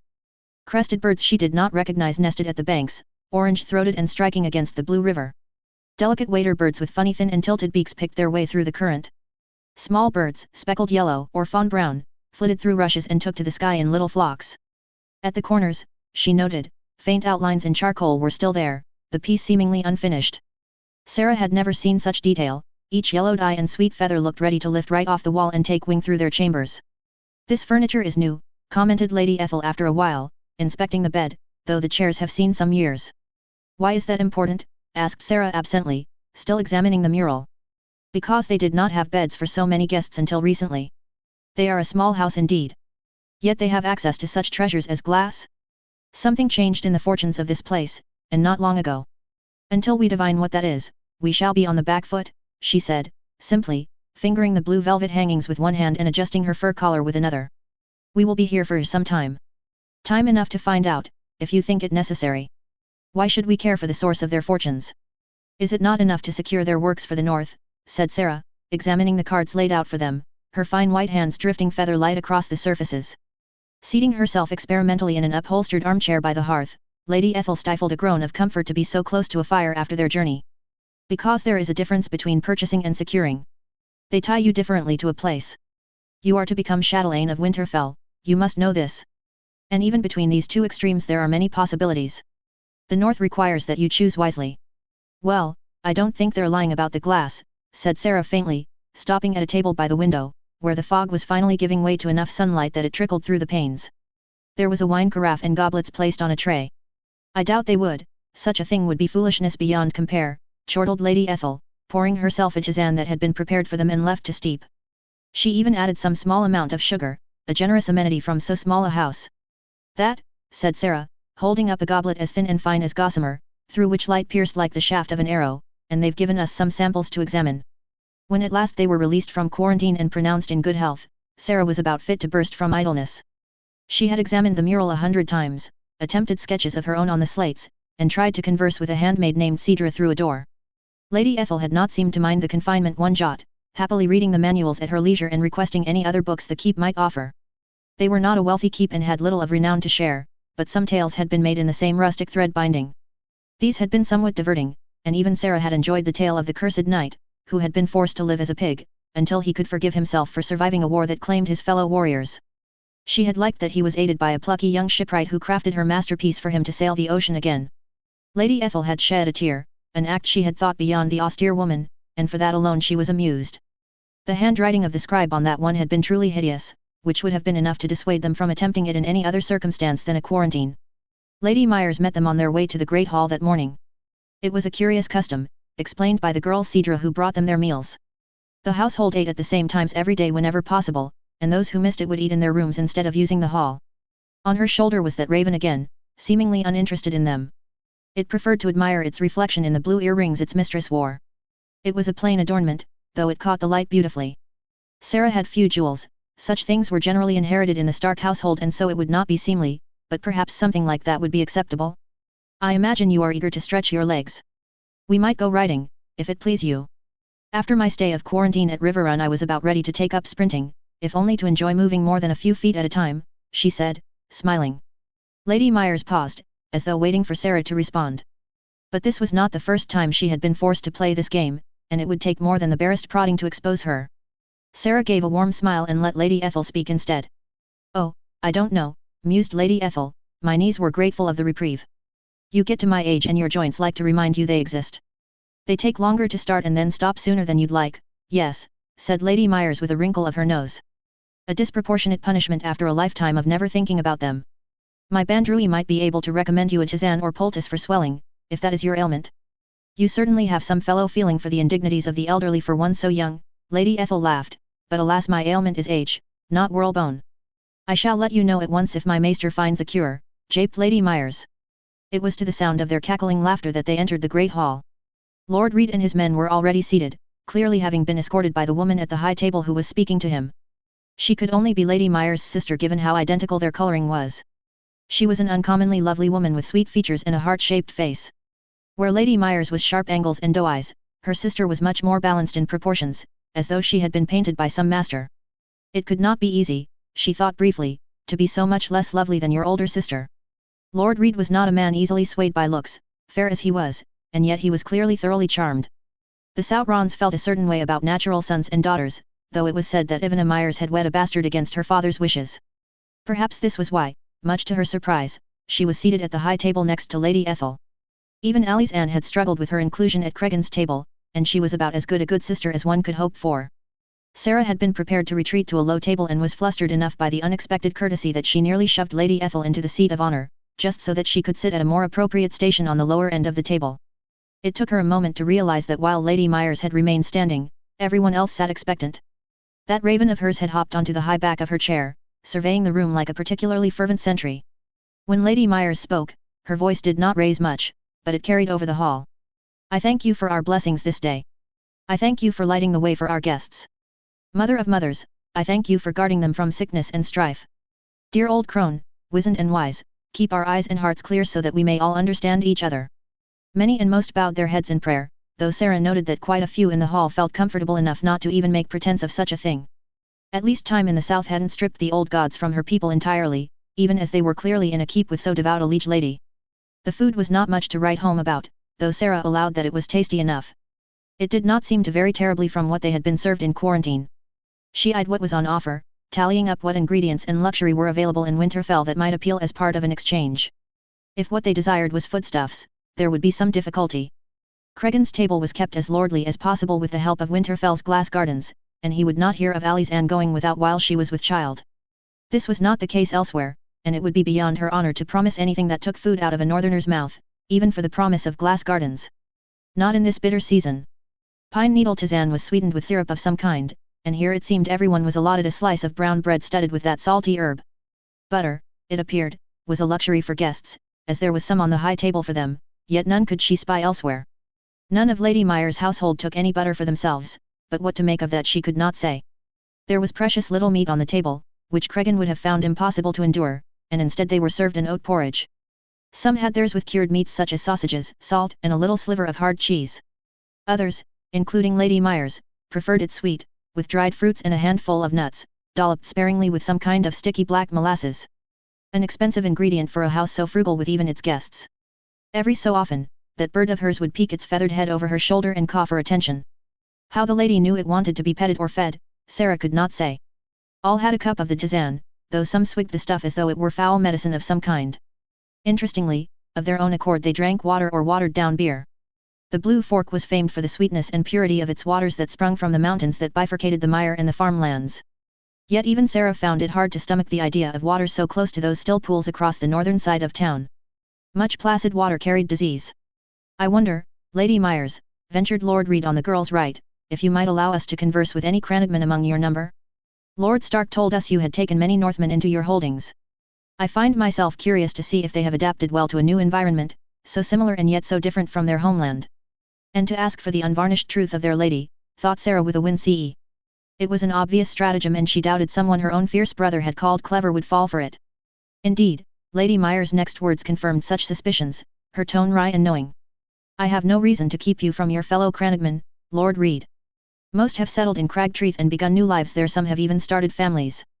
A few have settled in the northern half of Southwold, enjoying the balance of river and mire industries it offers. I invite you to venture with your own escort, so that you need not fear I will silence their tongues or sculpt their answers in my own fashion. My lady, said Lord Reed dryly, even as a smirk formed on his face, even a Northman is unaccustomed to such bluntness. I wanted to be polite about it, at least. I have found lately that diplomacy can be more cudgel than conversation.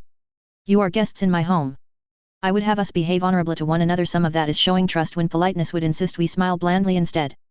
Then if we are to do away with pretense at least a little, tell me how you think my fellows are faring, so that I may compare your answers, said Lord Reed, amusement making him bold. Laughing, Lady Myers raised her steaming cup of tisane as though in toast to him. She replied, if I were to pretend I knew their hearts and minds better than yourself, you would think less of me, my lord. All I can say is that they are mire folk now.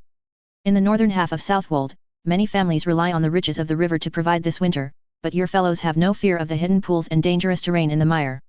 I've set men here and others with the diver girls in Cragtreath to attempt some livestock farming. Livestock? Risky in a mire. Beasts are as likely to drown or break a leg in the mud as men are, said Lord Reed, helping himself to another slice of sausage for his porridge. The thing was red with some Dornish pepper that Sarah had found nearly unbearable, but it seemed to suit his palate. Or maybe Cranagman really did eat everything.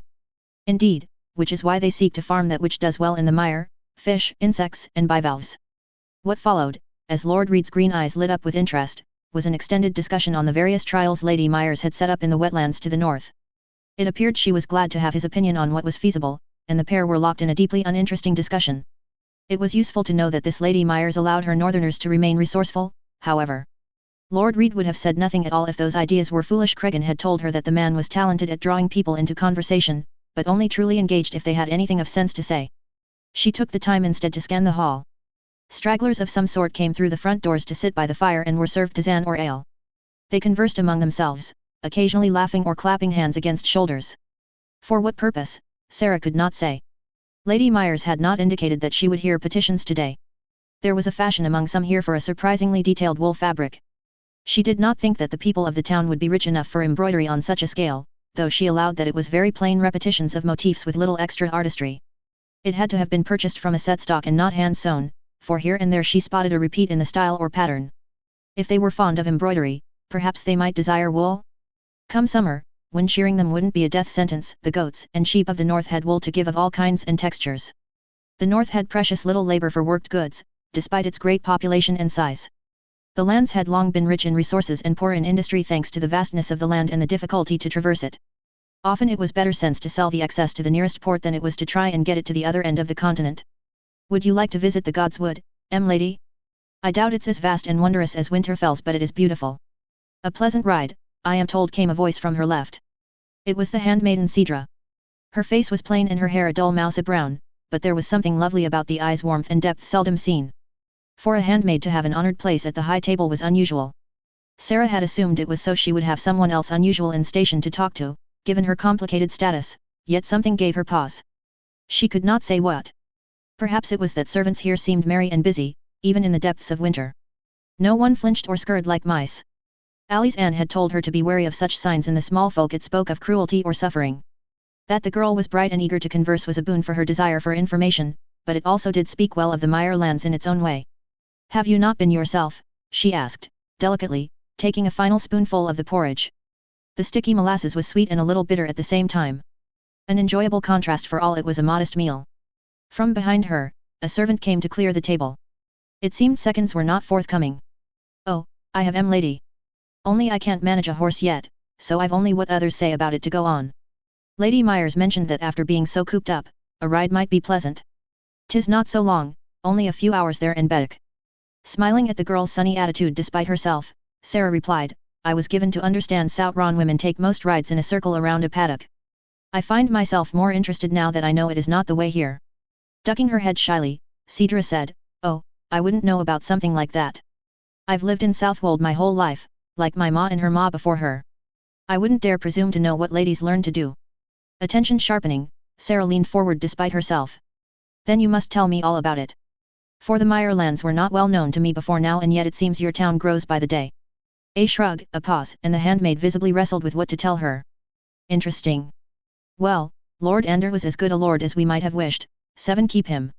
He had new ideas about farming and managing the land, but I've never done much more than help the harvest, so planting and the like is unknown to me really. I'd not be much use about that.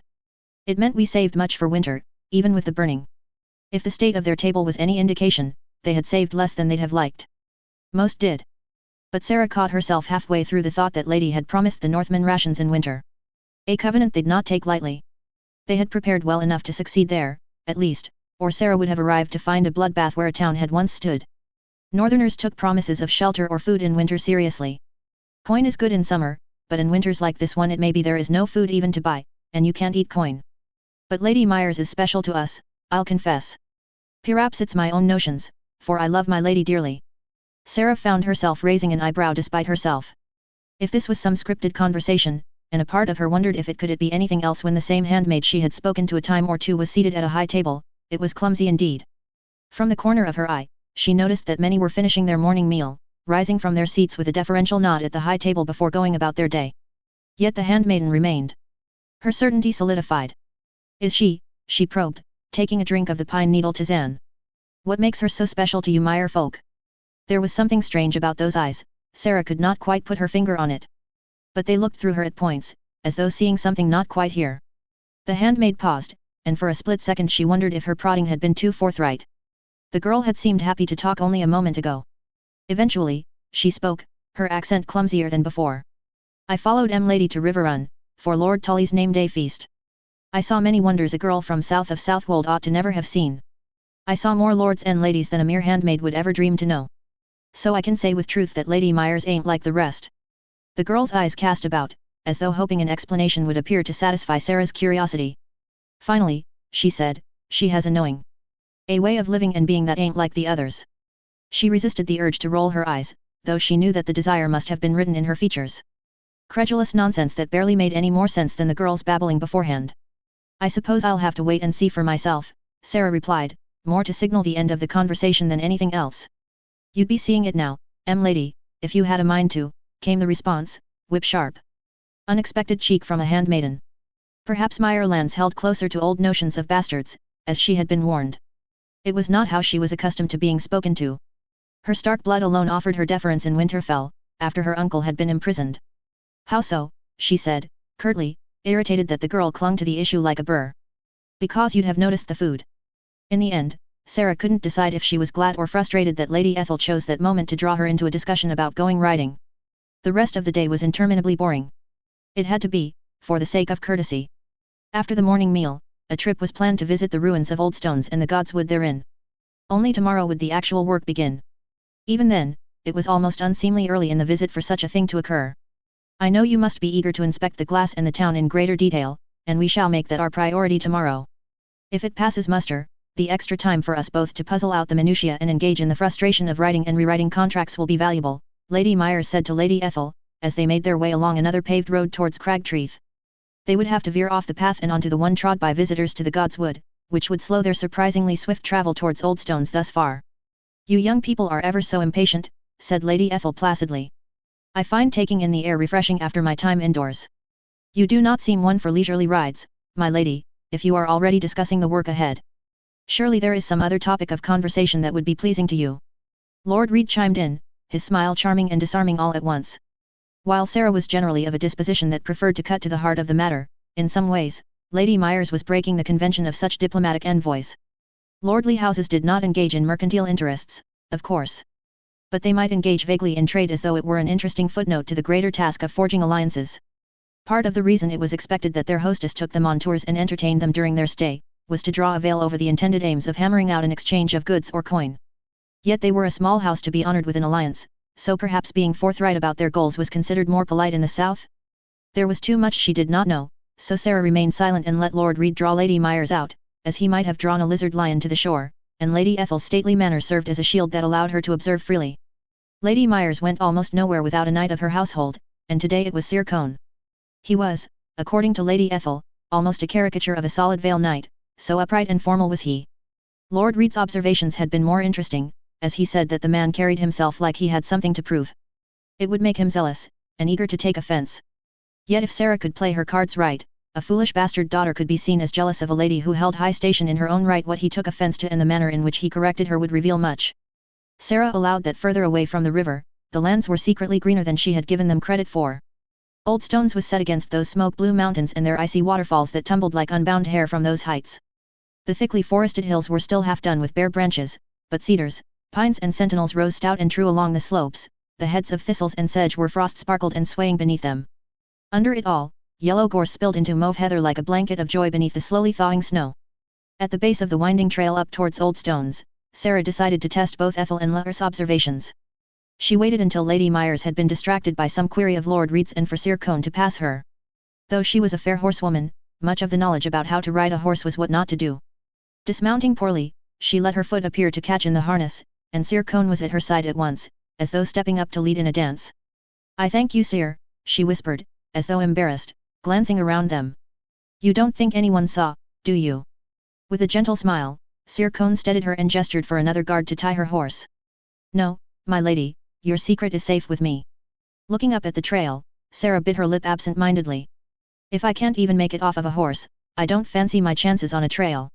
They say Southron knights are charged to defend maidens. If I go backwards through some gorse, I charge you to distract the others and declare you have never seen me at all, lest I die of shame."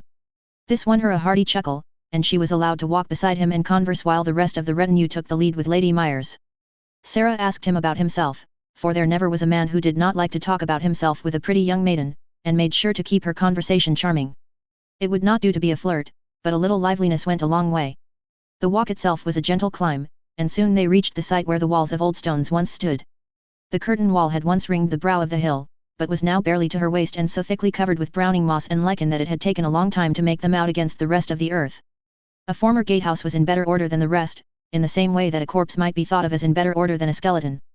At the heart of the ruin was a great carved casket, half hidden by grasses, the tomb of Tristy for mud and all that remained of his crumbled legacy. The stone was choked by thorned vines. "What grows along his tomb?" Sarah asked, intrigued. "Briar roses, I believe. In the summer they bloom in great white drifts. Lady Myers tells a tale of a lady named after the flower, whose household is cursed to sleep and trapped in a prison of those roses, whose thorns grew as long and sharp as swords," said Sir Cohn, an amused look on his face. Arching her brow, Sarah could not help but think of the old nursemaid who haunted Winterfell, a woman full of tales and portents. "Is your liege lady left with so little to occupy her that she can afford to while away the hours with tale-telling?" Frowning, Sir Cohn looked down at her, his swarthy face wrinkled with displeasure. "My lady works all the hours the seven provide, and more besides. Yet for love of her niece, I think, she has taken the time to tell her many tales and songs. It does my lady good, I think, to rest a while. Sometimes she will visit the children at their schooling and share a tale or two, though she likes to ask them questions afterwards." Intrigued, Sarah probed for more, hoping to sketch a fuller picture of Lady Myers' character. What sorts of questions would she ask of children? With an airy wave of his hand, Sir Cohn said, "Oh, all kinds. The usual about what they thought or felt, but sometimes she might ask them who the villain was or if the hero made the right choices. Questions of judgment and honor or cunning and planning." Bewildered, Sarah looked up at him, though his sable eyes were trained on the path ahead. "For what purpose?" she asked.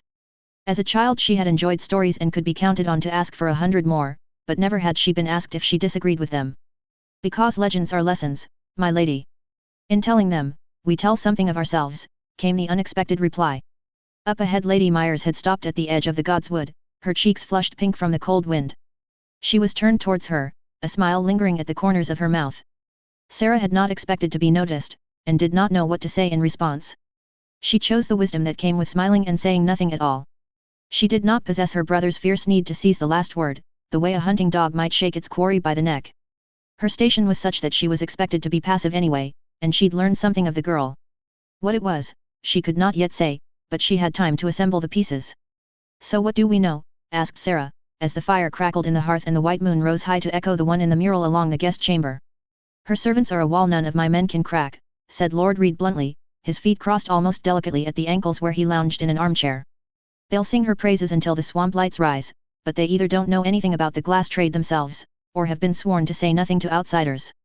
Is the difference important? Snapped Lady Ethel. She does not seem the kind to have such an iron fist over her people's tongues, but many a fool has been propped up by clever advisers. In either case we know less than nothing. Her own probing of Lady Myers had been less than fruitful, and she was in a foul mood. The girl may have seemed straightforward, but she danced those Southron steps with her words like any other. Even her forthrightness did not tell Ethel what she had wanted to know. Not quite, cautioned Lord Reed. As far as I can tell, the people praise this maester of hers when asked about glass.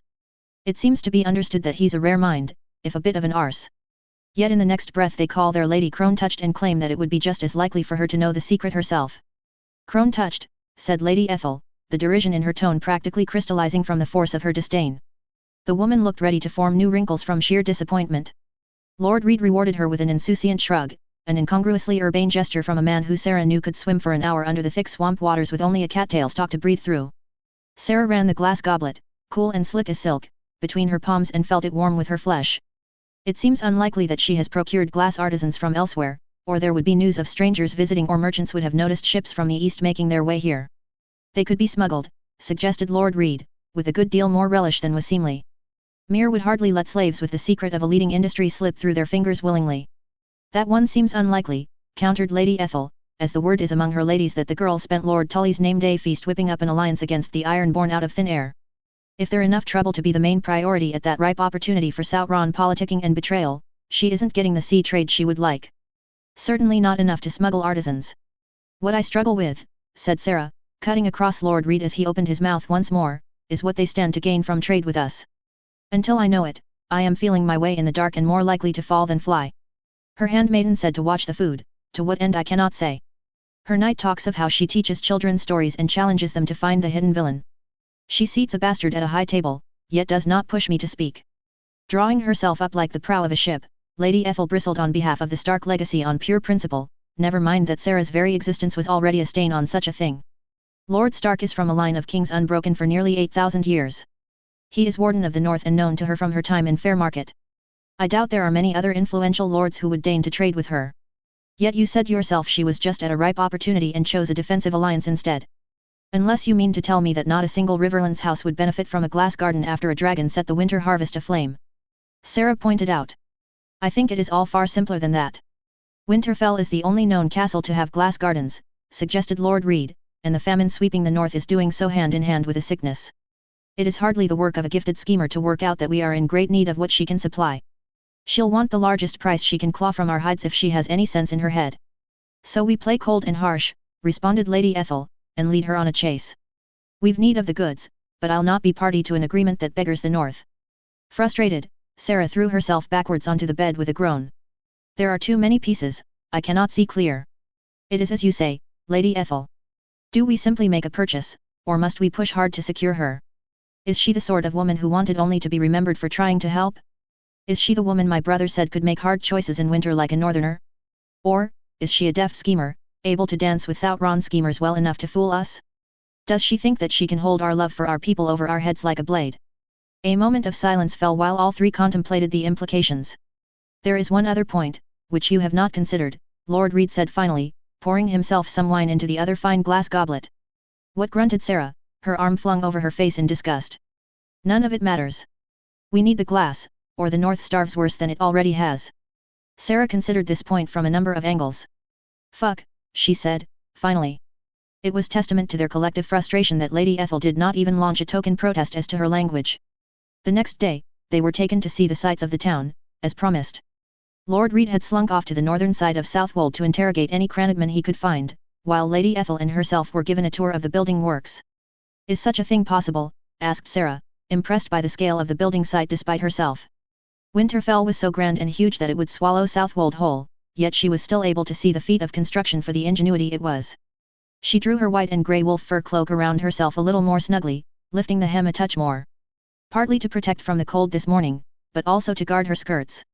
While the cobbled streets of Southwold were uneven, it meant she was able to walk a little more freely given the lack of mud being trampled underfoot. Yet here on the mud-splattered building site, they had no such paving and Sarah wanted to get a closer look. "My good brother is a clever man, my lady.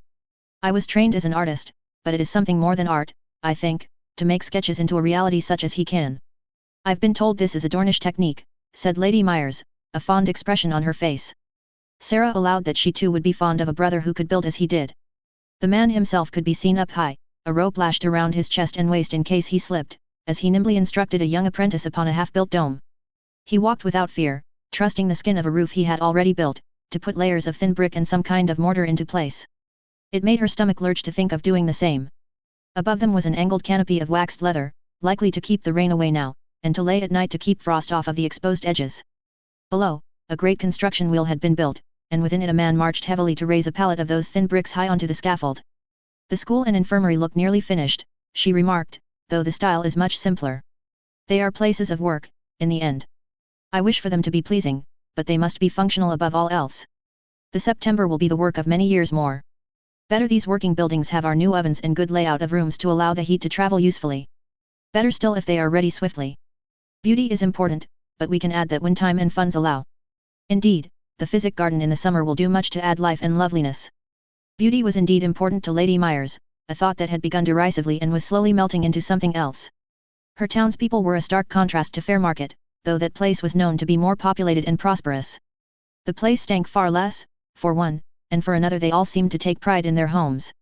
Painted lime wash was a fashion she had seen often, with many trying their hand at murals of their own, though often far more amateurish than what she had seen in the keep.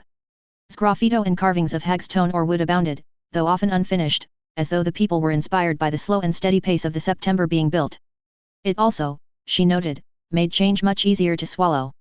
A bridge could cause trouble between neighbors used to separation, and a schoolhouse might be viewed with suspicion. But beauty was inviting and seductive, and all people wanted to own what was beautiful even in some small part. Cregan had a healthy respect for maintaining the image of a lord, perhaps he would find it useful to think on the benefits of aesthetics in his works. Alice Ann did, but the rules were often different for women. A thought for her summer. If nothing else, Sarah was pleased to have stumbled upon something the North could offer House Myers that they needed in abundance: timber. Construction work meant a need for timber at every stage, and much of the conversation she had overheard was around conserving, reworking, and repurposing timber forms or frames. Transport would be cumbersome, given the lack of roads and iron borne along the coast, but it was a start. It would certainly soften the blow to the coffers of the North that paying for glass in coin would cause. "Do you not find it wasteful," began Lady Ethel, her voice dangerously pleasant as she inspected one of the grand archways, "to build something like this in the depths of winter? Surely these efforts are better spent elsewhere." Lady Myers remained undaunted, gesturing in the direction of Murfield with a sweep of her hand. "Our fields lie fallow, Lady Castle. One could argue that this is the best time for such a project as it does not take away from the necessary work of farming. It is slow going, I grant you, but nothing worth doing is easy." "Indeed," came another voice, sharp and precise as a blade, "and in the dull darkness of winter, idle hands become uncivil very quickly. We Mire folk are naturally industrious these days." It was a Septa, tall and imposing in her robe despite the age in the lines of her face. She sailed across the muddy surface of the building site as though she walked on air, her posture impeccably erect. Her green eyes were slanted and keen, like a shadow cat in the trees. She curtsied quite elegantly at Lady Ethel and herself, somehow managing to project a deep lack of deference all the same. Alice Ann had given Sarah warnings about the faith of the Seven, and many foul deeds the Brackens had justified committing under its auspices. So she said nothing and merely nodded in response. "Septa Nicella," greeted Lady Myers, her voice wry and her expression incongruously warm by contrast, "I see you have finished terrorizing Maester Lewis. Is he ready for us?" "It is not terror, my lady. Merely guilt," said the Septa airily, waving a hand at her hood. "Men fear that this thing hides many secrets, or that I know all their sins upon sight." "They're not wrong," came the rejoinder. No, but it is better to be humble in service of the seven, Septinicella said dryly. He is most excited to show his new work to yourself and our guests. The man is positively secreting anticipation. Sarah wrinkled her nose at the phrasing in spite of herself. She did not think she wanted to see this maester, suddenly, though the northern interest in glass demanded she would have to do so. The walk itself was pleasant enough, despite the steel-grey sky and the eternal stretch of dull brown beyond that she could glimpse in the gaps between the buildings. Meyer folk were good-natured, it seemed, offering smiles and greetings as they passed, but many a lord had ensured their small folk knew how to behave in the face of visiting lords. It was why she was so useful to Cregan in the early days, as people showed their true ugliness to bastards and baseborn when they thought them powerless. Lady Alice Anne asked to be remembered to you, Lady Myers, Sarah said brightly, as much for her to take measure of her good sister's impression than for conversation. She'd have made the journey herself, but she is with child and my brother fusses like a brooding hen. A loud shout of laughter escaped the lady, her twisted braid slipping off of her shoulder. I confess, my lady, I cannot picture it. Does that giant mantle of his puff up like feathers? Sarah grinned, not for lack of trying. I shall let him know you were concerned for his well-being. Do, and make good sport of his fussing as much as possible, as is your right as his sister. We younger siblings must do much to keep them in line. Even Lady Ethel cracked a smile at that, though her nails had dug into Sarah's arm like knives at the jape. She was stuffy about that sort of thing, or at least about Sarah saying that sort of thing, as though Cregan had never japed once in his life. As for Lady Stark, my Bandrui has much in the way of knowledge around childbirth. I understand she has tools and techniques much prized in the area she helped my own sister through a difficult first birth. I would be pleased to send them along to Lady Alice Anne. They discussed these findings for some time, and at points it got pleasingly gruesome in a way she couldn't help but enjoy. Young women were not often privy to the truth of the birthing bed in anything more than rumors before they were wed. But Sarah did not let it distract her. She was keen-eyed from her youth, and not so callow as to be unable to carry on a conversation and take note of her surroundings at the same time. Over and over, she noticed how strangely the Meyer folk held Lady Myers in esteem. The lady was familiar with many, asking after relatives or projects, even the results of judgments she had made. This was well, and she recalled a younger Cregan doing the same in the early days of his reign, before war and winter drew him away to larger concerns.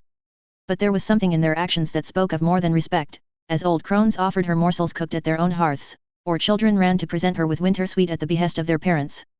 Here and there, a Northman would lock eyes and incline their head towards Sarah deeply. The Stark blood carried weight even here, it seemed.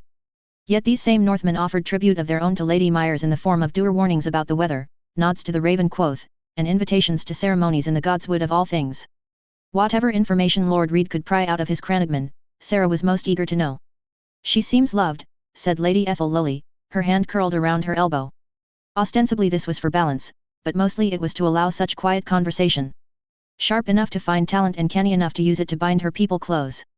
She'd have done well with a northern house.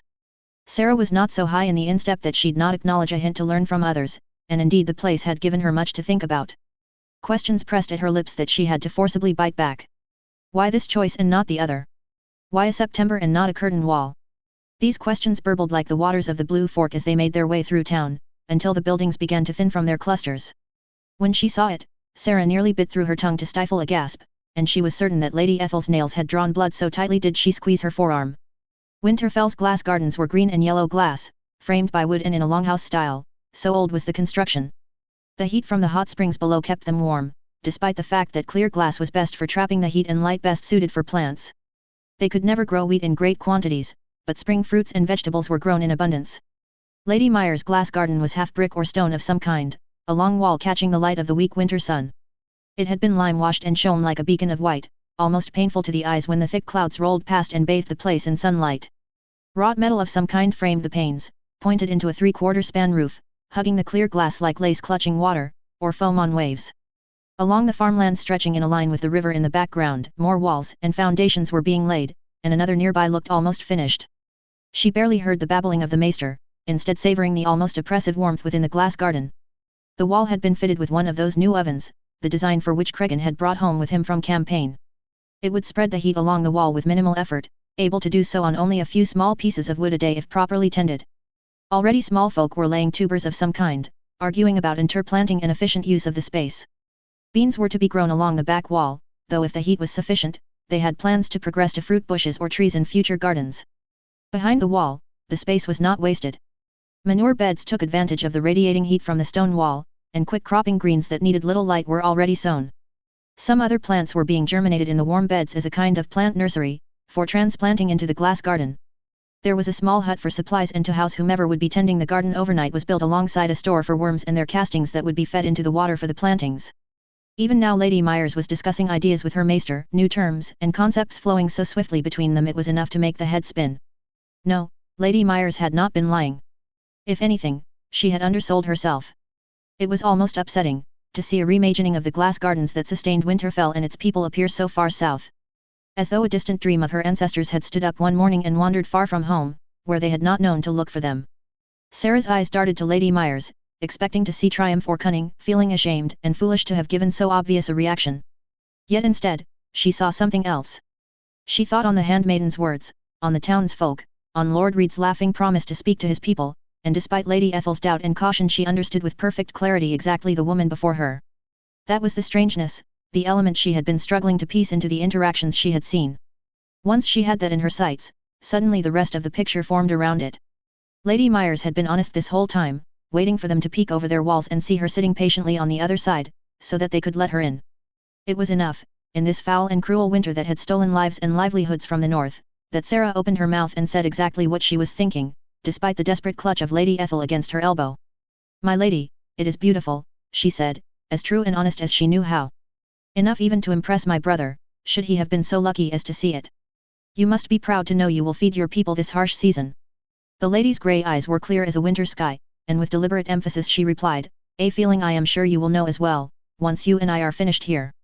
Then it will be up to you to convince Lord Reed and Lady Ethel." "My lady," Sarah replied, despite the grin she could feel tugging at the corner of her mouth. Still, Lady Myers was undeterred. "They are here to guide and care for you, Lady Snow. You are here at your brother's behest to care for all the North. I had you convinced the moment you decided to drop your charade." "What gave me away?" she asked, curious in spite of herself. A person who is nervous and under someone else's power watches the people in charge, to see if they are cruel or capricious. You acted well, but you kept watching my people, to see how they reacted to me instead. A river to your people in all things, it seems. So, what happens now? Now we do the hard part. The Riverlands have a saying, that a rising tide lifts all boats. We have nothing so easy to raise us up this winter. Instead, it is for to us to brace the knees and back, so that we can all lift together." A flash of excitement bolted through her like quicksilver. Negotiations tomorrow were going to be fun. Notes. Ugh. My fingers hurt. Poor Sarah is relieved to find Ursula isn't the type to take undue advantage, but is still desperate to find a way to pay for the glass without having to use too much coin. After all, not every house is prestigious enough to receive a loan from the Iron Bank. What would you do? Chapter 28, Ursula Myers. Notes. Content warning, Ursula's dreams are very unpleasant and she experiences torture and pain that is described in detail. If you can't stomach that sort of thing, I'd skip each section beginning with the word dream. 132 AC. Ursula Myers. That price would beggar them, Janessa, I said wearily. I poured myself another glass of wine. Though I had made inroads with the northern envoys, I had found a brick wall in my people. It was good at least that they were all passionate, intelligent individuals who had the spine to argue with me if they felt I was wrong. But as I leaned back in my chair and watched them arrayed along the table in my solar, I longed for just a little more patience. Not quite. We'd need them to come back regularly, after all. If someone had the means to save me and chose to take my hands to do it, I'd spend the rest of my days thinking about how to kill him with my feet. I snapped, throwing a hand in the air for emphasis. Crucially, however, you'd take that chance and have fewer weapons besides. Janessa ran one ink-stained hand through her mass of dark curls, sighing. Beside her, a silent Kana offered her a cup of wine, but she waved it away.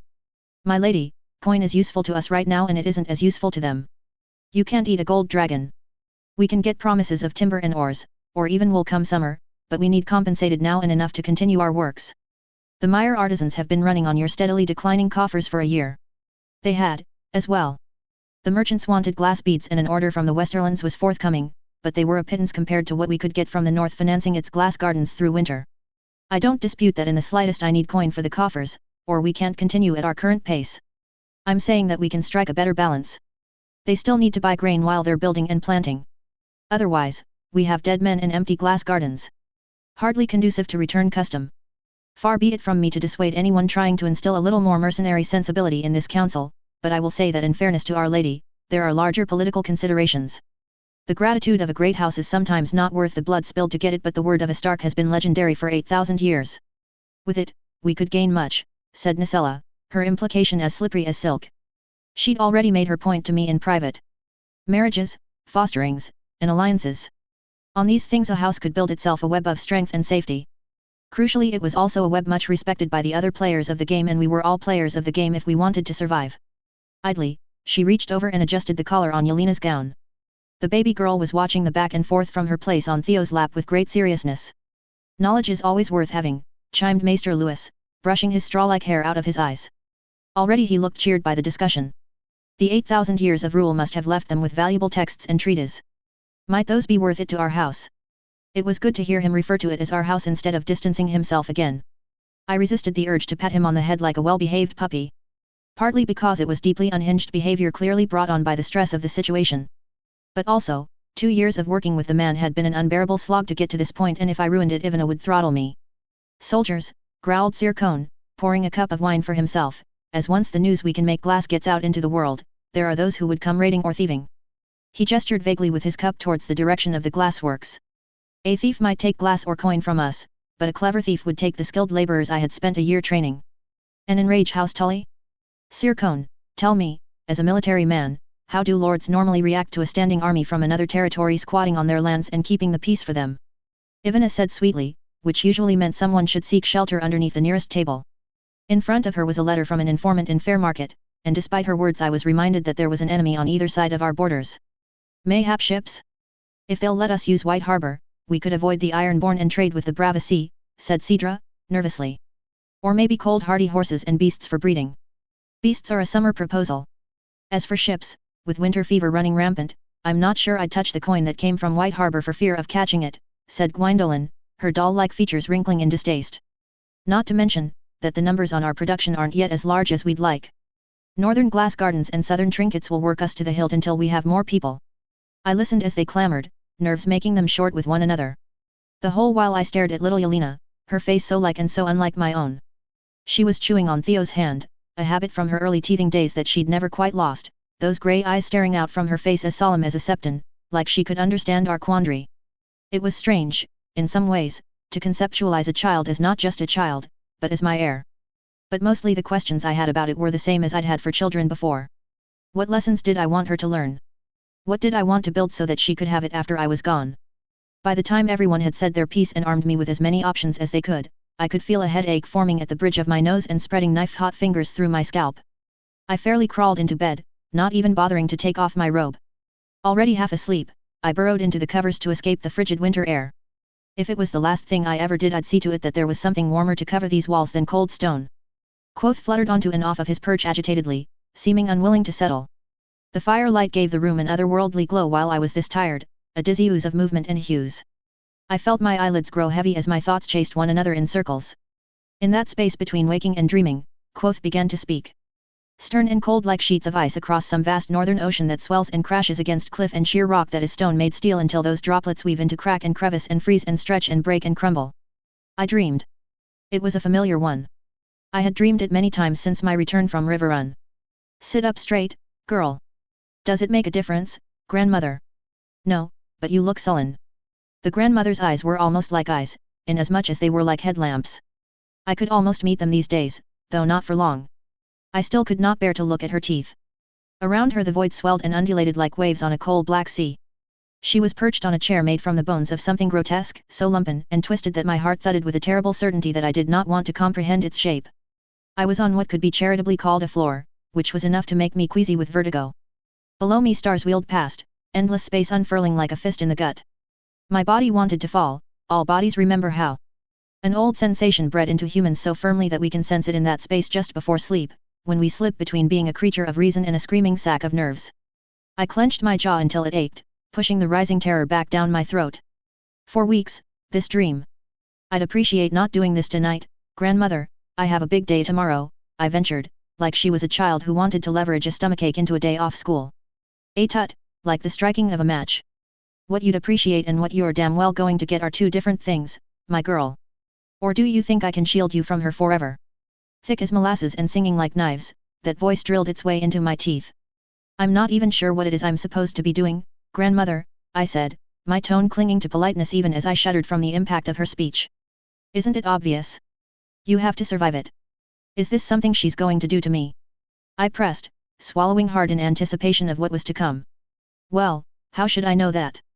I know much and more, but if I knew everything, I'd have snatched someone like you the first time around. She gave an irritated chuff, those twisted fingers of hers sprouting feathers from the follicles like claws.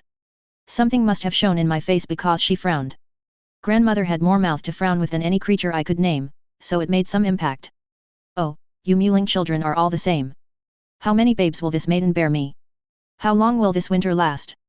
All wailing about seeing a path whether you are in front of an altar or a tree.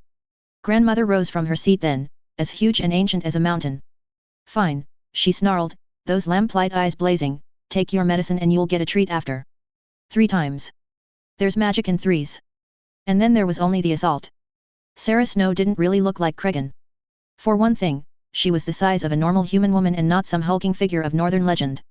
She had ebony hair and the steel-grey eyes of the Starks but was almost unsettlingly nondescript. Her face was neither too pretty nor too plain. Her frame was neither large nor small. She almost willed herself into the background of the world, where her brother took up all the space in it. Unsettlingly, however, she sounded like Cregan with every sharp word even when it seemed she was trying to be friendly. You're doing this all wrong, she said, flatly. Beside her, Lady Ethel's placid expression fixed in place, as though someone had paused even her breathing. Lord Reed felt no such need for composure and was freely chucking into his tisane. I got the impression that Sarah would have stamped her foot, were she not representing the North in an important matter. It seemed I had broken some kind of rule. Behind both of us were the castellans and experts we had brought to discuss the specifics. Chairs and small tables had been brought up from around the keep to accommodate everyone, but still the lines were drawn clearly across the middle of the room. The North and the Myers. Stiffly, Sarah Snow glanced at her companions for assistance, but none was forthcoming. Her white wool surcoat was thickly lined with grey fur, and her kirtle was a dove grey. For all she lacked the adornment of Lady Ethel's sapphires or even Lord Reed and his fine jewellery of polished bone and gold, the materials of her clothing were about as fine as one could get from a land like the North. She was a much valued sibling, though her status meant that Cregan's choice to offer his favour would have been hard fought. I've never negotiated a trade deal like this with a house such as yours, I said evenly. If my methods are unorthodox, I trust that, as the experienced party here, you will be able to compensate. Don't play act the fool, we all know you aren't one. This isn't how one approaches negotiations. I resisted the urge to sigh. My patience was wearing thin early in the proceedings, but in my defense, I'd spent the entire night enduring unspeakable horrors. What part of my approach so offends you, Lady Snow?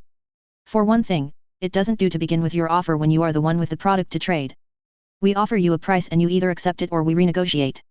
Yet you open with an impossible sum and suggest that other offers can be made in the same breath. You dance around what you want instead of stating it outright. Someone who tried to pretend they weren't the head of their nation's trade delegation didn't really have a place telling me about dancing around the point. I pursed my lips. If we were rutting deer, I might feel the same. Clash and retreat. When you shout, I'll bellow. As it stands, I presented options for payment because I do not know what state the North is in beyond rumor and conjecture. Would you prefer I began with the actual amount of coin requested by my council at the outset? I was under the impression that much had been spent this winter ensuring grain made it to your lands. I get my delivery every month along with the copper from Lord Karstark. The North, cut in Lady Ethel, her voice a shard of ice, has no need for your attempt at charity, Lady Myers. Can your small folk eat your pride, Lady Ethel? I'm curious, I snapped. Somewhere, I could feel Nacella glower and grandmother cackle. I was exhausted. Though my body bore no signs of suffering, indeed I awoke remarkably refreshed, the toll my dreams were taking on my heart and mind were heavy indeed. I am making an offer in good faith. I simply don't know which of these is most amenable to you. Do you have experts you can afford to spare this winter? Are you able to guarantee useful ores for my lands? Or will you take a loan from the Iron Bank and be done with it? Crossing my legs, I shifted in my chair. It was strange, having strangers in my solar. This room was the only place in all of Hag's Hill that felt truly like mine. I had held council and cried in this room. The walls were painted with my own designs, the furniture chosen by my father. Over there, was a blanket Septinicella had commissioned for my name day last year. Ivana had arranged to have it printed with those Meyer dandelions I liked. I had carried Yelena on nights when she couldn't stop howling up and down these very floorboards. I had shelves of English text and Westerosi planning. On the wall there, I had cleaned away Cormac's handprint, because I couldn't bear the thought that Cedra might have to do it herself. I needed an office to invite visitors into, I decided. Frankly, the outrage, said Lord Reed smoothly, redirecting the conversation back to the issue at hand, mostly comes from the price set, though it is clear you mean to be even-handed in your dealings. Not one is achievable, I'm afraid. Much can be promised come summer, Lady Myers, but if you'd hollow the North out of its talent or coin before then, you're not likely to see it. These prices are nothing compared to what a Myrish equivalent would cost, I said firmly, reminding myself that honesty had been what won me the negotiations in the first place. I would be honest here too. Frankly, it's a little insulting that you think to drive the price even lower when I have suggested a number of possible alternatives. And I am telling you that there is no way for the North to provide that coin, not in the amounts you asked for. We have a duty to the North to ensure we do not allow ourselves to be taken advantage of, he replied. The problem with the man, I decided, was that he had been handsome all his life. Ivana was the same. Even their displeasure was pleasing to the eye. This was, of course, an expected outcome. For all I was not following the rules of lordly conduct in a trade negotiation, I was very much in line with what Kaina and Janessa had said would be the expected rhythm of a merchant contract. So too, though they denied it, were they. We would both bargain hard, snipe and feign whatever emotion was needed to ensure the deal was good. They were fighting for the lives of all their people. If they could see their way to paying me less, they would. It would even be an honorable course of action, to preserve resources in winter. They had a duty after all. You speak of your duty to your people, but what of mine? Or is duty solely the province of the North? I said, my voice stern and sharp. I need coin to pay for the manufacture of the glass and the expertise and training that allowed for it to be made. I'll not sell my people and their efforts for cheap. Much of the cost with Myrish glass is the distance it must journey to reach our shores. Your suggestion would have us be responsible for guarding and transporting the goods from your holdings. You claim this would bring the price down, but surely this alone would mean that your price is higher than it needs to be, said Lady Ethel, delicately. Her dark eyes were shuttered and unfathomable to many, but I had seen a deeper darkness and could read her intent plainly. The Myrish, I said, coldly, feeling the muscles in my face smooth into a mask of disdain as Nisela and Ivana had taught me, use slaves to make their goods. I pay free Westerosi workers a fair wage. I shelter, train, and feed them besides. Some of your own Northmen have come to work in my glass factories. Shall I tell them that the needs of their homeland mean that they will go uncompensated for the gift of their blood and sweat? Lady Ethel scowled furiously but did not offer a retort. I was, in fairness, being slightly dramatic. No one yet had been badly burned, nor badly cut. Still, it was the principle of the thing. Sarah Snow's steely gaze never left my face. After a moment she nodded, and Lady Ethel's face was once again as placid as a still lake. Lord Reed just kept giving that unsettling little smile. This stipulation is fair, based on what you say. It also allows us the freedom to choose whether to brave the Ironborn from a sea route, or to travel a road with guards. Broken panes can be reforged with our current glass makers, but I suspect they will not hold as strong as yours. I nodded. The methods and techniques devised between myself and Maester Lewis has been a year in the perfecting. And I was working with knowledge no one else had access to. Either way, avoiding travel through White Harbor at this time would serve both our holdings and the prevention of disease. I will allow it, Sarah Snow said, so pleasantly it was almost enough to give me whiplash. These Northerners were clearly accustomed to bargaining hard for their people enough so that I struggled to tell true outrage from feigned. Janessa, at my right, began scribbling the concession. The first of many tiny threads to be laid in binding our two lands tight with trades. It went on for hours. We had refreshments brought to us at what I thought was the halfway point, but Kaina's pitying expression suggested that I was very much off the mark. It was decided that timber would be the most beneficial to our holdings at this time, so I let the numbers Theo and Maester Lewis had calculated for their needs speak for themselves. It seemed that the north was so vastly forested that my initial pitch did not even result in a batted eyelid. Ironwood was harder to bargain for, if for no other reason than the fact that it was difficult to work for those who were not experts, and just as I would not send my glass workers north, they would not send their ironwood specialists south. Flint's Fingers had a limited number of trade ships, given the risk with Ironborn. I offered to let them make use of my ships for transport, if they crewed and defended them with northerners. But the loan of a ship was an expensive one and the trio were reluctant to take the risk of it sinking and needed compensated. It was an ongoing struggle for most of the day. I bartered for favorable trading rights, exclusive to House Myers, on ores and minerals from the beginning to the end of next summer. Though they were pleased that coin would be flowing back into their lands, these were harder to promise in the amounts we desired and were the subject of much sniping until Lord Reed made it clear that death and sickness meant many smaller mines were poorly manned. I took what I could get and tried not to let my embarrassment show. The coin, though still we fought over the price, was to be arranged for in installments, which would allow the North to make use of funds to pay workers, arrange for the frames and structures, and to plant the glass gardens up. I had no idea where they wanted to invest in these buildings. Nevertheless, it would bind those houses who were granted such gardens tightly for at least the next generation. I offered a manual on the design and structure of different styles of glass garden. The North would likely want to make use of different types for different places. Janessa gave me a truly hateful expression, but there was no point in allowing them to use my glass to construct something that didn't work. People would die if they got it wrong. I did not mention to anyone that it contained an entire section detailing calorie-dense foods such as potatoes, and efficient cropping through interplanting and the four-field system. That would likely be viewed as disgraceful charity by both sides, if they understood the difference it would make to their food output. Wool, and northern beasts to breed with our own livestock, were much desired given the improvements Hetty, Nate, and Theo had been slowly making to our industries, but we all agreed that it was only worth visiting in the long summer. No one at the table could rightly say how much would be desired, nor how many livestock would make it to spring. It was an exchange with too much risk of falling through in the bitter northern winter.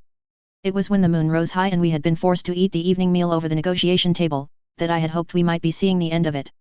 The fire leapt gaily in the hearth, and both groups were merry with warmth and wine. Yet to my dismay, when it came to an exchange of knowledge, the whole proceedings ground to a halt. The old suspicion rose up in the northern delegates, and I had to grit my teeth against the frustration that welled up in my chest like a geyser. Though I could not say I would be any better if I were a northerner whose entire experience of winter trades with southerners meant being taken advantage of, I had really hoped we were making progress. Interestingly, the only person still open to the idea was Sarah, who had initially been the most suspicious. There are workers who maintain the pipes that heat Winterfell. Though it is interesting to me that you would have such information, it's not normally well known in the south, she said, her expression keen. In one hand she held an oat biscuit, lightly flavored with molasses. She'd been going through them at a pace. It appeared Sarah Snow had a sweet tooth. We'd attempted to barter sugar, but it was considered too great a luxury at this time. Her expression had been unhappy then, and I had worried I was pressing too much. Now it simply seemed that she had desperately wanted more sugar for her table in Winterfell. I spent some time with the northern host in Fairmarket, during the widow's fair, I said evenly, carefully not answering her question. She hummed, taking another bite of the biscuit, before saying, maintenance and repair of such things is a valuable skill, and not many would be willing to leave so good a trade. Winterfell always has need of such workers. Nor could I guarantee that something similar could be built in your castle. For one, it requires hot springs, a resources Lord Reed tells me you do not have. The skills would be valuable to me, I agreed, but I do not desire them for my keep. No matter how wonderful heated walls sound in this weather. Sarah wrinkled her nose. The climate is uncomfortably damp here, isn't it? The cold is milder but more upsetting somehow. Gods, yes, blurted Kana to my left, before clapping her hand over her mouth. Lord Reed shot her an amused look. I supposed the Lord of the Neck knew damp winters better than any here. I'd not feel right about promising a man's life and livelihood to your holdings, Lady Myers, came Lady Ethel's forbidding tone. Deep within my soul, I longed for Septa Nacella. Damn what these people would think of a Septa in negotiations with the North. If nothing else, she'd silence the woman in 20 words or less, no matter how clear it was to me that Lady Ethel's job was to be as unreasonable as possible so that Sarah might appear more approachable. It was infuriating to deal with. As a woman who espouses the value of free Westerosi, it seems strange that you feel able to command northern talent south of the border and into your holdings. I pasted on an obviously insincere smile, replying, did you not request 1 in 10 of our Bandrui's trainees? Or suggest that I instruct skilled Northmen whom I have cared for and sheltered, to leave my holdings and return home come the long summer? Lord Reed poured me a glass of wine. The man appeared to have nothing to say until tempers began to fray, and unless that occurred, he seemed quite content to smirk at all of us in silence. Mostly he lounged, drank, and made the armchairs look indecent. I took the glass, nevertheless, adding water to it so that I might keep my wits about me. She does have a point, he said, those green eyes warm and twinkling, grinning conspiratorially. For a moment, I regretted being stuck in the body of a 16-year-old with an intensity. As it is unreasonable for you to expect the people who have built a life here to travel north, so too is it unreasonable for us to expect our skilled northerners to come south at our instruction. I was forced to nod, frustrated. I had need of shipwrights, smiths, and reeves. They had need of healers, builders, and fishermen to replace those lost by winter fever. Neither of us were quite willing to order people across the border. You feel strongly about this exchange, noted Lord Reed, eyeing Sarah Snow significantly. Yes, I said simply. Knowledge is the great leveler. When people share knowledge, it becomes part of the fabric of life. Knowledge of farming methods, for instance, is never the same twice. Land, people, resources are all different. Knowledge and necessity breed innovation. I have no wish to be stagnant, nor does the North, I imagine. Perhaps, suggested Sarah, her chin resting on her hand in contemplation, a temporary exchange might serve us better? If the need is knowledge and not bodies. 'Tis hard to put a price on such a thing, however. If it is to be done, I'd have to insist it were done so separate and outside of the agreement for glass. That would depend heavily on the knowledge offered and the nature of this temporary exchange. A risky proposition during a time of plague, cautioned Lady Ethel, not unreasonably. To be quite honest, I do not know who might be interested in such a venture, beyond the temptation to bring their family south for food and shelter. Offering such a thing in winter seems risky for the north, at least until we can arrange to feed our people well through the spring, Sarah said, leaning back in her seat a tad uncomfortably. We had been sat here a long time. I bit my tongue against the urge to scream the truth of this long and cruel winter. It would win me nothing but accusations of madness, or worse, questions about how I could possibly know such a thing. Yet you do not desire fosterings, came Lady Ethel's query. Clearly a genuine one, as she did not couch it in aspersions on my character. I had to reply carefully here, but again I had no reason to hide the truth. In all honesty, a fosterling from a good northern house in Hags Hill would do much for our prestige. It would also be the more traditional way houses exchange knowledge and customs.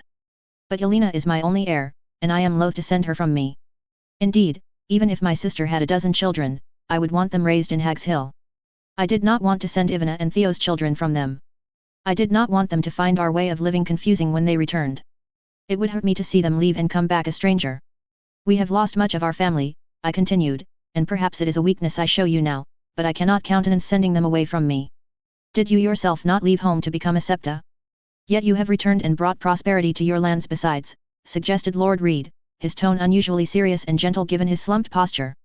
It pained my father, I said, stiffly. In truth it pained me. It was a choice born of some other metal than mere faith. I'll say no more on the subject until we are much better friends than this. He nodded easily, but out of the corner of my eye, I watched Sarah Snow's expression sharpen. The last time her face had done that, we were stood in a glass garden, and she had looked every inch the young girl she was instead of the stern Lady Snow she was forced to be. I have made the same misstep each time I speak with you, it seems, she said, her voice so like Cregan's wry tone that I resisted the urge to look for him, hulking somewhere in my solar. We have spent much time posturing and debating. Yet you have been forthright in your dealings in a way few south of the neck have ever been with us. I'd ask your patience, we are unaccustomed to it. She reached over and poured herself a glass of wine, making a face at the sour, tannin-rich variety we were able to make for ourselves in the Riverlands. Tell me, Lady Myers, what it is you want for your people. And you have my word that when I go north and feed my people, I will remember. I will remember that you sought to help where other might have sought advantage. I will remember what you say here to me now. Come the long summer, I will call on you again, and we will arrange an exchange. Lady Ethel's face puckered as though she had drunk our sour wine instead of Sarah Snow. The other northerners who had come with them stirred from their places at the corners of the room. All eyes fell on me in a way that they had not ever since we had sat down to hammer out this treaty. But I watched Sarah Snow, and her eyes were kind. Nothing in this world can be built without trust. It was only ever a matter of who to trust and how. She had been brave, to open her mind to the possibility that I was different, that I could be trusted, when so much depended on her. I would not be able to answer it with anything less. I had to be brave. I had to be earnest. I had to be true. The words rose up out of me like the tide, thoughts, an idea I had never quite put to paper, embarrassed to be dreaming of something better in the ashes of my father's legacy. My speech was not elegant, as I had been taught. It was a river of words, my hands fisted tight at my sides from the force of it. I want the ironborn ripped from the coast so that never again will they rape or raid. I blurted out, startling the onlookers. I want trade to flow through my lands so that my people will grow prosperous. I want full bellies, and for folk to argue about what food they like best instead of how to stretch every grain. I want them to sit in a warm room on long nights and laugh.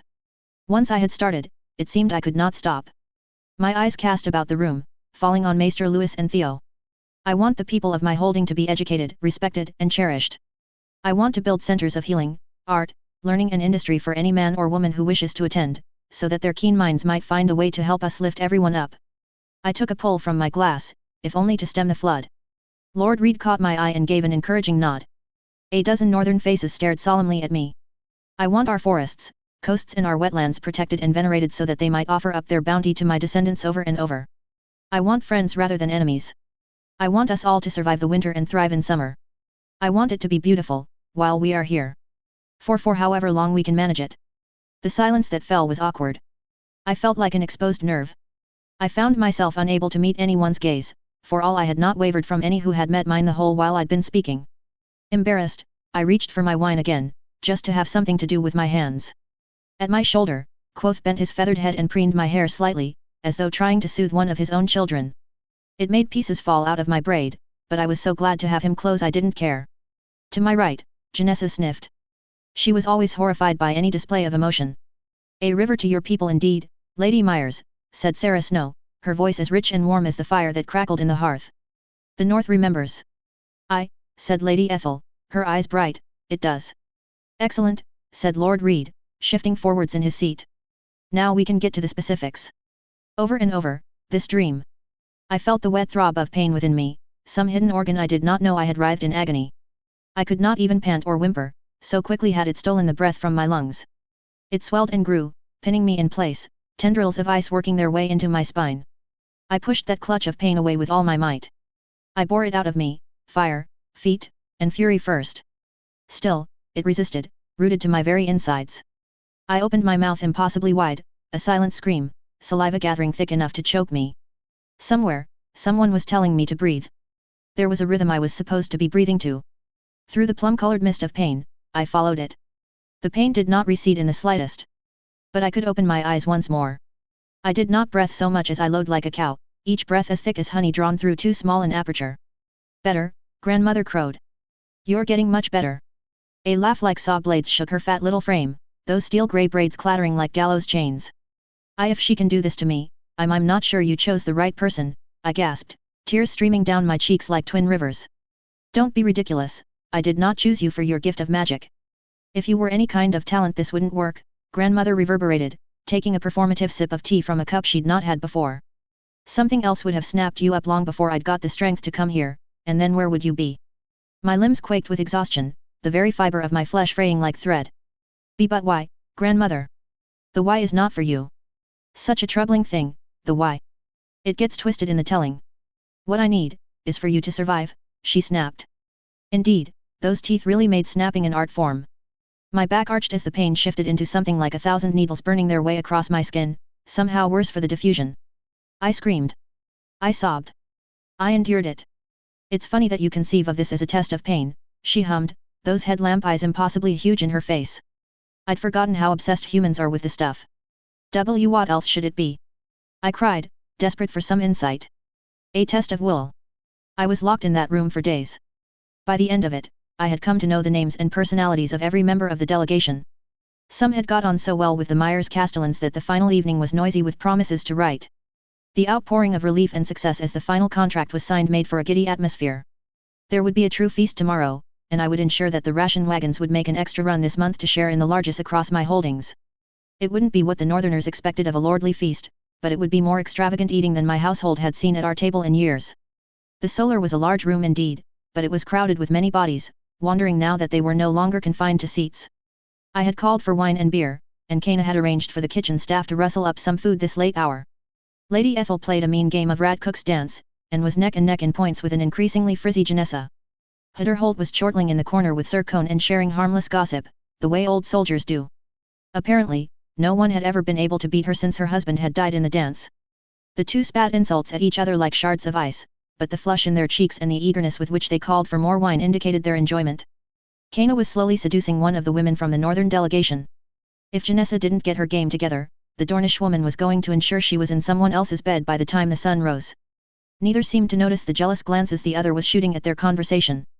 It wasn't my place to say anything, but it was nice to have noticed a secret. A normal secret, sweet and easy. Not like all the other ones I was holding to my chest.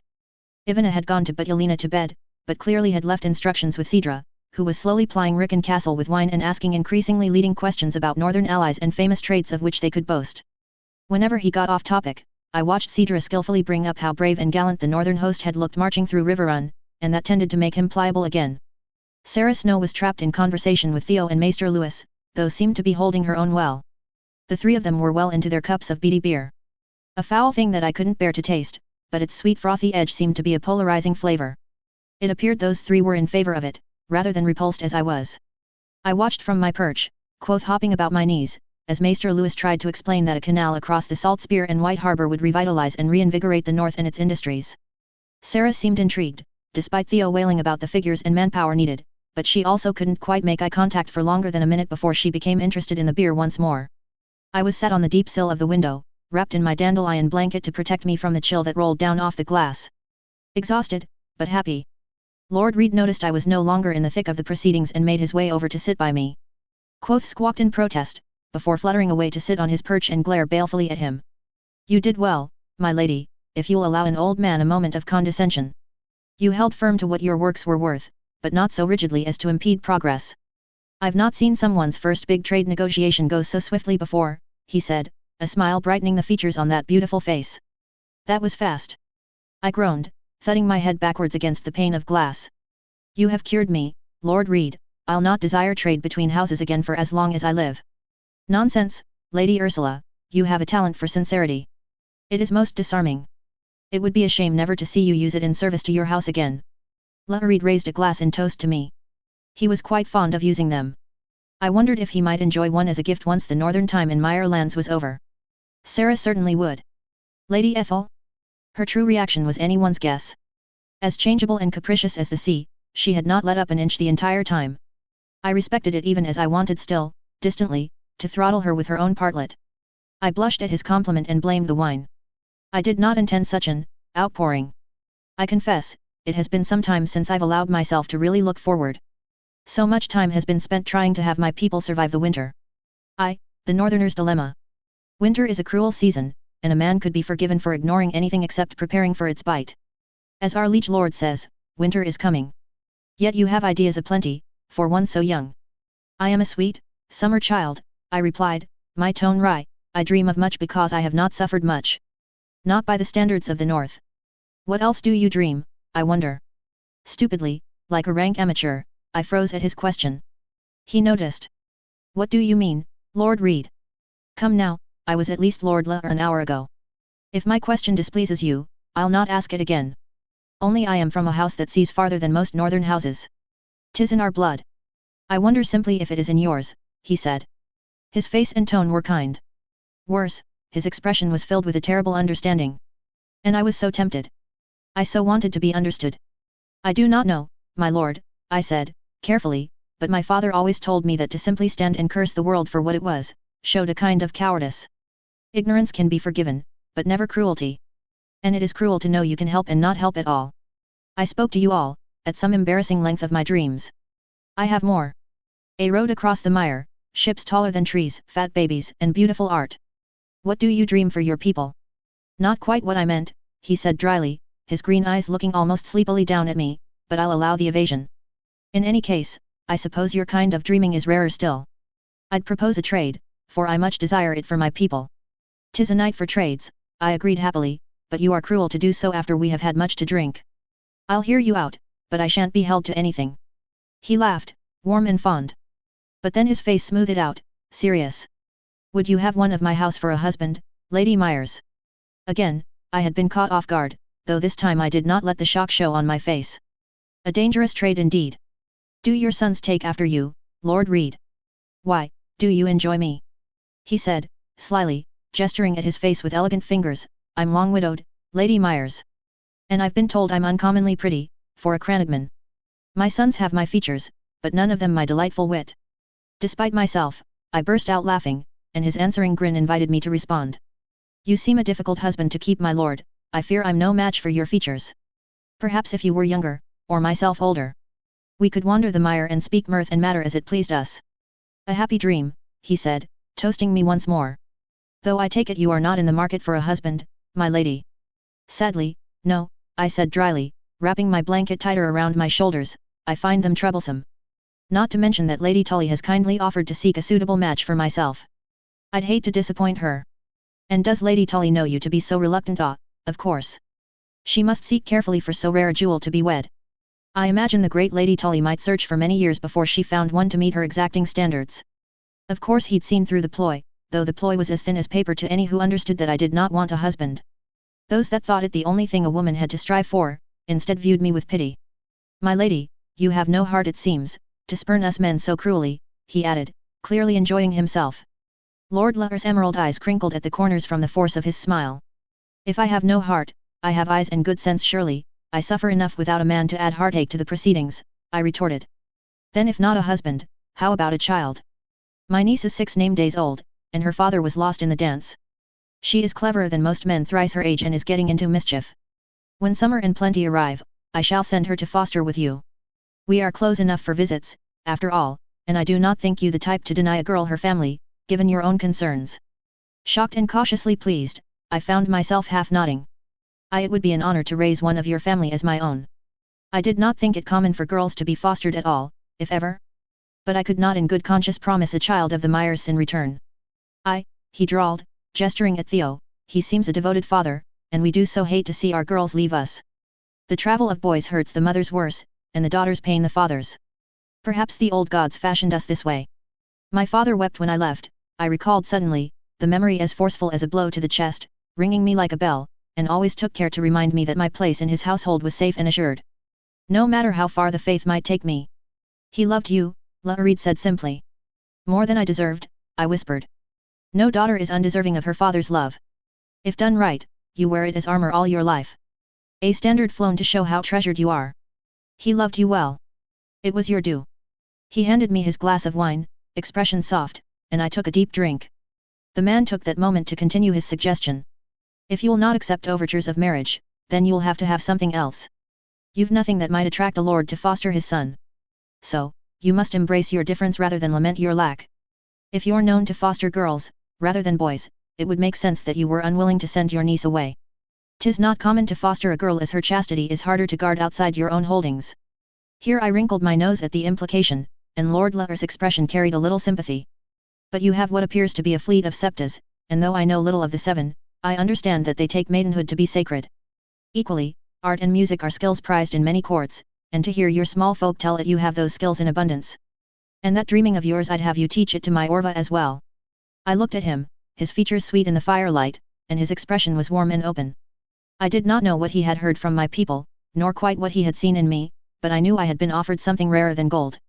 Come see me in the morning, Lord Lahar, and we will discuss your expectations. As well as what you might want in exchange. I would be honored to foster your niece, but I'd not have her forget where she came from, and I'll need your guidance to ensure she's a proper lady of the neck. Came his reply, you will at that.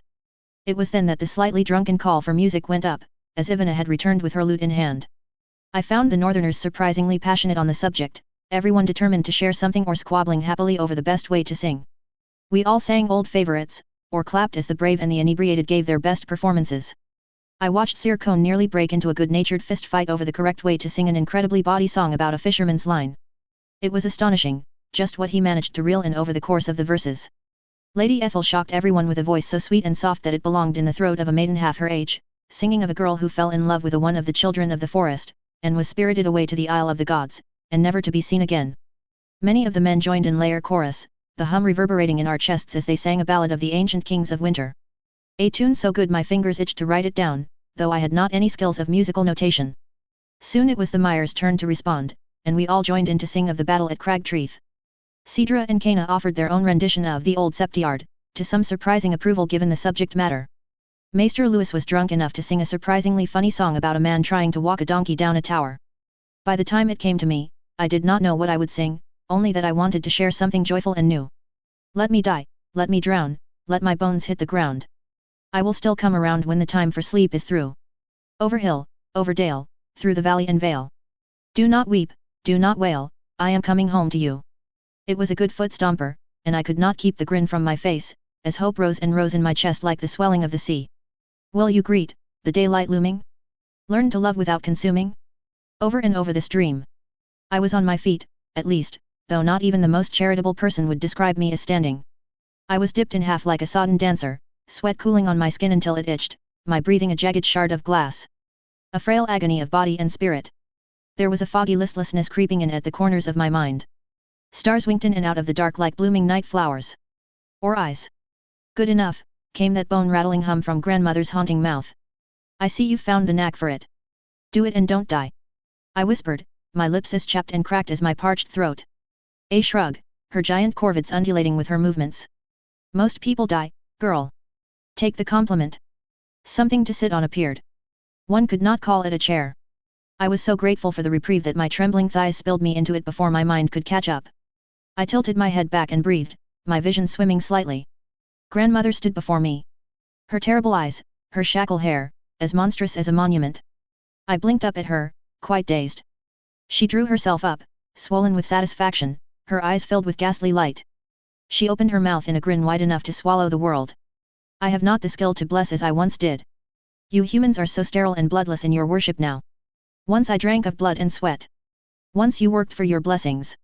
They offer me words in hallowed halls now, as thin and tasteless as paper. Is suffering worship? I asked, my voice dull. No, she rumbled thoughtfully, but you have offered me blood and sweat, and I'm an old woman. I can't afford to be too picky when an offering comes my way. She reached out one uncanny hand towards my brow. I was too tired to flinch away, though some small, wet part of my insides quivered with fear. Grandmother stroked it along my hairline, almost experimentally, like someone who had read about the act in a textbook and wished to make an attempt for themselves. SHH, she cooed, a splinter through my bones, SHH. She whispered it, like a secret, like the drawing of a blade from its sheath. For 3 shall I grant 3. Thrice to thine and thrice to mine. I chuckled wetly, that one isn't yours, grandmother. But you are, dearie. Notes. This one fought me like a lizard lion. I have rewritten the trade negotiations about 100 times.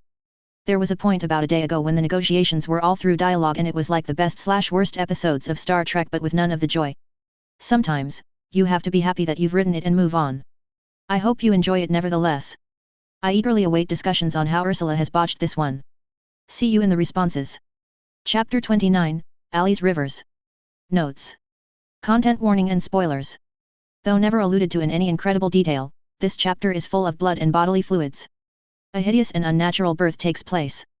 If birth horror triggers you, this is that. It is deliberately meant to be unsettling.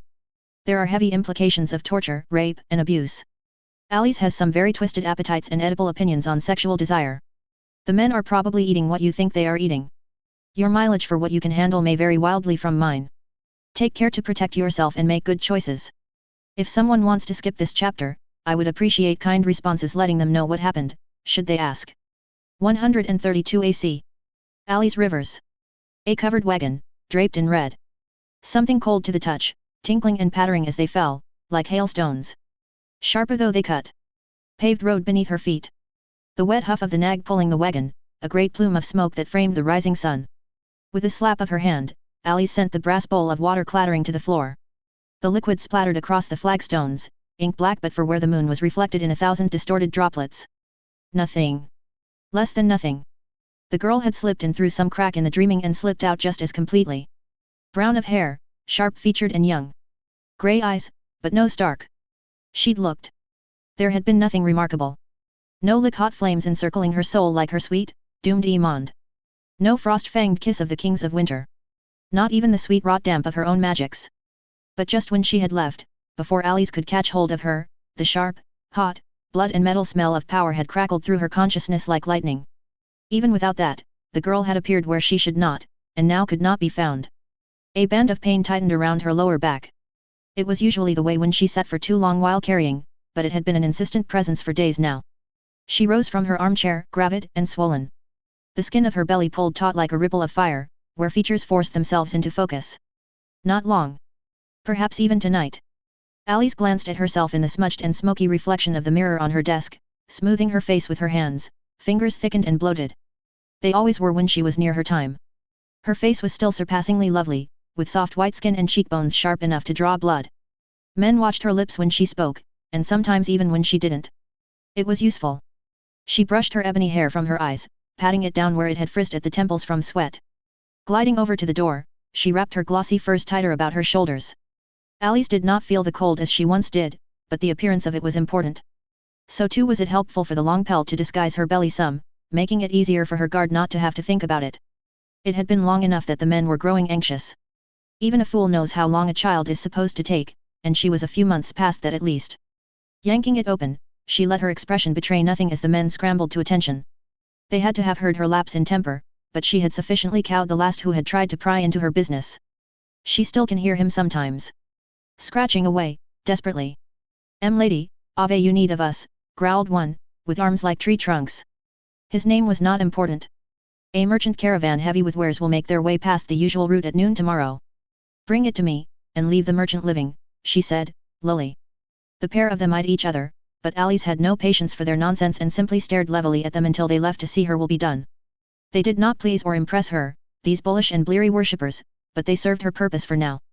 In time, she would gather mightier warriors to her door, and her sweet king might have his knights. Mama. She turned to look at him, sitting up in his bed. Dark curls and dark eyes. It would have been easier if he'd taken after his father in coloring rather than features, but the blood would hold true where it mattered. The Targaryen conquerors of old did not sweep across the land like a storm because of their violet eyes, after all. It is late, child. Time for all young dragons to be asleep, she said, extending a hand to run it through his mop of curls. Elix gave a stubborn shake of his head, though his eyes still drooped with tiredness. Big noise, he insisted. It was only the wind. You are blood of the dragon, what need have you to fear the wind? He was easy enough to redirect at this age. His father had been more troublesome, at first. Elix's eyes focused on her middle, one chubby palm reaching for her. Ali's hand snatched his out of the air quicker than blinking, a terrible scowl forming on her face. His eyes began to well with thick tears. Don't disturb him, my son, she hissed, or else you'll feel the flat of my hand.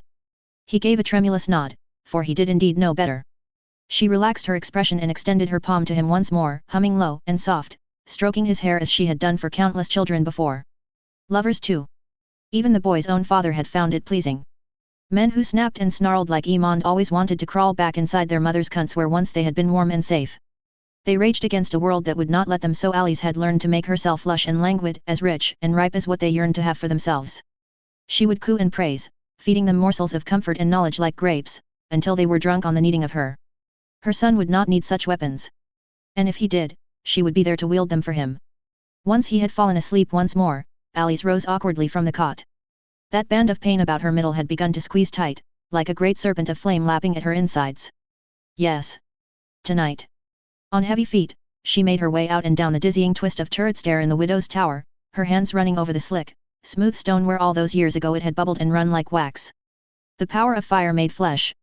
She licked her suddenly dry lips, her throat sore and cracked as though she had wandered for days without water. Within her, the flames rose higher. She had to hurry. Alice could disappear mysteriously without much trouble, small-minded thugs would allow a witch such whims. But she could not be seen to suffer, for that would make her a thing of flesh, and they would never again see her strong.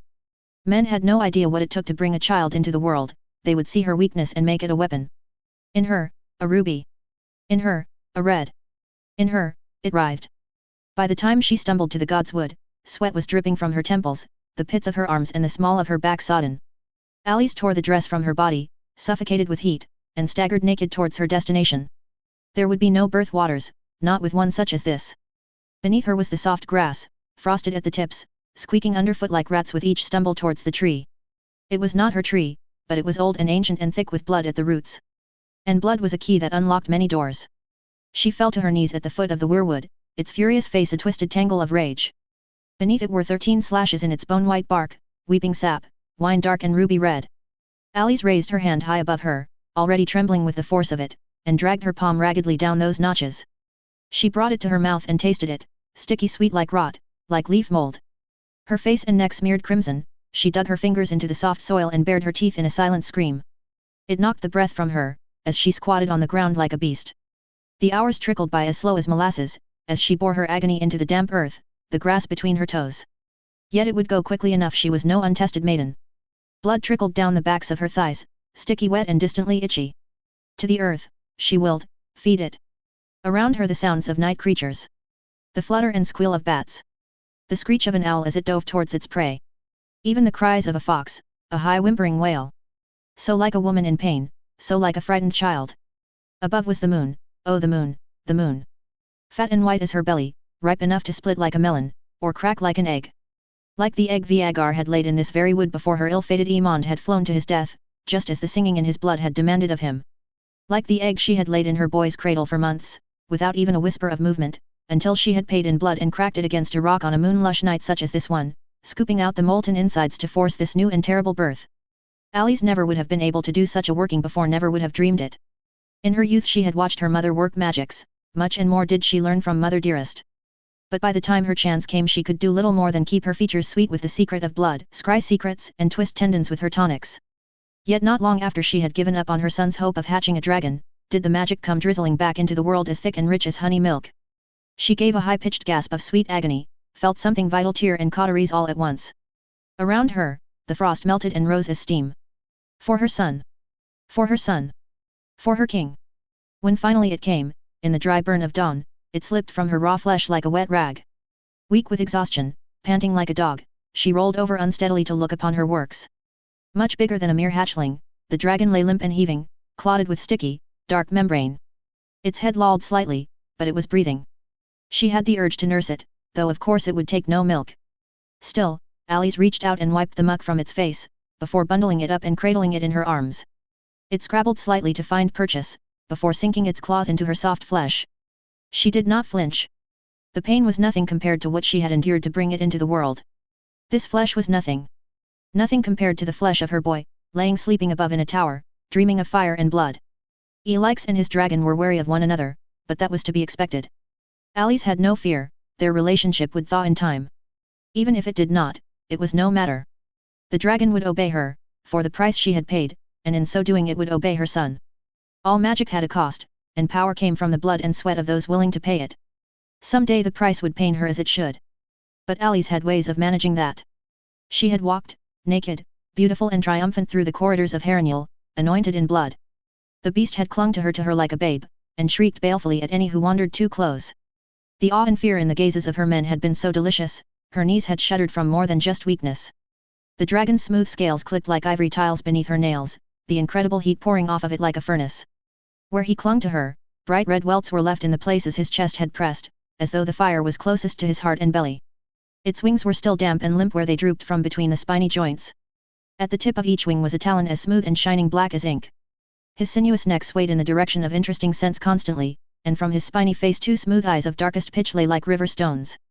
Later that afternoon, Alice sat smugly, fat with satisfaction. She was resplendent in a high-backed chair in front of the hearth, in a gown of black velvet, draped in the jewels her men had stolen to please her. The rest she let them have to squabble for amongst themselves. Alice took her due, but never demanded it. She was as unknowable and ancient to these men as the god's eye. Beyond envy, and so impossibly above them. It served her to make them jealous of each other instead. On his knees before her, bleeding, was the merchant she had seen. He was trembling. They usually were. Weren't much in his wagon train different than the rest of them, said a thin man with a pointed face and a leather jerkin dyed moss green. Some coin, food, furs, trinkets and the like. But you found something unusual, said Alice, her voice lazy, something cold and sharp enough to cut. Lady, only it's not useful. 'Tis beads of a sort. She raised her head from where it rested against her palm, intrigued. Beads. When they were brought before her, the merchant tried to speak, but her men were better trained now and struck him hard enough to draw blood. There was indeed a small box of glass beads. Some colored blue or green, some clear as water. Others were thicker and laced with different colors and swirls of pattern. They tinkled like chimes where she let them trickle back down through her fingers. A sharp sniff told her only that no magic clung to them. She looked down at the merchant, his thick black curls were crusted with blood where he had been struck before his arrival. A wet red smear at the corner of his mouth from where his teeth had cut him from the force of the blow. His colors were a good omen. Tell me about the beads, she purred, leaning forwards enough to fill his vision. Let him forget the cruel hands that bore him here. Let him see only her black hair and soulful eyes. Let him watch her mouth while she spoke, as though under water. I bought them from the Glass Guild, lady. Out west. They sell well with seamstresses and the like. Some highborns in the Riverlands have taken a fancy to dull. Yet Alice had lived long enough to know that her visions never quite showed her the whole picture. Gamely, she delved a little deeper. Who sells these lovely things? The artisans, the mire artisans of Hag's Hill. Her mouth twisted as she resisted the urge to laugh. Oh? Do I seem a hag to you, that I might be interested in such a thing? Around her, the men laughed and whooped, and the merchant's eyes widened in gorgeous panic. Not all predators love to play with their prey, just the good ones. And not at all, lady. 'Tis only what my daughter says. That's only what they call the seat of the lady who holds it, he slammed. Alice could see his pulse jump in his throat, this frightened little rabbit of a man. Sweat beaded at his temples. She wanted to lick it, just to see what he'd do. Is that what you're here to tell me, I wonder? Or are you a mistake come to bore me, she said, her voice a hush, her eyes a pit from which he could not escape. Tell me something interesting before I give you to my men. Of, the Lady of Hag's Hill, he yelped, high and desperate, flinching already. She's a young maiden, Lady Ursula Myers. They say she is kind, a follower of the Seven. I've seen her once. Not so, here he gulped for breath, so lovely as you lady. Dull, she is, compared to you. Plain. Brown-haired. They call her crone-touched. That name. Oh, it was like lightning down her spine, every time her mother's gift ran true in her. This was what she had been shown in her seeking. Sitting up straight, she snapped, "You say you have seen her. What does she look like? Brown hair? Grey-eyed? Tall? I am lady. Is she known to you?" cried the merchant, relieved to have given her what she wanted, sagging where he knelt before her. With a gesture she had him brought closer to her, his limp feet trailing behind him. Dragging one sharp talon down the side of his face, she felt the blood gather beneath the nail and in the sides of the bed. The merchant's eyes rolled with fear, even as she made his heart beat faster and his body long to strain towards her. Alice licked her lips, just to make him watch them. A quick taste told her much of what she needed to know about him. He was less than significant. It served more to cow him than it did to inform her of anything useful. Softly, one gentle question at a time, she made him tell her everything he knew. Which wasn't much. She learned the name of his daughter, the name of his wife, the best trades in fur and glass that he could make from the Meyer lands, and that some of his workers were fucking under the covered wagon at night when they thought everyone was asleep. He believed Ursula Myers was blessed. Some tiny part of his little mind cried out for her to save him. And afterwards, she gave him to her men, just as she'd said she would. Leading Elix away from the howls and jeers that rung through the halls like bells, Alice fizzed with anticipation. This was no accident. A vision such as that on the night of her great triumph. Alice would send her men on a hunt, until she knew all that she needed to know about this chit, who thought she could dabble in the arts uncontested. They would visit taverns and way stations, wander far to cajole, command and cut the truth of this Lady Myers from the Riverlanders. In all her years, no one had ever been able to hide from her. Not so completely. Not for so long. Her visions had slipped off of the space in the dreaming where she should have been, like clawing at a sphere of polished stone. The child had a talent, this much was clear, though unskilled and untested, to have gone wandering with their eye wide open like that. Perhaps, came the thought, like the flash of fish scales in the river just before the catch vanishes, perhaps she would be pliable. Ursula Myers was young, by all accounts from the merchant, and not so beautiful. Motherless. Perhaps Alice could make use of her years and her fears. Better to make friends, than enemies. At least until her boy was grown. The girl had a name now, and not just a face. Sorcery was rare indeed, and Alice's many years ensured she had the skill of making it seem effortless. Another practitioner would muddy the waters, or even make her gifts seem common, unless she could get Ursula Myers under her thumb. If the girl proved fool enough to defy her, Alice would suffer no rival. Not while her son and his dragon were still so young and vulnerable. A new age would dawn with her boy, and she would rend the flesh from any that tried to prevent it. Shrikos is a good name, don't you think, my sons? Yes, Mama, he lisped, toddling along beside her. On her shoulder, the dragon let out a roar of triumph, the low winter light stretching the shadow of his wings like a cape across the half-melted stone wall. To man a castle the size of Harrenhal with broken men and brigands was no easy feat. In truth, the appearance of numbers would be more use to her, distracting any attackers while she got herself and her boys to safety. With time, as more people flocked to her son's banner, they would have those skilled in such things to depend on. For now, their best defense was Alice's scrying works, so each night she dutifully opened her eyes to all that had been and all that was to be, just as her mother had taught her. Downstairs, the raucous joy of her men echoed like distant thunder. They had taken a caravan coming from the south, full of grain and wine. The merchant and their family were still mostly alive, based on the noises. One way or another, their appetites would be sated. There were others here, camp followers and crones. They were mouths without purpose, but unless one of them presented a challenge to her, it troubles her little if they stay. She does not know how they find their way here, only that something has always called souls to Harrenhal and does not give them up easily. Cringing when she walks past, they are too afraid to attend her. It is no matter, Alice knows what is important. In the corner, Elix was sleeping in the pile of blankets he had dragged there during his play. Sweet-cheeked and soft. Alice loved him so dearly that some nights it was all she could do not to sink her teeth into that beloved pink flesh. Curled in her lap was Shrikos, his head bobbing and weaving in anticipation as she blackened flesh for him to consume. All the while she gazed deeply into the dancing flames. The magic here was old and black as the stones of its walls. It suited her well, this monument to fire and blood, where once all 5 towers had glowed red like candles in the night from dragon flame. It would be the first of many castles her sons would take. In the weeks since the merchant had provided entertainment for her men, there had been others. Each time they had a little more to say about Ursula Myers. Some said she was Lord Tully's lover, that she had bewitched him with her wiles. Others claimed that she was a devout maiden who was blessed by the 7. Alice had seen the girl's face and figure and doubted that she was capable of that kind of guile, lost little lamb that she had been. The notion of the 7 was interesting, but they were hollow gods, silent and empty as the tomes lining the shelf in the room where she had bled the cowering maester. Over and over there was that name Crone touched. Those who knew little and less of the arts would draw on what they knew of the world to explain it. Often acts were contributed to lords that were the work of his knights, or miracles to gods instead of luck. The crone was the aspect of wisdom and foresight, not skills naturally held in abundance by a girl of 16 named Days. Her statue in Seps was often holding a lantern, or perhaps they would carve a raven on her shoulder. The small folk of her land believed young Ursula had received the blessing of the seven from the crone, that the ravens following the girl about were a sign of favor. As though every house from here to King's Landing did not have ravens in a rookery. More interesting was the story of an iron-born attack, where she had plucked a star from the heavens to guide her soldiers. Or the one that said she could command the wind and ferry the dead across that final dark into the embrace of the stranger. Alice did not know the truth of the matter, but stories held a power all their own. Let those foolish lords who cling to their master's words like babes at the breast. She would watch and plot. If the people of her lands believed she could do such a thing, someone had seen something. Her men had found more solid information. The girl was liege lady to a house along the west coast. Her maester had discovered the secret of Myrish glass. Ivana Myers was her sister, wedded to a bastard and mother to a young girl.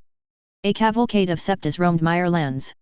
Her men worked directly under Lord Tully, building a road from River Run through to the coast, along the border between House Myers and House Edge lands.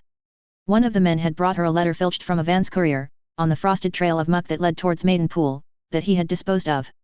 Though Alice could not read, the man was lettered enough to recognize the gist of the message. It seemed sweet. Devout little Ursula had enemies that Alice could use if it became necessary. While the girl and her lands were a wall upon which she had yet to find purchase, now that she knew what to look for, it was easy enough to cast her gaze out and up from her flesh. People left and entered the boundaries of the Myre lands, after all. These she could track. Little Ursula did not leave her holdings often, however. As her mind's eye traced the curve of jaw where a labourer dug a trench to lay gravel, as her tongue filled with the taste of his sweat and her teeth ached with a cold she did not feel, Alice wondered if there was a way she might lure her out. The roads were not finished enough to warrant an inspection, nor would she appear simply to manage delays. With each beat of her heart thudding in her ears, the world around Alice began to bulge and shift as she swirled ever deeper into her trance. Like the rush of the tides and swelled and flooded the banks of the Trident come spring storms, the images poured over her. It was harder, so much harder, to focus her attentions as she once had on a single image, time, or place. The mulch-thick sinking of her senses now brought with them 1,000 links of steel where once she had strained and laboured over the merest thread. The visions were never set in stone, to assume so was folly, but they revealed paths one might follow through the mists, or opportunities that would come marching to her door. "No, please don't," came the high-pitched voice of a girl. Mountain ridge flames licked the side of rock until it melted and ran like pus oozing from a wound. A trout leapt in a hidden stream to swim further and faster than the rest, scales flashing towards an eddy turned crimson and black with blood. Snow fell like ash until it sharpened into 1,000 cutting edges, ribboning her flesh even as she shoveled it into a ruined mouth with ruined hands. With an irritated chitter, Shriko snapped at the skewer of meat that was slowly descending, lax in her hand. Its needle teeth tore strips of charred flesh, swallowing it down in that grotesque gulp of all reptilian beings. When no more was forthcoming, he turned to look at her, though she was 1,000 miles away. 1 foot in each world, she could smell the brimstone in his belly and the hunger that writhed like a living thing. He tilted his spiny head, inquisitively. A wheelhouse trundles through a wood made of towering men, their mouths gagged by the foliage bursting like bouquets from their mouths, towards something that does not exist. The lady must oversee the slaughter or it won't turn out right. A soot-blackened ploughman marched towards her, baring his tar-studded teeth at her son, 100 knives jammed into the spokes of his wheel. Sudden pain jolted her back to her senses. With a stuttering gasp, she felt the air shudder back into her lungs and the skewer finally clatter to the floor from her limp fingers. Looking down, she saw that Shriko's had pierced her breast with those wickedly sharp teeth of his, those jet-black eyes gazing up at her. Blood welled up at the corners of his mouth, staining her shift. Alice smiled, and reached up to stroke him feather-light across the snout. "Ah, little one, you take after me." By the time they came, Alice was ready. The land around Herrenhall was rich indeed, and it had provided wealth and food for the Strongs. Their stores held true for now, and what they lacked they could always take from others. Alice fed her sons and her men. The rest would just have to manage. They must have ways and means, for there to have been so many clinging to the belly of the behemoth castle like barnacles beneath a whale. She had learned them some in her time in service to the Strongs. Some of her followers had learned them more than a little. It was enough that they clamored, eager to tell her its secrets. The orchards and nut groves served as food source and ornamentation for a castle this large, but it was no accident that they flanked the long stretch at the gates, where it was cleared farmland for miles around. The damp dirt road to the gates was a little lower than its surroundings. Scouts crept at her borders, waiting for the ploughman's forces to come marching. Her men learned how to make it look as though they all manned the wall, and since her visions had been snatching only what was within a day's journey. The day dawned clear and sharp as a blade, the cold like needles under the skin. She received word of their march from Dairy lands and knew they would be there soon. Some of Ali's men had been soldiers, and explained to her the speed at which they could move, the nature of a forced march, and how Dairy holdings had fallen before to Iman's dragon fire. Just to please her. When finally they came, they stood exactly where she'd needed them to. Below, in an array of dull brown and dull steel, were 2 companies of soldiers. 100, claimed one of her sharper men, who preferred bows and poison to hatchets and fists. A cowardly set of skills by any other measure, yet Ali's has long known the effectiveness of distance and bitterness to felling a man. He had a long face and a sweet mouth younger than most gathered in her hall. Puffed up and pompous, the lords roared out their demands. She let them, their words less than wind to her. But inside she could feel the power coiling, the great writhing of a great work. Ali's had no mother to guide her in this any more, but those half-remembered scraps coagulated into clots of knowledge, and a twisting instinct in the gut. Magic could be spells and chants, or an alignment of the stars planned carefully for years. But it was also blood and sweat and flesh. Ali's had birthed dozens of babes, each carefully chosen, and lived a long life. None could rival her knowledge of that. Knowledge she would use this day. She had not known the shapes to draw until she drew them. She had not known the words to say at all. But as Ali's had worked her arts to birth her son's birthright, so too did she work them for his cause. Like a leathery rush of wings, it had come, beating against her breast like a drum, an ancient knowing like bedrock and bone. Every fiber of her being had hummed with raw power, some of those crones and camp followers finally proving of some use. It was tiresome, having to shout over the distance, she imagined, but the lords had made it clear that she was no lady and would be granted no parley. She took a sip from the liquid in her goblet, running her tongue over the enamel of her teeth so that it didn't stain red. "Come here, my son," Ali said, her voice carrying despite the sharp-toothed winter wind. Obediently, Elix allowed himself to be lifted into view, his hands hot as brands around her throat, clinging and wary in the face of so many new people. "Hear me," she said, noting the delicious flinch from soldiers who wonder how they can make out her words so clearly. "I am the dragon's widow. The mother of Elix Targaryen, son of Aemon Targaryen. The rightful king of Westeros. If you kneel now, and swear your sword to him, you may depart with your lives. Or else I will take my price from you in fire and blood. I'll not make such an offer twice." A pause. Then the rattling of plate as Regis Groves convulsed with laughter. It rang through the air like a defiant peal of bells. His piggy little blue eyes streamed with tears, and derision twisted his features foully. Ali said nothing, and only smiled. "I swore to Princess Rhaenyra Targaryen, and then to her true-born son, King Aegon III. I am a knight of the King's Guard. I do not kneel to bastards. Much less the base-born whelp of a kinslayer and a milk cow." Alice drank from her goblet once more, draining it dry. She raised it high in a toast and bared her blood-stained teeth at Regis Groves in a terrible smile. At her signal, the sweet-mouthed bowman let loose. The arrow struck true in a shower of gore, gouts of crimson from the mess of his face. The portcullis stayed closed to the invaders, and 150 of her own men came thundering towards them from their hiding places, crushing the panicking force between them like the powerful jaws of a shadow cat. They were so eager, these hollow men, for the sticky spoils of the battlefield. She'd hardly been able to convince them to stay still at all. The scream of horses, who do not ever die well, as they flailed and panicked. The clash of steel and the wet lap of blood against blade. Alice watched for a moment longer than she should have, fascinated. For a moment, she could see it at work, the juicy pulp like ripe berries under the tongue, bone shards like crunched crusts of bread, the acrid waters of brain and bowel. All of it, sinking into the frigid earth until blood, mud, sweat, and flesh formed a blackened soup underfoot. All of it, in her name. Already she felt lush with power, rippling with it. How long had it been since the lands of this continent felt a true sacrifice? How long had they starved the magic from the world? Beside her, the bowman kept firing down at the center of the crush with large, steady hands. "You, what's your name?" she purred. He started, dark eyes glancing up at her, and at her mouth. Always her mouth. As though they could ever have known a hunger like she did. Like she does. "Tyron, lady," he stammered. She reached out, balancing the weight of her son on her hip, and pressed her thumb to the cushion of that plush mouth. His breath came in tiny pants, the desperate longing and fear at war within him. "You'll attend me tonight? A reward for your service today, Tyron." His eyes fluttered shut and he nodded, careful not to dislodge her hand. "Sweet." Alice turned to wander back into the bowels of Harrenhal with her son, and left her men to their worship. Later, they brought her the survivors with which to weave her art. Later, she stitched them into a curse in her messenger's throat while he screamed and clawed at shadows, and Shrikos practiced the fiery work of his future against trembling flesh. Later, she would press her ruby lips to the poor wretch and feed him the words she wanted said, until he got them just right. "If any soul here laughs at me, the witch queen of Harrenhal will strike me down." Any man who approaches Harrenhal and does not bend the knee will die, but any maiden is welcome to parley. The true-born son of Aemon Targaryen lives and will answer treachery in fire and blood. His dragon is Shrikos and will usher in a new beginning. A letter, carried by courier, and opened with trembling hands that knew long before reading the words that they carried something terrible. Dear Ursula. I can scarcely believe the words I am putting to paper. I had planned to continue our discussion on the practices which kept plague contained in your lands, but strange and stranger an occurred. I beg you not to think me mad, but I do not know who else to turn to. My uncles squabble amongst themselves like carrion birds over a corpse, and it has been days since any progress has been made. The banditry in our lands was tracked to a group of broken men and ruffians who had taken up residence in Harrenhal, in numbers never before seen. We sent word of this to King's Landing, and as hand of the king, Tyland Lannister sent Regis Groves and 100 men to meet our own forces on the road. Ursula, the battle was a disaster.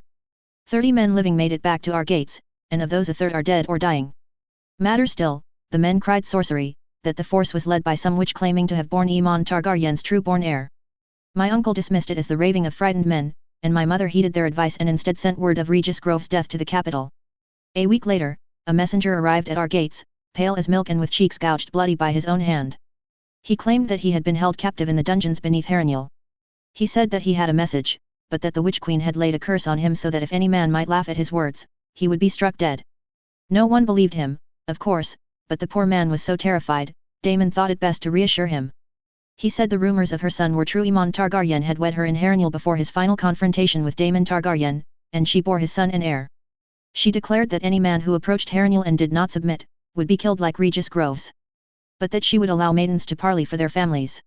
He claimed that the Witch Queen had worked black arts of blood and ichor upon his person. He claimed to have seen a dragon in those dungeons, blacker than night. Of course, someone laughed who wouldn't when faced with something so absurd?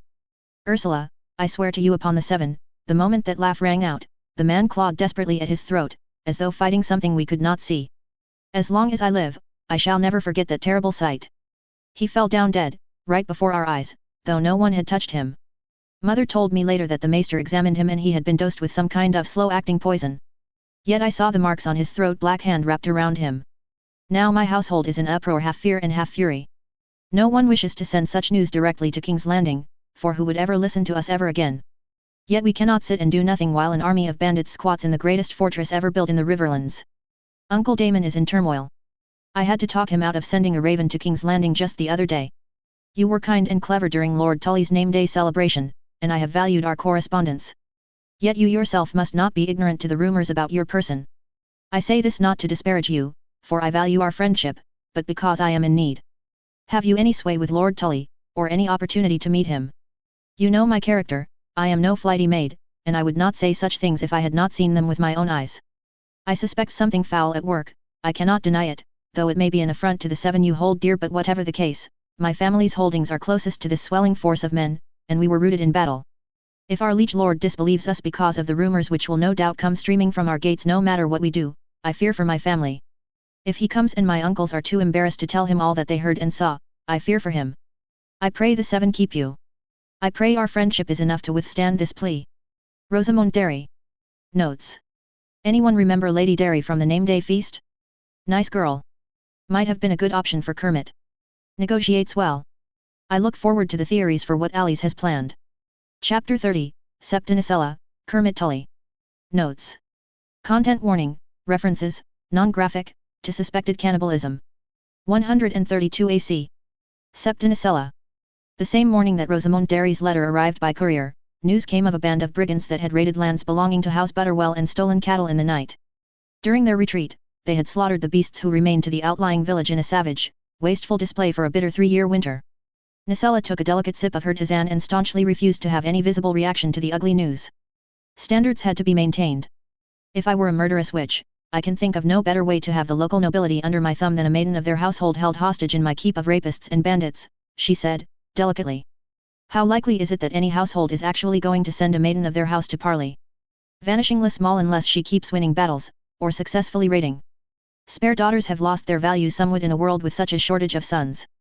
And Harrenhal has only ever been taken by those with dragons, and it would seem that she has one of her own. Ursula sighed, rubbing her closed eyes as though trying to force the world into a shape that made sense. One hand raked through her dark brown hair, already undone from its braid, though sleep would be some time away. It will be difficult to get Lord Tully the information he needs. I'm not really certain how to proceed. Despite herself, she snorted. Hardly difficult. Fortified bandits at the crossroads of many important land routes for trade? That boy will fall all over himself to come and sort it out. He'll ride out for certain, the Derrys do not need me to assure such a thing. Yet if these rumors are true, then she has weapons at her disposal that no military mind will be able to foresee. It'll become a bloodbath, especially as she's likely got no love for her men, Ursula said. To his credit, Kermit Tully's history on the battlefield proved that this was the type of thinking he was good at. He did not seem one to shirk work and had been in regular communication with Ursula about the progress of her road crews. He had even gone so far as to increase the guard on them. Much had been accomplished in the world with lesser men. All four of them, Ivana, Ursula, Cedra and Nicella, sat in the solar. Rosamond Derry's message was concerning and would need to be handled delicately if they were to maintain a good relationship. Ursula and Ivana were seated at the long table, while Nicella and Cedra had claimed the seats closest to the fire. Around them was the finished painting of Ursula's design. Sinuous and curling plant life, the walls a pale green, covered with insects and animals detailed enough that they might have leapt from the plaster. Truly, if she had stayed in the cloister, Nicella was certain that her illuminations would have made them coin hand over fist. With a tut, Ursula tossed the letter onto the table in front of her, where Nicella reached over to pick it up and flick through it herself. A nice enough girl, that Rosamond. Clever, too. That was who she might have picked for Lord Tully, had she any say in the matter. A shame House Myers had no sons to make a play for her. Yet if the house had sons, Nicella doubted she and Ursula would have gone anywhere near it. Nicella raised an eyebrow, her voice as crisp as winter snow. Magic from the tales has risen up in Harrenhal? More in heaven and earth, I grant you, but these claims already have their detractors, even within this letter. Poison and fear does much on its own. If she is as capable a magic user as they say, you can hardly do anything about it. Write the letter and be done with it. Leave out Rosamond's grander claims. Either way, this, I must stress, is his concern and not yours. Unless Ali's River manages to kill him, said Ursula, plainly, taking a sip from her tisane. With the money flowing in from glass contracts and road crews, she had begun to spend small amounts on luxuries. Yet still she insisted on the leaf water. It showed an admirable commitment to suffering. This concerns you, how, exactly? Asked Nicella, testing her girl to see if she knew the answer. Then my greatest protector and advocate is gone, and his mother may blame me for bearing the missive that sent him to his death. Oscar is on a boat somewhere to Essos or fighting in the Stepstones. House Tully will plunge into chaos. And so too would their protection from houses like the Van Cess. Nicella nodded ruefully. The trouble with being sword to a house like House Tully was that they were a great house and could do much to protect you, but if they fell, the scale of their problems was such that it would sweep the land and likely take you down with them. Ursula continued, pinching the bridge of her nose tight enough to leave marks. Even without the claims of magic, the woman is in a fortified position with 200 fighting men and however many other followers within the castle. If word gets out that Lord Tully is involved in a lengthy siege, how long before the Ironborn make another play for our shores? Perhaps, added Ivana, intently embroidering a piece for her husband, that lengthy siege is less likely than you think. We have all drilled and trained to man the keep and guard the walls in the event of an attack, you and Sir Cone insisted. I doubt she has done the same for her people. Would she even have the knowledge of how to do so? If her army of monsters includes broken men, some of them may have been officers. They've already won a battle against a similar-sized force, and that success might even breed recruitment. It's not impossible. The solution and the problem are one and the same information. If this is true witchcraft, what form does it take? Might any Northman know such a thing? And if it is mere trickery, know how it is done takes the power from it, said Ivana. If you'd a way to sneak a spy into that castle, you'd have done so already, Ursula replied, grey eyes narrowing as she chewed on the corner of her nail. Nicella was really going to have to break her of that habit. It made her look like a foolish little girl.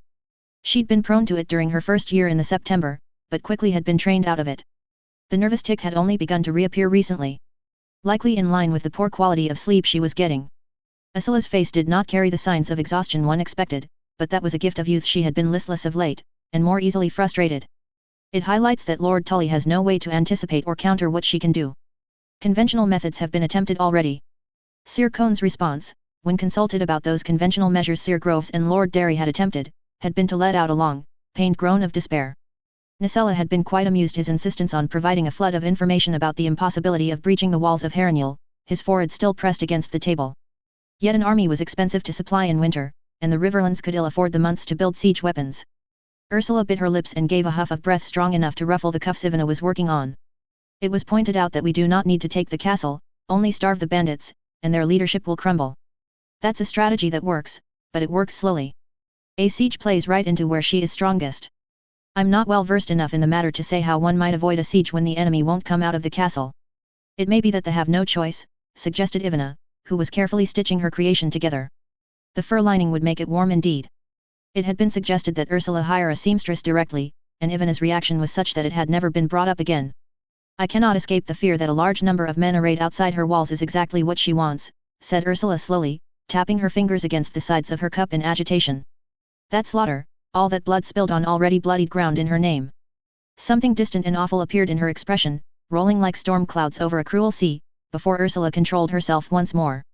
Nicella fought the urge to glare at the girl until she came out with it. It had never really worked on her for anything important after the novitiate, and it likely would only serve to irritate her now. Children were exhausting to discipline once you lost control of their schedules. It worked well for her last time, and she's gone from mistress of a bunch of bandits to witch queen of Harrenhal in a matter of weeks. Not to mention the child at the center of this. She won't think like a military captain. She'll have priorities and weapons they won't see coming. Soldiers bring supply lines, mused Nicella, who had grown used to following Ursula's strange trains of thought. Perhaps a force would be left outside the walls to raid and attack? Is that what you think she's planning? Again, Ursula shook her head, strangely certain. That's only really useful if they aren't sent out simply to cause chaos, or if they aren't outnumbered. Unless you're willing to sacrifice men and risk your own supplies to try and follow them to a secret entrance that may not exist. Yet based on Cohn's stories of commanders in the dance and before, I'd not discount it. As the debate between the sisters continued, the Septa found her attention drawn to the little handmaid curled up in a chair by the fire, her gaze distant as she warred within herself, those calloused hands toying with the ends of her mousy brown hair. When she spoke, her voice wavered even as her fists clenched with determination. Lady, I could try. I could be the spy. Ivana's eyes locked on to Sidra, who was determinedly looking at a loose thread in her skirts instead of anywhere else in the room. The older girl was already calculating the likelihood of success. Where Ursula lacked ruthlessness, her sister had it in spades. It was not so much that their lady was ignorant to the importance of whispers and knives. Rather it was Ivana who was in charge of ripping out interlopers root and stem. Word of the glassworks was relatively contained for now, so there had only been a few half-hearted attempts to steal its secrets. Ivana's responses to such challenges had not been half-hearted in the slightest. Predictably, Ursula protested. Sidra, the risk is too great. Even as a cat or a bird, that's a vast distance away from us to cover. The likelihood of becoming lost aside, I doubt that a force of hundreds of people are eating well. How long before the cat or the bird you journey in becomes a meal? You could camp me closer. The road crews are nearer her lands than yours at the moment. And becoming someone's dinner might be a risk for an animal true, Sidra pointed out, her face still determinedly tilted downwards, making it hard to read her expression, but I will be wary. And even a glimpse of the inside might tell us much. It's a good plan, allowed Ivana, those lovely eyes glittering. We could be canny about it, only a pass overhead in their hall, for example. Half the keep is open to the sky from disrepair, it wouldn't be hard to get in. Then at least we might confirm if the claims of magic and witchcraft have some basis to them. Frustrated, Ursula set her cup down harshly, scowling. I'll not allow it. 'Tis too great a risk for too little gain. They say she can see things in the fire and water. How long before she knows you are there? Now that was an odd thought. Information about an enemy's capabilities was never a small thing, Nicella knew she had taught her that much. She made a decision. I could accompany her, to meet with the road crews, Nicella said, her long fingers folding elegantly on top of the pitted wood table. Sidra would be chaperoned, or perhaps explained away as a companion to me, and I could watch over her as she traveled. We lack information. Information you insist Kermit Tully needs before you send word to him. Dear Lord Tully, spat Ursula, her lip curling in a snarl, enclosed are the words of my warg handmaiden, who is dear to me. Please believe them entirely, and do not kill or take her for her gifts. A river to my fucking people. Don't be fatuous, snapped Nicella, her mouth twisting with disapproval, obviously we would couch it in other terms. I don't care how tired you are, my lady. The girl makes a brave offer in service to your house, to solve a problem you say needs solved. Do her the respect of considering it, rather than dismissing it out of hand. In the corner, Sidra's eyes had lifted, startled. Why she should be surprised, Nicella did not know. It was a rare creature willing to take a blade for their lady, with no thought for themselves. Such service could not go unrecognized when it was offered again. Nodding, proving that she still had the good sense to listen to Nicella, Ursula leant forward to speak to Sidra. Her expression was earnest and apologetic as she said, Sidra, I do not mean to discount your service to me, but the situation is fraught. Beyond the fact that I would not see you harmed, you are still learning out the limits of what you can do to take on such a challenging task may prove folly. And you risk being caught or noticed somewhere no one can help you. Do you think she's going to be conjuring shades in the Great Hall? Her work will take place in secret. Laughingnell is not a small castle. Surely the so-called dragon would be paraded about, said Nicella dryly, if only to impress her followers. The dragon is likely still small enough to be killed with a good shot from a good bowman, dismissed Ursula, with a wave of her hand. It's everything else she might be able to do that concerns me. If such a thing even exists, stressed Nicella, as the back of her neck prickled with sudden awareness. There was something the girl wasn't telling her. Something important. She knew this expression of old. The frustration she had been attributing to tiredness, the way she bit back her words and swallowed responses. Her insistence in becoming overly involved. Frankly, she was irritated that it had taken her this long to see it. They had wanted her to be better at lying, and she was, thought Nicella. This was the cost. Irritated herself, needlework abandoned with a huff, Ivana replied, then send the missive and the rumors of magic ahead to Lord Tully and be done with it. Rosamond Derry asked for your intercession as a person valued by Lord Tully. You don't owe her more than that. You don't owe her anything at all.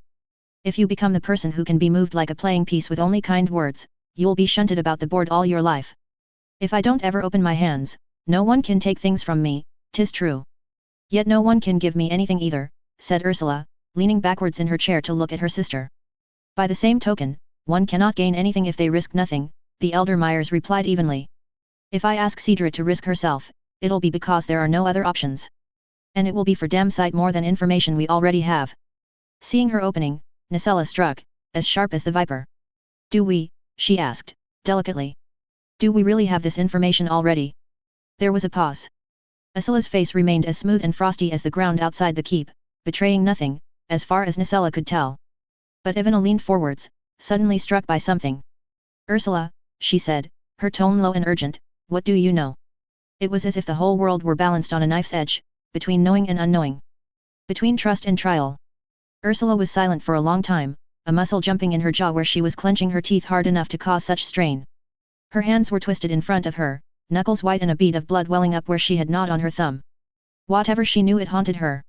When she spoke, her voice was low and flat, as hollow as the dead. What I have to say, I cannot prove. I cannot tell you how I know it, nor can I promise it is the whole truth. Is it even worth saying at that point? Yes, stressed Ivana, reaching out to take her sister's hand in her own. Ursula, it is.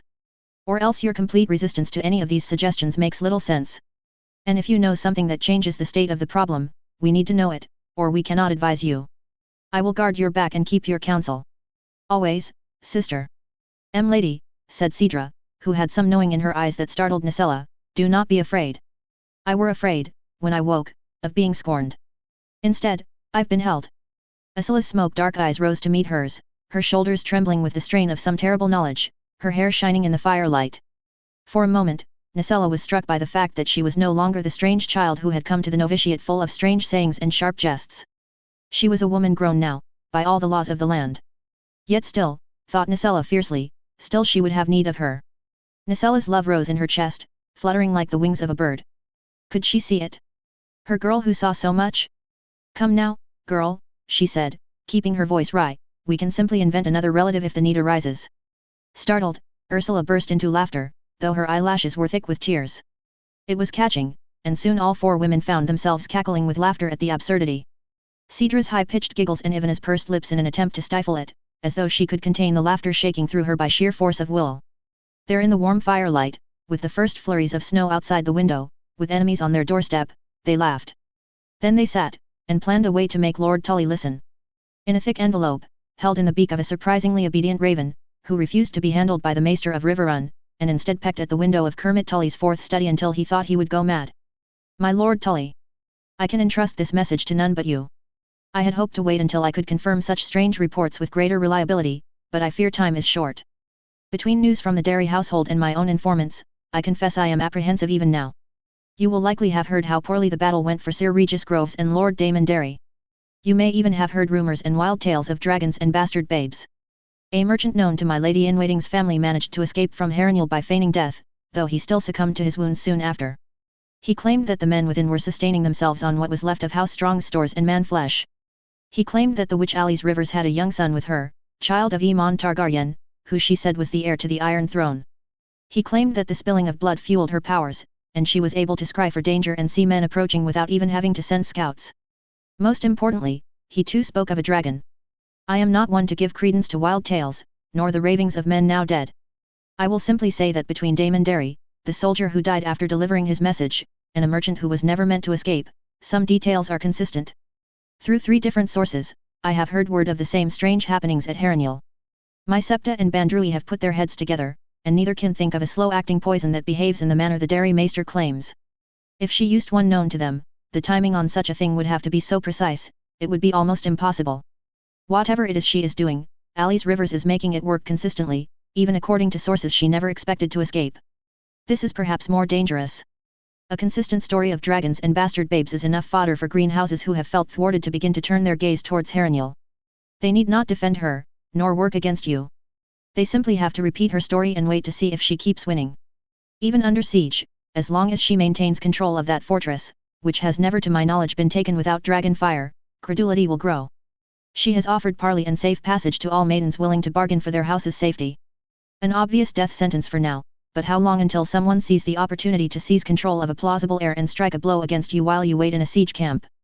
I am no military mind, my lord. All I know is that she has clearly laid traps of some kind, magical or mundane, in the lands surrounding her.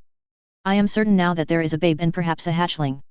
I am certain, based on her messenger, that she wants more than anything for a large force to try and approach the castle, so that she might try the same trick twice. I confess, I fear for the safety of the Riverlands if you and your men were to be caught in such a trap. My trusted advisor Sir Cone suggests that one does not need to take the castle at all. The loyalty of her bandits and broken men will be brittle indeed, based on their spoils and their appetites. Much like the Ironborn, they will not face you on the field. If nothing else, it is likely they are keeping the horses they take alive in enough numbers that their men are mobile and hard to catch. The only way to draw them into the open would be to bait a trap tempting enough that she would send them from her walls. If I learn any more, I shall write to you with all due haste.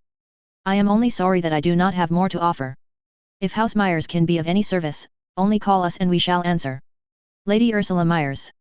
A river to my people.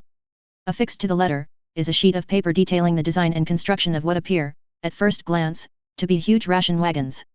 Kermit Tully.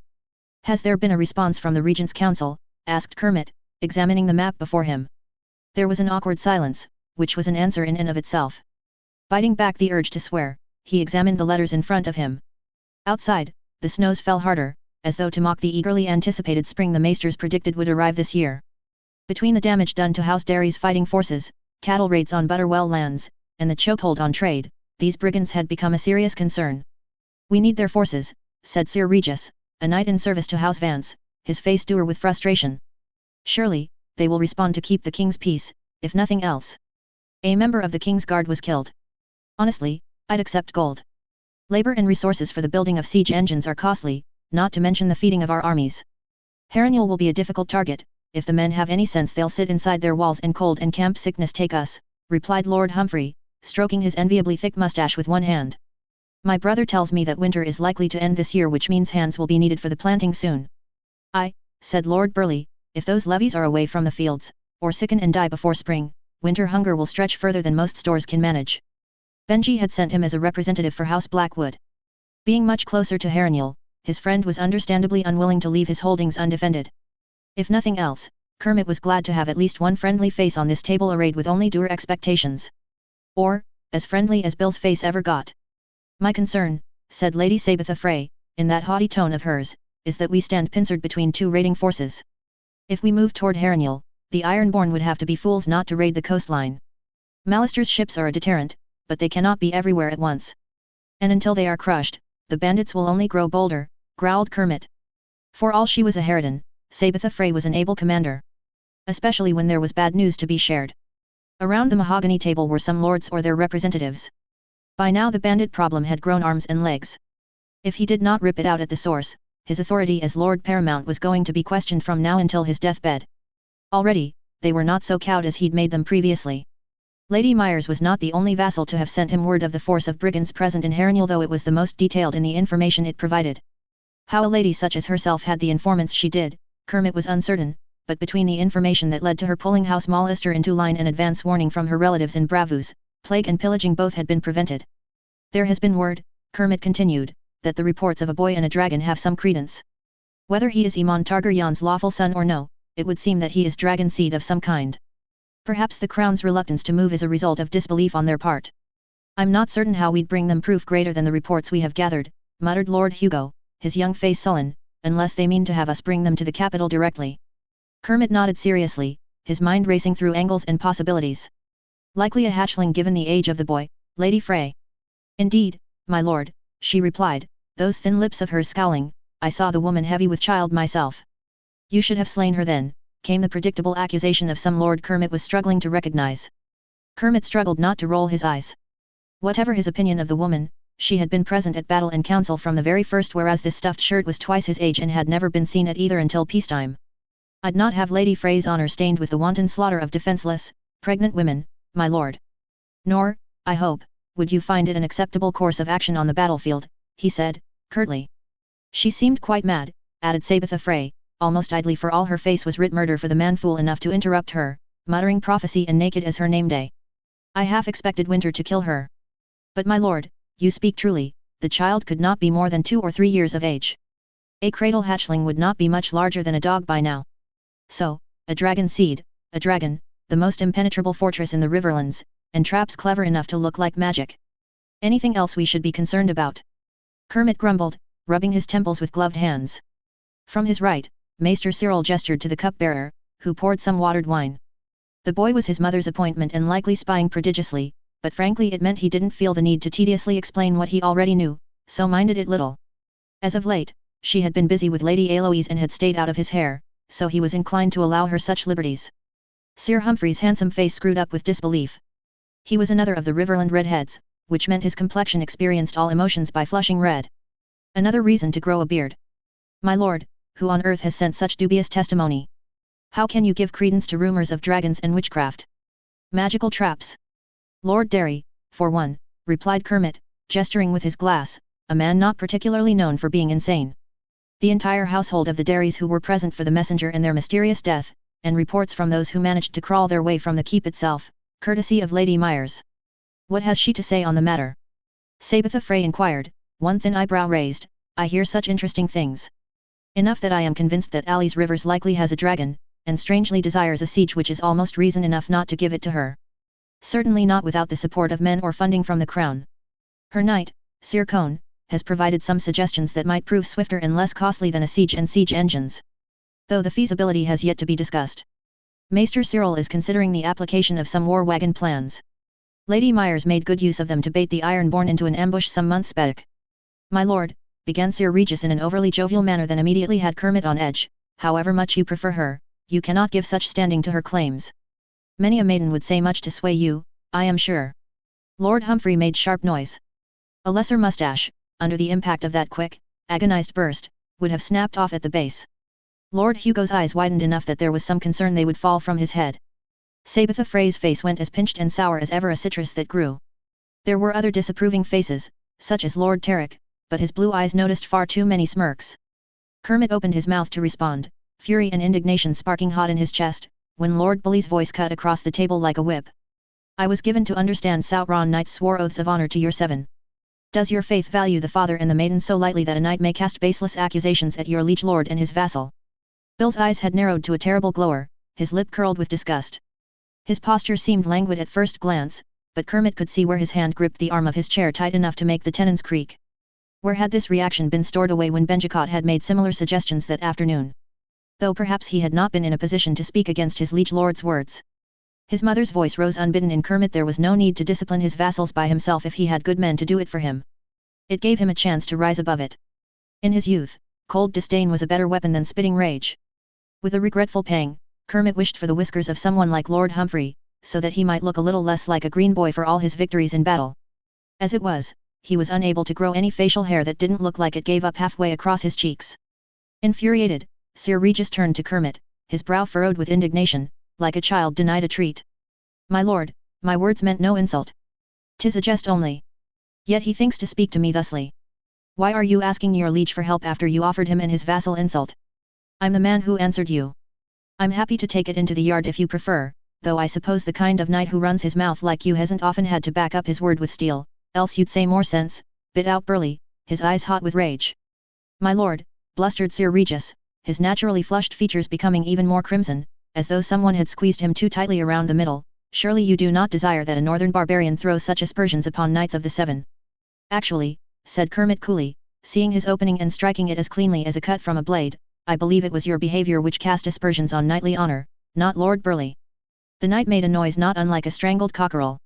But Kermit had noted the faces of the men who had sniggered at his jest. It would seem that Benjicot had run his mouth, as Oscar feared he would, or at least done so with someone of a similar disposition. He fought the urge to scowl. This nonsense was the last thing he needed to be dealing with, yet here he was. The fact of the matter is, he continued, pouring himself another glass of wine, his expression as cruel and cold as his mother's, that Lady Myers has been a leal and loyal vassal, like her father before her. She has offered companionship to my mother, alliances to the western coast, and strong trade links with the north. Lady Myers freely offers the information and knowledge that she acquires, as one would expect of a lady to a good house. Would that you could follow her example. She was also, he though privately, the only half-decent bit of conversation he'd had in a week of celebrations with someone who he wasn't related to. At this pronouncement, glances around the table changed slightly, becoming wary. For a moment, Kermit wished his mother or Oscar were present, if for no other reason than to have someone to lock eyes with in commiseration. Even if this were not so, Sir Regis, you offer grave insult to my honor, and the honor of Lady Eloise Mouton, that I would shame my betrothed in such a manner. This is a council, not a tavern. Kermit took another slow sip of wine, his expression as remote as a star, letting the moment stand. Dropping Lord Mouton's name was useful, considering the power of that house. By the time Sir Regis blustered a more proper apology, it wouldn't matter.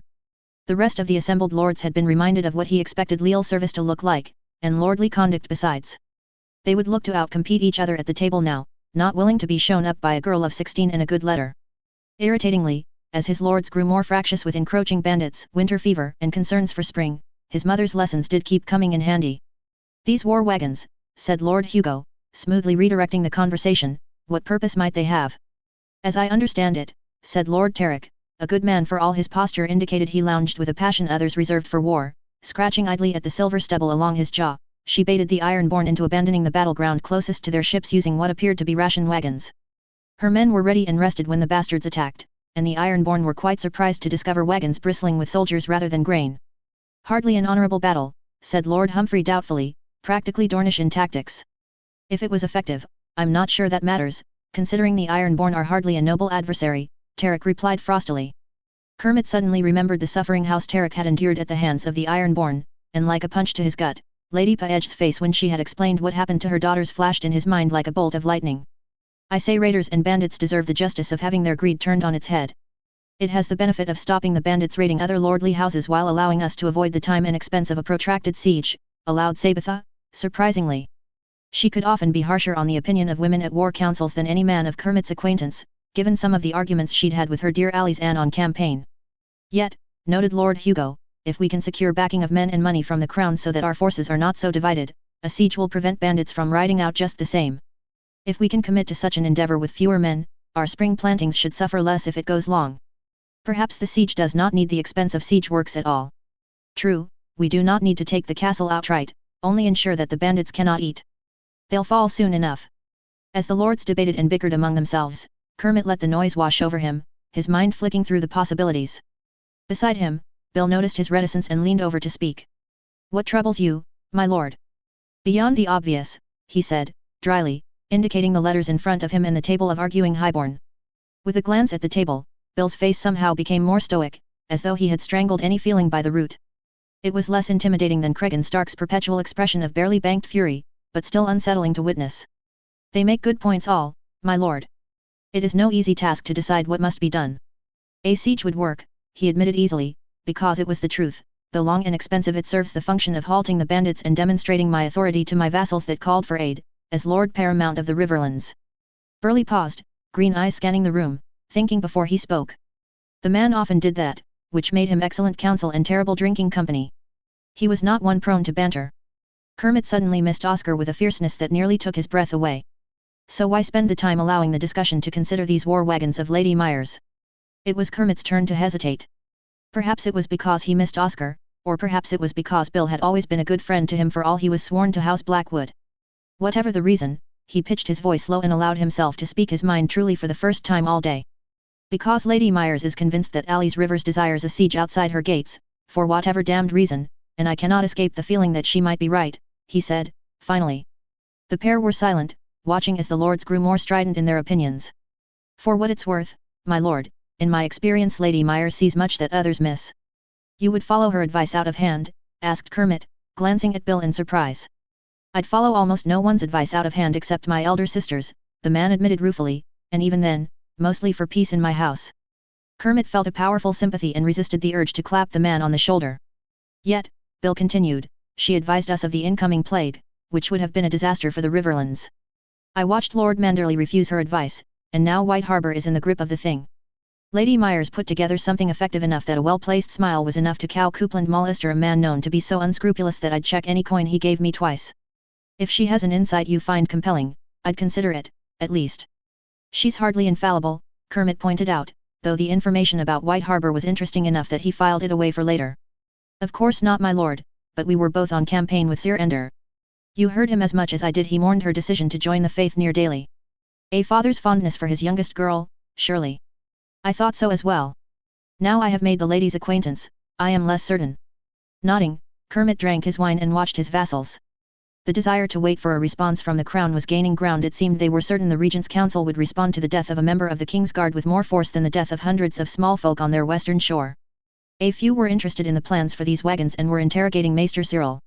Most, however, seemed in favor of the siege as a tactic well understood, with benefits they could clearly outline. He watched, thinking furiously, and unable to explain his reticence to the idea. He had no firm reason to believe Lady Myers' warning about the risks of a siege and the likelihood of a trap.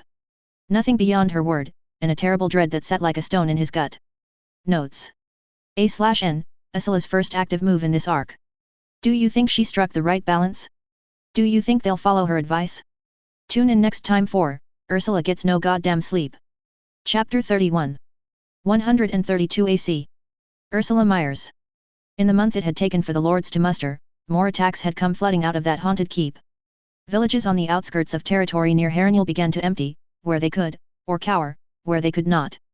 200 men was not a large force by the standards of the warlike Westerosi, but as a company of bandits instead of soldiers they were incredibly effective. They struck in the dead of night, often from multiple points or in multiple places. Their preferred quarry being food stores and small folk. From Butterwell's cattle to Goodbrook's grain, they hacked their way through the Riverlands. Where they could not carry their spoils, they destroyed them instead. A village on the edge of small woodlands had been devastated by the bandits, but their primary industry of timber had not been something worth carrying. The dead left in the wake of such a raid would feed those trees for a long time. Someone clever is working for her, growled Sir Cone, his eyes hard and cold that morning. Tossing the letters back into the center of the long table, he scratched absent-mindedly at his beard, watching Ivana scoop up the correspondence from friendly ladies, informants, and septas seamlessly. It could simply be that bandits are doing what bandits are inclined to do. Their very existence comes from suffering and chaos. 'Tis no surprise they deal out the same, Ivana replied, sorting through and arranging the missives with a logic known only to herself. But never with such numbers or such frequency before now, said Nicella, slowly, her emerald eyes narrowed in thought. Before this, traveling merchants were most at risk, or other parties making their journeys with fewer guards. Now they directly challenge the lords.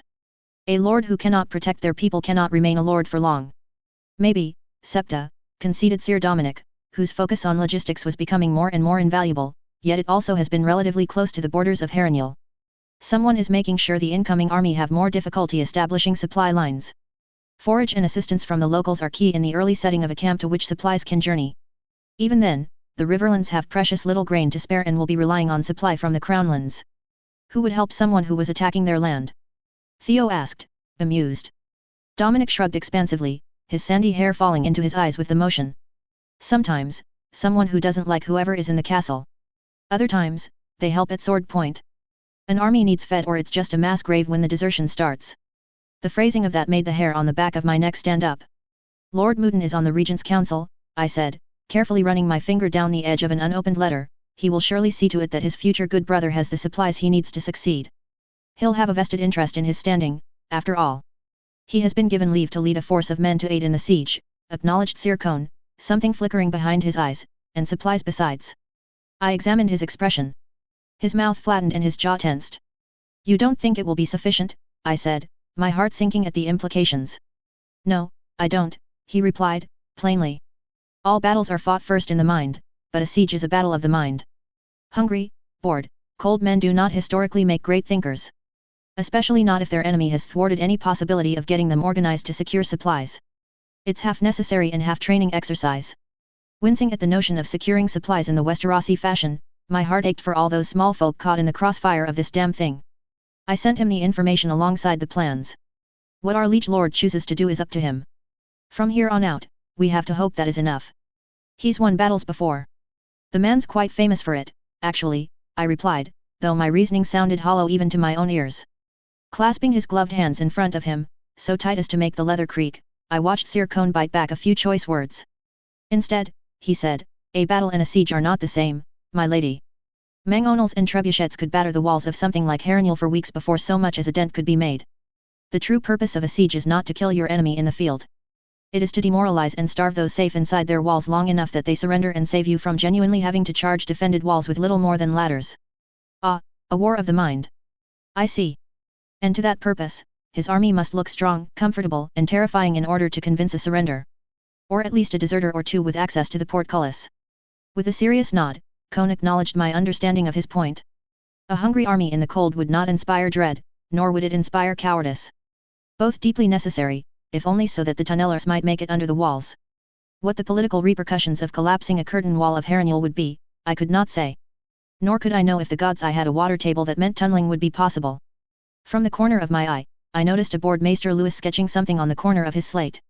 Warily, I left him to it. Without wishing to sound foolish, Sir Cone, I am not certain how I can make any difference to the situation. I have sent word and offered help, only to have a quick missive of acknowledgement and no instructions. I share your wider concerns about a long siege, but unless you have solutions for me, there is little I can do. Sir Cone had little counsel to offer on that front, only that we should be ready if called. Why Kermit Tully would call for a woman who boasted only 100 fully trained soldiers, I did not know. With the influx of Northmen, I could probably raise a respectable 1,000 levies. Large for the age of my house and small for the size of my lands. But I had made my oaths in exchange for his protection, as was the way of things. It would not do to forsake them at their first test. I was so frustrated by the situation I could feel its acid coil in my spine like a snake. I had not realized how heavily I had lent on my scraps of foreknowledge to steer my path until it was stripped from me like a threadbare cloak. Left out in the cold, I tried not to consider what allies might have in store. How does one fight a witch? I wasn't sure we had the luxury of time in which to figure it out. I looked down at the pitted wood grain of the table, where the business of ruling was spread out before me. A web of connections, plans and projects, surrounded by the council I trusted to see it done. Sieges were a slow battle of the mind. I would need to put it aside and see my people through winter no matter what else came our way. This day alone had 100 demands on my time. Still. We drill twice a week now, Sir Cone. If our liege lord calls us, our men will be ready. Sir Dominic, have it known that I will provide extra rations for those men and women who come learn logistics and organization from your crew, or with our healers. See it done. Lady, I've come from Murfield to speak with you about these spinning headies, began the nervous woman. She had introduced herself as Maud and was overwhelmingly brown.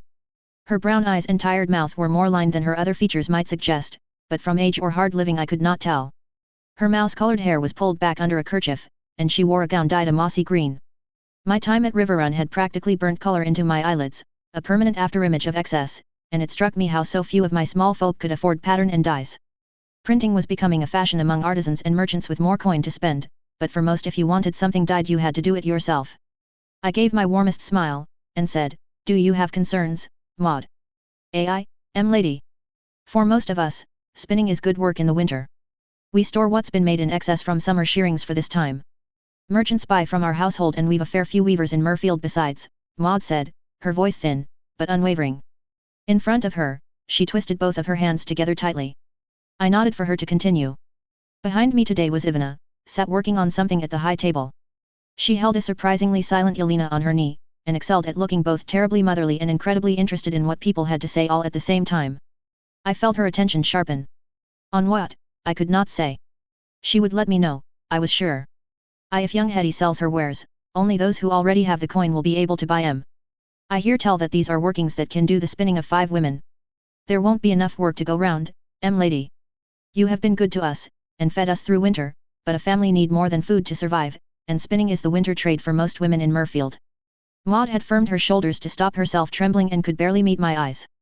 There were always nervous petitioners, and much about my ornate seat up on the dais was meant to seem imposing, so I could hardly fault them. Even Septinicella had done her part, arranging for petitions to take place at a similar time each morning.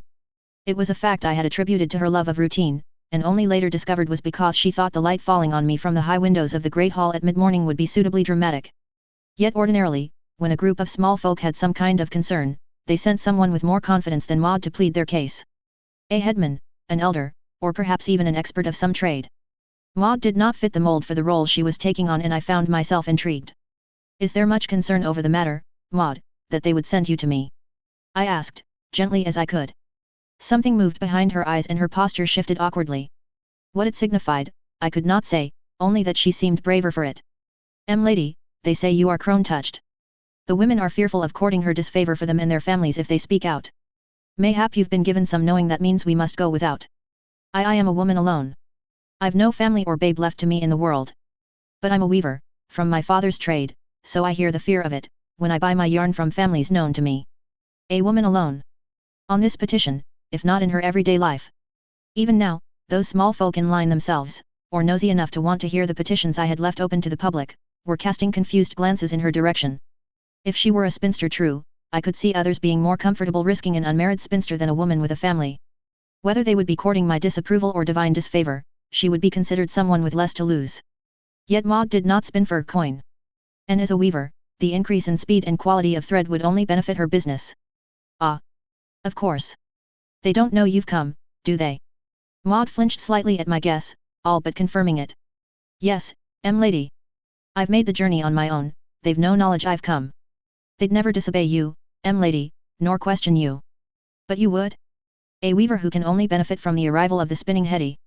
Clasping her hands together so tightly I could see the skin whiten even from my seat on the dais, Maud nodded. Still, she struggled to raise her gaze to meet mine. I do not wish my neighbors to go obediently hungry come spring, lady. I leant back in my seat, admiring her, even as whispers rose in response to her words. Well Maud, neighbors like you are rare indeed. You must love them well. I've not said much on the subject, but I think your bravery has earned the right to answers. Her tea-colored eyes rose to meet mine, hope and nerves warring in her features. I have every intention of using the spinning Hetties to make thread. They will mean that a family with 5 spinning women now only need 1 or 2 to make the same amount of coin. We have lost so many from the dance that there aren't even enough hands to make as much as we did last winter. As a weaver, I'm sure you have noticed. A large number of widows and daughters have had to take up other trades so that the farms don't suffer, I said, plainly. Maud's shoulders slumped in defeat, and she bit her lip hard to keep whatever she wanted to say behind her teeth. Yet, I do not intend for this to be something that causes my people to suffer. The Hetties are not for sale in the way you fear, I reassured her, they will be given to those families who need them. No spinning households will be left without. Some families may wish to buy more than one, but they will have to wait. My castellans have combed through the census, and we have a good grasp on how many might be needed. It will be a slow process to get them to everyone, so I understand your concern, but rest assured that I will see it done. She had a lovely smile, I thought, as the relief shone from her face. Maud had more questions about when the spinning Hetties would be available and how they were to be allocated, but her greatest fear had been assuaged. When she finished and bobbed a wobbling curtsy to go, I spoke up again. You were brave, Maud, to come all this way to see to the well-being of your neighbors. I'll not see it go unrewarded. I gestured to Ulrich, who had been scribbling behind me on the high table. If it is no trouble, I would have you wait until petitions are complete. My castellan will speak with you about your needs. Perhaps there is something your village might require. With a squeak that seemed quite out of keeping for a woman of her age, Maud scurried to the side, her face glowing red. I gestured to the next in line, and prayed that this would not be news of plague or bandits at our gates. Later that night, sat in her study, Ivana was very curious about the spinning Hetty and my plans for it. Theo had mentioned it in passing, but she hadn't really thought about what it would mean. Are busy small folk not better, she asked, doubtfully, when I explained the free time it would create for these families. With a sigh, I stretched my shoulders until I felt something pop. Ivana wrinkled her nose in distaste. Sitting for long periods had been a feature of my life for some time as a scribe, yet sitting with a more decorous posture than being hunched over vellum was somehow twice as exhausting. It's not a crime to have time to enjoy your life, Ivana, I said, reproachfully, ignoring her withering expression with the powerful affectation of obliviousness granted to all younger siblings. The accepted wisdom among my tutors was that if one is not careful, small folk get ideas above their station. They can become harder to control. If their hands are idle, surely that is more time for them to make trouble. Education requires small folk to spend rare coin time and labor. If a daughter must spin, she cannot afford to waste time in schooling. This should free the younger women of the family for other means of work. Farming come spring will go better with more hands available. I understand the Septas greatly desire students for their schools, and Septa Walburga and Jenny Greens are teaching the healing arts. Completing these studies would allow a girl to rise in the world, should she wish to. We have need for those who know their letters and sums. Ivana nodded slowly, something distant in her gaze. And you have often expressed the need for educated small folk. Not just myself. If Nicela is forced to deal with the couriers in person one more time, she just might set something on fire. Scribbling something into that little book of hers, Ivana giggled nervously. Nicela liked only one of the couriers, and it was not for his powerful mind. It unnerved Ivana slightly, however amusing she found it. Though I had some fellow feeling for Septa Nicela. She was celibate. Not dead. Yet why this focus on getting the girls into the schools? Surely the young men might benefit also, she asked. I shrugged, replying, eventually, yes. But most boys are given a trade from their fathers. Educated young men without an obvious trade tend to leave for greener pastures and more lucrative work. Young women tend to stay where they were born, either to marry or look after their parents. Not always, but enough to make a difference in what I want. And what's that? For women to do what they have always done, teach their children what they know. One morning saw me down in the dirt of a glass garden, struggling to put thoughts of the siege out of my mind. I was overseeing the planting of more potatoes. They weren't called that here, though. Bear Island had taken to calling it winter apple, a name I disliked so intensely it quite robbed me of the ability to think of an alternative. Though the tuber itself was a new crop to my people, planting was an old skill. At first, I had insisted on helping, and the small folk had indulgently allowed me to place a cut potato into the soil, sprouts up, before proceeding to move at a blistering pace themselves. Outclassed, I left the experts to their trade. It had taken some time for the sun and oven to warm the soil enough that digging trenches for planting wasn't an exercise in futility. In many ways, a glass garden was deeply inefficient farming, lacking plow or beast of burden to speed up the process. Yet the buzz of excitement was in the air. Next to me, the men and women seemed to blur at the edges with the speed of their planting, laughing and talking amongst themselves. At the back wall, bean seedlings from the manure beds were being planted. Some of the Northmen who had lived in Winterfell knew something of how to farm in a glass garden and were explaining how to arrange for them to be interplanted with spinaches and kales, which could be cut and left to regrow. In the main field, fiery little radishes would be planted while waiting for the potatoes to sprout. Notoriously quick-growing and tolerant to frosts, they would be an early success for Hag's Hill. It wasn't quite a complete diet of vitamins and minerals, but it was damn close for winter. The caloric value of the potato alone was a victory. Much of this glass garden was to be dedicated to our winter stores, ostensibly to see us through any false springs. If our first harvest was successful enough, I would have some idea of what amounts we could consistently pickle or bring to cellars and cold houses. The farmlands belonging to House Myers had long been reorganized by my father. On my advice, and with some wheedling from Ivana, the four-field system had been implemented. 2 fields would grow wheat or barley, and traditionally the third would lie fallow. Now instead of lying fallow, fodder crops and grazing crops were grown to feed the soil and livestock. Yet once we'd baited that hook, he hadn't stopped there. Hungry for more information from my maester friends, a number of important precedents had been set before I'd even set foot in Hag's Hill. None long enough for him to reap their true rewards, but it saved me the trouble of arguing with farmers about how things had always been done. Frankly, I would have come out of that looking like a fool. Gone were the days when the small folk farmed our land in scattered strips, and father had pushed for a more organized, efficient field system. There were still problems with it, I was sure, that would become apparent come spring, but I was slowly training a small army of potential castellans to help deal with that sort of thing. It required a change in mindset that had been slow to take root. Perhaps after this winter, once we had joined hands to survive it, things of that nature would be easier. Maester Lewis chose that moment to arrive with the usual fanfare of his jangling chains, red-cheeked from the wind and his blonde hair so blown about that it was almost entirely vertical in places. Though he wore a thick cloak and good boots, I worried about the thin grey maester robes in this weather. "My lady, I bring excellent news," he declared, his forehead already dewy with delight. "Thank the seven, I have been lacking good news for quite some time," I quipped, smiling. Brushing some soil from the sleeves of my surcoat, I gestured him into the glass garden and enjoyed the sight of him fussing over the structure. Lewis was charmingly fond of the glass gardens and could often be seen patting supports or frames as though rewarding an obedient pet for good behavior. Clearing some space on the workbench, his nose wrinkling dubiously at the potatoes, Lewis unfolded the leather satchel he had been carrying. Contained within was a large jug stoppered with cork, a jar of incredibly murky pond water, and a bead lens. My eyes lit up.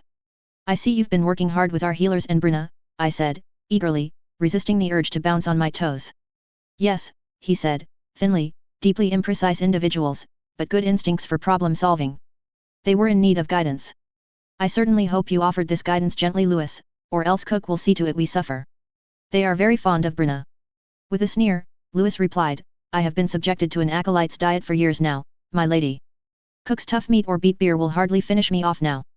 Not quite what I had meant, but considering he was still standing I decided not to press the issue. I doubted Cook would kill him through his meals anyway, they were more the type to threaten loudly with a knife. A fact which would not be sufficient to stop Louis on a tear, so I decided discretion would be the better part of valor. Instead, I gestured towards the jug he had brought. Is this the concoction then?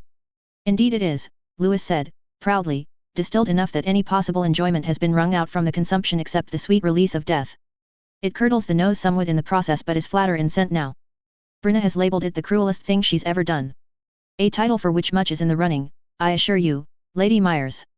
My smile was almost impossible to contain. This had been the work of many months.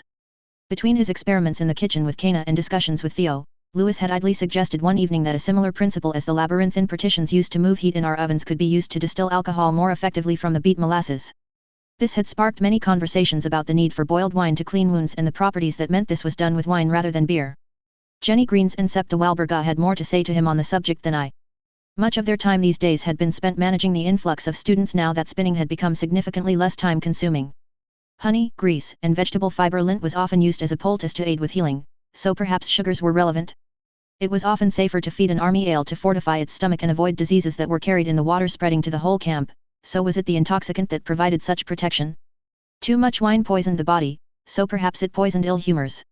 They were practical women, who used practical solutions and didn't much care why they worked so long as everyone was alive and in possession of most of their limbs. Yet they were intrigued. Louis himself had not been convinced of their simple explanations, as such measures were useful with preventing infection from wounds but they were not foolproof. How could cleaned wounds still become infected? And it did not explain how even water that appeared clean might make one more ill than wine. Discussions of contagion did not move him much, given the prevalence of miasma and humors as the disease theories of the time. Though diseases like syphilis or rabies followed the pattern, maesters often pointed to plagues and leprosy as examples which broke the mold. A man might be stricken with leprosy who had never met a leper in his life. I had not been much help in the discussion, unable to explain what little I knew about the antibacterial properties of honey or the use of ethanol to clean wounds. Seeing my chance, however, I charged Louis with the distillation of an incredibly strong alcohol, not fit to drink, to serve as vinegar or boiled wine might serve in wound treatment. Only for the use of healers taught and recognized by Hag's Hill. Then I simply suggested that, as eagles could see prey from distances impossible to humans, perhaps human eyes found it impossible to witness evidence of humors or miasma at work in the body. If he could see it, then he could conduct a trial to examine the reason for the wisdom of boiled wine. For intensely distilling spirits, I had insisted that Brina, Cook's great-aunt, be involved in the matter, if only to avoid outrage should my maester appear to be attempting to undercut the prices of alcohol she supplied to the keep. Brina was a Brewis so old her face was more wrinkle than feature and she possessed a tongue sharp enough to cut glass. But she and her daughters were well known in Southwold for their beer and liquors. A rare household where the men married into the trade instead of the other way around. Her crabapple spirits were costly to produce, needing 3 distillations, but intensely strong and flavorful. She was often heard saying that she could judge the strength of the spirit based on the size and shape of the bubbles after the first pour. Between them, much work had been done to turn the leftover molasses into a spirit I deemed strong enough to kill infection. Nevertheless, once Louis was given permission to go after a thought, he did so with all the foaming relentlessness of an attack dog. It was well known that still water could make you sick and was a reliable source of miasma for the unwise. Louis had collected samples of pond and river water in glass jars that he had left in his office to horrify the maids. Close, masked observation revealed nothing at first. His solution, however, had been inspired by the very water he was studying. The magnifying properties of water were well known to the maesters, and with glass at his disposal for experiments, he had thrown himself into his work. His bead lenses were a result of a hollow tube of clear glass, lamp worked as our glass beads were, with a fine blown sphere at the tip. It looked not unlike a thermometer and these bead lenses were decent magnifiers. They were easily made with the skill of our glass workers and their use had confirmed the existence of tiny creatures in the river water of the Blue Fork. It was quickly established that while wine or vinegar in enough quantities itself did some damage to the wriggling pond life, not that many of them died. Louis thought that the powerful sourness of vinegar or wine might have some impact, and so sought to increase the intensity of it in his experiments. I maintained a fascinated interest during dinners, but kept my mouth shut about anything further. This was a discovery too important to have my name on it, especially since I could not explain how one might reach the conclusions I had been taught. The implications were huge. Though some disease was a result of contagion, it was possible that miasma could be a form of creature that traveled through the air or still water. A copy of Lewis' treatise was sent to the citadel, even going so far as to cite Septa Walburga in his work. Yet it had been met with stony silence. Whether for his status as a political outcast or his excruciatingly dry prose, I could not say. Lewis had been inconsolable for a month, only drawn out of his melancholy by Ivana's careful managing of his ego. The mates had been instructed to loudly scold people for disturbing the maester and his genius, usually right outside his rooms, and within a few days he was back to fighting form. As interesting as they were, these bead lenses were nowhere near strong enough to see the microbes that existed on our hands, or indeed in our vinegar. Yet it proved a useful demonstration to young healers training in the infirmary, or children in schooling, but a theory alone was difficult to test. Nevertheless, the healers at the infirmary felt it put the fear of the seven into young students who might otherwise grow sloppy in their practice. Maester Lewis had petitioned me at length for a Myrish reading glass so that he might further his studies, and here at least I had been able to draw a basic diagram of lens shape and its impact. My thinking was somewhat muddled by my recollection of photography, but his understanding of far eyes in his work as an astronomer seemed to support my thinking enough. Lewis had eagerly co-opted a poor young apprentice who had shown promise from the glassworks. She was flattered to be apprenticed to a maester in some form but infuriated to be forced to create his designs in excruciating detail. He rarely asked where I had learned what I knew, these days, likely assuming I had been condescended to by one of my betters or read old texts in my days as a scribe. Whatever the case, his experiments in that arena were still ongoing. Nervously, Maester Lewis laid out his little dish and a small sample, the bead lens ready for me to observe the wriggling life that lay hidden in our waters. Carefully, he used a hollow little tube to drip the alcohol onto the dish. After enough had been added, I watched a slow tidal wave of devastation for almost all of those unfortunate test subjects. They took some time to stop moving, but stop moving they did. Maester Lewis, I said, delighted, I do believe you and your people have discovered something extraordinary. There was a small silence, and then he said, well, I suppose we have. The days passed quickly enough, the relative peace like an ill-fitting shroud. I did not trust it, nor did my advisers, yet to do anything beyond living our lives was folly. During the day, my thoughts were occupied with other matters, but at night I struggled to keep the thoughts at bay. I had thought that a month was a shockingly long time to make a decision with a threat on our doorstep. I was quite horrified to learn that the siege of a fortress such as Harrenhal was expected to take many more just to prepare and mobilize. Especially, if they insisted on waiting for the crown's support. I conceived of battles in the immediate, my experience of them outside the media of my first home had been the lightning strike of sudden raids. Or the aftermath, the way it lay limp and ragged, like an unspooling of thread. Military campaigns were long and slow, like births or building there was an order to things that had to happen first. The quartering of disparate armies under our Lord Paramount's banner would be a huge undertaking. Supply lines were vital.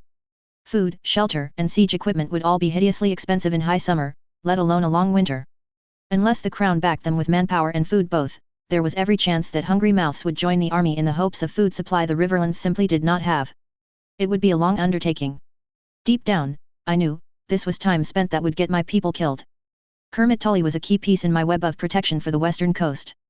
Not so much from his ability to ride into battle and save me, even good roads could not truly shorten the distance between his soldiers and mine, but from his presence. The implied threat of the Lord Paramount's protection would keep Mollister close to the shores and the Ironborn wary. Months away on campaign would erode this safety I had only recently secured. With no higher lord able to pull him to heel, Coupland Mallister's vainglorious greed would once again unfurl like the rotten corpse flower it was. Who was to stop him patrolling a little farther, a little longer? And if House Esterin once again found their shores graced with the sight of that Sigward standard, grateful and wealthy, why wouldn't he do his duty to his cousin by marriage? It would not take the Ironborn long, already hungry 3 years into winter, to see the widening gaps in our net of patrols and decide it was worth a stab. Though horror writhed in my guts like a living thing, for the moment I could not see my way to solving this. I had no place at a military council even in a more equal society than Westeros. I had done all I could, short of getting myself killed, and Kermit Tully would do as he pleased until I could bring him better evidence. And it was becoming clear that for all I knew very little indeed. I thought of writing to Reed, at least from the perspective of a dreamer. I could have set my caution aside for it. Lord Reed had been a kind man at his core, for all he flirted like a professional notoriety. Yet it would win me little. Dreams were a magic of a different kind in Westeros, and it would seem that the tales coming out of that place were already making clear to me what had been truth and what had been a seeming only. What I needed was an expert in the blood and guts of the thing, as it were. Understandably, finding those who were willing to broadcast that they knew arts dreadful and arcane was quite difficult. The horrors I had seen, wandering foolishly into alleys, rivers, dreaming, were tinged with the grey haze of sleep. What seemed fact could be simply the way my mind tried to process what I had experienced, and what seemed pure dream was likely symbolic. The hatchet-faced men. The food. The ash. Blood and sweat were key, grandmother had said. But of what, for what, and how? Humans were obsessed with pain, according to grandmother, and our minds often sought to turn the unknowable into the oldest sensation our bodies were capable of comprehending. That, and light. Stroking Quoth with the back of one finger, I stared deep into the glow of the fire in my chambers. In 16 years crawling around the surface of West Eros, I had yet to have any waking visions, but staring into the fire seemed to be how it was done from what I recalled. Mostly it just left me with dizzying afterimages and a slight concern that this would damage my vision permanently. I don't suppose you have any answers for me? I asked Quoth idly. He made a huffing noise, his shaggy feathered shoulders swelling with each breath, and did not respond except to more forcefully demand to be petted. Grandmother would answer my questions, I was certain. It was no guarantee I'd be able to understand her, but she wouldn't bother to lie. But I was not in control of when she appeared. With a cold terror that gripped me like a gloved hand, I contemplated the price she might extract for such a thing. Muscles that had not even tensed in my sleep still flinched instinctively at the memory of her tests. I had tried, awkwardly, to make sense of the boon she had given me for my suffering. But flowers did not bloom in my path, summer did not return, and I had counted 7 paper cuts the other day, which certainly was not a sign that my bureaucracy had been blessed. With a dread lodged uncomfortably in the base of my spine, I resigned myself to ignorance. It was probably something unspeakably gruesome anyway, most magic seemed to be. By now, the fire was burning high and hot enough to suffuse even my hair with heat. I glowed cherry red from the proximity, I was sure. Even as the ground outside had frosted over so hard the earth had cracked in places, I could feel sweat beating on my temples and gathering at the bend of my knee. Yet Quoth was worse than a cat in his own way. The betrayal of dislodging him when he was comfortable was usually met with dead vermin on my pillow. His oil-slick feathers lost their hues in the glow of the hearth, turning him as bronze as a statue. Hey birdie, I said, my voice low and soft, treat. He turned his head towards me, reflecting the firelight as though lit from within, that little membrane of his third eyelid sliding over his black eyes like a sliver of silver. I held out my hand, as I had done countless times for him, my share of dried fruit from this morning's porridge balanced on my palm. Delicately, with all the primness of a matron, Quoth raised one lone foot to press steadily against my wrist. He pecked quietly at the ruby studs of cranberries and currants. I really should have moved to the bed, the fire was making me sleepy and the warmth left me reluctant to leave the chair for my cold sheets. Ow! I snapped, jolting upright in surprise and pain. In the palm of my hand, Quoth had been overzealous in his search for fruit and nipped hard at the base of my thumb. A bead of blood welled up, as claret-colored as the treats I had offered him. For a moment, in my exhaustion, betrayed tears welled up in my eyes. Then the whole world seemed to freeze. I looked down at the blood on my palm and up at Quoth, who stared at me steadily from his perch on my knee. I cupped my hand slightly, wincing at the sting the movement caused. Barely a sip. I held it out to him. Birds like crows don't swallow the way you'd expect. They hold liquid in their beaks and tilt their heads back to let gravity do the work. So imagine my surprise when, after years of watching him drink in the normal way, Quoth fitted his beak either side of my thumb and licked the blood off of my wound. On the first day of the final month of 132 AC, 2 important messages arrived on my desk. The first being the announcement that winter fever had made its way to King's Landing. The second being terrible news about the siege. Notes. I'm so curious to know if I've laid enough breadcrumb trails yet. Hope you enjoyed it. Sorry it's a shorter chapter than usual, but the demands of the plot mean we must leave Ursula's POV for a little bit. Chapter 32, William Burleigh. 132 AC. William Burleigh. When the missive came, Bill could read its contents without so much as glancing at the letter in Kermit Tully's hand. Winter fever had been the shadow cat lurking at the edges all winter. It had sunk its teeth into the eastern coast of the Riverlands, though not so viciously as it had holdfasts in the north. White Harbor was said to have been racked by plague for the past year. Neither scorpion nor arbalest between Seal Rock to the Wolf's Den could shoot down that particular enemy. Though perversely the death toll meant that there were likely fewer mouths to feed. The new lord, Torhen Manderley, was likely returned to Newcastle after the deaths of his father and brother. Whether he would survive this plague, Bill could not say. The north had been badly hit already, and those willing to offer help to his homeland without the promise of its 20,000 swords were few and far between. The letters from home were dire with news of plague. Though plague had struck Wintertown, it seemed whatever measures they had taken in that old castle were sufficient to see more of their people survive or avoid winter fever, meaning that there were enough laborers still to build. The Starks had secured glassworks from someone unknown to his sister, though Bill had a very strong idea of whose help they must have. A glimmer of hope. They'd see her remembered for it. The less said about areas like Duskendale, however, the better. The Riverlanders had grown complacent, the plague held at arm's length along its coast by the surprisingly wide adoption of the works of Septa Walburga, A few short moons ago, they had gathered in droves to celebrate the name day of their liege lord and left as well as they had arrived. Now plague had wrapped its rotten tendrils around King's Landing, and that was a prize that would feed it well, long before the fevers burned out. In the dove-grey light of a winter sky, Bill watched the carefully laid plans of the past months crumble into dust. The command tent was a feature of lordship when on campaign. The whole camp was organized around its placement so that lords and officers could assemble there swiftly. Striped in Tully colors and bearing standards high and proud, it was an impressive sight indeed. Bill understood the need for such displays in maintaining morale and discipline among the soldiers. Yet, he could not help but think that it was a glaring target declaring exactly where an assassin or raider might strike to do their forces the most damage. Sir Cone had taken the measure of these Harenul men from the first they were bandits, and Bill could not help but desire a different, more nondescript location from which to hold such meetings. His fingers itched to ready his bow. Around the crowded table, it was clear that the assembled lords and ladies could read the situation as well, their bodies stiff with tension and lips silenced. His friendship with Kermit afforded him a place at his side around this polished slab of oak. Most days it left him self-conscious, aware that his worth and character were being measured by a dozen observers at any one time. Today it meant he could see clearly the way Kermit deliberately gentled his hand and steeled himself, before speaking to his vassals. In light of the arrival of plague in King's Landing, the Regent's Council have declined to offer more help than they already have. They have expressed concern that the plague might spread to us, or that the deaths will mean that the work of the city ceases during an already unsettled time, Lord Tully said, his blue eyes chips of brittle ice. His tone was immaculately controlled, firm and confident but still clearly disapproving of the missive he was relaying to his vassals. Oscar would have been pleased to see his brother master himself so well. They say, he continued, waving a hand to silence the disgruntled murmurs from the gathered lords that had broken out like a sweat, that Lord Mouton's forces were already on the march when the plague was discovered, and we are, welcome to them. But no further supplies will be forthcoming until the situation is under better control. Preposterous, blustered Sir Regis, do they expect us to eat air? We march to keep the king's peace and challenge the largest castle the Riverlands has ever known, and they send us nothing. They send some force of soldiers, at least, said Lord Butterwell, dryly, brushing back his cream-colored hair with one hand. Bill's keen eyes caught the slight tremor in them, but otherwise he gave no sign of discomfort. That, my lord, is worse than nothing. What would you have them do, sire? Send supply wagons anyway and risk infecting us all, came the snide reply of some lord Bill couldn't remember the name of. He had a permanently sour expression and brown hair he was reluctant to sacrifice to the encroaching baldness at his crown. Given the raids, more mouths to feed at this siege will likely cause more strife than they are worth, replied the knight, blunt as a battering ram, his face pinking with outrage. Bill privately agreed with Sir Regis, and disliked the man all the more for forcing him to do so. Yet the situation was delicate.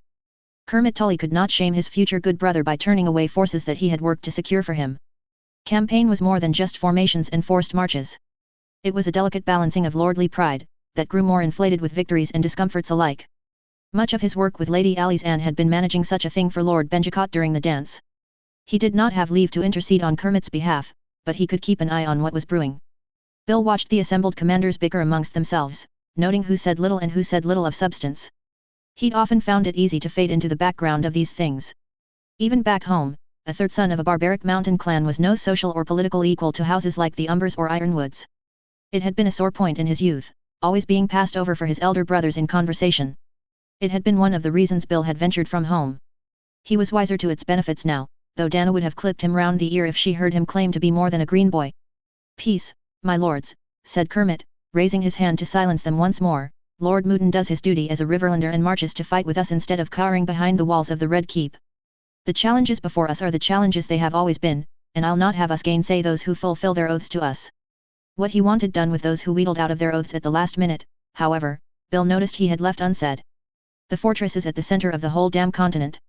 To allow it to remain in the hands of bandits and bastards is a stain on the king's peace. Not to mention the damage done to trade in the Vale and the north. Yet it is our Riverland houses who bear the brunt of the attacks, and our Riverland soldiers who will have to haul out these vermin by the tail. I say we wait and guard our holdings instead. If plague is on its way, a poorly supplied castle that already raids to replenish its stores will not outlast it. Sitting in a siege camp unsheltered and unsupplied will only see to it that a new sickness spreads among ourselves. Our armies cannot march without food, nor can they wait in the cold without fuel. To say nothing of the need to build siege engines, said Sabitha Frey, as poisonously as the woman knew how.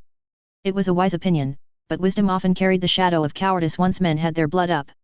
Just turn around, blustered Lord Jost Smallwood, whose smaller villages had fallen victim to the bandits only weeks prior. You may have the plate armor of a man, but your nature is still a woman's. We do not shirk from battle, my lady, we must press ahead as honor demands. I do not recall honor demanded wasting the life of your men in a fool's errand, Lady Frey hissed, her nostrils flaring as she tried to keep hold of her temper. Yet, Bill noted, to the unobservant her tone of cool detachment hardly wavered. I would have thought you at least understood that, given your history.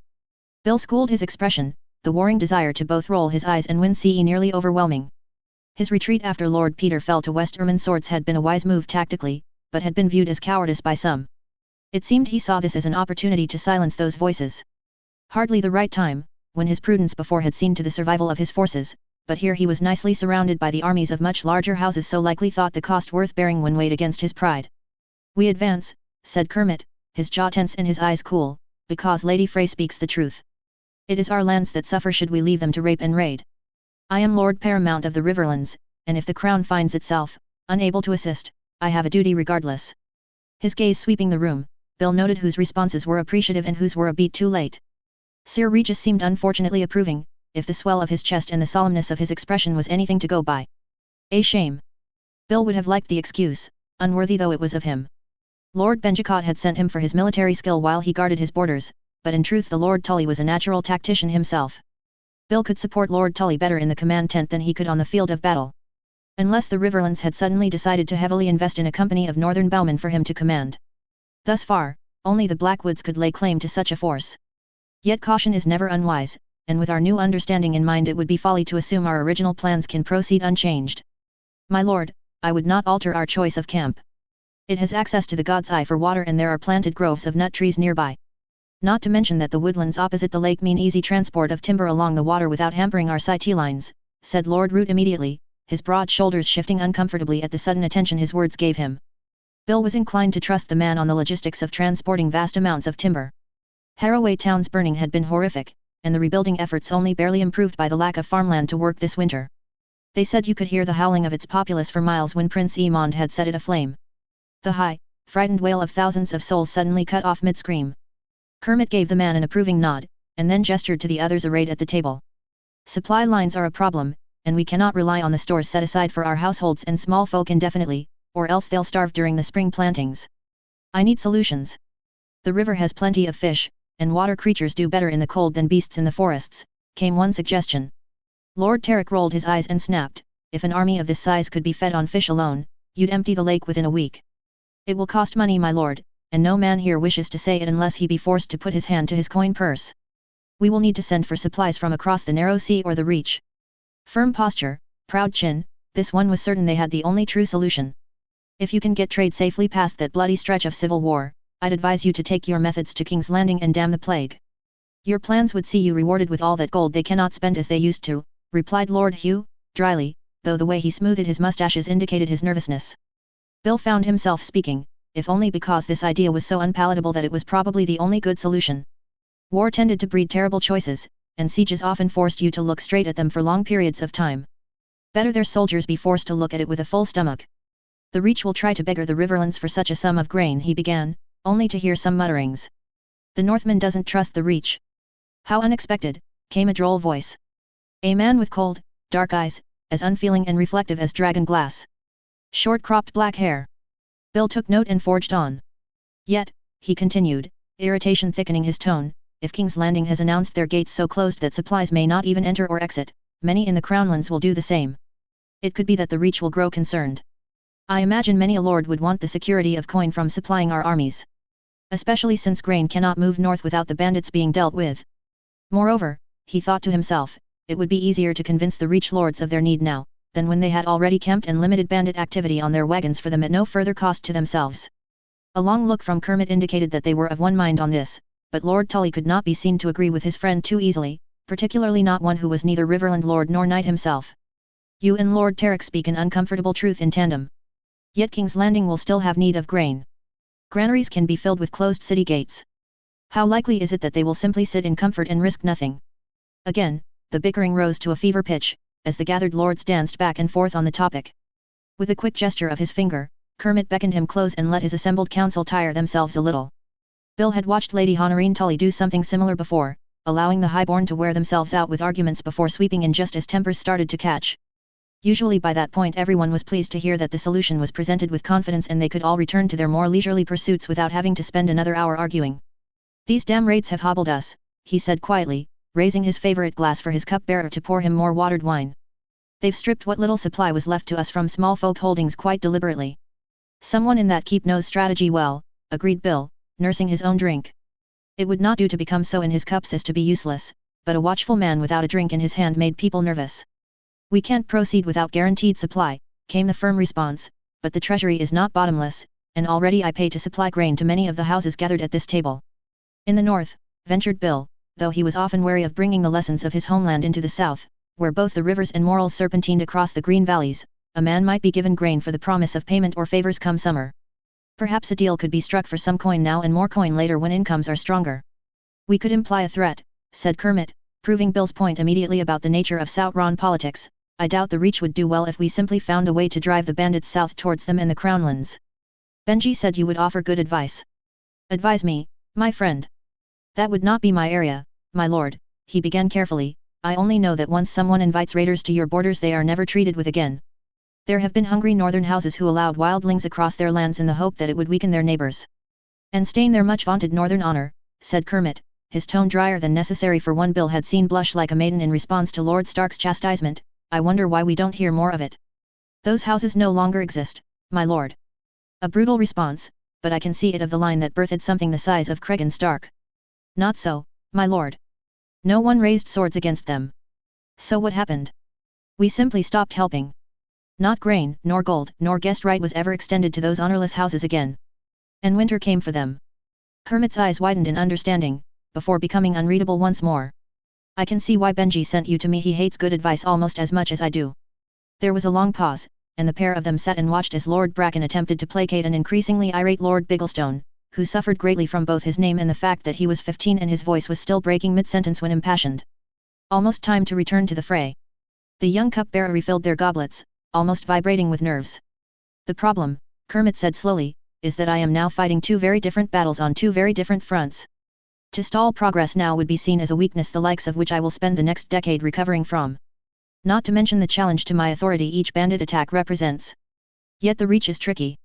We do not have the time to treat with every lord individually, and they are likely to draw out negotiations if only to force us to act without them. Indeed, and Dana often reminds me that to do half of two things is to do two things poorly. You'll usually find you have borrowed the payment from your future self. I am loath to listen to good advice in my own way, but my sister offers it regardless." "Is there no one capable you can trust to offer it their full attention, my lord?" said Bill, who knew by Kermit's narrowed eyes that his gentle steering had not fooled the keen lord for even a moment. After a pause, Kermit gestured to the cupbearer once more, though his goblet was quite full. "Did you catch all that, boy?" Cherubic blonde curls vibrated in surprise, and the young lad hunched his shoulders as though suppressing a flinch. My lord. Don't play stupid, she'd never have been able to stand you if that were the case." "And no, my lord. I mean yes, I heard it all."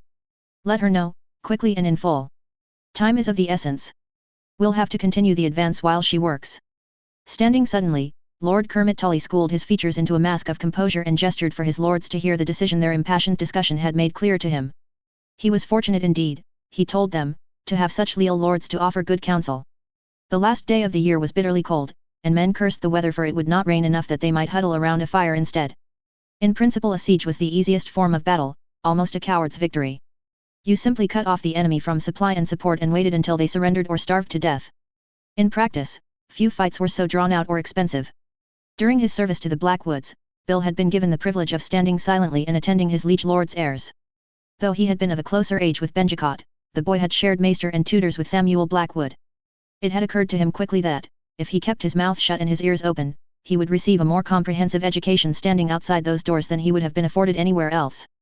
Some things he could not claim to know. He had not been present at all lessons and not all lessons could be learned by ear alone. Yet between this, his skill with a bow, training with the scouts and riders, and whatever it was Lady Alizanne had seen in him, Bill knew that he had accomplished his goal in leaving home to make his way in the world. His father was proud of the man he'd become. In his green youth it would not have been enough. Now, with the nightmares, it was sometimes all he had to cling to. He had often had nightmares in the wake of the dance. So much death and destruction, the charred husk of field and town in the riverlands he and his archers had marched back through, with Lady Alizanne's face frozen in a mask of grief. He'd have been a monster not to have nightmares. More embarrassingly, sometimes his nightmares took the shape of wilding raiders he'd had to kill as a young lad, when ranging with his father. That flame-red hair and shock-white face. The smell as he had approached the body, to find it had emptied its bowels. It was easier to say than she. It should shame him, to be so affected by it, yet some nights he woke weeping. These dreams were different. Fingers raked through his skull, probing and twisting. He dreamed of eyes like knives and lips wine-stained and full of teeth. He dreamed of soft, terrible words speaking to him, telling him that he was known, seen, and set in a trap like a beast in a snare, how his body would marble purple with wounds. He dreamed of leathery wings and the rotting of creatures unknown to him, their fur scale talon paws torn into tufts, or nibbled delicately, to be stolen by bird and beetle as the carcass writhed with maggots. It left him less than rested. Around him rang the cacophony of noise that accompanied the raising of fortifications necessary to hold a siege camp. The lack of sleep meant it was as bad as being bareheaded from overindulging in drink. The rasp of saws and the ring of hammer and chisel, the creak of rope. Somewhere, a blacksmith battered away, making tent spikes and nails by the fistful. Bill was fortunate enough to have his own small tent, a luxury he'd scrimped and saved for, purchasing it before almost anything else and enduring comments about being a barbaric mountain clansman all the while. It had been his father's advice, and it had served him well during the dance. Still, his sleep had been restless even with such an advantage, and he had spent most of the day warring between the desire to yawn and a vague, childish fear of going back to sleep. Most other soldiers did not have the incomes granted to him from his appointments and were assembling hastily constructed shelters of wood and foliage. The lucky had some canvas. To his right, his ears caught the conversation of some Blackwood and Bracken men discussing if they ought to huddle for warmth and center all their shelters around the same fire. It would be a good plan, if the officers didn't see it as a lapse in discipline. Heavy was the implication that they wished to sleep cheek to jowl for other reasons. Likely superstition about the castle being haunted. Slowly, over the coming weeks, the shelters would form huts or hovels that were better protection from winter winds and rains. But of greatest importance were the palisades and latrines, so all efforts and materials went there first. Some maester had published an impossibly dry treatise on the topic of water and sanitation, which Lord Tully was currently reading in his spare time. In truth, however useful his ideas, water and latrines were always going to be the watchword of a Tully-run campaign for at least the next generation. Kermit still remembered how his father had passed, writhing in delirium and shitting himself to death. Above them all, the twisted turrets of Harrenhal rose like half-melted candles. The vast fortress squatted on its slight hill like an odious toad of stone, fat-walled and wider than a man could walk in an hour. For the life of him, Bill could not see a way to breach it. One would have to build siege towers twice as tall as most trees to even have a chance of assailing guards on the curtain wall with arrow fire. The turrets had withstood a dragon's assault more than once and were still upright, though what state of disrepair they would be in was anyone's guess. Making his way to Lord Tully's tent, Bill privately wondered if this siege was anything more than prideful folly. Locked up in their towers, the bandits would be hard to remove unless they could crack their shell like a crabber extracting meat. He arrived to bad news, though there was rarely any other kind as of late. "Our scouting parties have clashed with the bandits," said Kermit Tully, not bothering to greet him. Within the tent already were Lady Frey, Lord Bracken, Lord Mouton, and Sir Regis. 3 of the largest armies and 1 of the richest. Bill, though he felt unequal to the task, was to represent the Blackwoods until Lord Benjicott was certain his lands were well guarded enough to ride out and support Lord Tully in person. Nevertheless, he'd not let them see him cowed. There was a strange tension, shifting like an itch under his skin. He could see it written in their brows and bitten lips. Shadows hung under their eyes.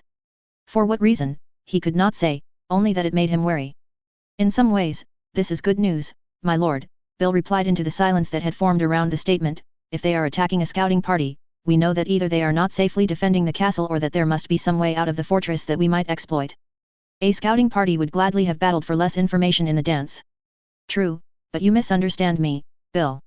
All our scouting parties have clashed with the bandits." Lord Tully's face was impassive, so much so that it took a moment for his meaning to penetrate. In an army of this size, the number of scouting parties it could command to search for supplies and discover enemy bolt holes was significant. Add to that the scouting parties that rode normally with their lord's retinue, and that was a surprising number of skilled men to have been attacked. For them all to have been found and fought, that was so unlikely as to look like an ambush. "How do we know this to be true?" asked Lord Mouton, stroking his beard thoughtfully. His hair had begun to silver at the temples, though he was about a decade too young for it. King's Landing was not a restful place, it seemed. Mostly once they realized they were under attack, they fled and reported to us. A few were slaughtered completely, save for one. That one they allowed to return to us to report what had happened to their company," spat Sir Regis, his eyes looking near bruised from lack of sleep. Bill hissed through his teeth, despite himself. If any of the men had seen a scout, beaten and bloody, walk through camp, that was one thing. For it to have happened multiple times, or for party after party to have been routed, that would spread through the men like wildfire. Discipline would be hard to maintain, but there were ways around that in a camp. But the lost scouts would be a blow. They were harder to train passably, and now fewer would volunteer unless they could be assured that the same mistakes were not repeated. Which would be difficult, considering no one seemed to know what that mistake had been. "I'd suspect a traitor or a spy," began Lady Frey, her tone as precise and pointed as an arrow strike, "but not one in this camp could have known the directions of we each gave our scouting parties. Maybe enough of them to cause us trouble, but not enough to blind us so swiftly." "Your forces were surprisingly unscathed," sneered Lord Bracken, his expression as piggish as a nameday ham, "for you to make such an assumption." "Enough," snapped Kermit, his eyes snapping between the pair before the conversation could get any uglier. "I did not bring you in here to bicker. The enemy has a route in and out of the castle and skill enough to find our outriders. This is the problem that needs solving." "Keep the scouts tight and close," advised Lord Mouton, his normally jovial voice tired, quiet, and focused. "We are well aware of the carefully planned destruction of supplies in the surrounding areas and would benefit little from traveling further afield. It is not as though the territory is unknown to us." Lady Frey nodded sharply in agreement. "Better to have them watch bandit movement close to the camp or the castle. A sortie in the dead of night is where this force is strongest, and so it is best avoided. As for their movements, I doubt even a madwoman would send her defenders away with no method of recalling them. If there is a way in, we must find it." Sucking his teeth, Lord Bracken shook his head. "While you speak sense, a small entrance to a huge fortress is almost enough to doom us. We would struggle to make our numbers count, yet we would have no choice but to enter. And it's a long, bloody way to clear a castle.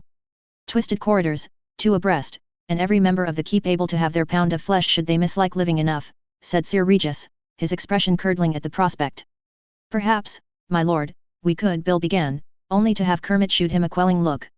"Think on it for now," he instructed the assembled lords and lady, "yet keep this to yourself until we have a solution. I should like to meet with you all again after the evening meal, to discuss what our next move should be." With curt nods and dour faces, they had been dismissed. Bill rose to go, but Kermit raised his fingers slightly from the desk, though his gaze was trained on Lord Mouton. Taking the hint, Bill stayed put and pretended to organize the troops on the map table. When they had all left, Kermit poured some wine into 2 glasses, his favorite of late, colored at the rim and with delicate leaping trout to adorn the stem. Handing it to Bill, his eyes as serious as they ever were, Kermit sat beside him and fidgeted a little, as though he did not know how to begin. "Bill," he began, only to stop himself and take a sip from his glass. Feeling awkward, Bill did the same. He was a patient man, and knew how to wait, but others found silence and stillness unnerving if he did it for too long, so half the battle was pretending to fidget in sympathy. "You see, Bill," Kermit tried again, "what I tell you and ask of you today goes no further than this tent." "Of course, my lord." There was a long pause. "How have you been sleeping, Bill?" came the careful question. Stiffening immediately, Bill's every nerve came alight. "Poorly, my lord. 'Tis an unfamiliar place, and the men talk of hauntings." "Only foolishness, I'm sure." Kermit's piercing gaze never left his face, though he did not seem to mock Bill at all for his discomfort. Glancing down at his goblet, he ran his thumb over a glass tout and said, almost too softly for Bill to hear, 3 different sources." Bill said nothing. Either it was for him to know, or it wasn't. Prodding was not likely to have him taken into anyone's confidence. "Our wagons will be a few days behind schedule," Kermit began, his eyes still trained on his glass. He gestured vaguely with one hand at some correspondence on his desk. "More bad news." The first of the reach wagons arriving was good news, as far as Bill was concerned, or else the armies would eat granaries clean of stores. Like locusts, armies left marks where they landed, in the form of midden heaps and empty cupboards, or woodlands stripped bare. Yet something stayed his tongue on the topic. Perhaps it was the fact that he'd been asked to stay behind. Perhaps it was that he had been sworn to secrecy. "I don't know how she managed it as quickly as she did. I have the feeling favors were called in, and even so I've been instructed not to look at the accounts until I'm certain I am sitting comfortably. I hear John has been wandering the halls in a daze, as though savaged by a close personal friend. The lords will pay me back, but slowly. Some very slowly indeed. Until then, House Tully bears the weight." Kermit took another pull from his glass, cupping his hands either side of it, his face drawn and exhausted. They were attacked on the road. A long way off for a wagon is a short ride for a lightly armored company of bandits. They slaughtered some guards and made off with some sacks of supplies. Not enough to overly damage our numbers, fortunately. "Yet you are not relieved, my lord," said Bill, carefully, watching Kermit's expression spasm at his comment. "3 different sources, Bill," he said, his voice tight with frustration. That a camp outside of a famously bloody and haunted keep has reports of nightmares cropping up among men and lords, that is almost to be expected. A siege is a battle of the mind, and Harrenyl's history itself would be a pretty piece in such a conflict even if she wasn't half so tall. Reach wagons under attack, why that is as much as they have been doing already, so it infuriates but does not surprise. I've taken to burning my correspondence. But this morning, the scouts. That was something unnatural, it should not have been possible. And for the third time I am uneasy. Are you saying you believe Alice Rivers to be a witch? Bill asked, trying to keep his tone level. He was treated to a withering glare. I am saying that whoever is orchestrating this has information they should not. Information they have no way of knowing. The march with so many was long, and it took time to muster. Some of her forces are broken men, likely they know enough about how to appear in a camp. None but my mother and myself knew the anticipated date of arrival for the wagons, though the lords knew of our plans to buy from the Reach, so it is not entirely impossible that such a thing could have been passed on to a listening ear. It could be that someone had access to your correspondence, suggested Bill, quietly, as his own mind whirled. How clever these spies must be to have access to my letters, as well as the scouting plans of all 5 of my biggest supporters. The letters alone I could stomach, but she became impatient for blood, and in clashing with the scouts she has revealed something in how she works, though I know not what. It is as she said. Who? Asked Bill, placing his glass carefully onto the oak table, afeard of knocking it over or damaging it. Lady Myers. In her original letter she said that it did not matter if Alice was a witch in truth, only that she could make others believe it so. Even those who were never meant to escape her. She claims to be able to scry and see what we would keep hidden, and as long as her men keep bloodying ours while we sit unawares, she might as well be doing so. Whatever her deception, she wraps herself in it like a cloak. I imagine it is convincing enough to her men, as well. And she wanted a big confrontation, desperately, recalled Bill, putting the pieces together. Why else provoke the Dairies so terribly, or proclaim the right of credulous maidens to a parley? Arrogance or pride only goes so far. If she's putting on a mummer's farce, she'll want an audience. She's already shown that she likes to leave some alive to spread her story. Not to mention that someone in her keep knows how to make a siege uncomfortable for the besieger and is doing so well enough to please her and her men, I'd wager. We'll not find a crack in their armor, nor a man we can make willing to show us how they are getting in and out of that fortress, until we bloody them back. So what is it you need of me, my lord? Looking him in the eye, Kermit's speech came faster, almost a hiss as he tried to keep his voice low. I need to assume that she has spies everywhere. Even with you, even if you do not know it. So I won't say much. Only when Benji arrives, I'll have you ride west, with only a handful of men you trust. To where, my lord? I have sent instructions for someone whose forces will await you at the Whispering Wood. Someone beneath the notice of Alice Rivers and her camp spies. Written in a tiny script and sent in the dead of night by Raven, to arrive on Ursula Myers' desk the very same day a courier from the Crownlands delivered news of winter fever. Lady Myers. You said that if you could render any service to House Tully during this difficult time, that I had only to ask, and you would answer. A rare loyalty, as your father was a rare man. I charge you to hold true to your oaths now. It falls to you and your house to carry out the plan you suggested previously. Our supplies are under attack from bandits who seem to know where and when they travel. Keeping our supply lines varied in a siege is a wise suggestion. I know your ration wagon designs are well fortified, though your numbers to guard them are smaller than I command, and I am conscious you must leave most of them in your lands to guard against attack. I expect that given their sturdy construction, only a small force will help make your precious cargo secure. I would avoid the main roads, given the current dangers. This will serve well as a test of what construction we have managed outside the Whispering Wood. A scouting party will meet you, and my mother will see to it your wagons have safe passage across the Red Fork. From there, the River Road will see you most of the way, though the journey to our camp will be arduous without the aid of the King's Road. With any luck, her forces will not know your supplies are coming, and we can reinforce our position. Give my regards to Quoth, he is a most excellent messenger and I find myself wishing he were able to carry this missive for me. Lord Kermit Tully. Family. Duty. Honor. Notes. A/N, she's gonna be so mad, you guys. Next update will be at least a week away, given work stuff, unless I am deeply inspired to use my limited supply of free time to write an update. Please do let me know your thoughts. Chapter 33, Ursula Myers. Notes. Content warning, battle, blood and guts. The terrible trial and bargains expected of one favored by something like grandmother. 133 AC. Ursula Myers. The solution is easy, came grandmother's response, as placid as her voice ever was. Still its sting simply stretched to a point, like probing needles in the ear. She flicked one steel braid over her shoulder, where it made the clattering of stockade chains. Grandmother's terrible lamplight eyes burned where they bore into me, though I could not bring myself to look directly at them. You send your men as your liege lord commands and let them die. You don't even need to send your best men. 20 soldiers trained by Sir Khon as officers, and 200 odd levies. You'll mourn the loss of equipment, but that is replaceable. You will have done your duty to your liege and can stay safely here where I can guard you from her. With a gesture from her taloned hands that spoke volumes in its economy, grandmother waved away the lives of 300 levies. In a surprisingly delicate motion, she poured tea into a cup that looked exactly like the one my first mother had bought for me at a novelty shop. The incongruence made my already spinning head throb. Chipped mugs that proclaim the supremacy of Mr. Tickle, simply do not belong balanced in the ether of the dread void between life and death.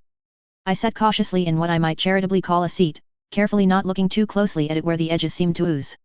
The tea was exactly as I remembered it. It always was, though I could never have described it well enough.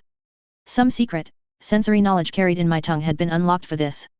It was strange, what grandmother chose to scoop out of the inside of my head. You yourself said you would not protect me from her forever, I ventured. She shrugged, the movement of tectonic plates implicit in her shoulder blades. One huge raven flapped its wings in irritation. There is no wind in a vacuum, but for a moment I was certain that even so small a beat had the strength to batter down oaks. I hooked one foot around the chair, childishly hoping to guard myself from being sent spiraling across the endless void in a fit of avian ill temper. Something hooked back. Grandmother reached out, the back of her hand pitted with inky feathers and the dark tendrils of tissue where molting had occurred, and patted the back of my own pale hand once. Firmly, as though to ensure she had done it correctly from some unknowable example to which she cleaved. I am old, girl. Forever is a long time. All mortals die eventually. You will face her one day, but it need not be this day. Vala Morghulis, on that we are agreed, grandmother. But I know your eyes see far, the consequences for allowing her power and dragon to grow will be heavy. If I can shield my soldiers from her, then we might succeed. Vala Dohaeris, she hissed, sharp enough that I swear I felt my cheek split beneath her voice, and it does not serve me to have you put yourself at risk yet. What do you need me to do for you, grandmother? What is it I am for?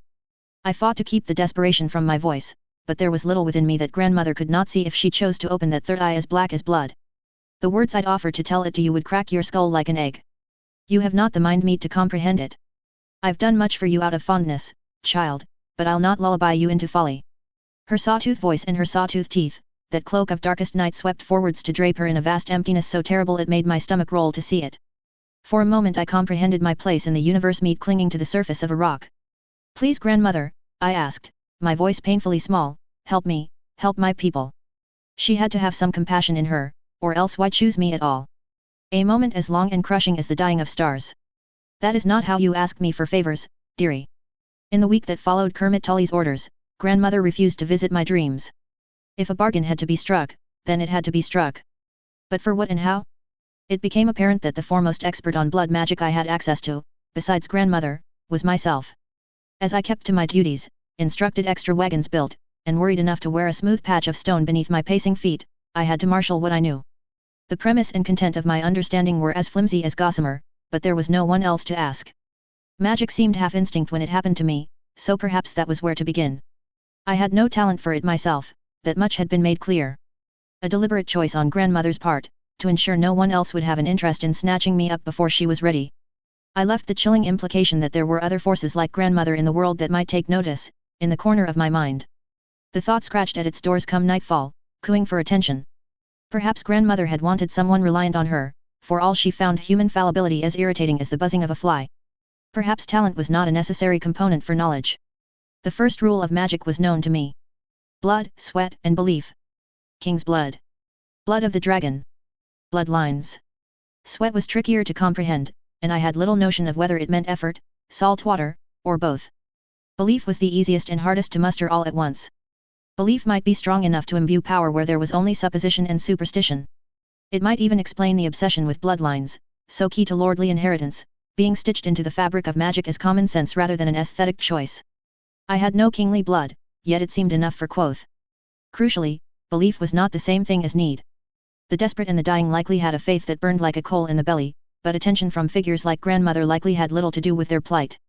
You could have watered a garden from the tears shed during the dance, papered a castle in the prayers that had tumbled from lips like jewels, and still the suffering of small folk rolled on like an endless road over endless hills. I spent some time considering it, writing plans for what should happen if I failed. A particularly important letter was sent to Lady Tully, winging its way to her even now on the leg of a raven. There were other ritual references I could draw from, though none were from this world. Notions of circles and equal exchanges, the Lamb of God, musings on the nature of bargains and their cost. Like the suffering I had borne through wails and shockwaves of agony that still plucked at my nerves during unexpected moments. Or the boon granted, which she refused to explain. Likely so that I would not know how best to use it. Grandmother had spoken of worship in hallowed halls, the paper-thin offerings on which she existed now and the strength she drew from ancient rituals most sacred and holy. It established my second rule. Sacred does not mean fair, and holy is different from good. While I watched Sir Cone drill the soldiers in the tactics they would need, or joined the women of Southwold as Barrack and Randall trained us, I contemplated carefully the nature of grandmother and quoth. Incomprehensible and inhuman, grandmother posed a challenge that might remain beyond my understanding all my life. She seemed fond of me in her own way, though she chose to show it through a bewildering spectrum of terrible trials and the sort of stilted, human gestures that were performed like an unfamiliar step in an unfamiliar dance. As if she had heard someone mention affection in a textbook and sought some practical application to pair with her theoretical understanding. Quoth had not attempted to draw blood from me again, seemingly quite irritated with how I now paused before feeding or lifting my hand towards him so that he might perch on my arm. He continued to be himself in all ways, though what his self truly was I could not say. It was clear to me now that some kind of bargain had been struck the day I had first seen him in that ruined September. Whether we had reaffirmed or renegotiated it that evening in front of the fire, I did not know. There was never going to be a safe choice to trust in the realm of magic and mystery in West Eros, so it was down to the question of who I chose to trust anyway. And I trusted Quoth and his protection. Still, though he was a dear companion to me, I could not help the sting of betrayal at the back of my mind. The cut had struck the center of me with a kind of bewilderment, the way a child cannot comprehend the unfairness of the slap, or the lover the cruelty of the sneer. Yet I had asked for help, had I not? Which brought me to my third rule. Sometimes you get exactly what you ask for. I was resolved. I needed to ask grandmother for more tangible help, and I could not wait for whatever swell of magical portent that heralded her arrival in my dreams. My name day was on the last feast day of the year. A day of thresholds and change that seemed mystically pleasing enough to my instincts. High days and holy days might carry a rhythm of the seasons even in a land where the seasons made little sense, I hoped. Magic here seemed the tidal kind, so stacking my deck with some symbolism perhaps served only my nerves. Feast days were interesting in West Eros. There were special times for each of the 7, though never the stranger who was marked only by their inevitability and absence, but these did not always graft onto the expected rhythms of the year. Maiden's Day took place when one might expect late spring blooms and early summer heat, but that was only during summer years. To celebrate it with snow thick on the ground seemed unnecessarily dour. In winter, all feast days were observed in the general, rather than the specific, as though the population attempted a scattershot of prayer to bring an end to the cold and dark. In the towns of the Mire lands, septs would be packed with worshippers for the service, and the ration wagons had already been and gone, laden with extra food for the feast day. Not for us, the excesses of lordly tables, but if a leader could not offer full bellies on a holy day, it would be remembered. The ceremony was led by Septa Morag, whose voice was warm and confident, as she read from the 7-pointed star. Gathered and masked as we all were, I could not help but worry about the strange and solemn picture we must have presented. Not that our expressions might have otherwise been more pleasant, we were half frozen from the open doors to the great hall, out of which spilled others who had come to Hag's Hill for the sermon. Around us, flickering in the wind, were glass lanterns holding pillar candles. The fires roared in both hearths in a pitiful attempt to warm the room, casting strange shadows along the walls this dull morning. Smoke from incense burners drifted upwards to the rafters, as grey and thin as the iron-skied morning that greeted us. Quoth and his offspring fluttered from beam to beam high above us, amidst that incense that tinged each breath with the scent of bitter pine and wood smoke. In my arms, Yelena was determined to wrestle her way free of the tyranny of boots, which Ivana had fastened with firm knots. Between the drool-slick fingers and her slow, methodical determination, chances were good that she would manage such a thing before the sermon was over. I paid it little mind. The activity was good for her motor skills and was keeping her quiet for now. If she succeeded, I was wearing my cloak and could cover her, should she complain of cold. The 7 themselves walked among the Andals in the hills of Andalos. Upon one such hill did they meet a man named Huger, anointed with holy purpose. Mildly, I considered what sort of oils one might use to anoint someone with holy purpose. Given the composition of grandmother's teeth, I was nervous about the idea of making my flesh more flavorsome. Perhaps something bland might serve me better? So the maid brought him forth a girl as supple as a willow with eyes like deep blue pools, and Huger declared that he would have her for his bride. So the mother made her fertile, and the crone foretold that she would bear the king 40 mighty sons. Reflecting on that bit of cruelty, I wondered if Huger's wife had been a nice person. It seemed more punishment than blessing to be forced to bear that many sons. Many times, I had considered the possibility of a similar number of unmentioned daughters and shuddered in sympathy. Dara had often scolded me back at the novitiate, that these sons were clearly a metaphor for the followers who would flock to his banner. This seemed too kind an interpretation given my experience of Westeros and Westerosi faith. Yelena had successfully liberated a single pink foot, the soft boot dropping almost soundlessly to the floor. Somewhere under a weirwood in the ruins of old stones, the northern immigrants to my lands would be involved in their own rites for the closing of the year. Privately I wondered how similar I would find both observances if I were a fly on the wall. Would an elder lead them in story or song? I had been told an uncommonly large bull had been purchased for the feast day. Was this too not sacrifice? What cost had Huger of the Hills paid to see his gods arrayed about him, ghoulish and glorious in equal measure? How much blood does one need to spill to buy them a kingdom? Septa Morag made the sign of the seven above our heads and we bowed them obediently. Squirming in discomfort as my motions dislodged her grip on her efforts, Yelena began to cry. It was not yet a true cry of distress, merely the mewling of having been thwarted in some way. Carefully, I brought my hands to hers and made a show of tugging off the last boot. Still she frowned heavily, lips wobbling, her eyes filled with tears from my betrayal. I'd had the audacity to move, and she did not forgive easily, did our Yelena. Just as one tear began to spill down her pink cheeks, Quoth fluttered to land on my shoulder. The pair stared at one another, quite fascinated, while around us voices raised in song. Yelena's mood shifted as swiftly as the river, shrieking in delight instead and reaching out to her feathered friend. She gripped me tightly with her other, permanently sticky, hand as her gaze flitted between my face and quoths, as though encouraging me to share her joy. I sang along, the words to the plodding tune as automatic to me now as breathing after so many years in the novitiate. But despite the need for a little solemnity, I could not quite keep the fond smile I could feel from spreading across my face. I thought about the letter I had sent to Honorine Tully. If it all went wrong, so long as I could keep my niece safe, it would not be so bad, really. Not so long as Yelena was well. The glassworks alone would be a fine source of incomes for any lordly house, and her parents loved her fiercely. They would guard her well until she was old enough to fend for herself. After the sermon, the throngs of people meandered their way back to their hearths and homes. Tonight, my halls would be open for drink and gatherings, for song and succor. They would feast on those extra rations and pray for a swift end to winter, by the old gods and the new. Some things were beyond my power to secure for my people. I handed Yelena back to her mother with a kiss, and went round the back of the kitchens to gather the buckets of bull's blood I had instructed cook to leave out. It made such a wonderfully rich pigment, when treated correctly. My rooms and solar were often traipsed through by maids, and laundresses' privacy was a sign that a lady was ill-attended, which my people would not allow. One of the guest quarters would be safer, and I had a reputation for painting murals in such places already. Carrying it was slow work.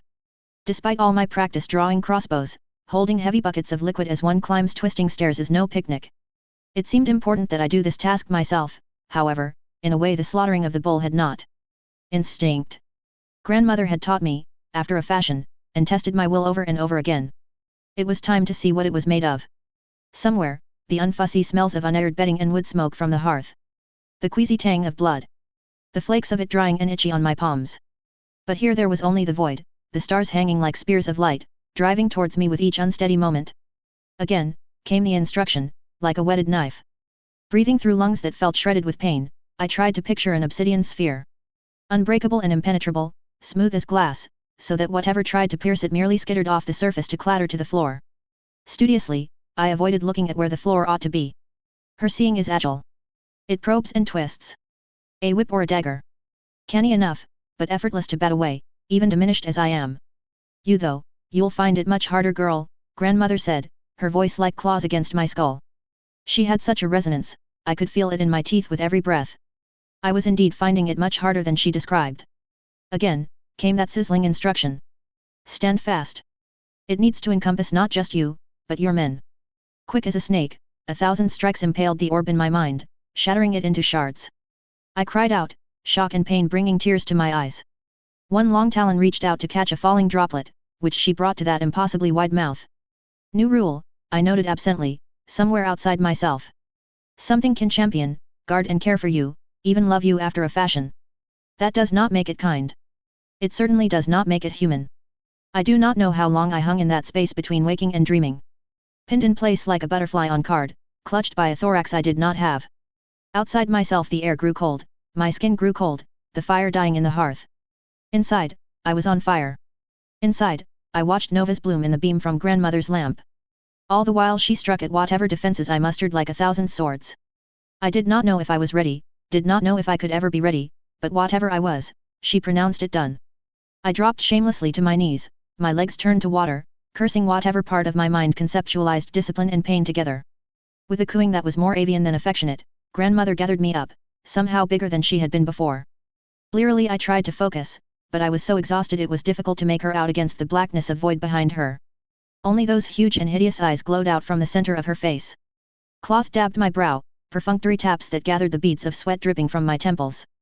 Strange little thing, she mused, my ribs trembling from the pressure of her, where others asked it done, you asked the how. Someone was knocking at the door. My hair was being pulled by the stars again. And not bad, for my first attempt, I stammered, though already the cold stone floor beneath my cheek was becoming more real than her icy breast. Hardly. We have now bargained twice, girl. I'd be careful. There's magic in threes. At my right, Sir Cone vibrated with disapproval. Out of the question, growled the knight, his face a thundercloud.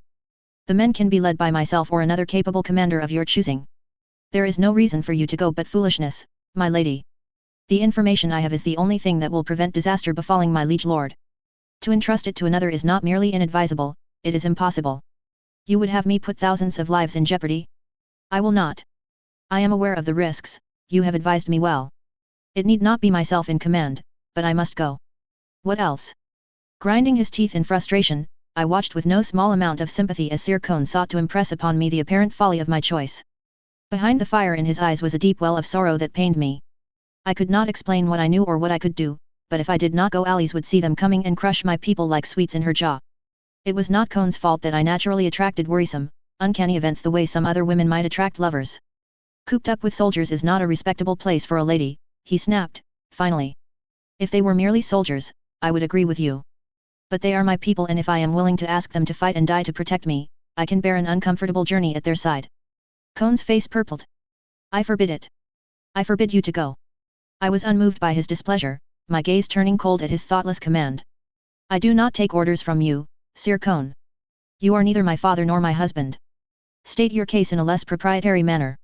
Reaching for my tisane, my free hand rose to pinch the bridge of my nose tightly. Another headache. Even Ivana noticed I hadn't been sleeping lately, and the woman was so sleep-deprived from Yelena that she generally saw mornings from the wrong side these days.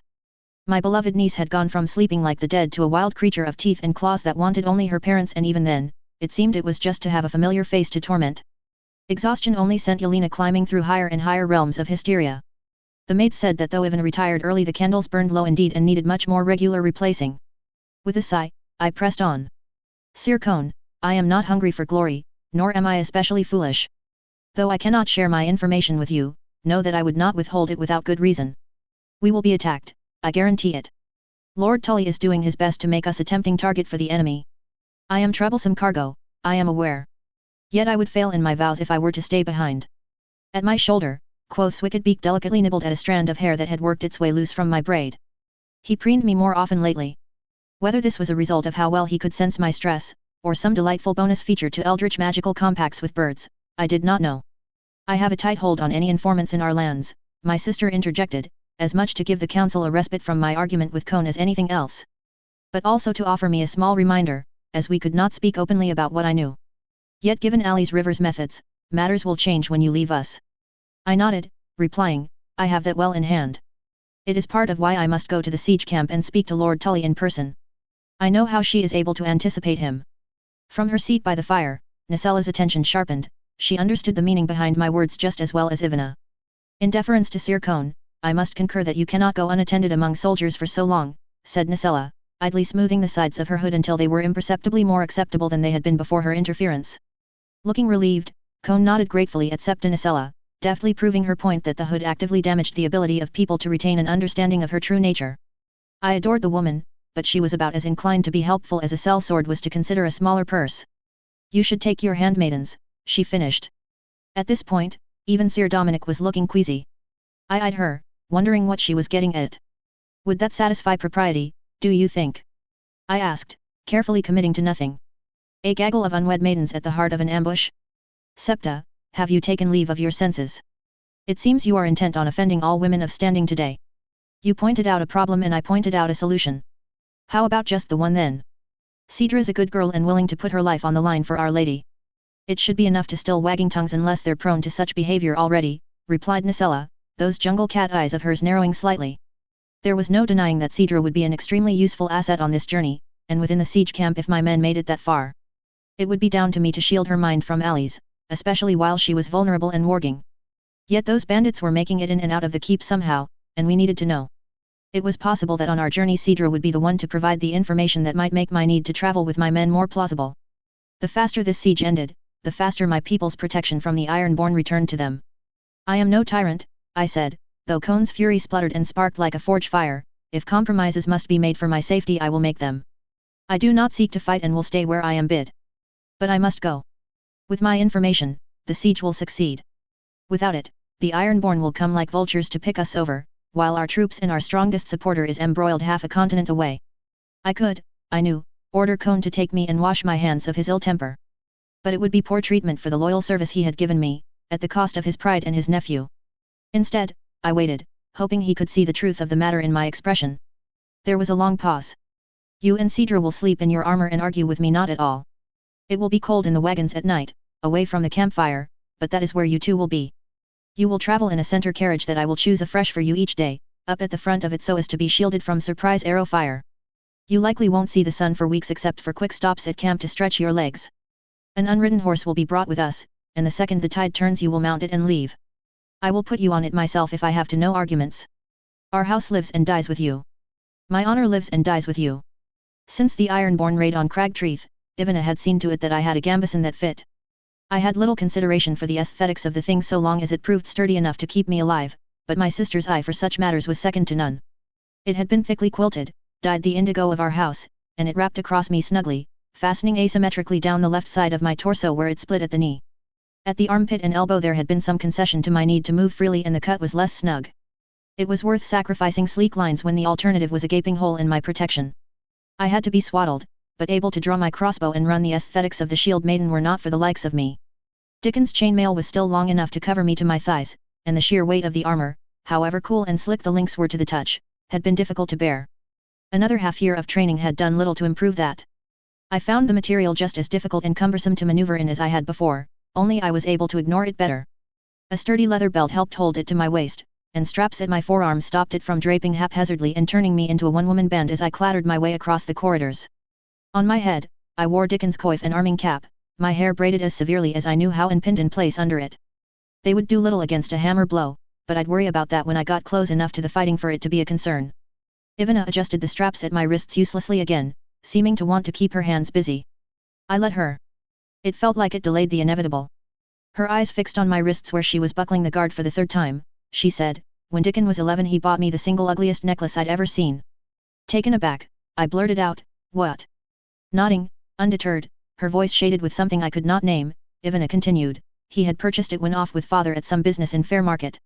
His face was ridiculous, handing me jewelry with the same expression he wore that Maiden's Day celebration. I giggled, he was so pleased with those snails, I thought he'd float away, he was so swollen with pride. And your face. It wasn't until he saw you frown that he even began to consider that you might not be impressed with his prize." With a wet laugh, Ivana poked me in the side. Reassuringly, I barely felt it. "Don't make out like I was the strange one there. You talked for ages about how they were hermaphrodites and scandalized one of father's friends. Well, they are, and he was interested in them. So how ugly was the necklace?"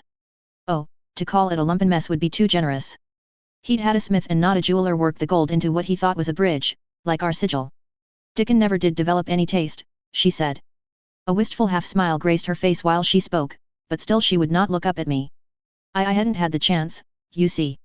To teach him the way I've been teaching you. The things my tutors taught me, whether they meant to or not, about how to appear. The ways these highborn, lordly houses indicate taste, breeding or refinement. 1,000 secret signs that mark you as other if you aren't careful, excluding you in the same breath you feel you might be welcomed." She stopped abruptly, slicing off the end of her sentence with a click of her teeth, as though biting back a greater flood. Finally, she said, "It's just, he was only a boy. I thought I would have time." Her words fell like stones. I heard what she did not say. Ivana had only been pregnant once, but she had already lost a babe.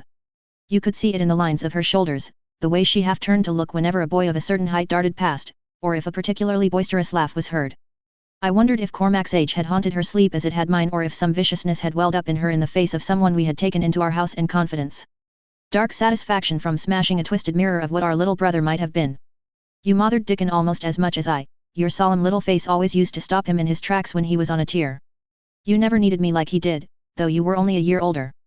Her hands grasped mine tightly, the warmth of her radiating through the leather of my gloves. But I think you need me a little now, Ursula, Ivana said, her eyes fierce and bright, because I'll not take for granted that I have time to teach you, the way I did with Dickon. I read the letter you sent to Lady Tully. I paused, my mouth halfway open to responding. At this point, I was already resigned to never having a truly private correspondence again, but something about her tone was disconcerting. Warily, I said, it makes good sense. If I die in service to my liege lord, it is the only way our house lives on and that Yelena's position can be secured. Lady Tully is kind, in her own way, she'd see her made heir. Drawing herself up to her full height, Ivana snarled, her mouth an ugly twist, unacceptable. You have a heart big enough for all the world, but here you lack conviction. You have to survive. I know you must go, no one else can keep her from seeing their plans, but that just makes it all the more important that you survive even if it is at the cost of everyone else. Let our men fight and die for you. It is what they are for. You bought them more life than they know with your works and your knowledge. Mourn them. But live. Ivana, She interrupted me, her voice as ugly as I'd ever heard it. Ivana had a cruel streak in her, it made her loveliness all the more effective. I'd seen it in her trap for Cormac, but that had not been the first time. Fine tremors ran through her hands where she clutched me tight. We are doing this your way and not mine, nor Cone's, because we have faith in you, but I won't let you take another step out of this room without knowing that you have the strength in you to do what must be done in order to survive. Let me be clear, Ursula. You have to win, because the alternative is me. I will set Cedra on the most dangerous ranges. I will have Theo and Louis build machines of such hideous purpose that it would make you ashamed of me. I will walk Nacella and your handmaidens into the jaws of every sellsword I can find. I will dash that babe of Ali's against the rocks. I don't care if she sees me coming, people see storms and floods from miles away. If you want a kinder, cleverer world, you have to win. It was dark and musty inside the wagons as they lumbered down what little paved road the crews had managed to stretch between Murfield and River Run. Beneath us was the icy slush of dirt path, and above us the pitiless sky, through which Quoth and what seemed to be his entire brood took wing. The days were long and dull, though blessedly Sir Cone had the men march most of the way, leaving Cedra and myself in the gloom of the carts and able to talk freely. We were not entirely without supplies. Though the men wore their arms and armor, a marching army needed fed and sheltered. We brought what could be spared from our stores that would last a while. It would feed this many men for some months, if not allowing for much variety.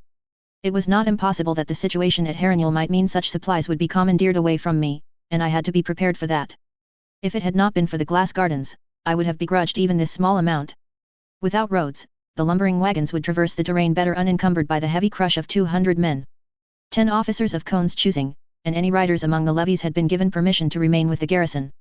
We needed speed should the Ironborn return to our shores while we were away. Sir Dominic had stayed to man the defences of the castle, but the same 3 knights who had accompanied me to Fairmarket had volunteered to come guard the wagons in full view.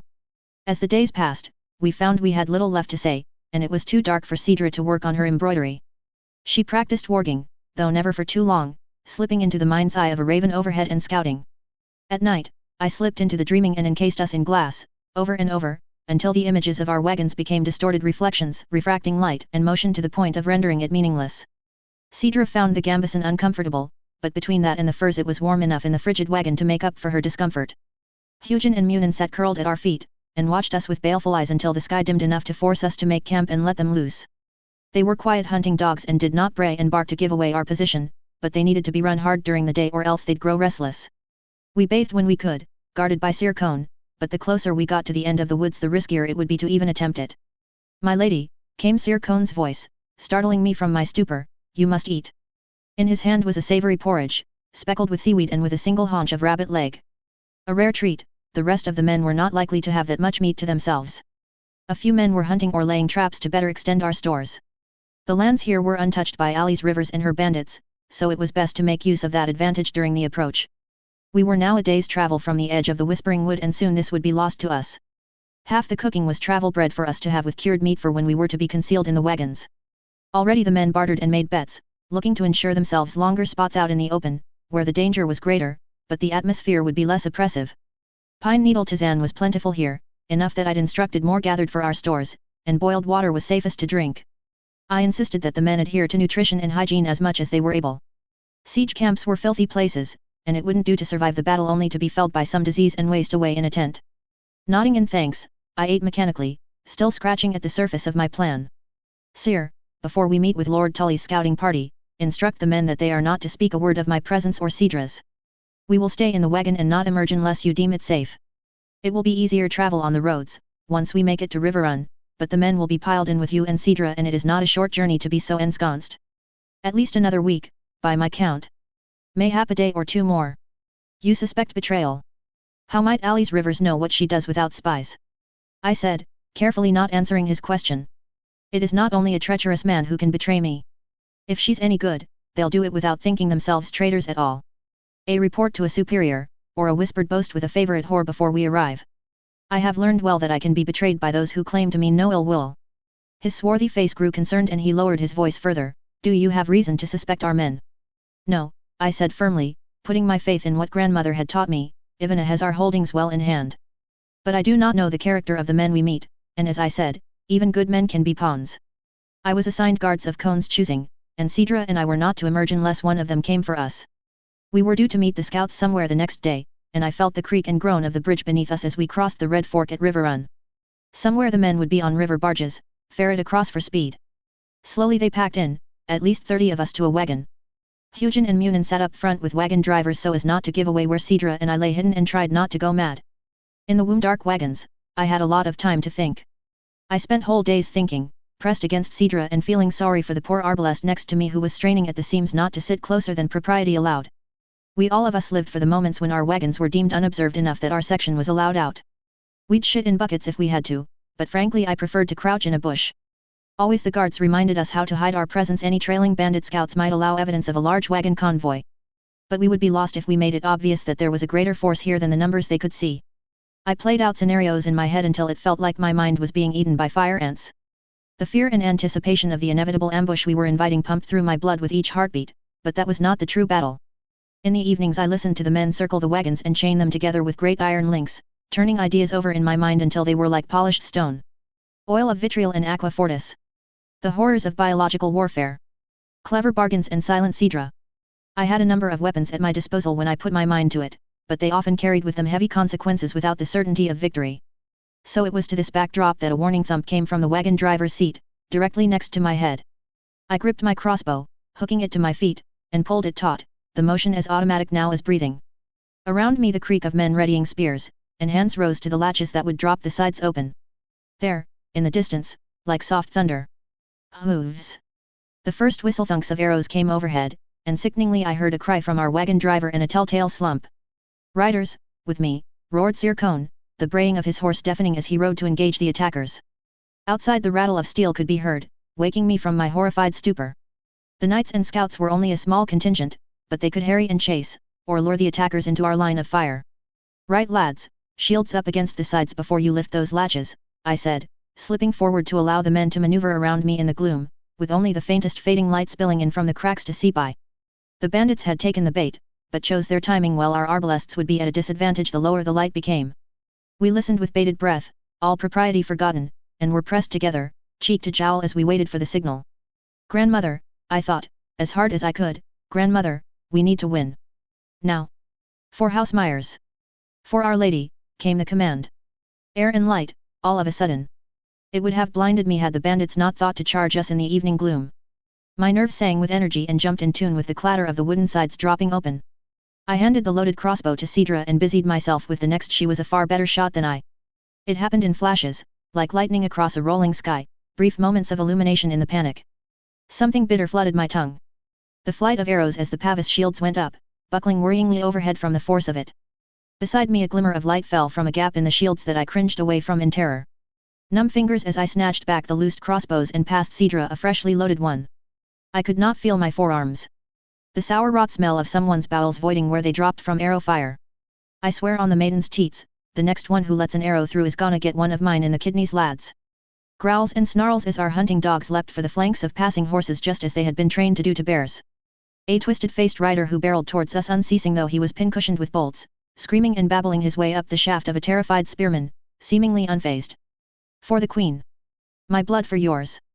I braced myself against that boy's trembling back, steadying him as best I could so that he did not fall backwards and break the line. We can do this, I cried, my voice raw as though I had been screaming, I am with you. A screech from above as a flock of ravens swooped down towards the enemy riders, beaks and talons knife-sharp, the sight of them soaring again, wet with blood. The screaming of horses. Horses do not die well, and they take their riders with them. The gap in our line as that boy fell in front of me, killed by something I hadn't even seen, tumbling forward and taking our shield bearer with him. Sheer terror at being in the open, the wind a slap in my face. Cedra stood tall and proud, her crossbow aimed at a man riding towards us and completely oblivious to a blood-soaked bandit baring his teeth in fury as he sprinted towards her. He had made it further than the others on foot, low down and close enough to the wagons to be out of sight for most arbalests, blocked by the shield bearers. My own arms raised, screaming with the effort, firing a bolt straight into his throat so quickly it seemed as if feathers bloomed suddenly from his front. The spray of blood, the world gone red. A river, came the roar, torn from a throat screaming, a river to our people. In the end, we did not kill as many as we hoped. About half the force that attacked us had fallen, but as ambushes go the wagons are pretty obvious once the sides drop, and many chose to flee once the tide began to turn. My people did not escape unscathed, but the veterans and knights seemed approving of the low number of deaths compared to what they had been prepared to accept. I did not ask. The officers knew their work. Already pyres were being built. A campsite further ahead and away from all the blood and shit was being hastily assembled before the light was completely gone. Scouts had gone to fetch water. Ditches were being dug. For what purpose I could not say, but their myriad uses were essential infrastructure for warfare. It was likely they were simply being dug because they would be useful. Standing there, the soil black with blood beneath my boots, I let Sir Cone fuss over me and Cedra. Around us the men were stripping the bodies and piling them up, masked and gloved. Victory looked just as gruesome as a loss in the aftermath. In the earth behind Cone was a man, likely not one of ours given his direction of travel, bisected by a sword stroke from a rider, guts glistening in the gloaming. My stomach rolled. I'd never get used to seeing that, I hoped fervently. What a strange position to be in, thankful for sights that made your gorge rise. As I stared, something within me was brewing as those thoughts I had turned over in my mind began to coalesce into a plan. My sister had painted an evocative picture before I left. Ivana liked winning too much to upend the chessboard, but I had no doubt that she would use every piece to its fullest without much thought to the cost. Much was made of the intelligence ascribed to acts of cruelty. As though it were enough to hand-wave the act. Hearts that never quailed in the face of viciousness or bloodthirsty bargains were not ones to which I would entrust my survival. If victory against allies meant betraying and sacrificing my people for power, it was not a victory worth winning. That did not mean I had the luxury of clean hands. In my solar was a ledger where I had weighed up the lives of innocent men who sought my protection, and I had turned most of them away. Winter and its ravages would continue, unbeknownst to everyone else, for 2 more bitter years. The feast day before I left, the great hall rang with songs, one of which was an ode to those small folk who had fought and died to buy us time against the Ironborn. The cost of my choices was not bloodless simply because I had not been forced to watch them die. In this life there were no easy bargains, no trading of lives, that I would find acceptable. But I had already done much that was unbearable to my heart. Keep the wolf from the door, Septinicella had said. Keep the wolf from the door or your people are lost. Tonight, I would have Cedra take wing and follow our attackers. There had to be a way in and out of the keep allowing them to raid for supplies.